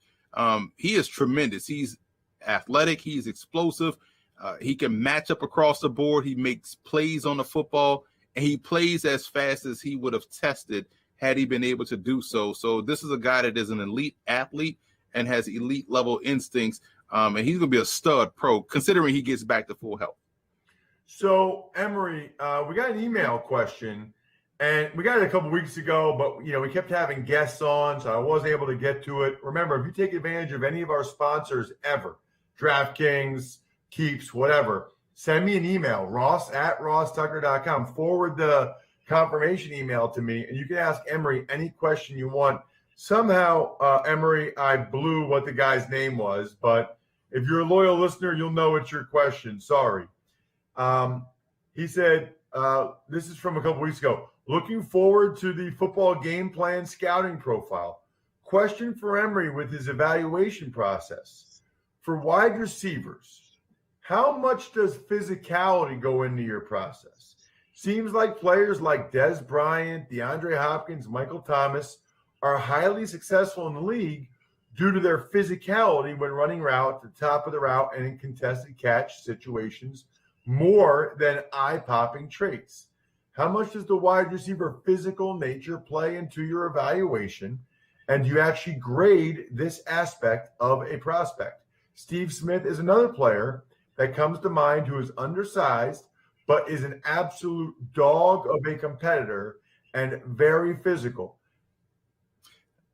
That's a great question. And I do account for players' physicality. You kind of put it in the scope of, man, he has that dog in him. And guys that have that at no matter what position, you kind of want that guy on your team. And that's what makes a Dez Bryant different than, another receiver, or that's what makes you have the affinity for a Steve Smith or someone like a DeAndre Hopkins. You want somebody that's physical, man. It's a physical game. And you don't want anyone that's not apt to going up and fighting for the football. Quarterbacks love it. Defensive coordinators hate it. But offensive coordinators love it because it allows you to open up your entire playbook because, okay, I know this guy's not afraid to go over the middle of the field. I know this guy's going to fight for the football if it's in the air in a 50-50 situation. And when you're able to play that physical game, you find yourself having more success. And those guys, to me, tend to translate better to the NFL than a finesse guy, so to speak, someone that just wants to beat him with speed. You have to be able to play a physical game at some point in the NFL. I would say in general, physicality is very important to me at every position. Just people that have that dog in it. It's a tough sport. And at the NFL level, especially, you got to really enjoy and embrace that part of it. And I play with guys like Clinton Portis. You wouldn't think it. He liked to hit people, man. Like when he was blocking, he liked to hit people. And it just seems like most of the best players, they really do enjoy the physical part of it. They embrace that part of it. Check out Emory on Twitter at FBallGamePlan. Of course, most of you already know him, Football Game Plan on YouTube. And still time. We got, whatever it is, 17 days, 16 days until the first round of the draft. Footballgameplan.com/2021 draft guide. Glad to hear things are going well, Emory. I am not surprised at all. You can check us out at Ross Tucker NFL, at Ross Tucker Pod. Hoping more of you guys ask email questions to Emory or try to get in the next football feedback show. Should be awesome. Other than that, the keg is kicked. We're all tapped out. Thanks for listening to the College Draft Podcast. Make sure to also subscribe to the Ross Tucker Football Podcast, Fantasy Feast, Even Money, and The Business of Sports. All available at Apple Podcasts, rosstucker.com, or wherever podcasts can be found. A lot of times on the show, I mentioned DraftKings. Here's what you need to know. You got to be 21 or older, New Jersey, Indiana, or Pennsylvania only. New customers only. Restrictions apply. See DraftKings.com/sportsbook for details. Gambling problem, call 1-800-GAMBLER, or in Indiana, 1-800-9-WITH-IT. By the way, if what I was talking about included a deposit bonus, doesn't always, sometimes it does.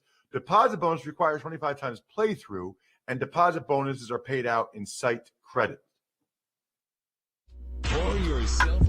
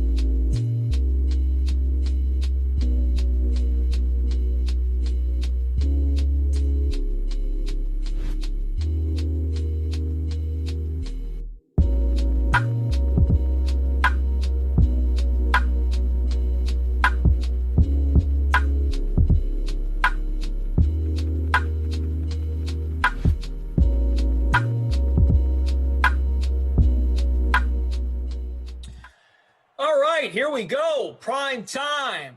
Round 1 of the Madden Bracket Challenge continues. We saw the top right of the bracket get started at 6 Eastern. Baltimore advances by beating Philadelphia. A couple close games today. The final was 24-21. 6 seed Baltimore over 27 seed Philadelphia. Here we have the 11 seed Tennessee hosting the number 22 seed New York Giants. Clash and BK, Brandon Cristal. Who do you like? Who do you like to win the game, and who do you like on the captain spot for this one? I picked the Titans, and I captained A.J. Brown. Okay. So I just think the Titans have a better team. I know the Giants can be solid defensively, and Daniel Jones and Saquon can make enough plays. He kind of mixes it up. He'll get Golden Tate involved every now and then, or Slayton. Obviously, Evan Ingram is a strong play. And so I'm trying something on because this was sitting on my desk here. You know how you bring a glove to a baseball game? I'm just going to hold on to my PS5 controller the whole game to really feel like I'm in the game. What do you think? Will that work? Yes, no? People will accuse me of controlling what's going on if my lineup's really good. Yeah. You spoke what I thought. Even though this is a PS5 and we're still playing on PS4.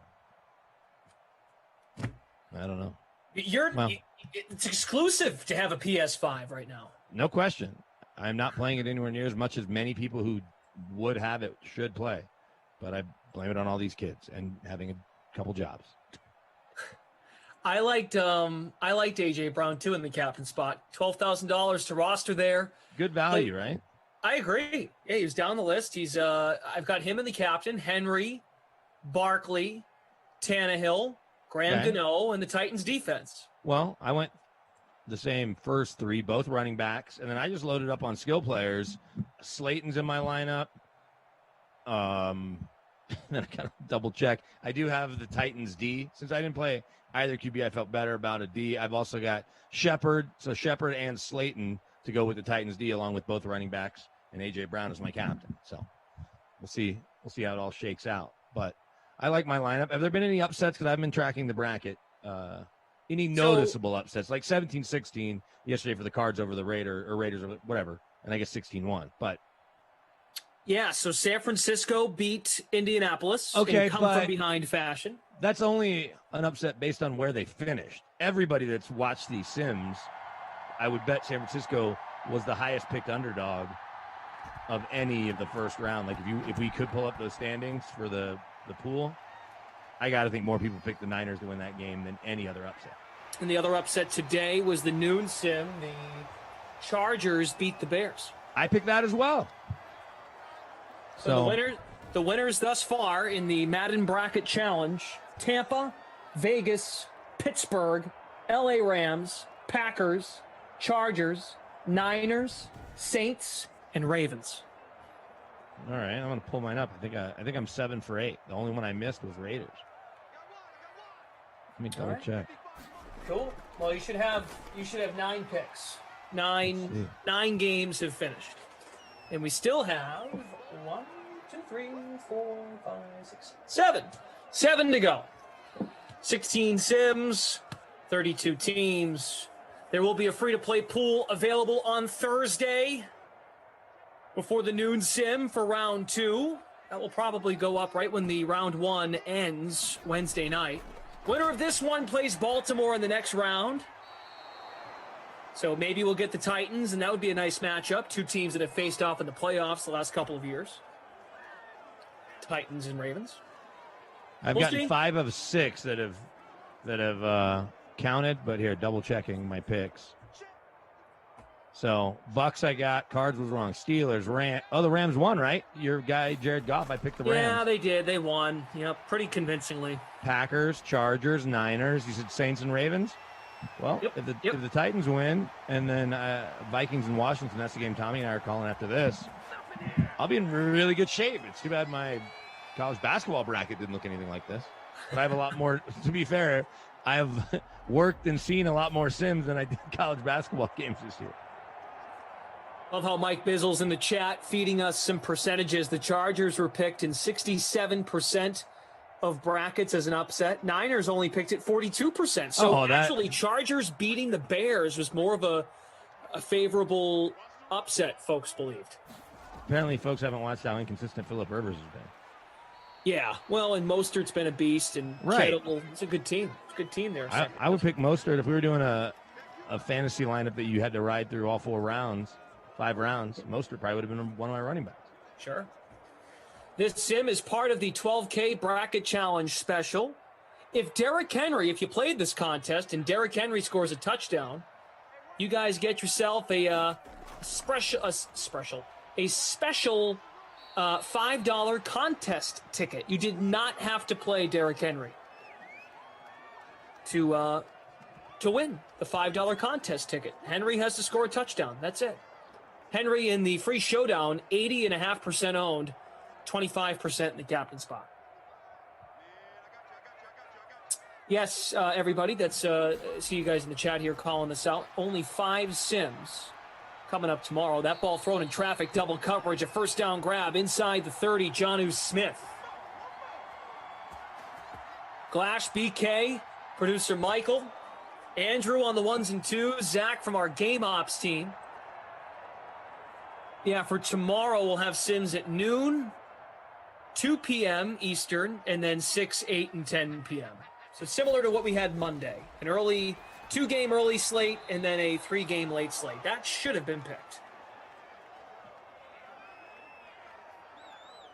Want to say hi to the chat? What's up, DJ? Clap your hands. I captained Galladay.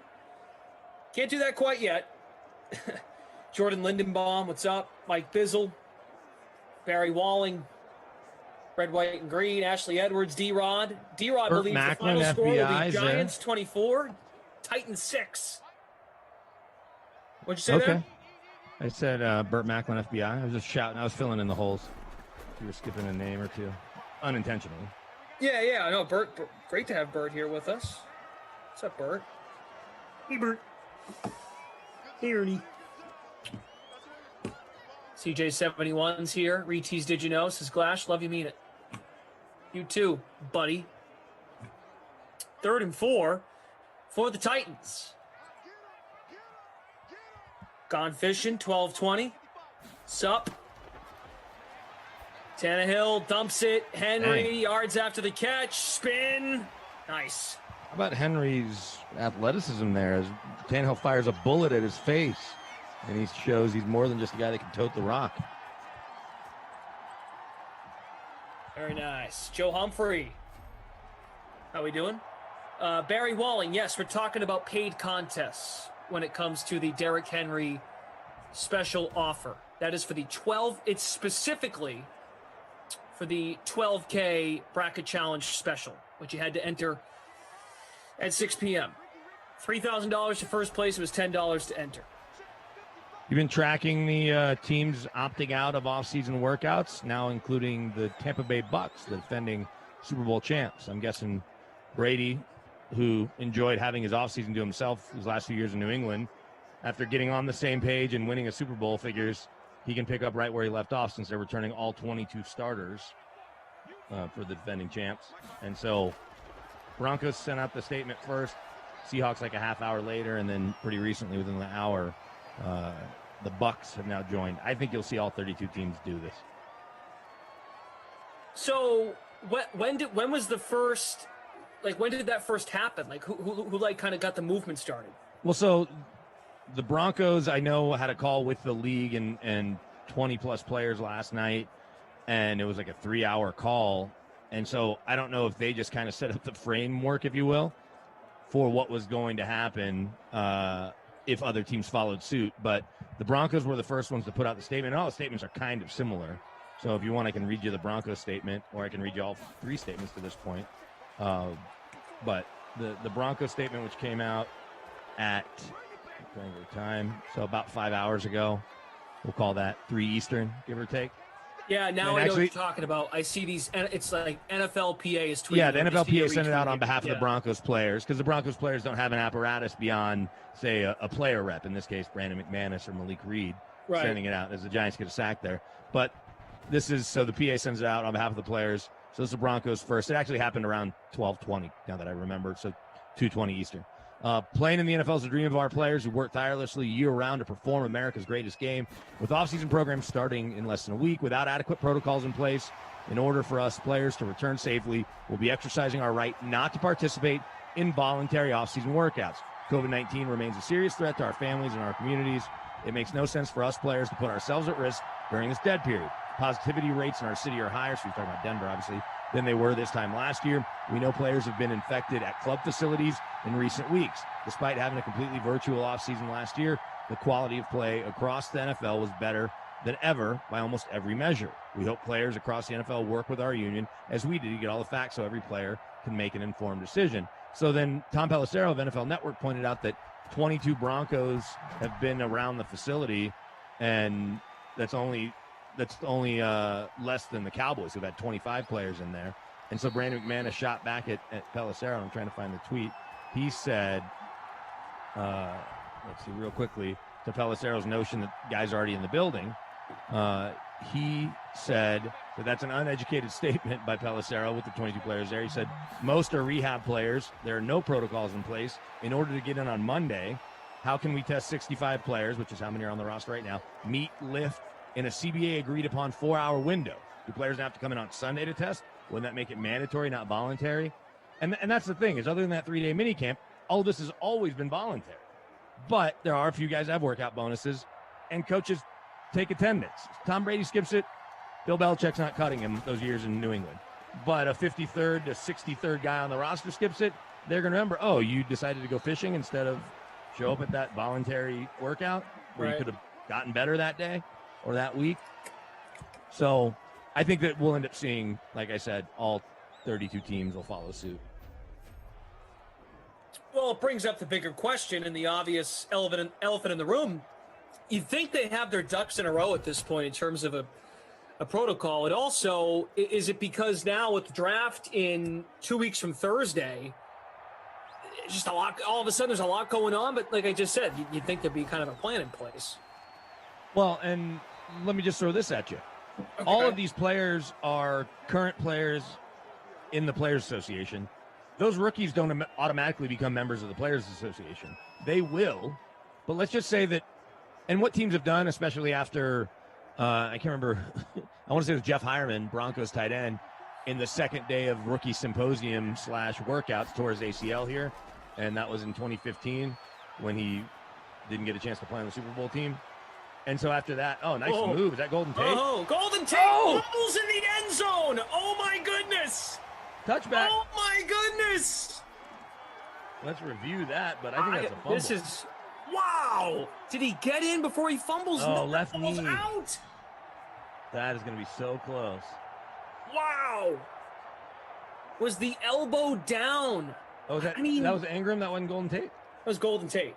Yeah, I thought it was Golden Tate. Wow, no review. No call to New York. How about that? Wow. So, AJ Brown, our captain. So we've seen running backs or a quarterback that runs fumble there. Yeah. A receiver? As they're spinning into the end zone. Well, so to finish the thought, they turn the rookie workout weekend into rookie symposium, basically like, hey, here's how you meet. Here's this, here's that, here's all of these things. Doing that for 3 days, I don't think the veteran players are going to care or think that the young players are breaking their ranks if they want to get I don't say indoctrinated, but just want to get the lay of the land in their new city, 10 days after the draft or whatever, like teams will often do, or the weekend after the draft, Mother's Day weekend, it happens a lot. So I'll be curious to see if they still do that. They probably won't have any workouts at all because teams have kind of shied away from that after guys are getting hurt. What happens is you have guys that go too hard or fluke things happen. And that's kind of the bigger point. When J.C. Treader was on that call last week, the PA did with Maurice Smith that I was a small participant in with a bunch of the big national reporters, he talked about all that can happen in the offseason if you can get hurt, right? That the benefit doesn't outweigh the potential risk.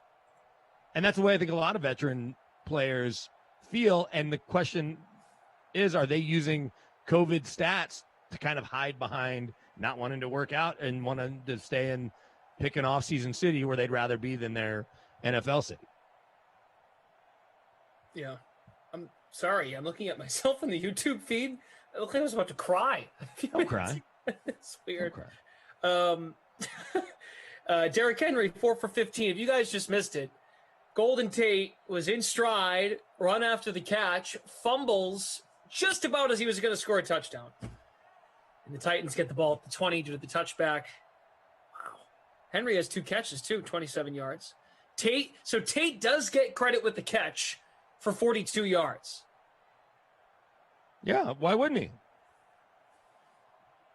No, I know. Just reminding people, you still get some points, even though he fumbled there. So if you own the Titans defense, that's good. Where are you in our contest? I'm checking. I have the Titans D. Oh, you're in 13th. I'm in 12th. You're right Look behind at that. me. Wow, even with the Titans D, you're still ahead of me. Good for you. Ed Zone Dance loves your backdrop with the brackets. Well, appreciate it. Yeah, a little dumb luck, right? I just was going to put the white DraftKings logo up like I always do, and the bracket was on the screen. Paused it, and here you go. It's thematic. As the tournament unfolds, you're going to have to move that melon so we see the winner shine in the middle. Well, it's kind of over both shoulders, so. Oh, that's true. Oh, yeah, right, because it's 2 different screens. The question is, how long will that bracket exist in digital form? Like, will there be a 10-second congratulations to the Chiefs or the Bucks or whoever? Yeah, this is true. Like, it'll look cool if I'm working, the last game I worked this week is Thursday, and then when's the championship? Next Monday. Yeah. I don't know if I'm working that game or not. If I am, great. What time's that game? Do we know yet? 8 o'clock. 8 o'clock Eastern time. 8 p.m. Oh, well, then I'll certainly volunteer for that. It doesn't mean I'll get it, but I've certainly worked in that time slot before. Maybe it'll be you and me. Could be. Could be. We do only have 5 sims tomorrow because of how the bracket will unfold in terms of first-round matchups. There's Ryan Tannehill. Showing that athleticism. College wide receiver. They got converted to QB. Got almost 50 people on Twitch tuning in. Almost 400 on YouTube. Hit that like button if you haven't already. It's good to have you with us. Hey, so back to that workout thing, let me ask you a question. Because you follow all sports. And the NFL has certainly made off-season workouts a thing. Mm-hmm. But does anyone sit around wondering how much pickup basketball LeBron plays, or Kevin Durant, or Jason Tatum and Jaylen Brown and Kemba getting together in a normal off-season? Let's not use after the bubble. Are they getting together to work out for weeks at a time in July and August and September? Do you care if you're a Celtics fan or if you're a pick a team, right? If you're a Warriors fan, I don't mean it like Tampa, because you mentioned Tampa there. I mean, Tampa stands out because it wasn't Tom Brady in his new house renting from Derek Jeter, the mansion. He was going down to what's his name? What's the coordinator's name? Byron Leftwich's house. Byron Leftwich's house. He went into the wrong house. Right, that was to learn the offense in 1 year. But I'm saying year in, year out as a sports fan, do you spend much time? I'll use the Colorado Avalanche, who are the best team in hockey. And while my hockey knowledge is limited, I know a lot of the numbers because I use them in my updates. They're the fastest team to 62 points in the league this year, 60 points. It's the fastest since they've been in Colorado. McKinnon and Rantanen are both, plus 50-point players. Gabe Landeskog seems to score every game or have an assist. That's the top line. Is anybody that's an Avalanche fan worrying about how much time Mikko Rantanen, McKinnon, and Gabe Landeskog spend together in August? So it's just because the culture has been created by football coaches who are able to take advantage of the workout program and the workout bonuses. OTAs, yeah. Even if you look at the way college football does it, now college football almost always will do it around spring break to kind of stretch it out because they get 21 workouts or whatever that number is. And then they want to test their guys' recall after being gone for 7-8 days and maybe going to South Padre or Daytona or whatever in normal years. Can they come back and pick up where they left off? But even that's only 3 weeks, and I understand you're finite. But the NFL offseason program starts April 19th, give or take, and goes to like June 15th, June 12th, till training camp. And they're off till training camp starts. So that's there it is! Derrick Henry, touchdown! How many times have we seen that play called down at the half-yard line and the coach not challenged? A lot. So the promo hits. All right. If you played in the 12K Bracket Challenge special, Derrick Henry scores a touchdown, you get a $5 contest ticket. The promo hits. Well done. Oh, I missed, the promos during the holiday tournament. If you folks are tuning in and you remember the Aaron Rodgers Ghost Pepper deal that we did with the chat, feels good when the promo hits because it proves that we are interested in helping you, the people. D-Rod's prediction of 24-6 Giants is not looking great.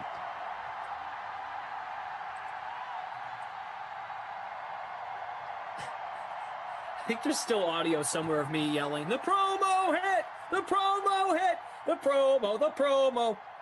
Expired name says it's rigged because who plays Henry? What's his ownership number? 80% in the free showdown. Totally rigged. How about we'll check out that classic, the Bracket Challenge special. There he is, 50%, 50. So there were 1,017 entries in this Bracket Challenge special. $10 to enter. At least 500 people had Derrick Henry. And you did not have to play him, Bad Boys of Pop. I made that mistake earlier. You did not have to play him. So, I mean, if you played him, great, it helps your lineup. But those 1,017 people that entered, you win $5. I should specify, a $5 contest ticket. So there you go. Oh, I see. Expired name is filling in for Noah. That's very well done. Hit the like button for the promo. The promo hit. I will hit the like button. We are one away from 250 likes now with my like. Peace of mind. Well, now, isn't that special? Well, what place am I in? 'Cause I got Henry. I got to think all the people at Captain Henry, those shot past us. In our contest, yeah, that's a good question. Henry was 88% owned. I'm in 54th. But feels like striking distance if any of these other players, specifically AJ's round, can find the end zone, especially on an end around where Tannehill gets no points. There's a first down run for Saquon. So Tennessee, the 11 seed, up 10-0 on the 22 seed Giants. Winner plays the 6 seed Ravens in round 2. Without getting into how your NFL, your football fantasy league is structured scoring-wise, I say you, the proverbial you. Yeah. Where are you drafting Saquon Barkley this year amongst running backs? Because I don't care whether you draft him 4th or 8th based on QBs. Just in general, when you're ranking running backs, how high can you rank Saquon? Year 2 in the offense. I get that he got hurt early, but he should know it like the back of his hand. So the name of the game here is name the guys you'd take ahead of him. Well, I think you probably are taking Henry ahead of him, right? Yeah. Are you taking Christian McCaffrey? Oh, look at that cut. Don't fumble. House call. Sterling Shepard, 61-yard touchdown. Come on down. I think I got Sterling Shepard. All right. Jump way up. Loving this. The Giants. This is why the Giants are kind of sneaky. Look at this cut here. End. Oh, get some Butler. Well, he's no longer a Titan. That and salary caps.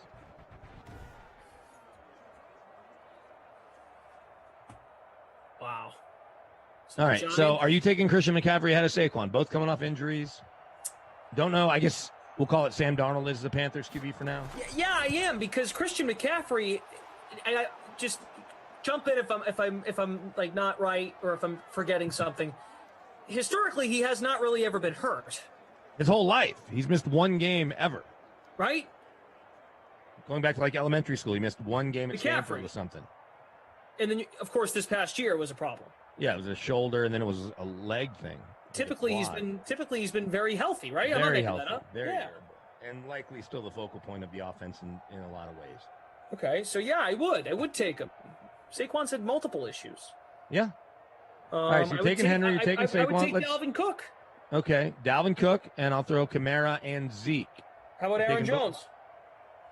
Yeah, he's back in Green Bay. Jamal Williams is gone. I don't know about Zeke. I probably should.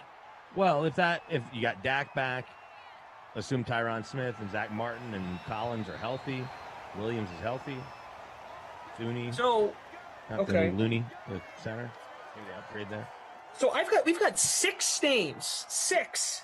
What about Josh Jacobs? No. Yeah. Man. All right. There's not a wrong answer here. Well. Oh, that should have been a pick 6. Bad throw.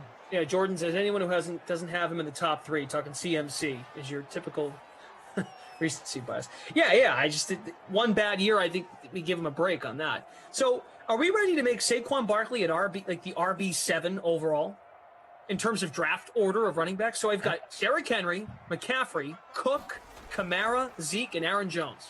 I think so. And somebody can help us out if we're missing one or two. I don't think we are, but it's a great question. I'm just kind of cycling through the league in my head. Yeah.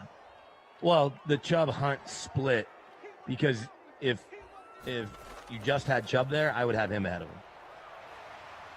I think just based on how productive that offense is and how productive he was. But to your point, he's not. Hunt is there. Yeah, so you can't draft either of them ahead of. Well, obviously you're not going to draft Hunt, but Cam Akers, no, because they're going to still play the Henderson kid, and they'll if always Saquon Barkley's available to you, and the other option's Cam Akers, I think you're still taking Saquon Barkley. Also, I have no idea why Kenyon Drake signed with the Raiders, but that certainly cuts into Josh Jacobs' Yeah, good point. Mm-hmm. It makes no sense to me. Austin Eckler? No, you're not taking him ahead of Saquon. I don't think. I agree. Just throwing out the name. I don't think. We'll see how that offense looks. Right? Joe Lombardi coming over from New Orleans. If it looks like Sean Payton's offense, and Austin Eckler looks like Alvin Kamara, then everybody listening that's not in the same league as each other, you feel good if you got the 8th or 9th pick and take Eckler. First down, Tennessee. Brother Phil's in the chat. Brother Phil won good amount of money the other day. There's A.J. Brown. Both of us captained him. By the way, Sterling Shepard in the 12K Bracket Challenge Special, 29.5% owned. He was $4,400 to roster. You with that touchdown, I'm only in 48 seconds. Gosh, come on, teams. Be better. AJ, score right here. Throw it to AJ. Oh, that what a terrible throw. Just run it, dude. Ooh. So we got some more names. Mostert? No. J.K. Dobbins? No, I like Dobbins a lot, but I'm not taking him over Saquon. Antonio Gibson? No, because the way that split works with McKissick. Like, there's no split with Saquon. He's healthy, ready to go. I told you Melvin Gordon's going to be a number 1 back. I don't know how productive he'll be, though, and I wouldn't draft him ahead of Saquon. Jordan Lindenbaum says 3rd. You'd take McCaffrey 1st, Dalvin Cook 2nd, and then Saquon 3rd for PPR scoring. I think you're doing that based on who you would draft in real life. Like, if you were doing a running back draft based on age and potential. But he's not going to catch the ball more than Kamara. Although, no Drew Brees. We'll see with his offense how different and it's going to look that different. But plus, I don't know. I mean, Aaron Jones had a really good year. Aaron Jones did have a good year. That's why he's making $13 million a year now. So, but we already have 6. We have 6 written down that I think are pretty definitive. Henry, McCaffrey, Cook, Kamara, Zeke, Aaron Jones. Yeah. And maybe Saquon belongs. He certainly belongs in that mix. But is he 4th? Is he 2nd? Is he 7th? I'll be curious to see the step Taylor takes. I saw some people beat on walk said Taylor in Indianapolis. I wouldn't draft him ahead of Saquon right now, but that doesn't mean he won't have a better year also, especially if he's just completely the man. Yeah.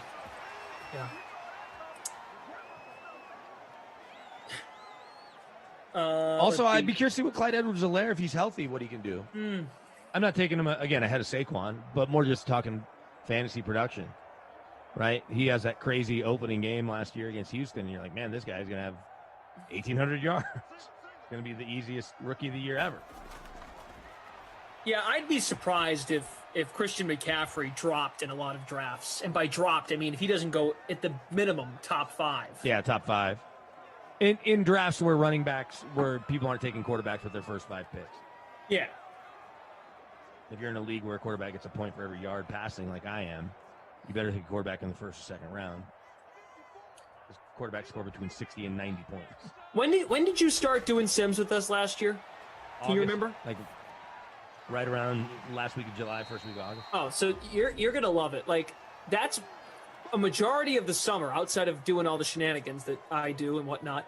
We filled the months of May, June, and July with this. Like Reed especially Fowler once the would have draft, his list. once the draft hits, we'll have an idea where there's a rookie running back to at least push for some playing time, kind of thing. Yeah, it's a blast. Like just doing lists. Like, okay, give me your top 10 tight end options. And every time I was at Reed, we'd go through each position each time we were together.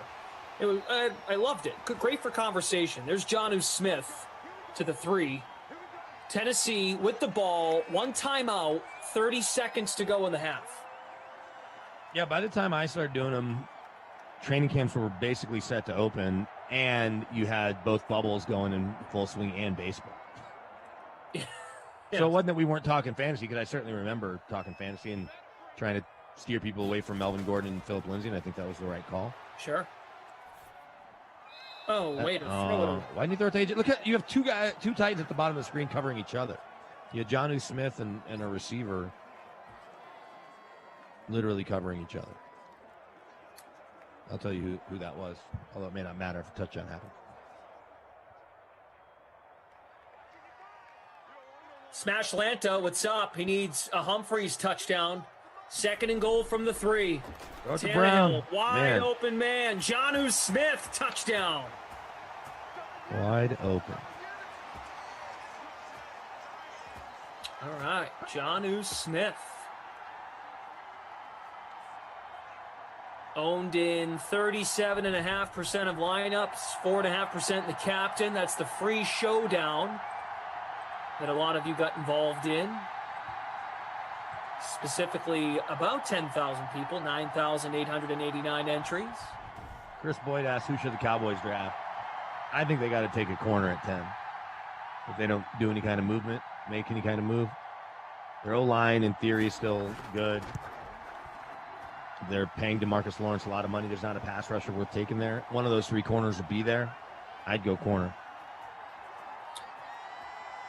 Yeah, there was some chatter, right, about moving up to get Kyle Pitts because Jerry Jones just loves flashy offensive dudes. But, yeah. Corner makes sense. They took a corner last year, and they still could work on that secondary.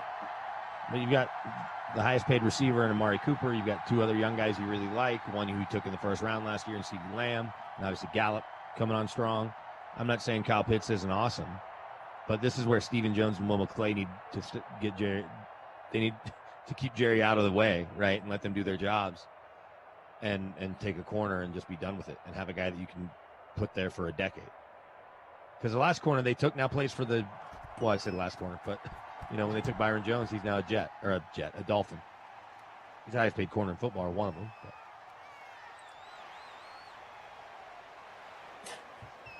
Congo Cab wants the Tennessee defense to get a score. Terrace says that's my captain, Jonnu Smith.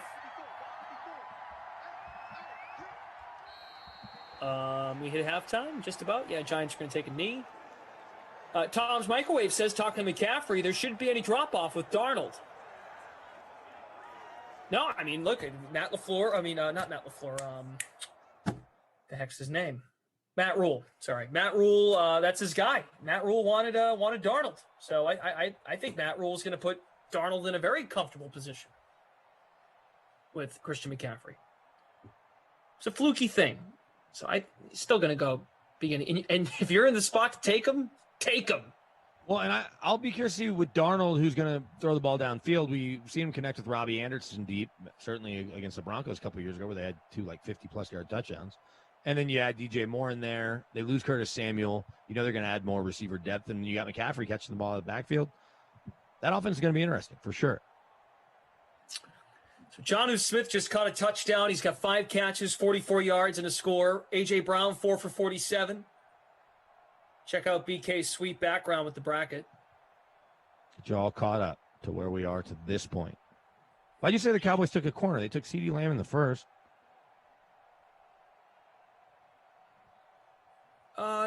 They took Diggs right out of Alabama in the second round. Trayvon Diggs. Stephon's little brother. I should have specified it was yeah. early, So not- second round. Yes, you put Diggs next to Pat Surtain, and you've got Alabama's cornerbacks from 2 years ago. There you go. For sure. Let's see. We have a new first place. We have a new leader, I should say, in the 12K bracket challenge special. First place wins $3,000. D. Hoff in first by 9.5 points. Henry in there. AJ Brown's in there. Shepard. Jonnu Smith. Titans defense. Titans D, 17% owned. So this is a pretty good build. Still a game to go. What's the sim tonight that you've got? You've got Vikings, Washington football team. Oh, okay. All right. I got the Vikings to pull the upset based on how putrid Washington's offense looked the other day in the sim we did. I was just going to say that. I would think a lot of people rostered the Vikings defense in the Classic, in that contest, the bracket challenge. It's a $10 entry fee to get involved. We're keeping an eye on the free contest. Also, the free roll that we created in the DK SimFam Friends League. I'm now in 73rd. Juice G is in first. That's my other lineup. I played 2 lineups. One is DK Denver Sports. One is Juice G. Right. I was just going to say that, actually. Wow. That could be you. Your last name starts with a G. Yeah, and I love Juice. Who doesn't? Probably Koff. Probably not. He goes to No, what do we say? Koff, he goes to brunch and only drinks water. Koff steals his kids' juice boxes. Oh, I could see that. 100%. He probably pours a little bit of juice in some water and then crushes the rest of the box on his own. So that they have the watered down. I mean, I do that for my kids, but that's mostly to keep their sugar intake down. That's smart. The weirder thing is when they accidentally grab a new thing of juice and they're like, wait, this tastes way better and way different than the crappy watered down, couple drops of apple juice you give me, Dad. Like, this is what I want from now. Juan Flores is asking who won the first set of games. I can tell you the winners right now. So if you guys are keeping an eye on the bracket, the free-to-play pools, Madden Bracket Challenge, $5,000 prize pool, here are the winners so far in the first round. Tampa, Vegas, Pittsburgh, the Rams. That's caught for a first. Let's see. So Tampa, Vegas, Pittsburgh, the Rams, Green Bay. Today's games, Chargers beat the Bears. San Francisco beat Indy and come from behind overtime fashion. New Orleans beat Cincinnati barely, 17-14. And then in the 6 o'clock game, Baltimore beat Philadelphia, 24-21. Winner of this one plays Baltimore in the next round, second round. So there you go. Sean Preston, eyebrows need a trim, 2,000 likes. How about we just get to 300 likes, Sean? Does that sound good? Getting to 2,000 feels very optimistic. Yeah.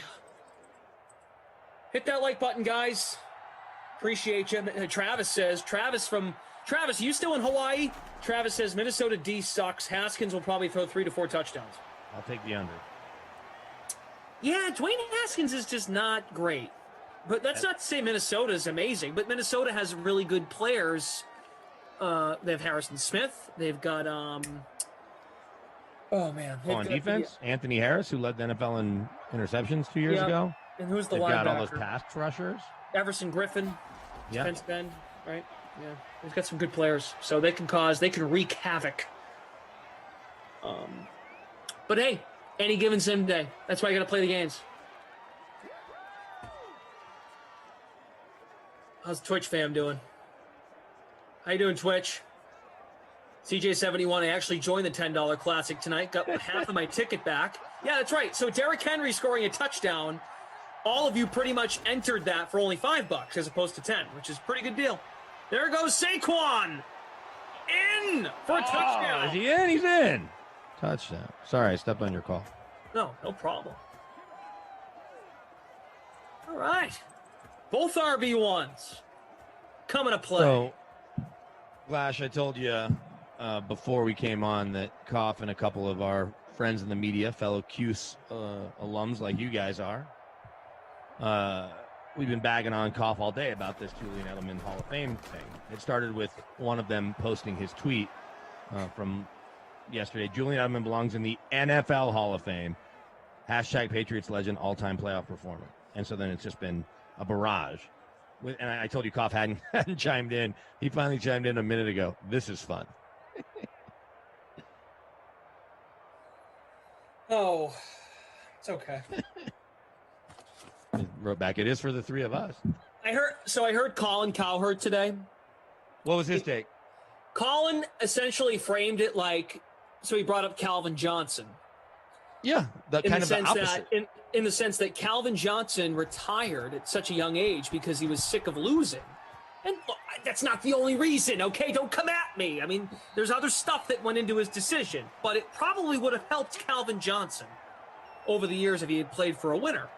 So someone would say, well, why wouldn't he just go join a winner? Good point. I don't know why that wasn't brought up, but the whole premise of this is the last bit of the take, pretty much. This was pretty much the gist. Any day of the week, Calvin Johnson would trade what he did in his career for what Julian Edelman got in terms of the accolades. He'd rather win 3 Super Bowls than get all the Pro Bowls. And yeah, I would hope, but I know this come August 3rd or 4th, whenever they enshrine Calvin Johnson in Canton with the gold jacket, and the Hall of Fame class that includes Peyton Manning and Charles Woodson, and the day before all those guys from last year's class. There's going to be plenty of guys on that stage with them that also don't have rings, that are in the most exclusive club in the history of football, other than, I guess, Heisman Trophy one. Yeah. Certainly the most exclusive club in the history of pro football. And then the other way around, Colin said that Julian Edelman wouldn't trade what he got and what he accomplished in his career with Calvin Johnson. Probably not. But we're not voting on whose career you'd rather have. We're voting on who's going in the Hall of Fame. Right. So yeah, I don't mean, like, I'm not, Colin wasn't comparing them as players, but more like just their resumes in terms of like how everything unfolded. So that's all. CJ71, Lazio takes too many vacations now. DK should pay Glash the milli now. I'm in. I mean, that'd be great. Emerson actually had something to attend.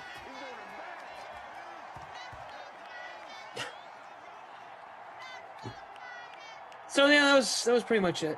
Barry says, "How was the circus?" Circus was good. Saw a lot of elephants. Sim elephants.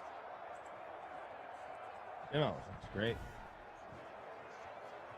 Jeff Duke, Calvin Johnson was a beast. Changed the one, and that's it right there. Calvin Johnson changed the game. That's why a lot of people like the whole Steph Curry thing. Like people that don't love Steph Curry, I never understand. I'm like, Steph Curry's changed the sport. He's changed maybe how it's been played. He's maybe changed basketball or a sport more than anyone has in recent memory, other than like Tiger Woods and golf. Right, and you can hate that. You can hate what the game's become, but he still did it. Well, he's also given kids hope all across the world of basketball, right? Yeah. Because Mm-hmm. it's, I can't be LeBron James, but I can learn to shoot like Steph Curry. Bingo. Exactly. Stephen Boss says, I'm in first place. Please hold up. There you are. Bossman 4523 in our free contest. 17-14 Tennessee. Titans have the ball. Hey, let us know in the chat. We did this, just as an exercise in the last sim. Tell us who you guys need to win for the free-to-play pool for your round one bracket. Let us know. Do a lot of you have the Giants pulling off the upset, or do many of you have the Titans? Let us know. 2nd and 7 for Tannehill. Complete to Jonnu Smith. First down, just shy of the 30-yard line. So Jonnu Smith continues his nice game. I wish I had him in my captain spot instead of A.J. Brown. Yeah, but A.J. Brown hasn't been terrible. No. But when you've rostered 3 of the 4 touchdown scores and are in 72nd place, means I'm not doing all of it, right? Did you read Brother Phil's comment addressed to you? I didn't, but I can. Okay. He's talking about Dallas, their defensive problems. They have a lot. That's why they should add a corner and a lot more than that. Part of the problem is they overpaid Jalen Smith and overpaid DeMarcus Lawrence. There's A.J. Brown. Yeah, they like overpaid dudes that are good but not that good, right? Or like they're very good, but they're not like great. Yeah, well, and no, his point's not wrong that Dan Quinn will come in there. They'll go back to running a 4-3 since they have 4-3 personnel, and it won't be as complex as what Mike Nolan was trying to do. And so the guys that couldn't get it or thought there was too much going on should have an easier time. They also should have Leighton Vander Esch healthy. That'll help. They add Keanu Neal. If he stays healthy, you've got a potential Pro Bowler. You got Trayvon Diggs going into year 2, and if you add a corner at 10 that can step in and play, and I think any of those 3, but especially because J.C. Horn and Pat Surtain aren't coming off back surgery, I like their availability more than the kid from Virginia Tech. I'm not saying he won't end up being better.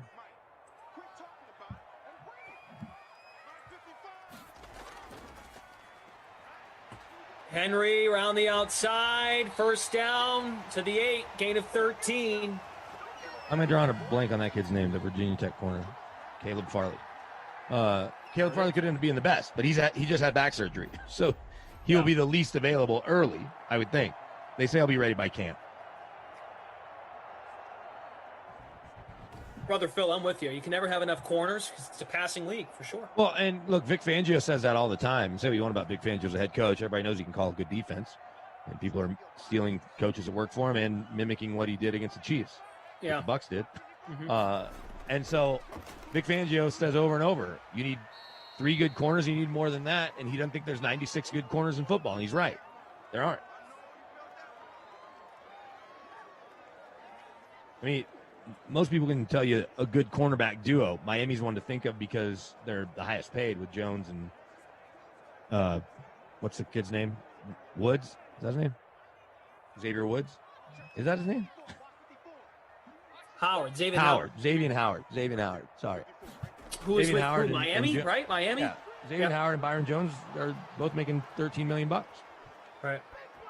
But it's hard to even name good cornerback duos, let alone a trio. That's what made that Broncos 2015 be. You had Chris Harris, Aqib Talib, and Bradley Roby was a first-round pick. So you had 2 Pro Bowlers and a first-round pick. In a passing league, I would absolutely be drafting corners as early and often as possible. And even though the Broncos signed Darby here, Kyle Fuller, they have the couple kids from last year plus Bryce Callahan. At 9, if they end up going corner and take one of these guys I was talking about for the Cowboys at 10, no one's going to get mad at you for having a 4th, in theory, good corner, especially because Bryce Callahan hasn't finished season in 3 years. So if I'm the Cowboys, I'm going corner all day. Kyle Pitts, come on, you don't need Kyle Pitts. Kyle Pitts can't cover anybody. And there's a very small chance of him busting, but they need answers elsewhere. Right. And you've got enough offense to win that division. I think in order to get Kyle Pitts, you're going to have to go to 7, if not all the way up to 4. And at 4, Atlanta will probably take him if they stuck. Edmund King, I don't know if you were trying to prank us, but I fell for it. I looked and he says Dallas traded the 10th pick to the Patriots, and I'm not seeing it.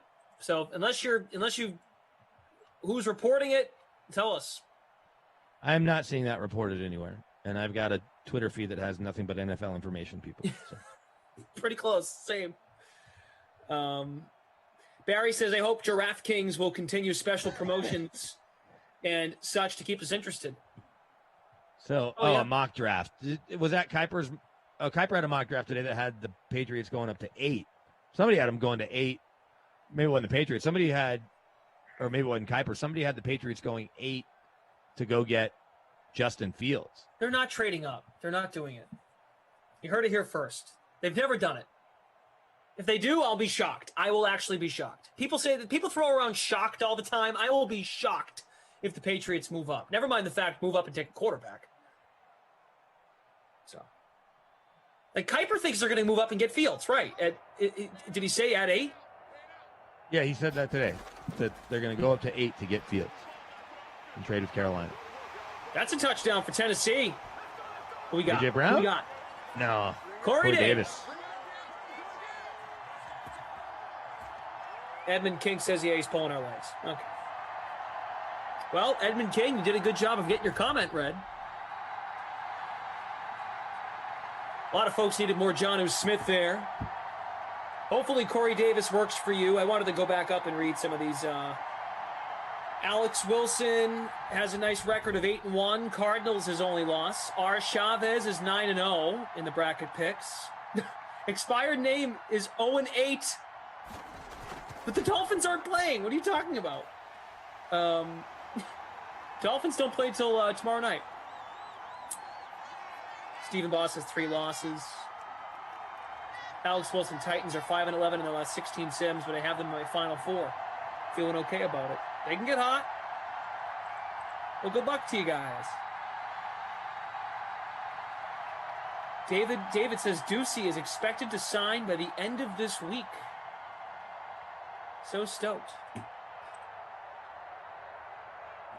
Okay, I'm not sure what that is. I just saw this tweet from Jamal Murray. Oh, the that's 100, too bad, huh? 100 emoji, heart emoji, basketball emoji. I guess that's saying thanks to all the well wishes and that he loves the game. That sucks, huh? Like, I mean, they're. Well, especially just how it happened. It was never a good time for an injury. I didn't see it, so I don't.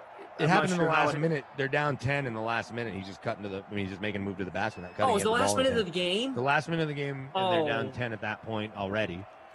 Damn. And Steph has just gone for 53. He would have been a good play last night in DraftKings. That's terrible. Yeah, absolutely. And so you lose. It's terrible regardless, but Your just that second best player. Yeah, to situation. happen at that point in the game. And the crazy thing was he had been dealing with knee soreness in his other knee and missed the last 4 games.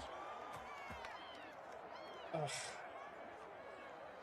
I just don't think they can make up for losing him in terms of, you saw what he did in the bubble. If he could do anything like that in the playoffs, even though Michael Porter Jr. is taking a big step, yeah, and Aaron Gordon is now here, this doesn't feel like this will be a year you'll see the Nuggets, past the second round, barring Joker going even crazier than he has.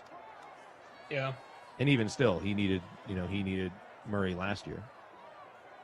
Because Aaron Gordon's not a guy that's going to get you 30 easily the way Murray can. Murray can get 30 all on his own. Gordon needs Joker to get him the ball to get that 30. Here's Jones, incomplete. That's not a Looking good for throw at Zeke. all. I mean, looking for Barkley. Did you see the NFL's memo today about vaccines? I did not. And real quick, the whole Ducey governor, because the governor of Arizona's name is Doug Ducey, and that's why people are bringing it up, because fantasy sports and online gambling are going to be legalized. Now I get it. I was just like, what? Anyway, sorry. No, what was what came up about that vaccines? That the NFL is saying they told clubs, they told any team employees. I don't know if this includes players, and maybe I need to double check the memo. Tom Pelissero put it out. Any team employee who refuses a COVID shot without a bona fide medical or religious ground be barred from Tier 1 or Tier 2 status, and thus have a restricted access within the team's facility and not work directly with players, per sources. So maybe that's just everybody that isn't a player. I mean, I think they're going to encourage players as well, obviously. I guess the question is, how much do you like your job? Because there's very few jobs in the NFL where they're like, hey, you're a regional scout. You want to come into our staff meetings or you're whatever. You're an equipment guy. Like, if not getting the vaccine matters more to you than your job, then great. Right. I'm looking at the full memo now because I didn't look at it earlier either. Question here in the chat from Buckets J. Who has scored the touchdowns? We know Jonnu Smith, Corey Davis, Derrick Henry for the Titans, and for the Giants, Saquon and Sterling Shepard. Winston needs Ingram. John Marcinelli. What's up, John? Good to see you here. So this memo came out today? Came out midday, 1:49 Eastern.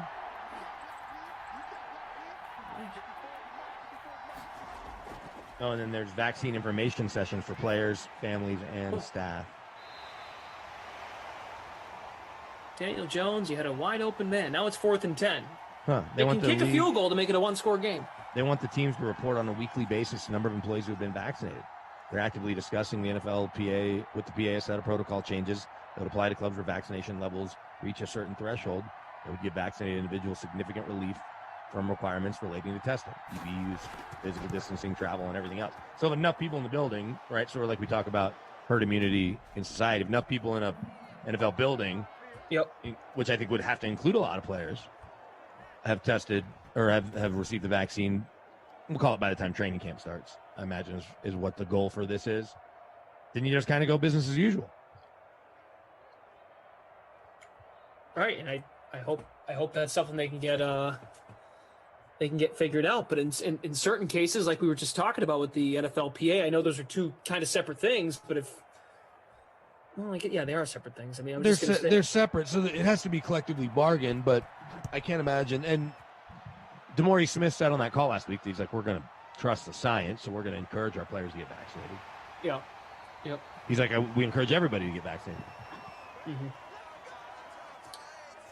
So Graham Gano makes it a one-score game. Guys, we're only 26 likes away from hitting 300.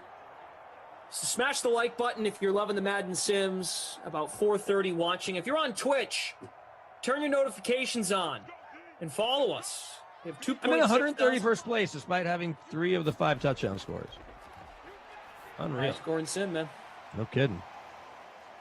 Which is good. There's A.J. Brown, your captain. Our captain. Our captain in our free roll. In the larger bracket challenge contest. Who's in first place? Let's have a look here.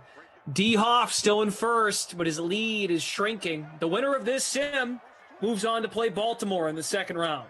You pay up for Dalvin Cook as the captain next sim against Washington football team's defense? That's a great question.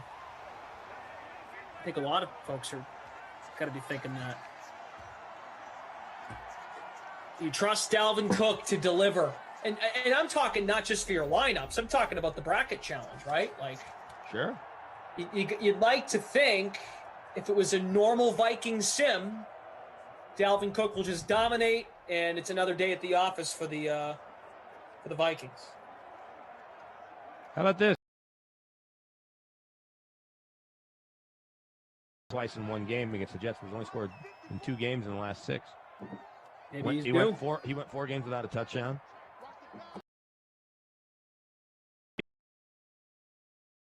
Including one against Washington, a 3-touchdown game. So there you go. I mean, is past performance a predictor of future results? Some people tell you no. Dalvin typically goes off for a lot of games in a row, so I think he might be due. Noah Moon is here. Hi, Noah. Noah's checking in. A.J. Brown, another catch, first down. Fidelis says, how many receptions for Slate? And I'm seeing 2 for 24 in the game log. Guys, anything that looks off, we'll be sure to go through it with Ops. Ops will go through it when we hit the end of the game. Giants have not used timeouts yet. That's going to put him in field goal range. That's not good for the Giants. No, that might be Jonnu it. Smith, 7 for 71 in the score. All the scoring slowing this game down a bit. Yeah, it's true. You'll be here for the next sim. I will. And I RSVP'd to play in a softball game that starts basically as the next sim ends. And I was like, dude, I can't be there until at least 15 minutes into the game. He's like, just get here when you can. Okay. But historically, Tommy and I have had, we've done 3 games together, and 2 of them have gone double overtime. Oh, man. Take note. Hey, more time, though, for more points to be scored. That one's caught. Nice extension. Jonnu Smith, he's approaching the bonus. Still has a little work to do. All right, I got my lineup in. Feeling good about it. Feeling better, I guess, than I am about this one. Nathan Hammond is in the captain sprinkler. You've got the chat thinking about it. Washington run D pretty good. Vid always thinks Cook will dominate. Scotty DJ, he played well against Washington in his last battle. Yeah, 73 rushing yards, 3 rushing touchdowns. Look at Henry just beasting. This is how you run 4-minute offense. Chef Duke says, how Tampa #1? So this is off of the final results of the 2020 NFL regular season. So that's why the Vikings are the 19 seed and Washington is the 14 seed. Washington, of course, won the NFC East. Right? Do I have that right? They did. Yeah, right? yeah. They did. Well, you saw them in the playoffs. Right. The Eagles, And they Cowboys, hosted and Tampa, right. Giants did not. Oh, Derrick Henry almost scored. That touchdown or that time or that first down actually hurts the Giants more than it hurts the Titans. But Henry getting into the end zone will help the 80% of the people that have him in their lineups. That is a random question from John Marcinelli. Top 5 favorite basketball players of all time? God. I could do that easy.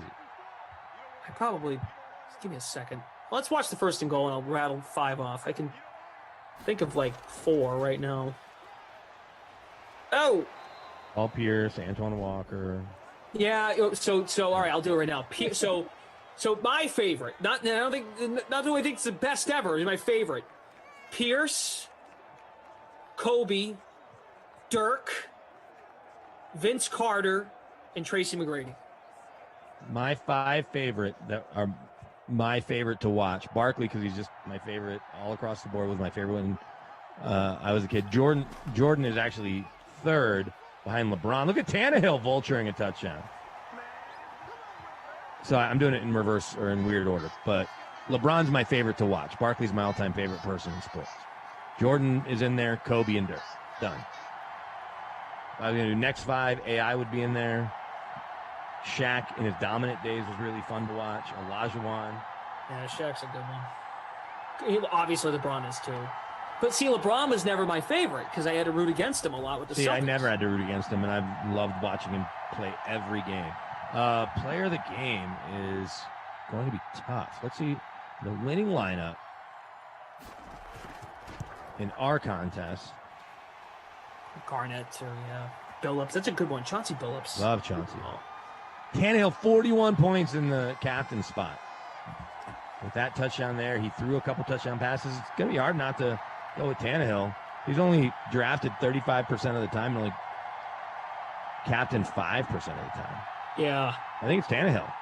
So right now, the second place lineup in the Bracket Challenge Special, Tannehill 12.8% owned. Lamar Jackson was 54.7. Lamar had 3 rushing touchdowns last sim, and he hit the bonus. He ran for 166 and scored 3 on the ground. So Tannehill's not going to top that, but that's a pretty good showing because if you paid up for Lamar, you saved like $2,700 playing Tannehill over Jackson. So the rest of your build, you had some flexibility if you played Tannehill in that 12K Bracket Challenge Special.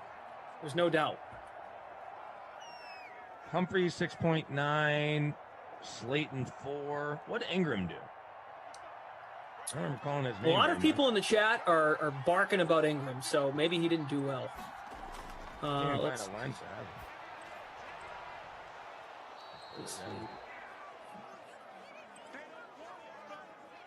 I'm having trouble finding him too, which is usually not a good thing. No. Here it is. Oh, here we go. 2 for 22 in the in the captain's spot. He's 6.3. 8% in the captain's spot. 48.65% owned in our contest. I'm sure the big contest, big sack there for my Titans D. Maybe I'll give me in the top 100. Guys, almost at 300 likes. Only 10 away. So Ingram, not the kid. The Not My Kid award. Well, Ingram could score on this drive a meaningless touchdown, and then I'd have to give it to somebody else. But he is the early favorite, as is Tannehill. If Ingram scores an 80-yarder here, it's going to be hard not to give it to him. 78-yarder. So at this point, we know the Titans are going to move on. Daniel Jones down the right side. Caught! Oh, okay. Darius Slayton. Slayton, not Ingram. That's huge, though, for the contest. No question. I saw the 8 and a 6. Obviously, looks like an 8. I'm like, oh, man. Not that I wouldn't have really cared, but felt good about picking Ingram. Now, he, again, could still score right here. Sean Preston, next sim, Washington is the home team. Game is in Washington. Throw on the run. That's caught and down at the 1. Wow. Giants have no timeouts. Slayton with another, look at that. 99 yards. He just missed the bonus. Now, unless they throw to him here, he could get the bonus and a touchdown. Wow. If they run it and don't get it, that's the game. He's going to throw. Jones. Oh, he's running it He's in. going to run it in. Go in. He doesn't There want you to. go. He didn't want to. Wow. Slayton, 99 yards. Out of bounds at the 1. Holy crap. Oh, man. This sim started with Golden Tate fumbling just as he was about to score. And this one ends with Slayton really not doing much. Ends up at 99 yards, just about to score.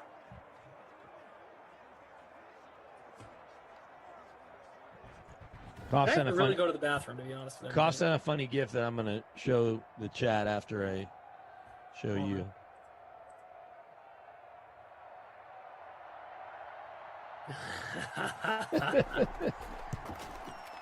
Pretty good, right?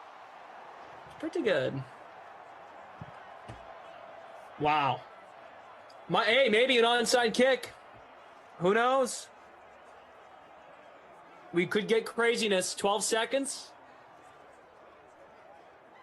Jeff Friedman says he was in. Yeah, Slayton, it was close. Very close. And you can't challenge with under 2 minutes, and they didn't rule it a touchdown. I don't know, Jim. I don't know. It's Zach from Ops tonight. Ito says, awesome ending.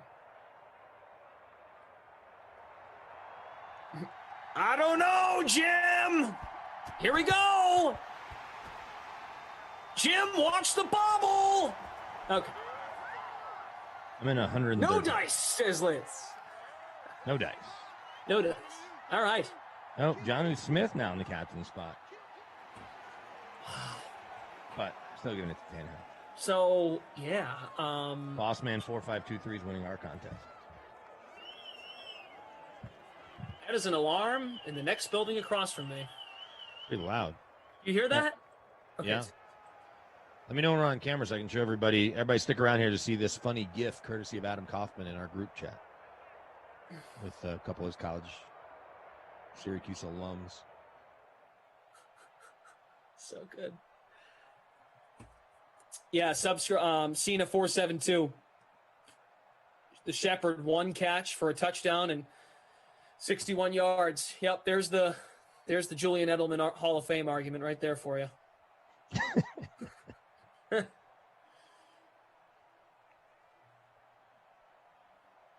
All right, Stephen Boss, congratulations. He won our free roll, and then just looking at the you'll have the final call tonight with freeze props. I'll update the bracket here. What was the final score? Do we remember the final score? 31-24. All right, Titans. I'll update this.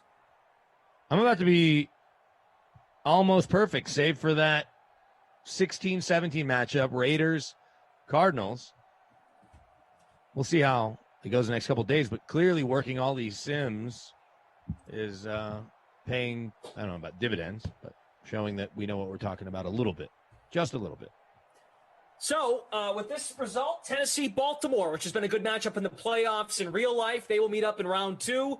BK will have the next first-round matchup, Washington taking on Minnesota. Washington hosting as the 14 seed. Minnesota is the 19 seed. Keep your eyes, guys, on the Game Center to see your lineups go final. Right now, Adams 4-8, first place in the 12K bracket challenge. For now, coming up here on the Dream Stream, Reed Fowler, our own buddy, Reed T. Fowler, going to join Pat Mayo. Breaking news quickly. Favorite picks. On the way out the door, James Conner headed to the Cardinals on a 1-year deal. That's right. James Conner to take over for Kenyon Drake. And he'll be with Chase Edmonds. Reed Fowler joining Pat Mayo to discuss their favorite picks and value plays for this week's RBC Heritage. They'll preview the course and showcase the best roster construction for this week's tournament. Here we go. You have not been on the show since you joined the PGA Live team you've done one tournament so far. What's that like, by the way? So when you log on to like PGA Live on the web and watch the featured groups, all of a sudden Reed Fowler's voice is there. Yeah, it was a lot of fun. I think the one thing that I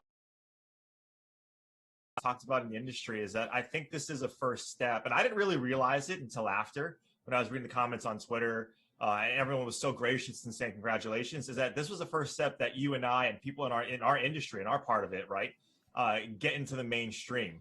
And that's something that, I didn't necessarily think about at first, but when I was doing it, I was saying this at some point is going to be you doing it. It's going to be Feinberg, myself, and all of us who have this background in DFS and sports betting now being part of the conversation. When you're down there, it's just a lot of fun, right? Even though you're only following 2 or 3 groups, featured groups, it's going to be more at some point, right? And so it's just a matter of doing live sports. And even though golf is a little bit slower, it's still like a bang type of thing, which is a lot of fun. Well, this will be a really fun one to do it for because the RBC Heritage now has 136 players in the field after Bryson DeChambeau withdrew on Monday, so he is no longer in the field. They're not replacing him with anyone at this point. And just this field and this course allows itself to so many different types of players who can win. Like being a bomber isn't a huge advantage at Harbour Town. It's a par 71. It's just around 7,100 yards. The par 5s are, you don't really get too many eagle chances on them. And the average driving distance at this course is like 267 versus 283 per your average event. I went back and looked at Dustin Johnson's par 4 driving stats history at this course. I think he's a good barometer of this because he's one of the longest players on the tour. He's not Bryson. He's not even Will Gordon at this point when it comes to driving distance, but he still is one of the longest guys. And on the par 4s in his career at Harbour Town, his average driving distance is 286. So that should really tell you something about the forced layups and the way that players have to attack these courses. So when you're dialing in this week statistically, irons and putting, that's really all you need to be looking at. Yeah, exactly. And so that gives, like you mentioned, especially guys that we're going to get to in a little bit that are cheaper than Dustin Johnson and the elite guys, it gives them a chance, a really good chance to win. If you look at the past winners here and their odds, Webb Simpson obviously was 30-1 last year, but I would argue that was a big number on a guy who this is basically his course right here in Wyndham. At Sedgefield Country Club are the 2 places you want to play Webb. So yeah, absolutely. I think there's some players that we're both probably going to mention more me than you that we're probably not going to like, but hey, this is RBC Heritage. There's some big numbers that have been hit here. No, for sure. And last year was a bit of an outlier as well. Although Webb does play this tournament every single year, it was the second tournament out of COVID, and it had a WGC field essentially, but with even more players at the back end. It was a WGC field with a cut attached to it because those first 5 events coming out of the break when golf returned just drew the best fields possible. And that's not what we normally see at the Heritage, being the week after the Masters. A lot of guys take some time off, although this field by and large is better than most other years by a substantial margin. Yeah, was it 10 of the top 20 players, if we don't get any withdrawals today, I think are in this field. And that's great, which I would like to get your opinion on this. Like, so much win equity you feel like is at the top, right? Which gives us better numbers down the board. But I also think too that, like you mentioned, it's not just the guys who are here, which I think plays more into the sports books and having those numbers stay situated. It allows us to get those bigger numbers on guys that we saw shorter numbers earlier in the year. I don't want to jump to it too much, but guys like Sam Burns, right? Even though he's kind of missed his window, you see that number there, and you're like, this is crazy. This was half what it was, a few weeks ago. So that's really interesting about this course, and it's a fun course to watch as well. Yeah, I think Harbour Town and just watching this tournament there's so many different weird elements to it where almost anyone in the field can succeed here if they're having a good week. But then you throw in the aspect of the wind that can come right off the coast. We didn't see that materialize last year for the first time. It was the first time in the last 3 years where there wasn't at least one round where wind completely just wiped out the field, which throws an interesting variable into everything if that happens again. And I'll be going over over the weather, both in the newsletter and on Wednesday's live show, where I'll be taking questions about this tournament. That it's fun. The variable elements to everything, I think, make for a really cool watch. And the course itself is just very unique looking. It's a Pete Dye course, obviously. And just looking at it on TV, it's like, oh, yeah, okay. You can hit a ton of greens in regulation here, although the green sizes are some of the smallest on the PGA Tour. I always reference the year that both Graham Dillette had a great run at this event, and who was the other guy? Jason Duffner had a great run at this event. All they basically did was hit every green in regulation through 3 rounds. And then they finally started missing some greens in round 4, and both those guys, the short games, gave up on them. They bled all the strokes back to the field. So looking at the stats on Fantasy National, it was kind of striking to see around the green weight in more to the top 10 historically than off the tee. And that just kind of blew my mind. But the one thing I did want to kind of mention about some of the longer-esque winners that we've seen here, do you think that we see that again this year, knowing the field is a lot stronger? Yeah, that's the one thing, right? I don't think we do. I do think that there are some chances that we're going to want to take just because of what we just mentioned, what we just laid out about the course and how it plays. But yeah, I do think that so much, and again, in the DraftKings context of it, so much of the pricing and value, I think, is at that 8 to 9K range. I think there's a ton of value, both win equity from an outright betting perspective and also on DraftKings. That doesn't mean, though, that we're not going to get these guys. Like, people are going to watch, the casual golf fan's going to watch, be like, who the hell is Chase Seifert? Or who the hell is this guy, right? Like, we're going to get that because the RBC Heritage, like this course that just lends itself to it. And like you mentioned, if you ride a hot putter at this course, doesn't matter who you are, you're going to win. You're going to win because of how this course sets up. All right, well, let's jump into the pricing. The 10K level, Dustin Johnson, the #1 player in the world, still is at the very top. Early ownership projections show that no one is using him at $11,600. So we can talk about that more in a second. Cantlay, Webb, Morikawa, Cameron Smith, and Daniel Hausberger. I love Morikawa here. This just seems like the perfect Morikawa course. I believe he missed the cut when they played this in his only appearance last year, coming out of the break. Actually, no, sorry. He was 64th in the field that week. He gained off the tee, lost on approach, lost around the green, and lost on the greens. He doesn't usually lose on approach. That's something that doesn't happen to him very often. As you can see, he's #1 in the field over the past 24 rounds, #1 tee to green as well. I know that he's going to be able to hit the fairways and control the driver. I know that the irons are going to be locked in. With Morikawa, it just comes down to, is he going to gain strokes putting? In 3 of the past 5 events where he has gained strokes putting, he's won. So I'm just going to go with that guy. Yeah, are you worried about his around the green?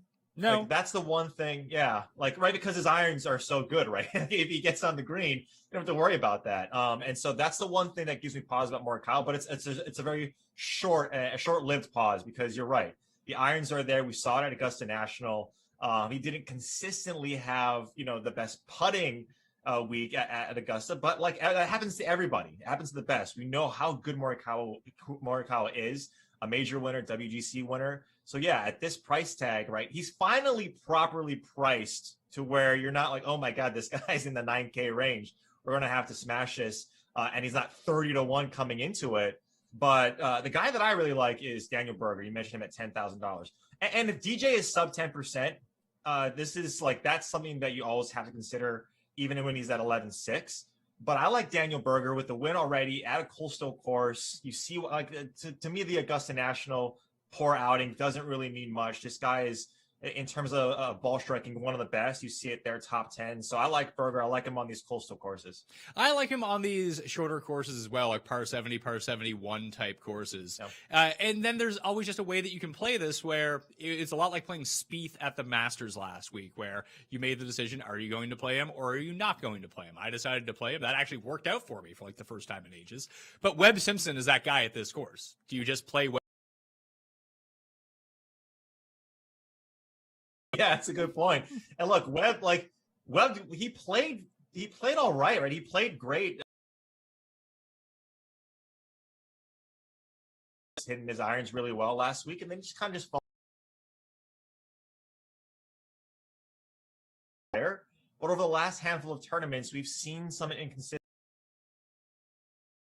fading Webb at RBC or fading Webb at Wyndham is a fool's errand. I think I'm with you. Like, I'm planting a flag and saying I'm playing Webb at 10-7, in a, probably overweight in the field just because, right? Like you mentioned, if you don't, it's pretty stupid because this course he takes apart. One thing to look at with Dustin Johnson, I'm looking through the estimated strokes gain numbers from the Masters right now, and if the numbers are to be believed, he lost almost 3.7 strokes putting in his 2 rounds at the Masters. So we've seen him make the run here. It was funny. He was winning by 2 when CT Pan ended up winning that year, which is kind of mind-boggling that it was CT Pan who went and chased him down. We know that Dustin plays this tournament every year. He's an RBC sponsor, so he has to kind of show up for these events. And he generally has pretty rudimentary finishes, nothing to really write home about, which is kind of funny. Like, he's played it 5 times, 3 of the past 3 years, 17th, 28th, and 16th. He does most of his work off the tee here. He is one of the few guys that really does gain. I just do think that, and I'll wait for the ownership projections to mature just a little bit, but even at his high price point, there are so many guys in the 6K range that I like this week that it's no problem to play Dustin. Even if I wanted to pair him with Webb or Morikawa, I don't think I would have that much of a problem making a roster I didn't hate. So that might be the route that I take. Just play Dustin, and hopefully he gets it back together this week. Yeah, or do like what happened in Augusta, the guy who won the Million Maker, is fade these top guys, which I don't think is smart. But I do think the balanced construction is going to be contrarian. Even with the value that you see between the 9, 7, and the 8s, I do think that people are going to look at that and say we have some primetime players here. There's a strong field, and to what you just said is that there is a lot of value, I think, in the 6K range that we usually don't get at this course. Yes, we get the long shots, but with these guys here, right, 10 of the top 20, you're going to see the stars and scrubs play, I think, a little bit more than the balanced lineup. But yeah, you're right. Like when you take a look at these guys and how they play, anything can happen. CT Pan chasing down DJ is one of my favorite memories. The year that I had all the success on DraftKings at this tournament, that's exactly the approach that I had. I didn't play anyone in the 10,000s. I had 3 9K guys and worked myself down from there. So it's a viable strategy at this course because we've talked about that almost any skill set can win. So if one of the top end guys doesn't go out and kind of run train on everyone, you're looking a whole lot better. The 2 other ones in this range, the one I have projected at by far the lowest ownership is Cam Smith. And then there's Cantlay, who... It's funny to see the early ownership numbers on him is that he's around like double what DJ is. And I thought that was really strange coming off the week that he just had. Is it one of these situations where everyone's just like, let's give him a gimme on that one? Or is it like, oh yeah, no one's going to play Patrick Cantlay, so I'm going to be really sneaky and play Patrick Cantlay. Then it turns out that everyone plays Patrick Cantlay. Yeah, the double reverse. I don't know with Cantlay, man. I just have no read on Cantlay.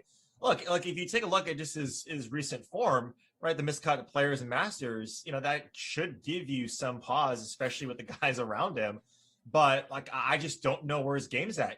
And I think it comes down to the fact that he's played well, right? Like he is second place at the Amex, almost chased down Siwoo there. Had a great Sunday, which is not a Pete Dye. There's a Pete Dye course, but it's not as Pete Dye-esque as places like RBC, like TPC Sawgrass. And we've seen him do well on Dye courses, right? So all the stats are lining up. He just didn't do any, like he looked atrocious at Augusta. So that's enough for me to say I'm going to be overweight on Webb. I'm going to look at playing DJ as much as I can because of his 2x ownership over DJ. In round 2 at the Masters, Cantlay he didn't really turn it around, but he did gain with his irons. He did gain around the green, continued to not putt whatsoever. And I think that Dye correlation is kind of interesting here. Like you mentioned, the American Express, they played 3 rounds at the Pete Dye tournament course this year, where they normally only play 2. And obviously that's where Cantlay went and put up his huge number. He had it was funny. It was like back-to-back rounds. He had the final round at Amex and then the first round at Pebble Beach. And he was like 20 under par for combined in those 2 rounds.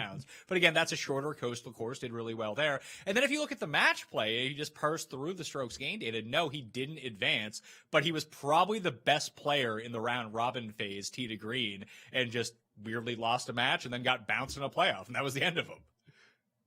Yeah, and it would be nice though, right? Even if he was coming in, I think the DJ, like the comparison that she made with him and DJ, of DJ being half of what he is right now, and we don't know yet, right? It's only Tuesday. We got a day and a half left of people, gesticulating over like what they want to do with their lineups. But like, I just right now, I think what we've seen from Cantlay, and it's not even necessarily like his closing on Sundays of those two, where he just did he played well in one, but he didn't close, and then Berger won. Like I don't have a great feel on Cantlay, and he's a great player, but I want to play all the other guys. Even Cam Smith. If you look at Cam Smith and what he's done over his last 4 or 5 tournaments, he's been great. The putting, is coming around for Smith. Around the green is nice. So if he does get a little wayward with his irons, then I do like what he does around the greens.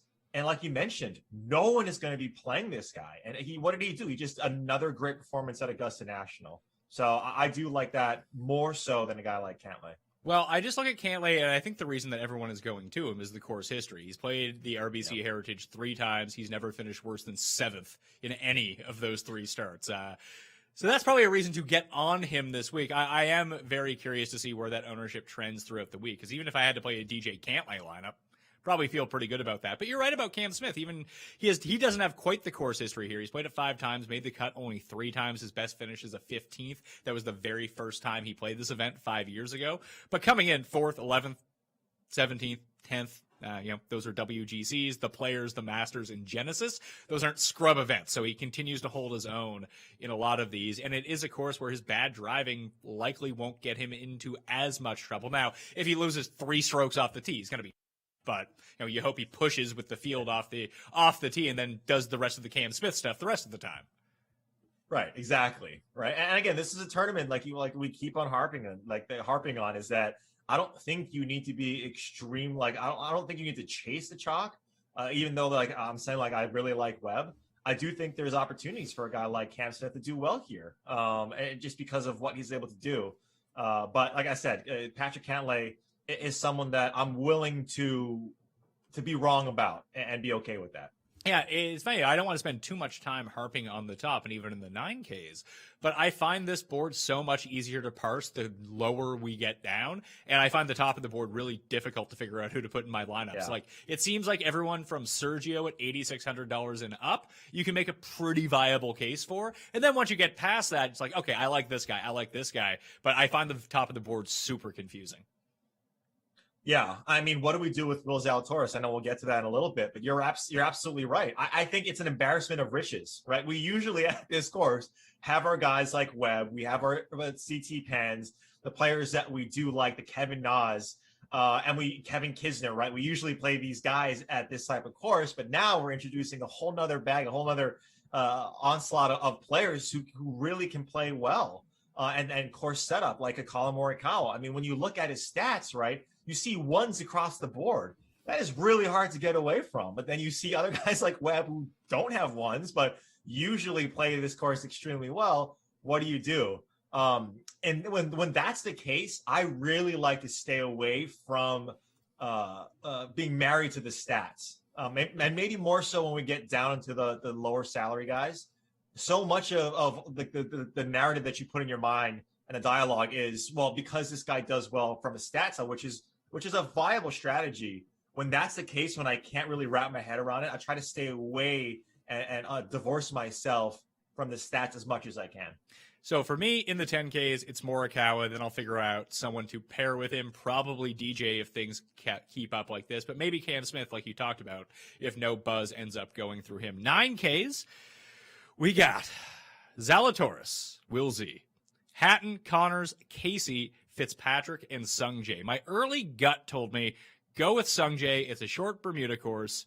He's not hitting his irons well. He's putting the lights out. He's driving the ball really well. Another guy coming off a bad week at the Masters. But then I went and looked at his history at the Heritage. For whatever reason, he doesn't play this course well.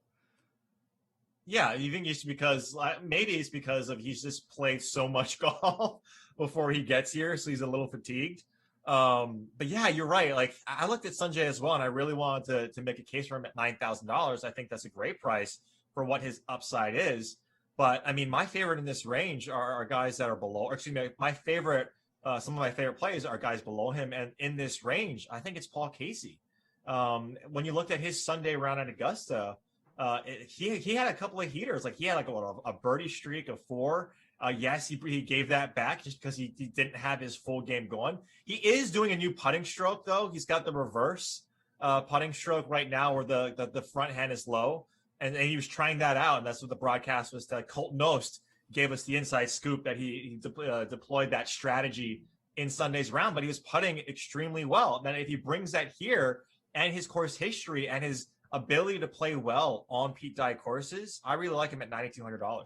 I think for me, I mean, it's hard for me to get away from Hatton, who's a top 10 player in the world at this price, especially because he was in the mix last time around last year at Heritage. A lot of that was putting related, though. And then on paper, Matthew Fitzpatrick always rates out well for this course. This is where you think that he would play really well. And then looking at his Masters numbers, it's a very atypical Fitzpatrick performance. I think he ended up coming in like 24th or something like that. But he gained almost a stroke off the tee per round. He gained a half a stroke with his irons per round, lost a half a stroke around the green, and lost half a stroke on the green. Like, that is the exact opposite of how you would think that Matthew Fitzpatrick would play, wouldn't it? Yeah, right. And you mentioned it too, right? His off the tee game has come into form over the last handful of weeks. And since he's been in the States, he's been playing really well. But you're right. Like, I mean, like, are we buying the dip, so to speak, on Matty Fitzpatrick? Not necessarily in price, but in perception, right? Where he was hot for like a month, and now we see him and like you're kind of like, nah, okay. There's other guys like you mentioned, like a guy like Terrell Hatton, who did bring it back around, even though he was looking up to the sky, palms up at certain points at Augusta National. He brought it back around at a course right at Augusta where he doesn't necessarily play well. So, like Fitzpatrick to me right now is someone that I'm also fading, which might bite me in the ass. But at the same time, I do think that riding the hot Will Z, I could get behind that. I'm not personally doing it, but I'm putting like a lot of stake and I'm planting my flag on Casey because I know that he's going to come in with a lot of popularity. Early projections do show that this entire range, except for Sung Jae, is going to be like over 15% owned. So I do think that you're going to just see, and I think a lot of people are very comfortable with the low 7s and 6s. So you might even be able to jam 2 of these guys plus a 10K guy into your lineup and just roll it out that way if you wanted to. And I think that some people will do that balance strategy like you talked about, maybe use 2 or 3 players from this range, or 2 of these guys plus Answer, who's going to be super popular this week. And I don't think that's a bad strategy, but I could see myself not using anyone in the 9Ks. Like on paper, you can make the case for all of them. Zalatoris, Hatton, Connors, especially. Like this seems like a very good Corey Connors course because if he's hitting greens in regulation, these are small greens. The 3-putt percentage of this course is almost non-existent. So, maybe he'll just get lucky and start rolling in some putts. And I do think that Valero is a pretty good comp course. Like obviously Wyndham and Sony and Honda when you look at those ones. But if you just look at who plays well at that, ever since they've moved Valero to that course, that all of a sudden you're like, oh, okay, I can see like there's a lot of crossover names. Like it's a course where Brendan Grace plays really well. Obviously he's won here. It's a course where Siwoo Kim plays really well. Obviously he plays really well here. It's Pete Dye adjacent, it feels like. And Corey Connors has a win at that course as well. So it's really tough for me to kind of parse here, but I could see myself fading this entire range and just overloading on the 10Ks. Yeah. I'm just waiting for Connors to do the rug pull on us. Right? Like he's been playing so good recently. Guys like number 1, like in my stat model, I see him as number 1. And so I don't know if that's because I just extremely overweight on approach and good drives, right? When you look at just that stat, he's also number 1. So he's hitting it well. His proximity from that 175 to 200, which you see a large distribution, I think the most, right, at this course because guys are clubbing down off the tee. And that just makes the most sense. And like you mentioned, those forced layover or those forced carries, you see him. He's also a guy who plays extremely well. And he's top 25 in that over the last 24 rounds. So the stat model loves Corey Connors. The guy is just, he's up on leaderboards. That's the one thing, right, that people are now getting to know Corey Connors is. I'm just worried that even though the stats, the Fantasy National loves him, I'm just worried that at some point that Corey Connors that we know and love might have hit us like a ton of bricks. Yeah, maybe he's just upped his game. He's at a completely different level at this point. Maybe he's just leveled up, and that's just going to be the case. 8K guys. Answer going to be super popular. $8,900. Fleetwood, Harmon, Sergio, Lowry, English, Westwood, Horschel, Kevin Na, Matt Kuchar, and Russell Henley is $7,900. Kuchar is $8,000. Kuchar's interesting because he's started to play well at like old school Matt Kuchar courses, this being one of said courses. But I look at Sergio at 86. I don't care what he did last week. I love him at this course, so I'm going to play Sergio at 86. And Billy Ho getting no love at $8,200. I'll change that. I like Billy Horschel. Yeah. If Kevin Na wasn't right below Billy Ho, and Kevin Na, I think, is maybe slightly overpriced, even at $8,100. I would have loved him in the 7K range, but probably sentiment would have been a lot higher. I think you're right, though. Billy Ho should not be $8,200, especially with this guy who was in contention just a few weeks ago. He won the match play, for God's sakes. I don't know how he's not, in the high 8K range. You're right. Answer is going to be extremely popular. I still like him. I think this is a place that he can have his first win on the PGA Tour. I think a lot of people think that. The books also are hedging against that a lot of people are on that same sentiment. The guy that I really, really, really like in this range is Harris English at $8,400. When you take a look at what he after TOC, he was god awful, right? Like fatigue, whatever it was, hit him, and he just was playing bad. Now with back-to-back top 30s, and then his best performance, I believe, at Augusta. Now he comes to a coastal course where we've seen Harris English play well at the RSM. We've seen him play well at Wildlife Country Club. He's played well here. This is his style of course where you get him on a shorter Bermuda course, and he's trending now in that direction. And if he's going to be less than, 10% rostered, I think that's a steal for a guy that at $8,400, you're going to see, like you mentioned, there's big names in this range. I think Harris English is sort of on the second tier of those big names in this range, and I really like him this week. I can get behind Harris English for sure. Just looking at the projections right now, it's Harman, it's Answer, and everyone else is below 10%. So you can kind of pick and choose who you want. If this is an area where you want to get a little bit contrarian, I feel like all of these guys are kind of the same. So just hope you pick right and don't pick the super chalky guy. Make sure the chalky guy doesn't hit, and you're good to go. Yeah, absolutely. But you're right, though, man. I like when you look at Billy Horschel, like you never want to play Billy Horschel, and then when you see him in the top 5 after Friday or Saturday, you're like, why the hell didn't I play Billy Horschel?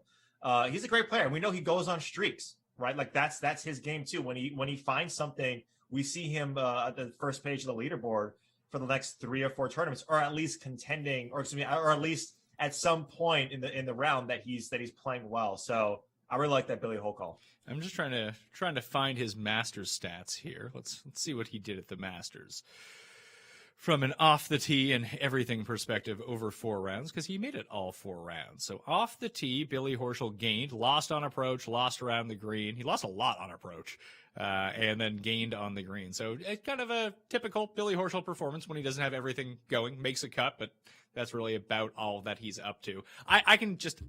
If no one's going to use him, I'm okay using him. It would almost be like Westwood, although it seems like he's on fumes at the moment. Do you have any interest in Kuchar? No, not really. I see what you're saying, though, right? Like you started to see him more at the match play, and when he's just playing better on those courses. But I'm the silly person that has to wait to see him Kuchar first, and then play him chalk, and then him miss the cut. Yeah, that sounds about right. It's usually what I do as well. 7K range. At the Heritage. At the end, I think that we're going to do a new segment called The Best Plays, and we'll make a lineup of all of the clear, obvious plays, and 3 of them are at the very top of the $7,000 range. Henley, Hoffman, C, woo, Kim. I don't know what to do with them. Like, can you play all 3 of them? Do you have to pick between one of them? I can't wrap my mind around it, because Hoffman's playing so well. Obviously, this is a Siwoo course, and he's playing well. And this really sets up for Henley fantastically, too. Right, exactly. Henley has been on fire with his irons. He's gained with his irons in 17 of his last 18 measured events.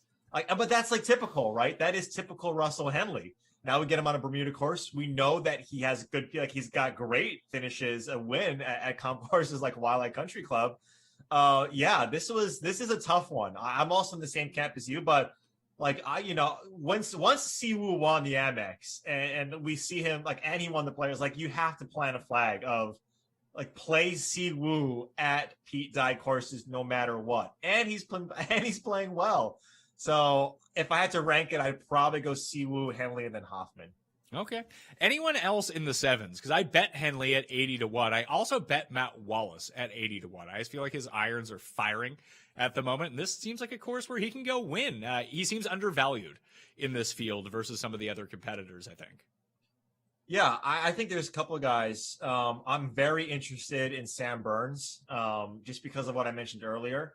I'm looking at a little bit more long form. It's, like I mentioned, it's like especially when I get down here, I try to divorce myself from the stats too much. I still think that they're like that you have to look at them as part of the story. But I do like Sam Burns. I know that he can get it out there with his driver, and that's really like where his advantage is. But at the same time, like Sam Burns way back when was a really, really good putter. Like that's really how he started to soar up leaderboards with his putting. And I don't think it just goes away. Yes, he can lose it. Any player can lose it, a la Ricky Fowler right now. But I do like Sam Burns at $7,400. And then last but not least in this range is Lucas Glover at $7,100. The glove? This is the glove. This is when you talked about it, Pat, at the beginning of the show, is that hot iron, hot putter, close your eyes, a guy to get on a heater. Lucas Glover has either had a hot, a great approach tournament or a great putting tournament, right? I'm banking on this shorter par 71 course where he puts those together at $7,100. I think that's someone, and I think that a lot of people are going to go towards CT Pan, which is great. Shout out CT, I will always love you. But I like the glove this week. So the glove has made the cut 5 of the past 6 years at this course, but he has no finish better than T21, which I found very surprising. He tends to bleed a lot of strokes around the green on these green complexes for whatever reason, and the ball striking is going to be really good. His irons were magical at Valero to get himself back into it as well. Like, we didn't even mention Chris Kirk and Ian Poulter or Kisner. Kisner, Poulter, and Kirk are all guys that just you think that would play really well here, and over time, they have played really well here. But it's Wallace, Grace, and Bezadenhout are the ones that I'm looking at. This almost seems tailor-made for Bezadenhout, only because he's terrible off the tee. But let's just say he can hit some fairways, he'll be good to go. The irons are good, the chipping is good, the putting is good. This course is a perfect formula for him to go win a tournament. Yeah, but I don't know why, and this might be completely just my own narrative playing out in my head. Like, I just see him playing well at tougher courses in like tougher fields. This is a strong field, like we mentioned, but this might be stupid logic, but like this course feels too easy for him, if that makes sense. This course right? isn't easy though. It was easy last year because there was no elements in play, and then the course record got broken. But most of the time, like you need to be able to go out and make your birdies. There's low scores available, but shooting 74 is not out of the question here either for anyone. That's true. And 37th at Wyndham is not bad at all. He gained, almost 6 strokes putting at Wyndham. Yeah. So yeah, you're right. Like, you've sold me on Bezuidenhout. Like at first glance, right, because we like the top 3 guys at the 7-9, I glanced over Bezuidenhout and didn't really give him a second thought. But yeah, come think of it now too. When you take a look at his game, like you mentioned, he hasn't gained off the tee on tour in quite some time. So at this course, you don't need it, right? So it really mitigates that. So yeah, I can get behind Christian. Christian Bezadenhout last week at the Masters it was all short game for him. I mean, round 1 was actually really good for him. He gained everywhere. He gained off the tee, he was gaining with his irons, he was making all the putts, and then made fewer and fewer drives and irons matter throughout the course of the week. He just barely held on to make the cut after his immaculate first round. So I don't hate him. I don't know if he'll end up being on the final short list. That's just kind of the way that I'm seeing the top of the 7,000. The bottom of the 7,000, you mentioned Burns. I'll take a pass on Burns. I'll take a pass on Munoz and Cam Davis and Ortiz, all the guys I normally play. The ones I'm using, Aaron Wise at $7,300, and I really like Michael Thompson at $7,200 here. I think that he is perfectly situated for this course. When you go back and look at his recent form in terms of irons, there's only 2 ranges where he gains from, and it's 150 to 175, 175 to 200, and that's where the vast majority of his strokes are going to be coming this week. We're back on Bermuda. We know he can putt on that type of surface better than anywhere else, and I was really impressed with what I saw with him at the Masters. That's one of the great things about the Masters app is that you can go back and watch the shots. Everyone wants to see, how did Hideki win? How did Xander lose? No, I'm going to scout Michael Thompson here, and he actually impressed me with the way that he played at the Masters. That's great. Like everyone wants, I hope we just cut that. Everyone wants to see how Hideki wins. No, I'm looking at Michael Thompson. Yeah, I mean, look, Arby's like last year, he finished top 10 here. Michael Thompson did, where he gained almost 5 strokes tee to green. So you know that he likes this course. He can play well here. A top 5 at the Amex, a top 20. What was it? A top 25 at Sony. Absolutely. I was really intrigued because I caught your guys' show yesterday with you and Feinberg, and you mentioned Aaron Wise. I had no idea. But I had no idea he played well on these coastal courses, but he's someone that I think a lot of people just say, guy can bomb it. Guy won AT&T Byron Nelson at Trinity Forest. He can bomb it. That's the type of course that we've seen him win at.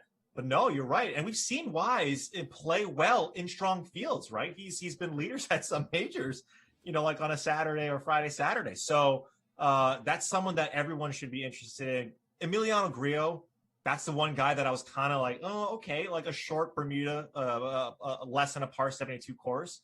That approach is definitely the thing. He doesn't putt. We know that. Hopefully he has a good putting day if you guys decide to use him. But that's the one guy, too, that I have starred, but I'm probably going to unstar. I'm just trying to figure out at what point do I do that.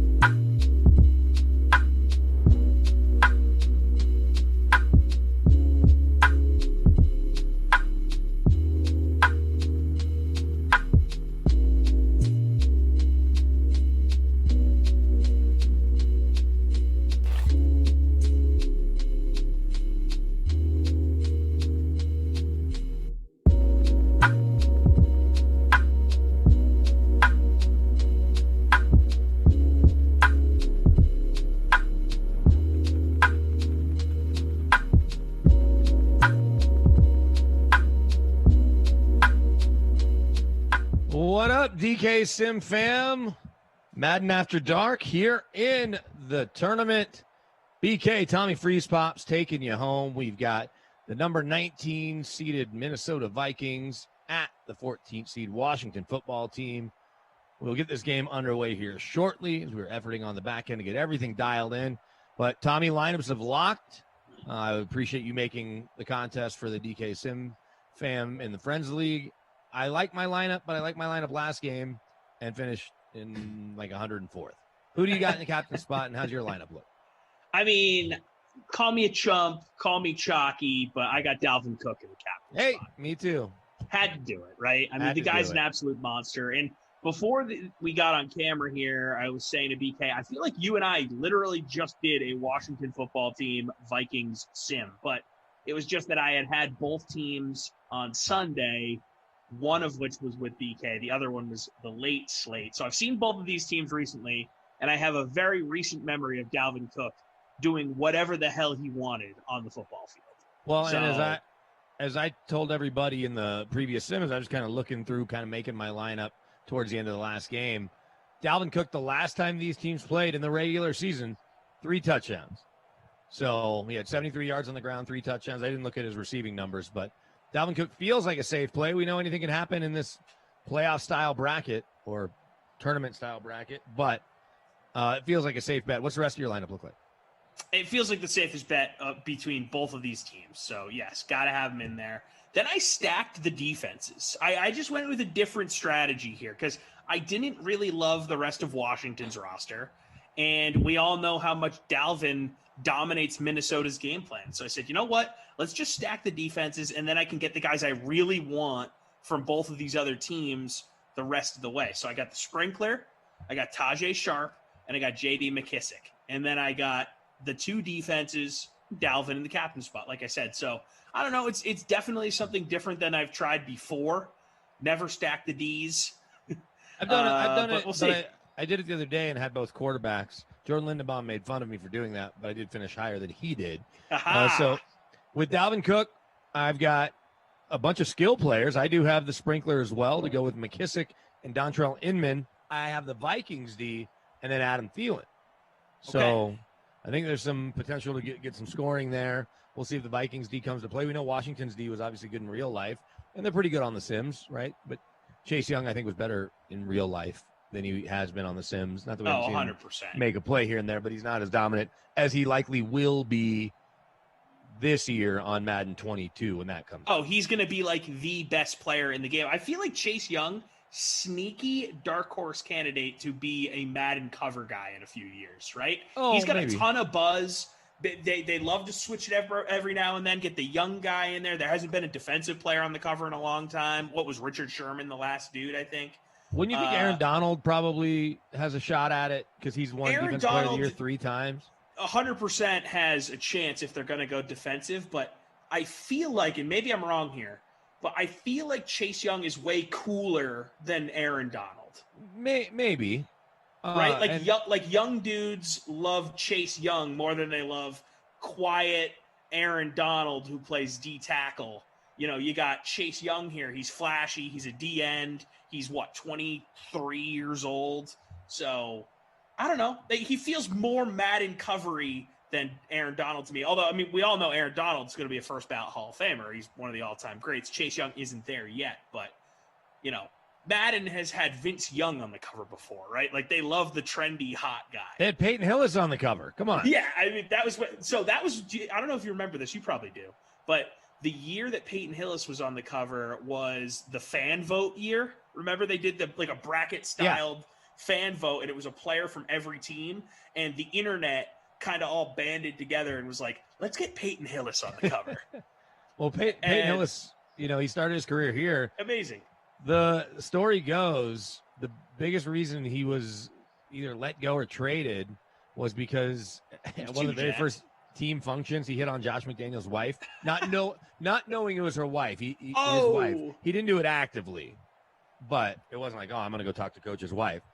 Nonetheless, it kind of put him in the doghouse from the get-go. Not great. That's hilarious, though. Peyton Hillis, what a season, though. Like, I remember when the Browns played the Patriots that year, and they won. The Browns beat the Pats, and that was, I think the Pats were the number 1 seed that year. It was the first Woodhead season. It was the same year that the Pats lost to the Jets in the divisional round. And the Browns, Peyton Hillis did whatever he wanted, and Rob Ryan, I believe, was the defensive coordinator in Cleveland. 2010 season, he had 1,177 yards, Ooh, 11 he was a TDs on the beast. ground. He was so good. And then in the air, he caught 61 passes. Just for another 477. crazy season. 1,600 total yards. I had him and Arian Foster on my fantasy team that year, and I won the league. They were a big part of that. Well, and Arian Foster, you talk about a guy that came out of nowhere. Speaking of coming out of nowhere, the game is up, and we are ready to rock here in this 19 versus 14 showdown. I know I have the bracket behind me. Do you have the bracket handy? If not, we'll go over. I can have it handy. What right has here. happened today? And so, look at Sprinkler with the carry on the end around on the very first play for the Washington football team from scrimmage.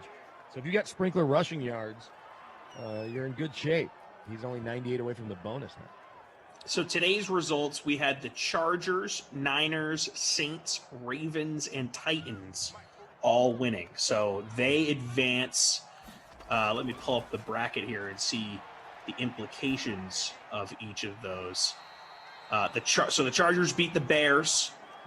They are going on to play Green Bay on Friday at 8 p.m. We had the Niners beat the Colts. They go on to face, I believe, the Saints, who beat the Bengals earlier this week. That game on Friday, Madden After Dark. Oh, yeah, Saints won earlier today. Sorry. The Ravens beat Philadelphia. Saw that one coming. They're going to go on to face the winner of Titans-Giants, which was the Titans. So Ravens-Titans, second-round matchup. That's a good game. Real life. Yeah, absolutely. Happening on Simland. And just like that, the Washington football team goes 3 and out. If Dwayne Haskins looks like that all game, then they might cut him on the game. But how about that punt? Pinning the Vikes down inside the 2-yard line. They're gonna call this a 99-yard drive potentially. They're gonna start him on the 1, start him on the 2. I'd love it. A little Kirk Cousins revenge against Washington. You like that? Yeah, you like that. Oh, is he at safety? Happy feet. Chase Young. Future Madden cover athlete. Look at that. We're talking about him, and he comes up big. If you've got the Washington football team, you're probably in good shape. Who captained him? I don't know. You and I were talking about Captain Cook. 39% captain in the $250 free showdown. 85% owned in the flex. So everyone going with that chalk. I'm shocked it's not higher. I know 85% is crazy, but how can you not have Dalvin Cook in your lineup for this? Yeah. I guess if you're just looking for differentiation. Yeah. Contrarians, right? That differentiation, I guess, is probably a better way to say it than contrarians. And just like that, though, Washington up 2-0. You brought up Dwayne Haskins. Love seeing the punt, by the way. Always cracks me up. Free kick. Why do they do that? It's I still so never really funny. understood it, because you could definitely kick off farther than you can punt. Typically, I think it's supposed to be a part of the punishment for getting a safety for being tackled in the end zone. I thought you have the option though. Oh, really? I did not know that. I thought you have to punt. No, let somebody check the rule book for us. That was always my assumption: is you have to do a free kick because it's always bad. Adding punishment, like a standing. Well, I think punt to ensure that you can't have an onside kick, maybe. Maybe that's it. But you brought up Dwayne Haskins here, and we have the draft coming up next week. In 2 weeks. Thank you for correcting me, because I thought it was April 29th. Quick side note: I was talking to one of the Broncos PR guys today. They obviously had an interesting day with the players saying they weren't going to work out. We can get into that a little bit. I talked about it a lot last sim. But so one of the PR guys was asking for one of my bosses. I have a lot of bosses. One of their numbers, and he's like, "Yeah, I wasn't on the call." And I was like, "Wait, did I miss a call?" But it was like a behind the scenes operational secret call. kind of, like a phone line connectivity kind of call, because I assume we'll have some sort of draft meeting between now and the draft about how our coverage is going to go. But we have not had that yet, and I have not received an email yet that I can remember. So we'll see. This man's getting lots of emails. But here's the question. So you got Dwayne Haskins here, another Ohio State quarterback that hasn't panned out. You had Cardale Jones not really work out. You had a whole slew of guys over the last few years that went into Ohio State, were great quarterbacks. Well, Troy Smith won a Heisman. Level. Troy Smith, right, was a longtime backup. Few names I'm blanking on here. A guy that went to the Texans and played receiver. A couple others. Well, why is Justin Fields going to be different? Who's my man with the tattoo? We had J.T. Barrett. Oh, Terrell Pryor. Yeah, Terrell Pryor too. J.T. Barrett was the game. This was the name I could not. Yeah, here's why Justin Fields is going to be different. Because he's different, right? It's not fair. Just like with picking on Alabama running backs or picking position in a school. Braxton Miller, thank you. Braxton Miller too. Yeah. So they've had all these really athletic guys, but Justin Fields, I guess, to be fair, was a Georgia guy first. So there's that. The fact that they let him get off campus. And I understand that they had, Jake Fromm, but come on. Justin Fields looked awesome in his 2 years there in Columbus. I think he's going to be different because I think it just seems like he's a different kid, and maybe we'll be wrong. I like him the most of all the quarterbacks not named Trevor Lawrence. I like him more than Wilson. I like him more than Lance, and I like him way more than Mac Jones. So I just think between the speed, the athleticism, the size, the toughness, you can't question the kid's toughness based on what you saw against Clemson, that it feels like he's going to be, it's hard to say can't miss, but a really strong pro prospect. Now, look, it's interesting to me. His name keeps getting lost in these conversations, and I keep thinking about the college football playoff. Yeah, like, the guy was insane. Yeah, it's going to be interesting to see if I'm hoping that San Fran, because I just like the way Kyle goes about doing everything out there, and John Lynch and that organization. They don't really have any direct conflict with, the team I cover. And the Broncos almost covered Kyle because he was the runner-up to Vance Joseph.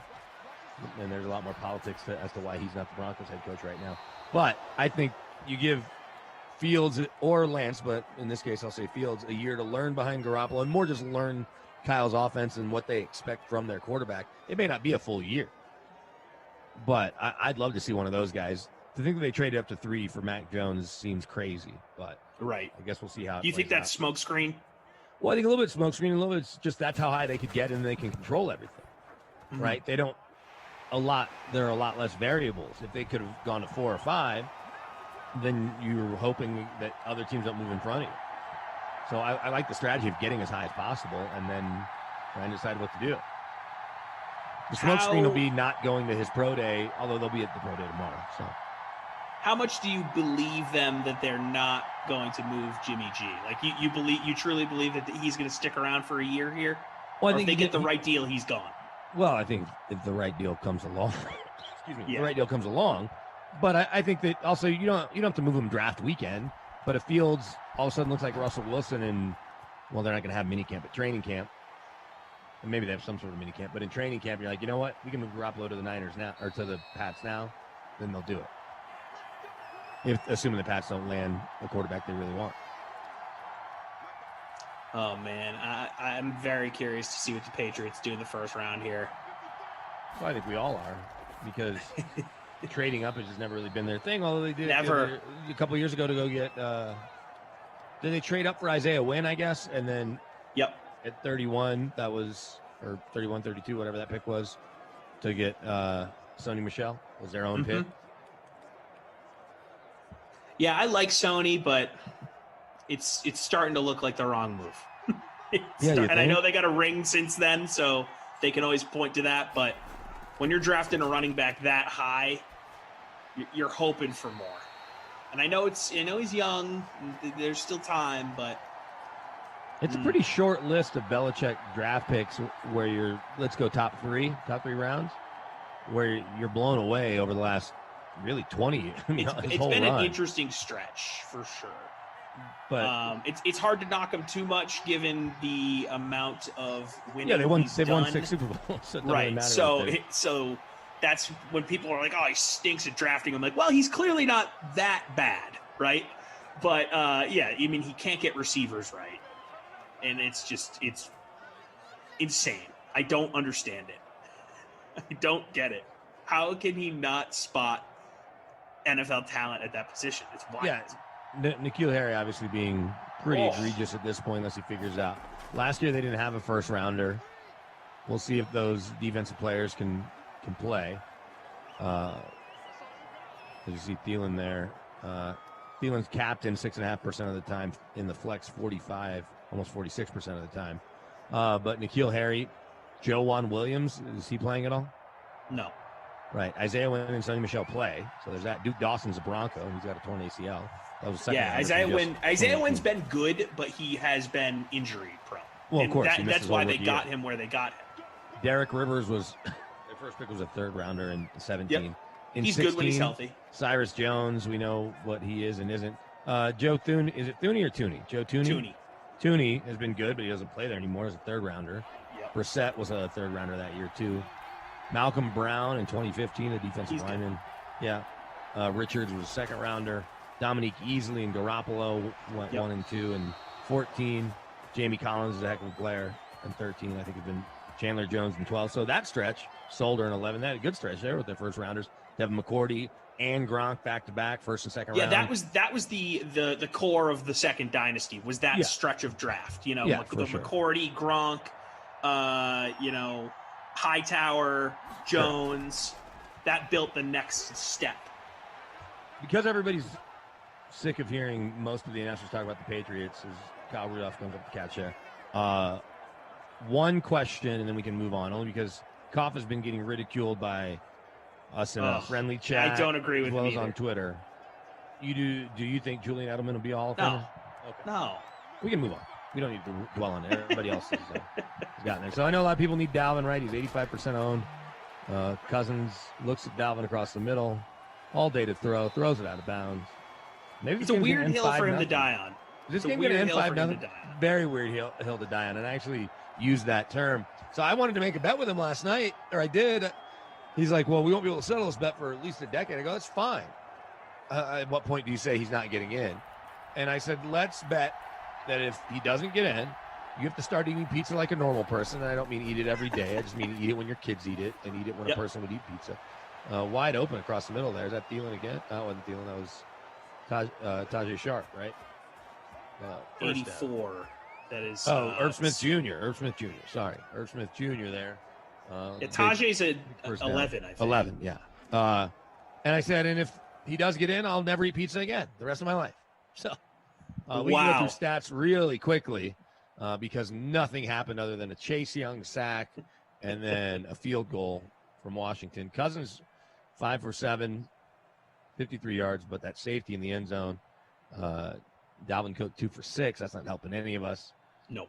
In the air, I think that catch from Irv Smith Jr. was the biggest play of the game. Terry McLaurin does have 3 for 26. Yeah, Irv Smith picking up 21 yards there. A bunch of people, they pretty much just have one catch at this point. So you're all caught up. But so, yeah, I am willing to bet not eating pizza the rest of my life. And pizza's, like every normal American, one of my favorite foods, especially great food. When I visit New York. I eat as much pizza as possible. Amazing. Right? And I know producer Michael, who's a New York native, he can certainly agree in it. And you guys, obviously, in the chat, I'm sure, have had plenty of New York pizza. But I'm willing to bet never eating pizza the rest of my life that he doesn't get in. Or if he were to get in, I would never do it. So Koff just wrote back, ha, ha, ha, ha, ha. I was saying never do it. I'm saying it. Anyway, you like the bet? You like the premise of the bet? He didn't say yes or no. Okay, here's my thing. I agree with you that he's not getting in as like a normal inductee. Well, look, I guess we have to set a timeline. I can see him like 30 years from now getting in on like a veterans committee thing. So if you're willing to give up pizza when you're in like your 80s, then that's fine. And who knows if I'll even have teeth. Right. So there's Thielen. Does he pick up the first down? Yeah, he does. First and goal. So that's basically what I'm saying is that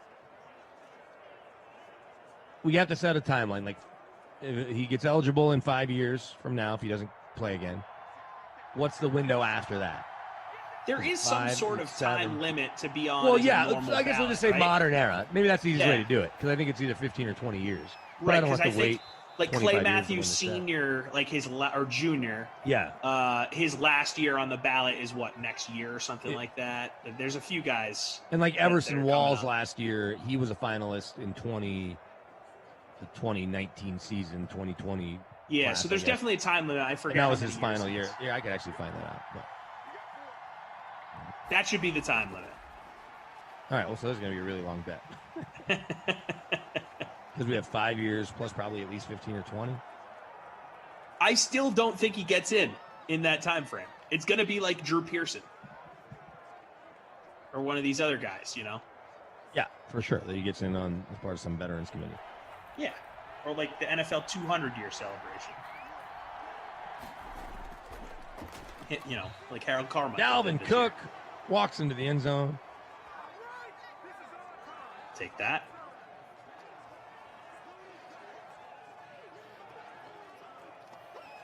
Trying to find this list. Coach contributor, all this. Come on. I always find when I'm looking for information like that, it's way too complicated to find. Yeah. Doesn't really say how long. That's Dalvin Cook's 76 TD, by the way. There's a separate article I can click on, see if that'll take me where I need to go. Winston Talbot saying if Edelman gets in, then Welker gets in. Sure. Welker has 51 TDs to Edelman's 36. 255 or 57 people have caught more touchdown passes in the regular season than Julian Edelman. Yeah, I said this the other day, and I stand by it. If there's some sort of market correction on treating slot receivers like specialists, and they start letting in more specialists, then Edelman will get in. So, All two right. things need to happen. It looks like you're on the ballot for 20 years because it says senior candidates are players whose careers ended at least 25 years ago. So 5 years plus another 20. And that makes sense with when Everson Walls retired and when Carl Mecklenburg retired. His last year was pretty recently, I think. So there you go. So I'm going to have to wait 25 years to collect on this bet. And that's okay. Unless I can get it to be reasonable. And is it first 5 years, first 7 years? Look at the sprinkler shaking off tacklers. Love it. Are we going to end up with a baseball score? 7-5 would be fun. No, I have a feeling Dalvin's about to go off. Vikings get the ball back. Dalvin's going to score next possession. Calling it. Okay. Calling it. Long run or what we just saw? A little short scamper? I think it's going to be a catch. 15-yard scamper. Kissick, nowhere to go. As Kendricks collides with him. Must be loving the Carl Mecklenburg shout out there.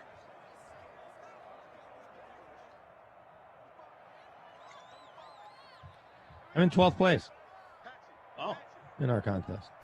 I have to be up there because I have Washington DST, so that safety has to help. Let's see. I'm in 8th. Oh, I clicked on the wrong app. I'm like, why am I not finding this? That is the wrong I'm in 8th. app. I haven't seen your name yet. I'm in 3rd. Oh, I was going the wrong way. Look at you. Yeah, look at you in 3rd. And in Washington the big DST, free baby. showdown right now, let's scroll to the top. Let's see here. Trying to at least. Here we go. Currently, DSPHX is in first place. They've got If 40 McKissick points. does anything here, it's going to be very helpful for me. How come we never see anyone in the smaller contest with a higher point total than someone in the free contest? Because there's only so many in the $250 free showdown. There's only so many lineups you can make, right? But I don't know if I've ever seen, I'm sure I'm wrong, but it feels like every time I look, the $250 free contest has, I think, 3 more points or 5 more points. Doesn't make any sense. It does not. Carl Mecklenburg, Tecmo Bowl legend, absolutely. He could walk anybody down. Bo Jackson would get out there on the edge, and Meck would go get him. So would Lawrence Taylor. So would Mike Singletary. So would Richard Dent.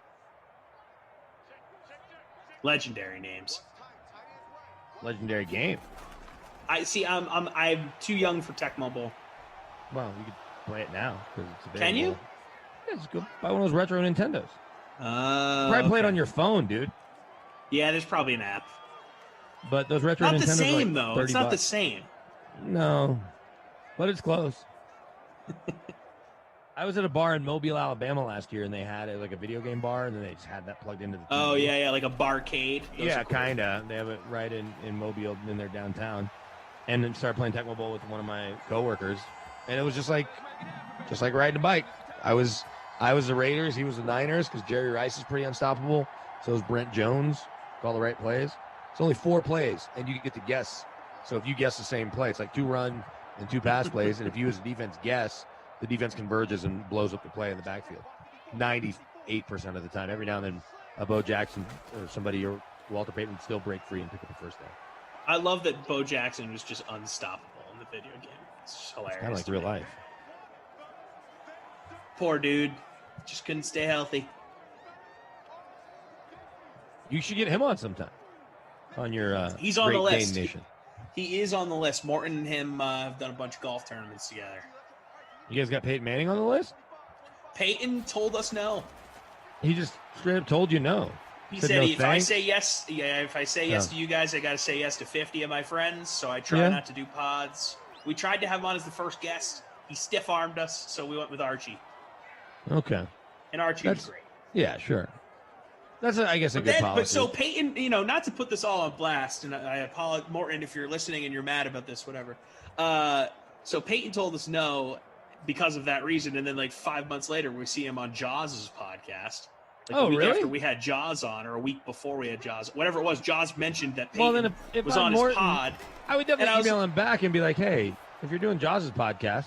Well, that's what I said. I said, Mort, you might want to hit Peyton back up and be like, hey, man, like just send him the Jaws link with a question mark. No, just email him and be like, hey, I really enjoyed you on Jaws' podcast. And just leave it at that. Yeah, Like and then that, see what that's happens. the email. That's the email. Hey, Peyton, really enjoyed listening to you on Jaws' podcast. Great stuff. Thanks, Mort. Yeah, that's what the email should be. Another. He's like, field nah, goal here. I don't want to bug him. Maybe down the line we'll try him again. Blah blah blah. 52-yarder up and good. How about that? That's a big boy field goal. I get they don't want to, I think that would be the play. Just great job on Jaws' podcast. Really enjoyed it, and leave it at that. He comes on the radio here with Stokely every 3 months or so, 3 to 6 months. He and Stokely play golf like every week. So. Oh, they're boys, yeah. That makes sense. But you're in first place, dude. I love it. I love Been to see nice. it. I am. I'm gonna try not to talk about the perfect game. Yeah, Peyton. He's definitely the one that we definitely felt the most slighted by.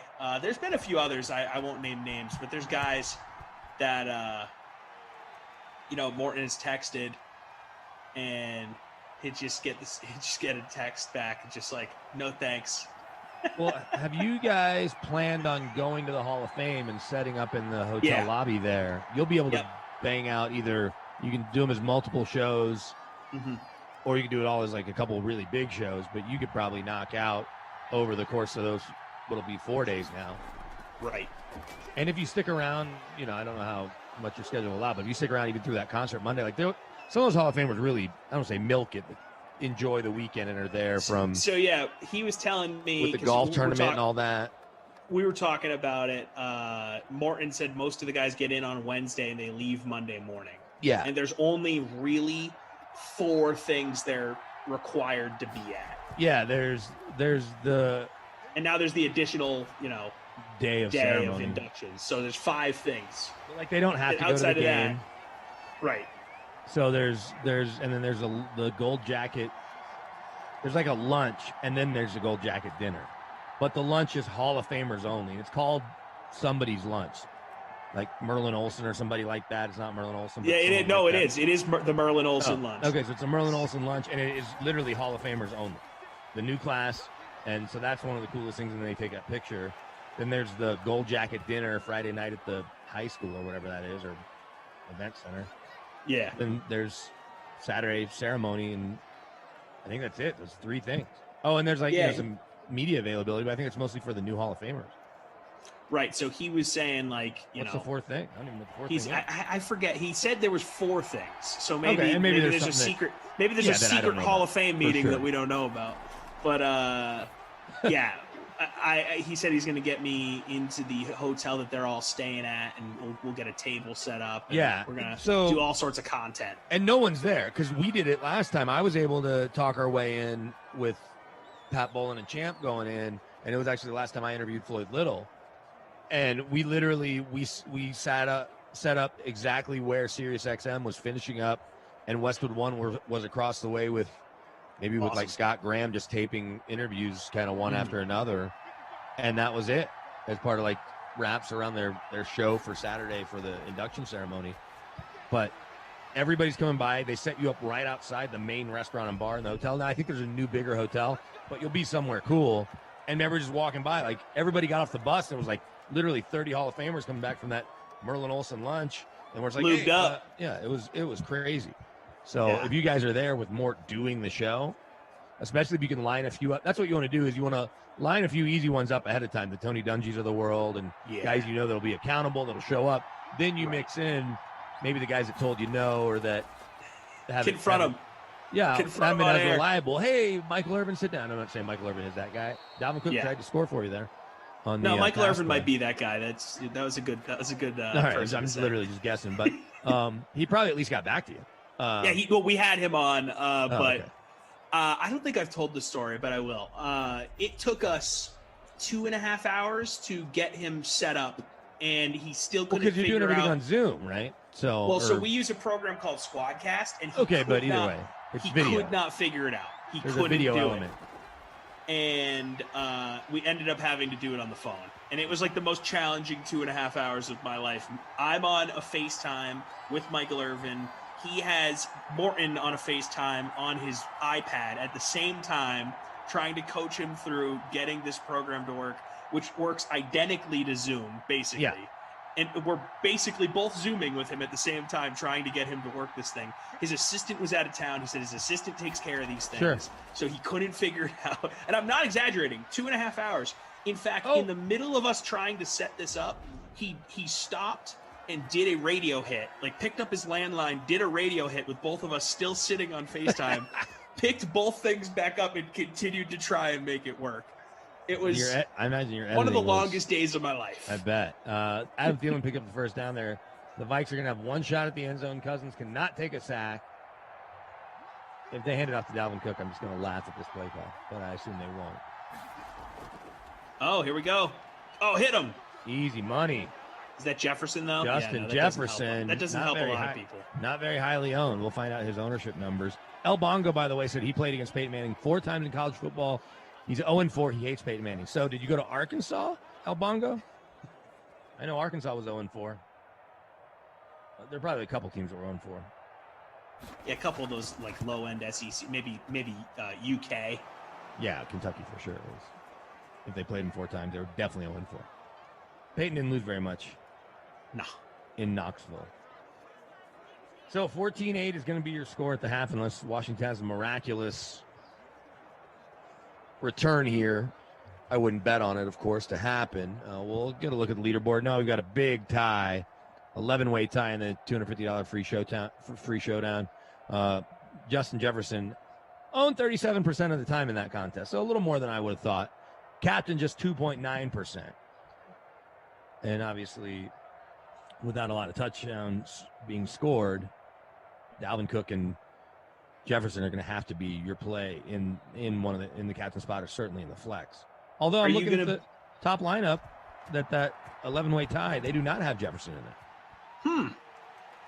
Are you going to be up in Canton for Steve Atwater this summer? Absolutely. I'm Nice. actually already looking at flights. It was funny because Alfred Williams, who does the afternoon show, and played with Steve on those Super Bowl teams. He does afternoon show with me, and we started talking. It's probably about a week after the Super Bowl, and I was like, yeah, I want to try to figure out what's going on. Oh, I just talked to David Baker is what it was, the president of the Hall of Fame, on my podcast. Dude's huge. Yeah, the biggest man you'll ever be on this side of Shaq, I guess. But we start talking about it. I'm like, yeah, got to try to figure this out, and I'm obviously covering Broncos practice, but Steve Atwater getting in and Peyton Manning getting in, I need to be there for those couple days. Gotta be. I think there's more Kinda value even there forgot than about Peyton watching a random, third or fourth practice. I can't miss the start of practice. Obviously, depends on when their first preseason game is, but I'll make it all work. But so he goes, oh, I'm not going. And I go, because he thought I was talking about Peyton. I go, oh, you're not going to go see Atwater? He goes, damn it. All right. And he gets online. He's like, there are no hotel rooms. I go, yeah, because the Hall of Fame books everything, and then they release it as necessary. Yeah, but smart. What I'll probably do, as much fun as I had on that Friday with the Gold Jacket dinner, depending on practice, I may not fly out till Saturday for Atwater's thing, or Friday afternoon after the Friday morning practice. Maybe fly out on the last thing Friday night, get over there. I don't know, and then that's reporter grind right there, baby. And then get out Monday morning probably. So Kirk Cousins 14 of 18, 144 yards and that touchdown there. We'll see, kind of halfway to a bonus. Dalvin Cook not getting there on the ground anytime soon. Just 5 carries, 11 yards. That's not helping anybody. In the air, though, 5 for 43. So he has a touchdown on the ground, 43 yards in the air. Sprinkler, 4 for 48. Terry McLaurin, 4 for 26. Thielen, 3 for 33. So nobody really in bonus watch yet. We'll see how the second half goes. But Washington playing exactly how we thought. If it wasn't for Chase Young, this game would be even worse. So I'm in 25th. You're in 25th. No, you're no longer in first. Let me see. The Jefferson touchdown hurt me, no doubt. Well, I think it hurt all of us. It didn't have Jefferson. You're in 27th now. I'm in 39th. Oh, great. So I will end in the bottom half.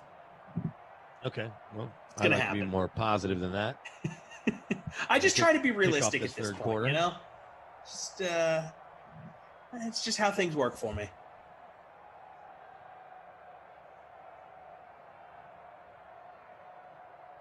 I have a tough time with Sims.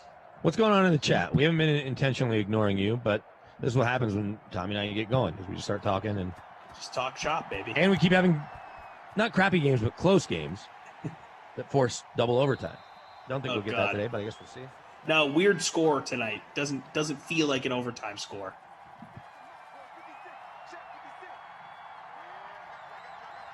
People were not happy with the Jefferson touchdown. Some people were happy with the Jefferson touchdown. I guess that's how it goes.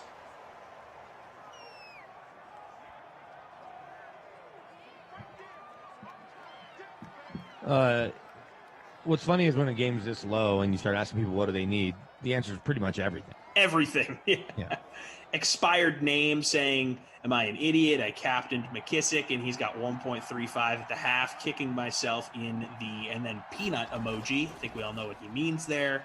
Yeah. No, man, you're not an idiot. I mean, Washington tends to use him quite a bit compared to the rest of their roster, and you just got a whole lot of nothing going on so far.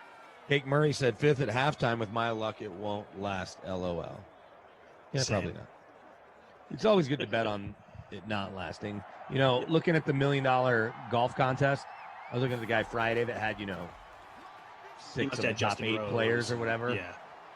And my buddy who I was sending the lineup to in LA, because he didn't make one, and he actually had tickets on golfers 2 through 5 in the finish for real, but all to win. So I wish I would have used a little more of that knowledge for building my lineups rather than listening to Moose. But I sent him, I'm like, this is how my lineup looks compared to this guy's. And he goes, oh, that guy must be sweating. I go, no, tomorrow's moving day. And you look at where, I don't know where that guy finished, but he definitely wasn't a millionaire. Taking Moose's advice didn't work for you, huh? It didn't work for me, and it didn't work for Moose. He was, I think he was a little more perplexed than I was. I don't spend as much time on it except around the majors or big tournaments. Yeah. No, Moose big on the golf. Absolutely. Stick with Moose. I wanted to try to play this week, but we're going to have rain and snow in the next 3 days. Or 5 days or something. I've got a buddy coming in town this weekend. Elon with a big game there. one of the only people to visit me from New England from New England in St. Louis, and we're both double vaxxed. Why would we come to St. Louis? Are the Cards home? Yeah, and literally, people are always like, "No, you come home." That's how it works. We're not coming out there. So I'm pretty pumped. Renting a golf cart for the weekend because there's big golf karting scene out here in my neighborhood. Oh, really? Yeah. This cool. part of St. Louis, people always are golf carting around to different restaurants. Is it safe? Patios. It's safe-ish. Kyle says he got an 82% on a psychology exam. Heck yeah, Kyle. There you go. He was worried. He had 3 chapters to study for. Oh, well done. He wishes that he only had 1. Oh, picked off. Oh, pick. There we go. That helps me. So, yeah, pretty pumped about that. Him and his wife coming out. I'm kidding. It's not LeVar Arrington. LeVar Arrington was a beast. No, I'm pretty sure was what's that kid's name? Was it Sweat? Yeah, Montez Sweat, Mississippi State. Former Michigan State guy. What's that? Got kicked out. Oh, right. Tom, do you live in a retirement community? Andrew, behind the scenes, wants to know. No, it's a great question. I don't, but for whatever reason, this neighborhood in Soulard, they are obsessed with golf carts. It's apparently illegal. Yeah, sure. How People far are you just zooming around from where the casinos are? Right across the river is where most of them are, and I'm right there. Are you on the east side of St. Louis? So I'm in Soulard.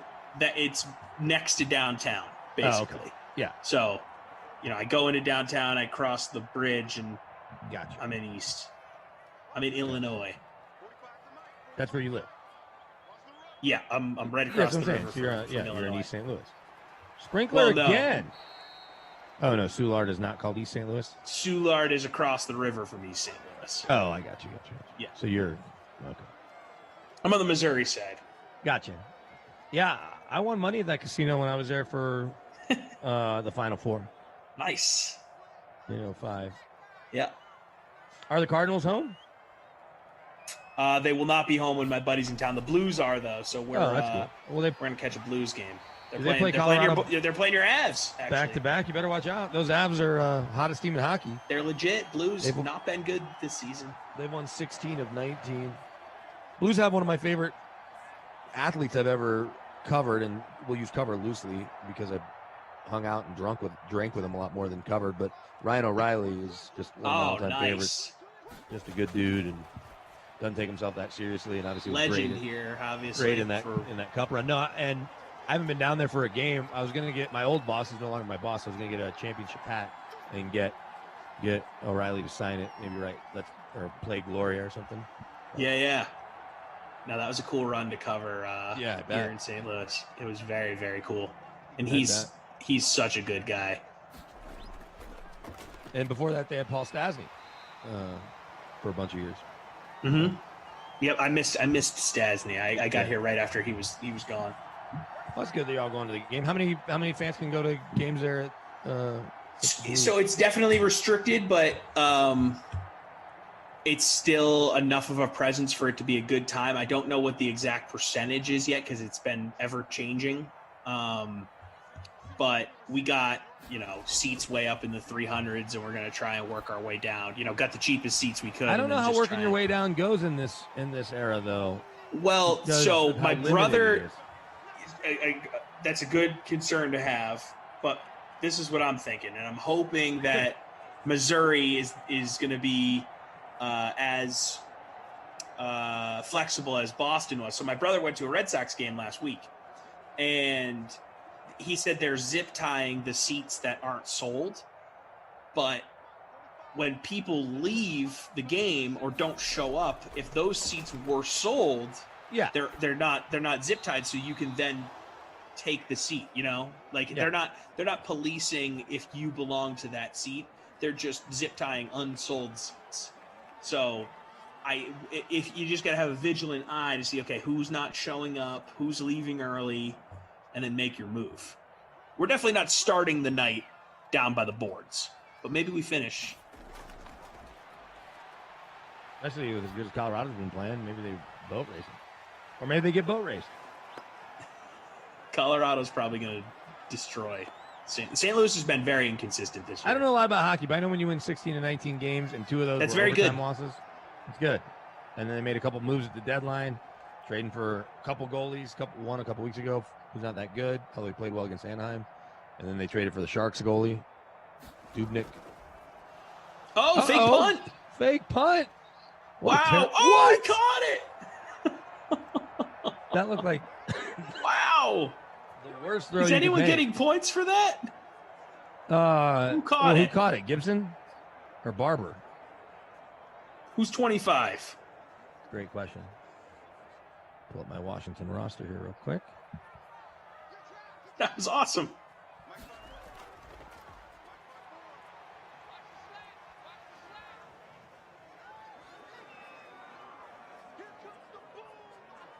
Peyton Barber. There we Hauls go, that Peyton in. Barber. How about that? Man. And now McKissick touchdown feels like a possibility. Maybe Inman. Let's do it. Give me Sprinkler? McKissick. Sprinkler in motion. You hand it to him? What a crazy fourth down play. Riverboat. Oh, Ron, get no in. problem. Why did McKissick cut into the tackle? Oh, brutal. He's not going to score. I All right, feel it. that'll be the last play of the quarter, very likely. So it should be an interesting fourth quarter here. Mike Bizzle saying I'm getting thrown out after too many Diet Cokes. Probably. That's going to end the quarter. Well, not a lot of scoring, but a couple fun plays between a safety. I've never seen a punter throw a pass. That's wild. I don't say in real life. And that's the end of the quarter. All right. Captain Blood asking, Kaufman topped out at 290. His rough streak continues. Did BK or Freeze Pops get in against Kauf No, tonight? that would have been. I did not, but I beat him last night. He sent it to me. He sends it to me every day. Yeah, sure. I just, when I I don't wanted to make those have big time contests and- again. I had more fun with that, even though I finished 115th and 27th. Kirk Cousins, 15 to 21, 165 yards. Bonus doesn't seem likely. Haskins is worse, 15 to 22, 110 yards, no touchdowns. Dalvin Cook, 9 for 42, starting to get respectable on the ground. He's got to score, another 20, 30 yards, and it's much more respectable. McKissick, 9 for 34. Sprinkler, 2 carries, 3 yards. And then you look in the air, Dalvin, 5 catches, 43 yards. McLaurin, 5 catches, 36 yards. Thielen's got 48 yards. And then Jefferson's got that touchdown, 2 catches, 19 yards. So still some points to be had here in this fourth quarter. Could be anybody's game. I'll pull up the free contest real quick. And we've got a 4-way tie right now for first. Wookiee Dream Team, Greg F60, King Brian 83, and FaZe Folks. They've got in their lineup Dalvin Cook in the captain spot, Cousins, McLaurin, Sprinkler, Jefferson, and Hopkins, who's banged in a couple field goals. McKissick needing a touchdown here to stay out of the Babysitter Billy Awards.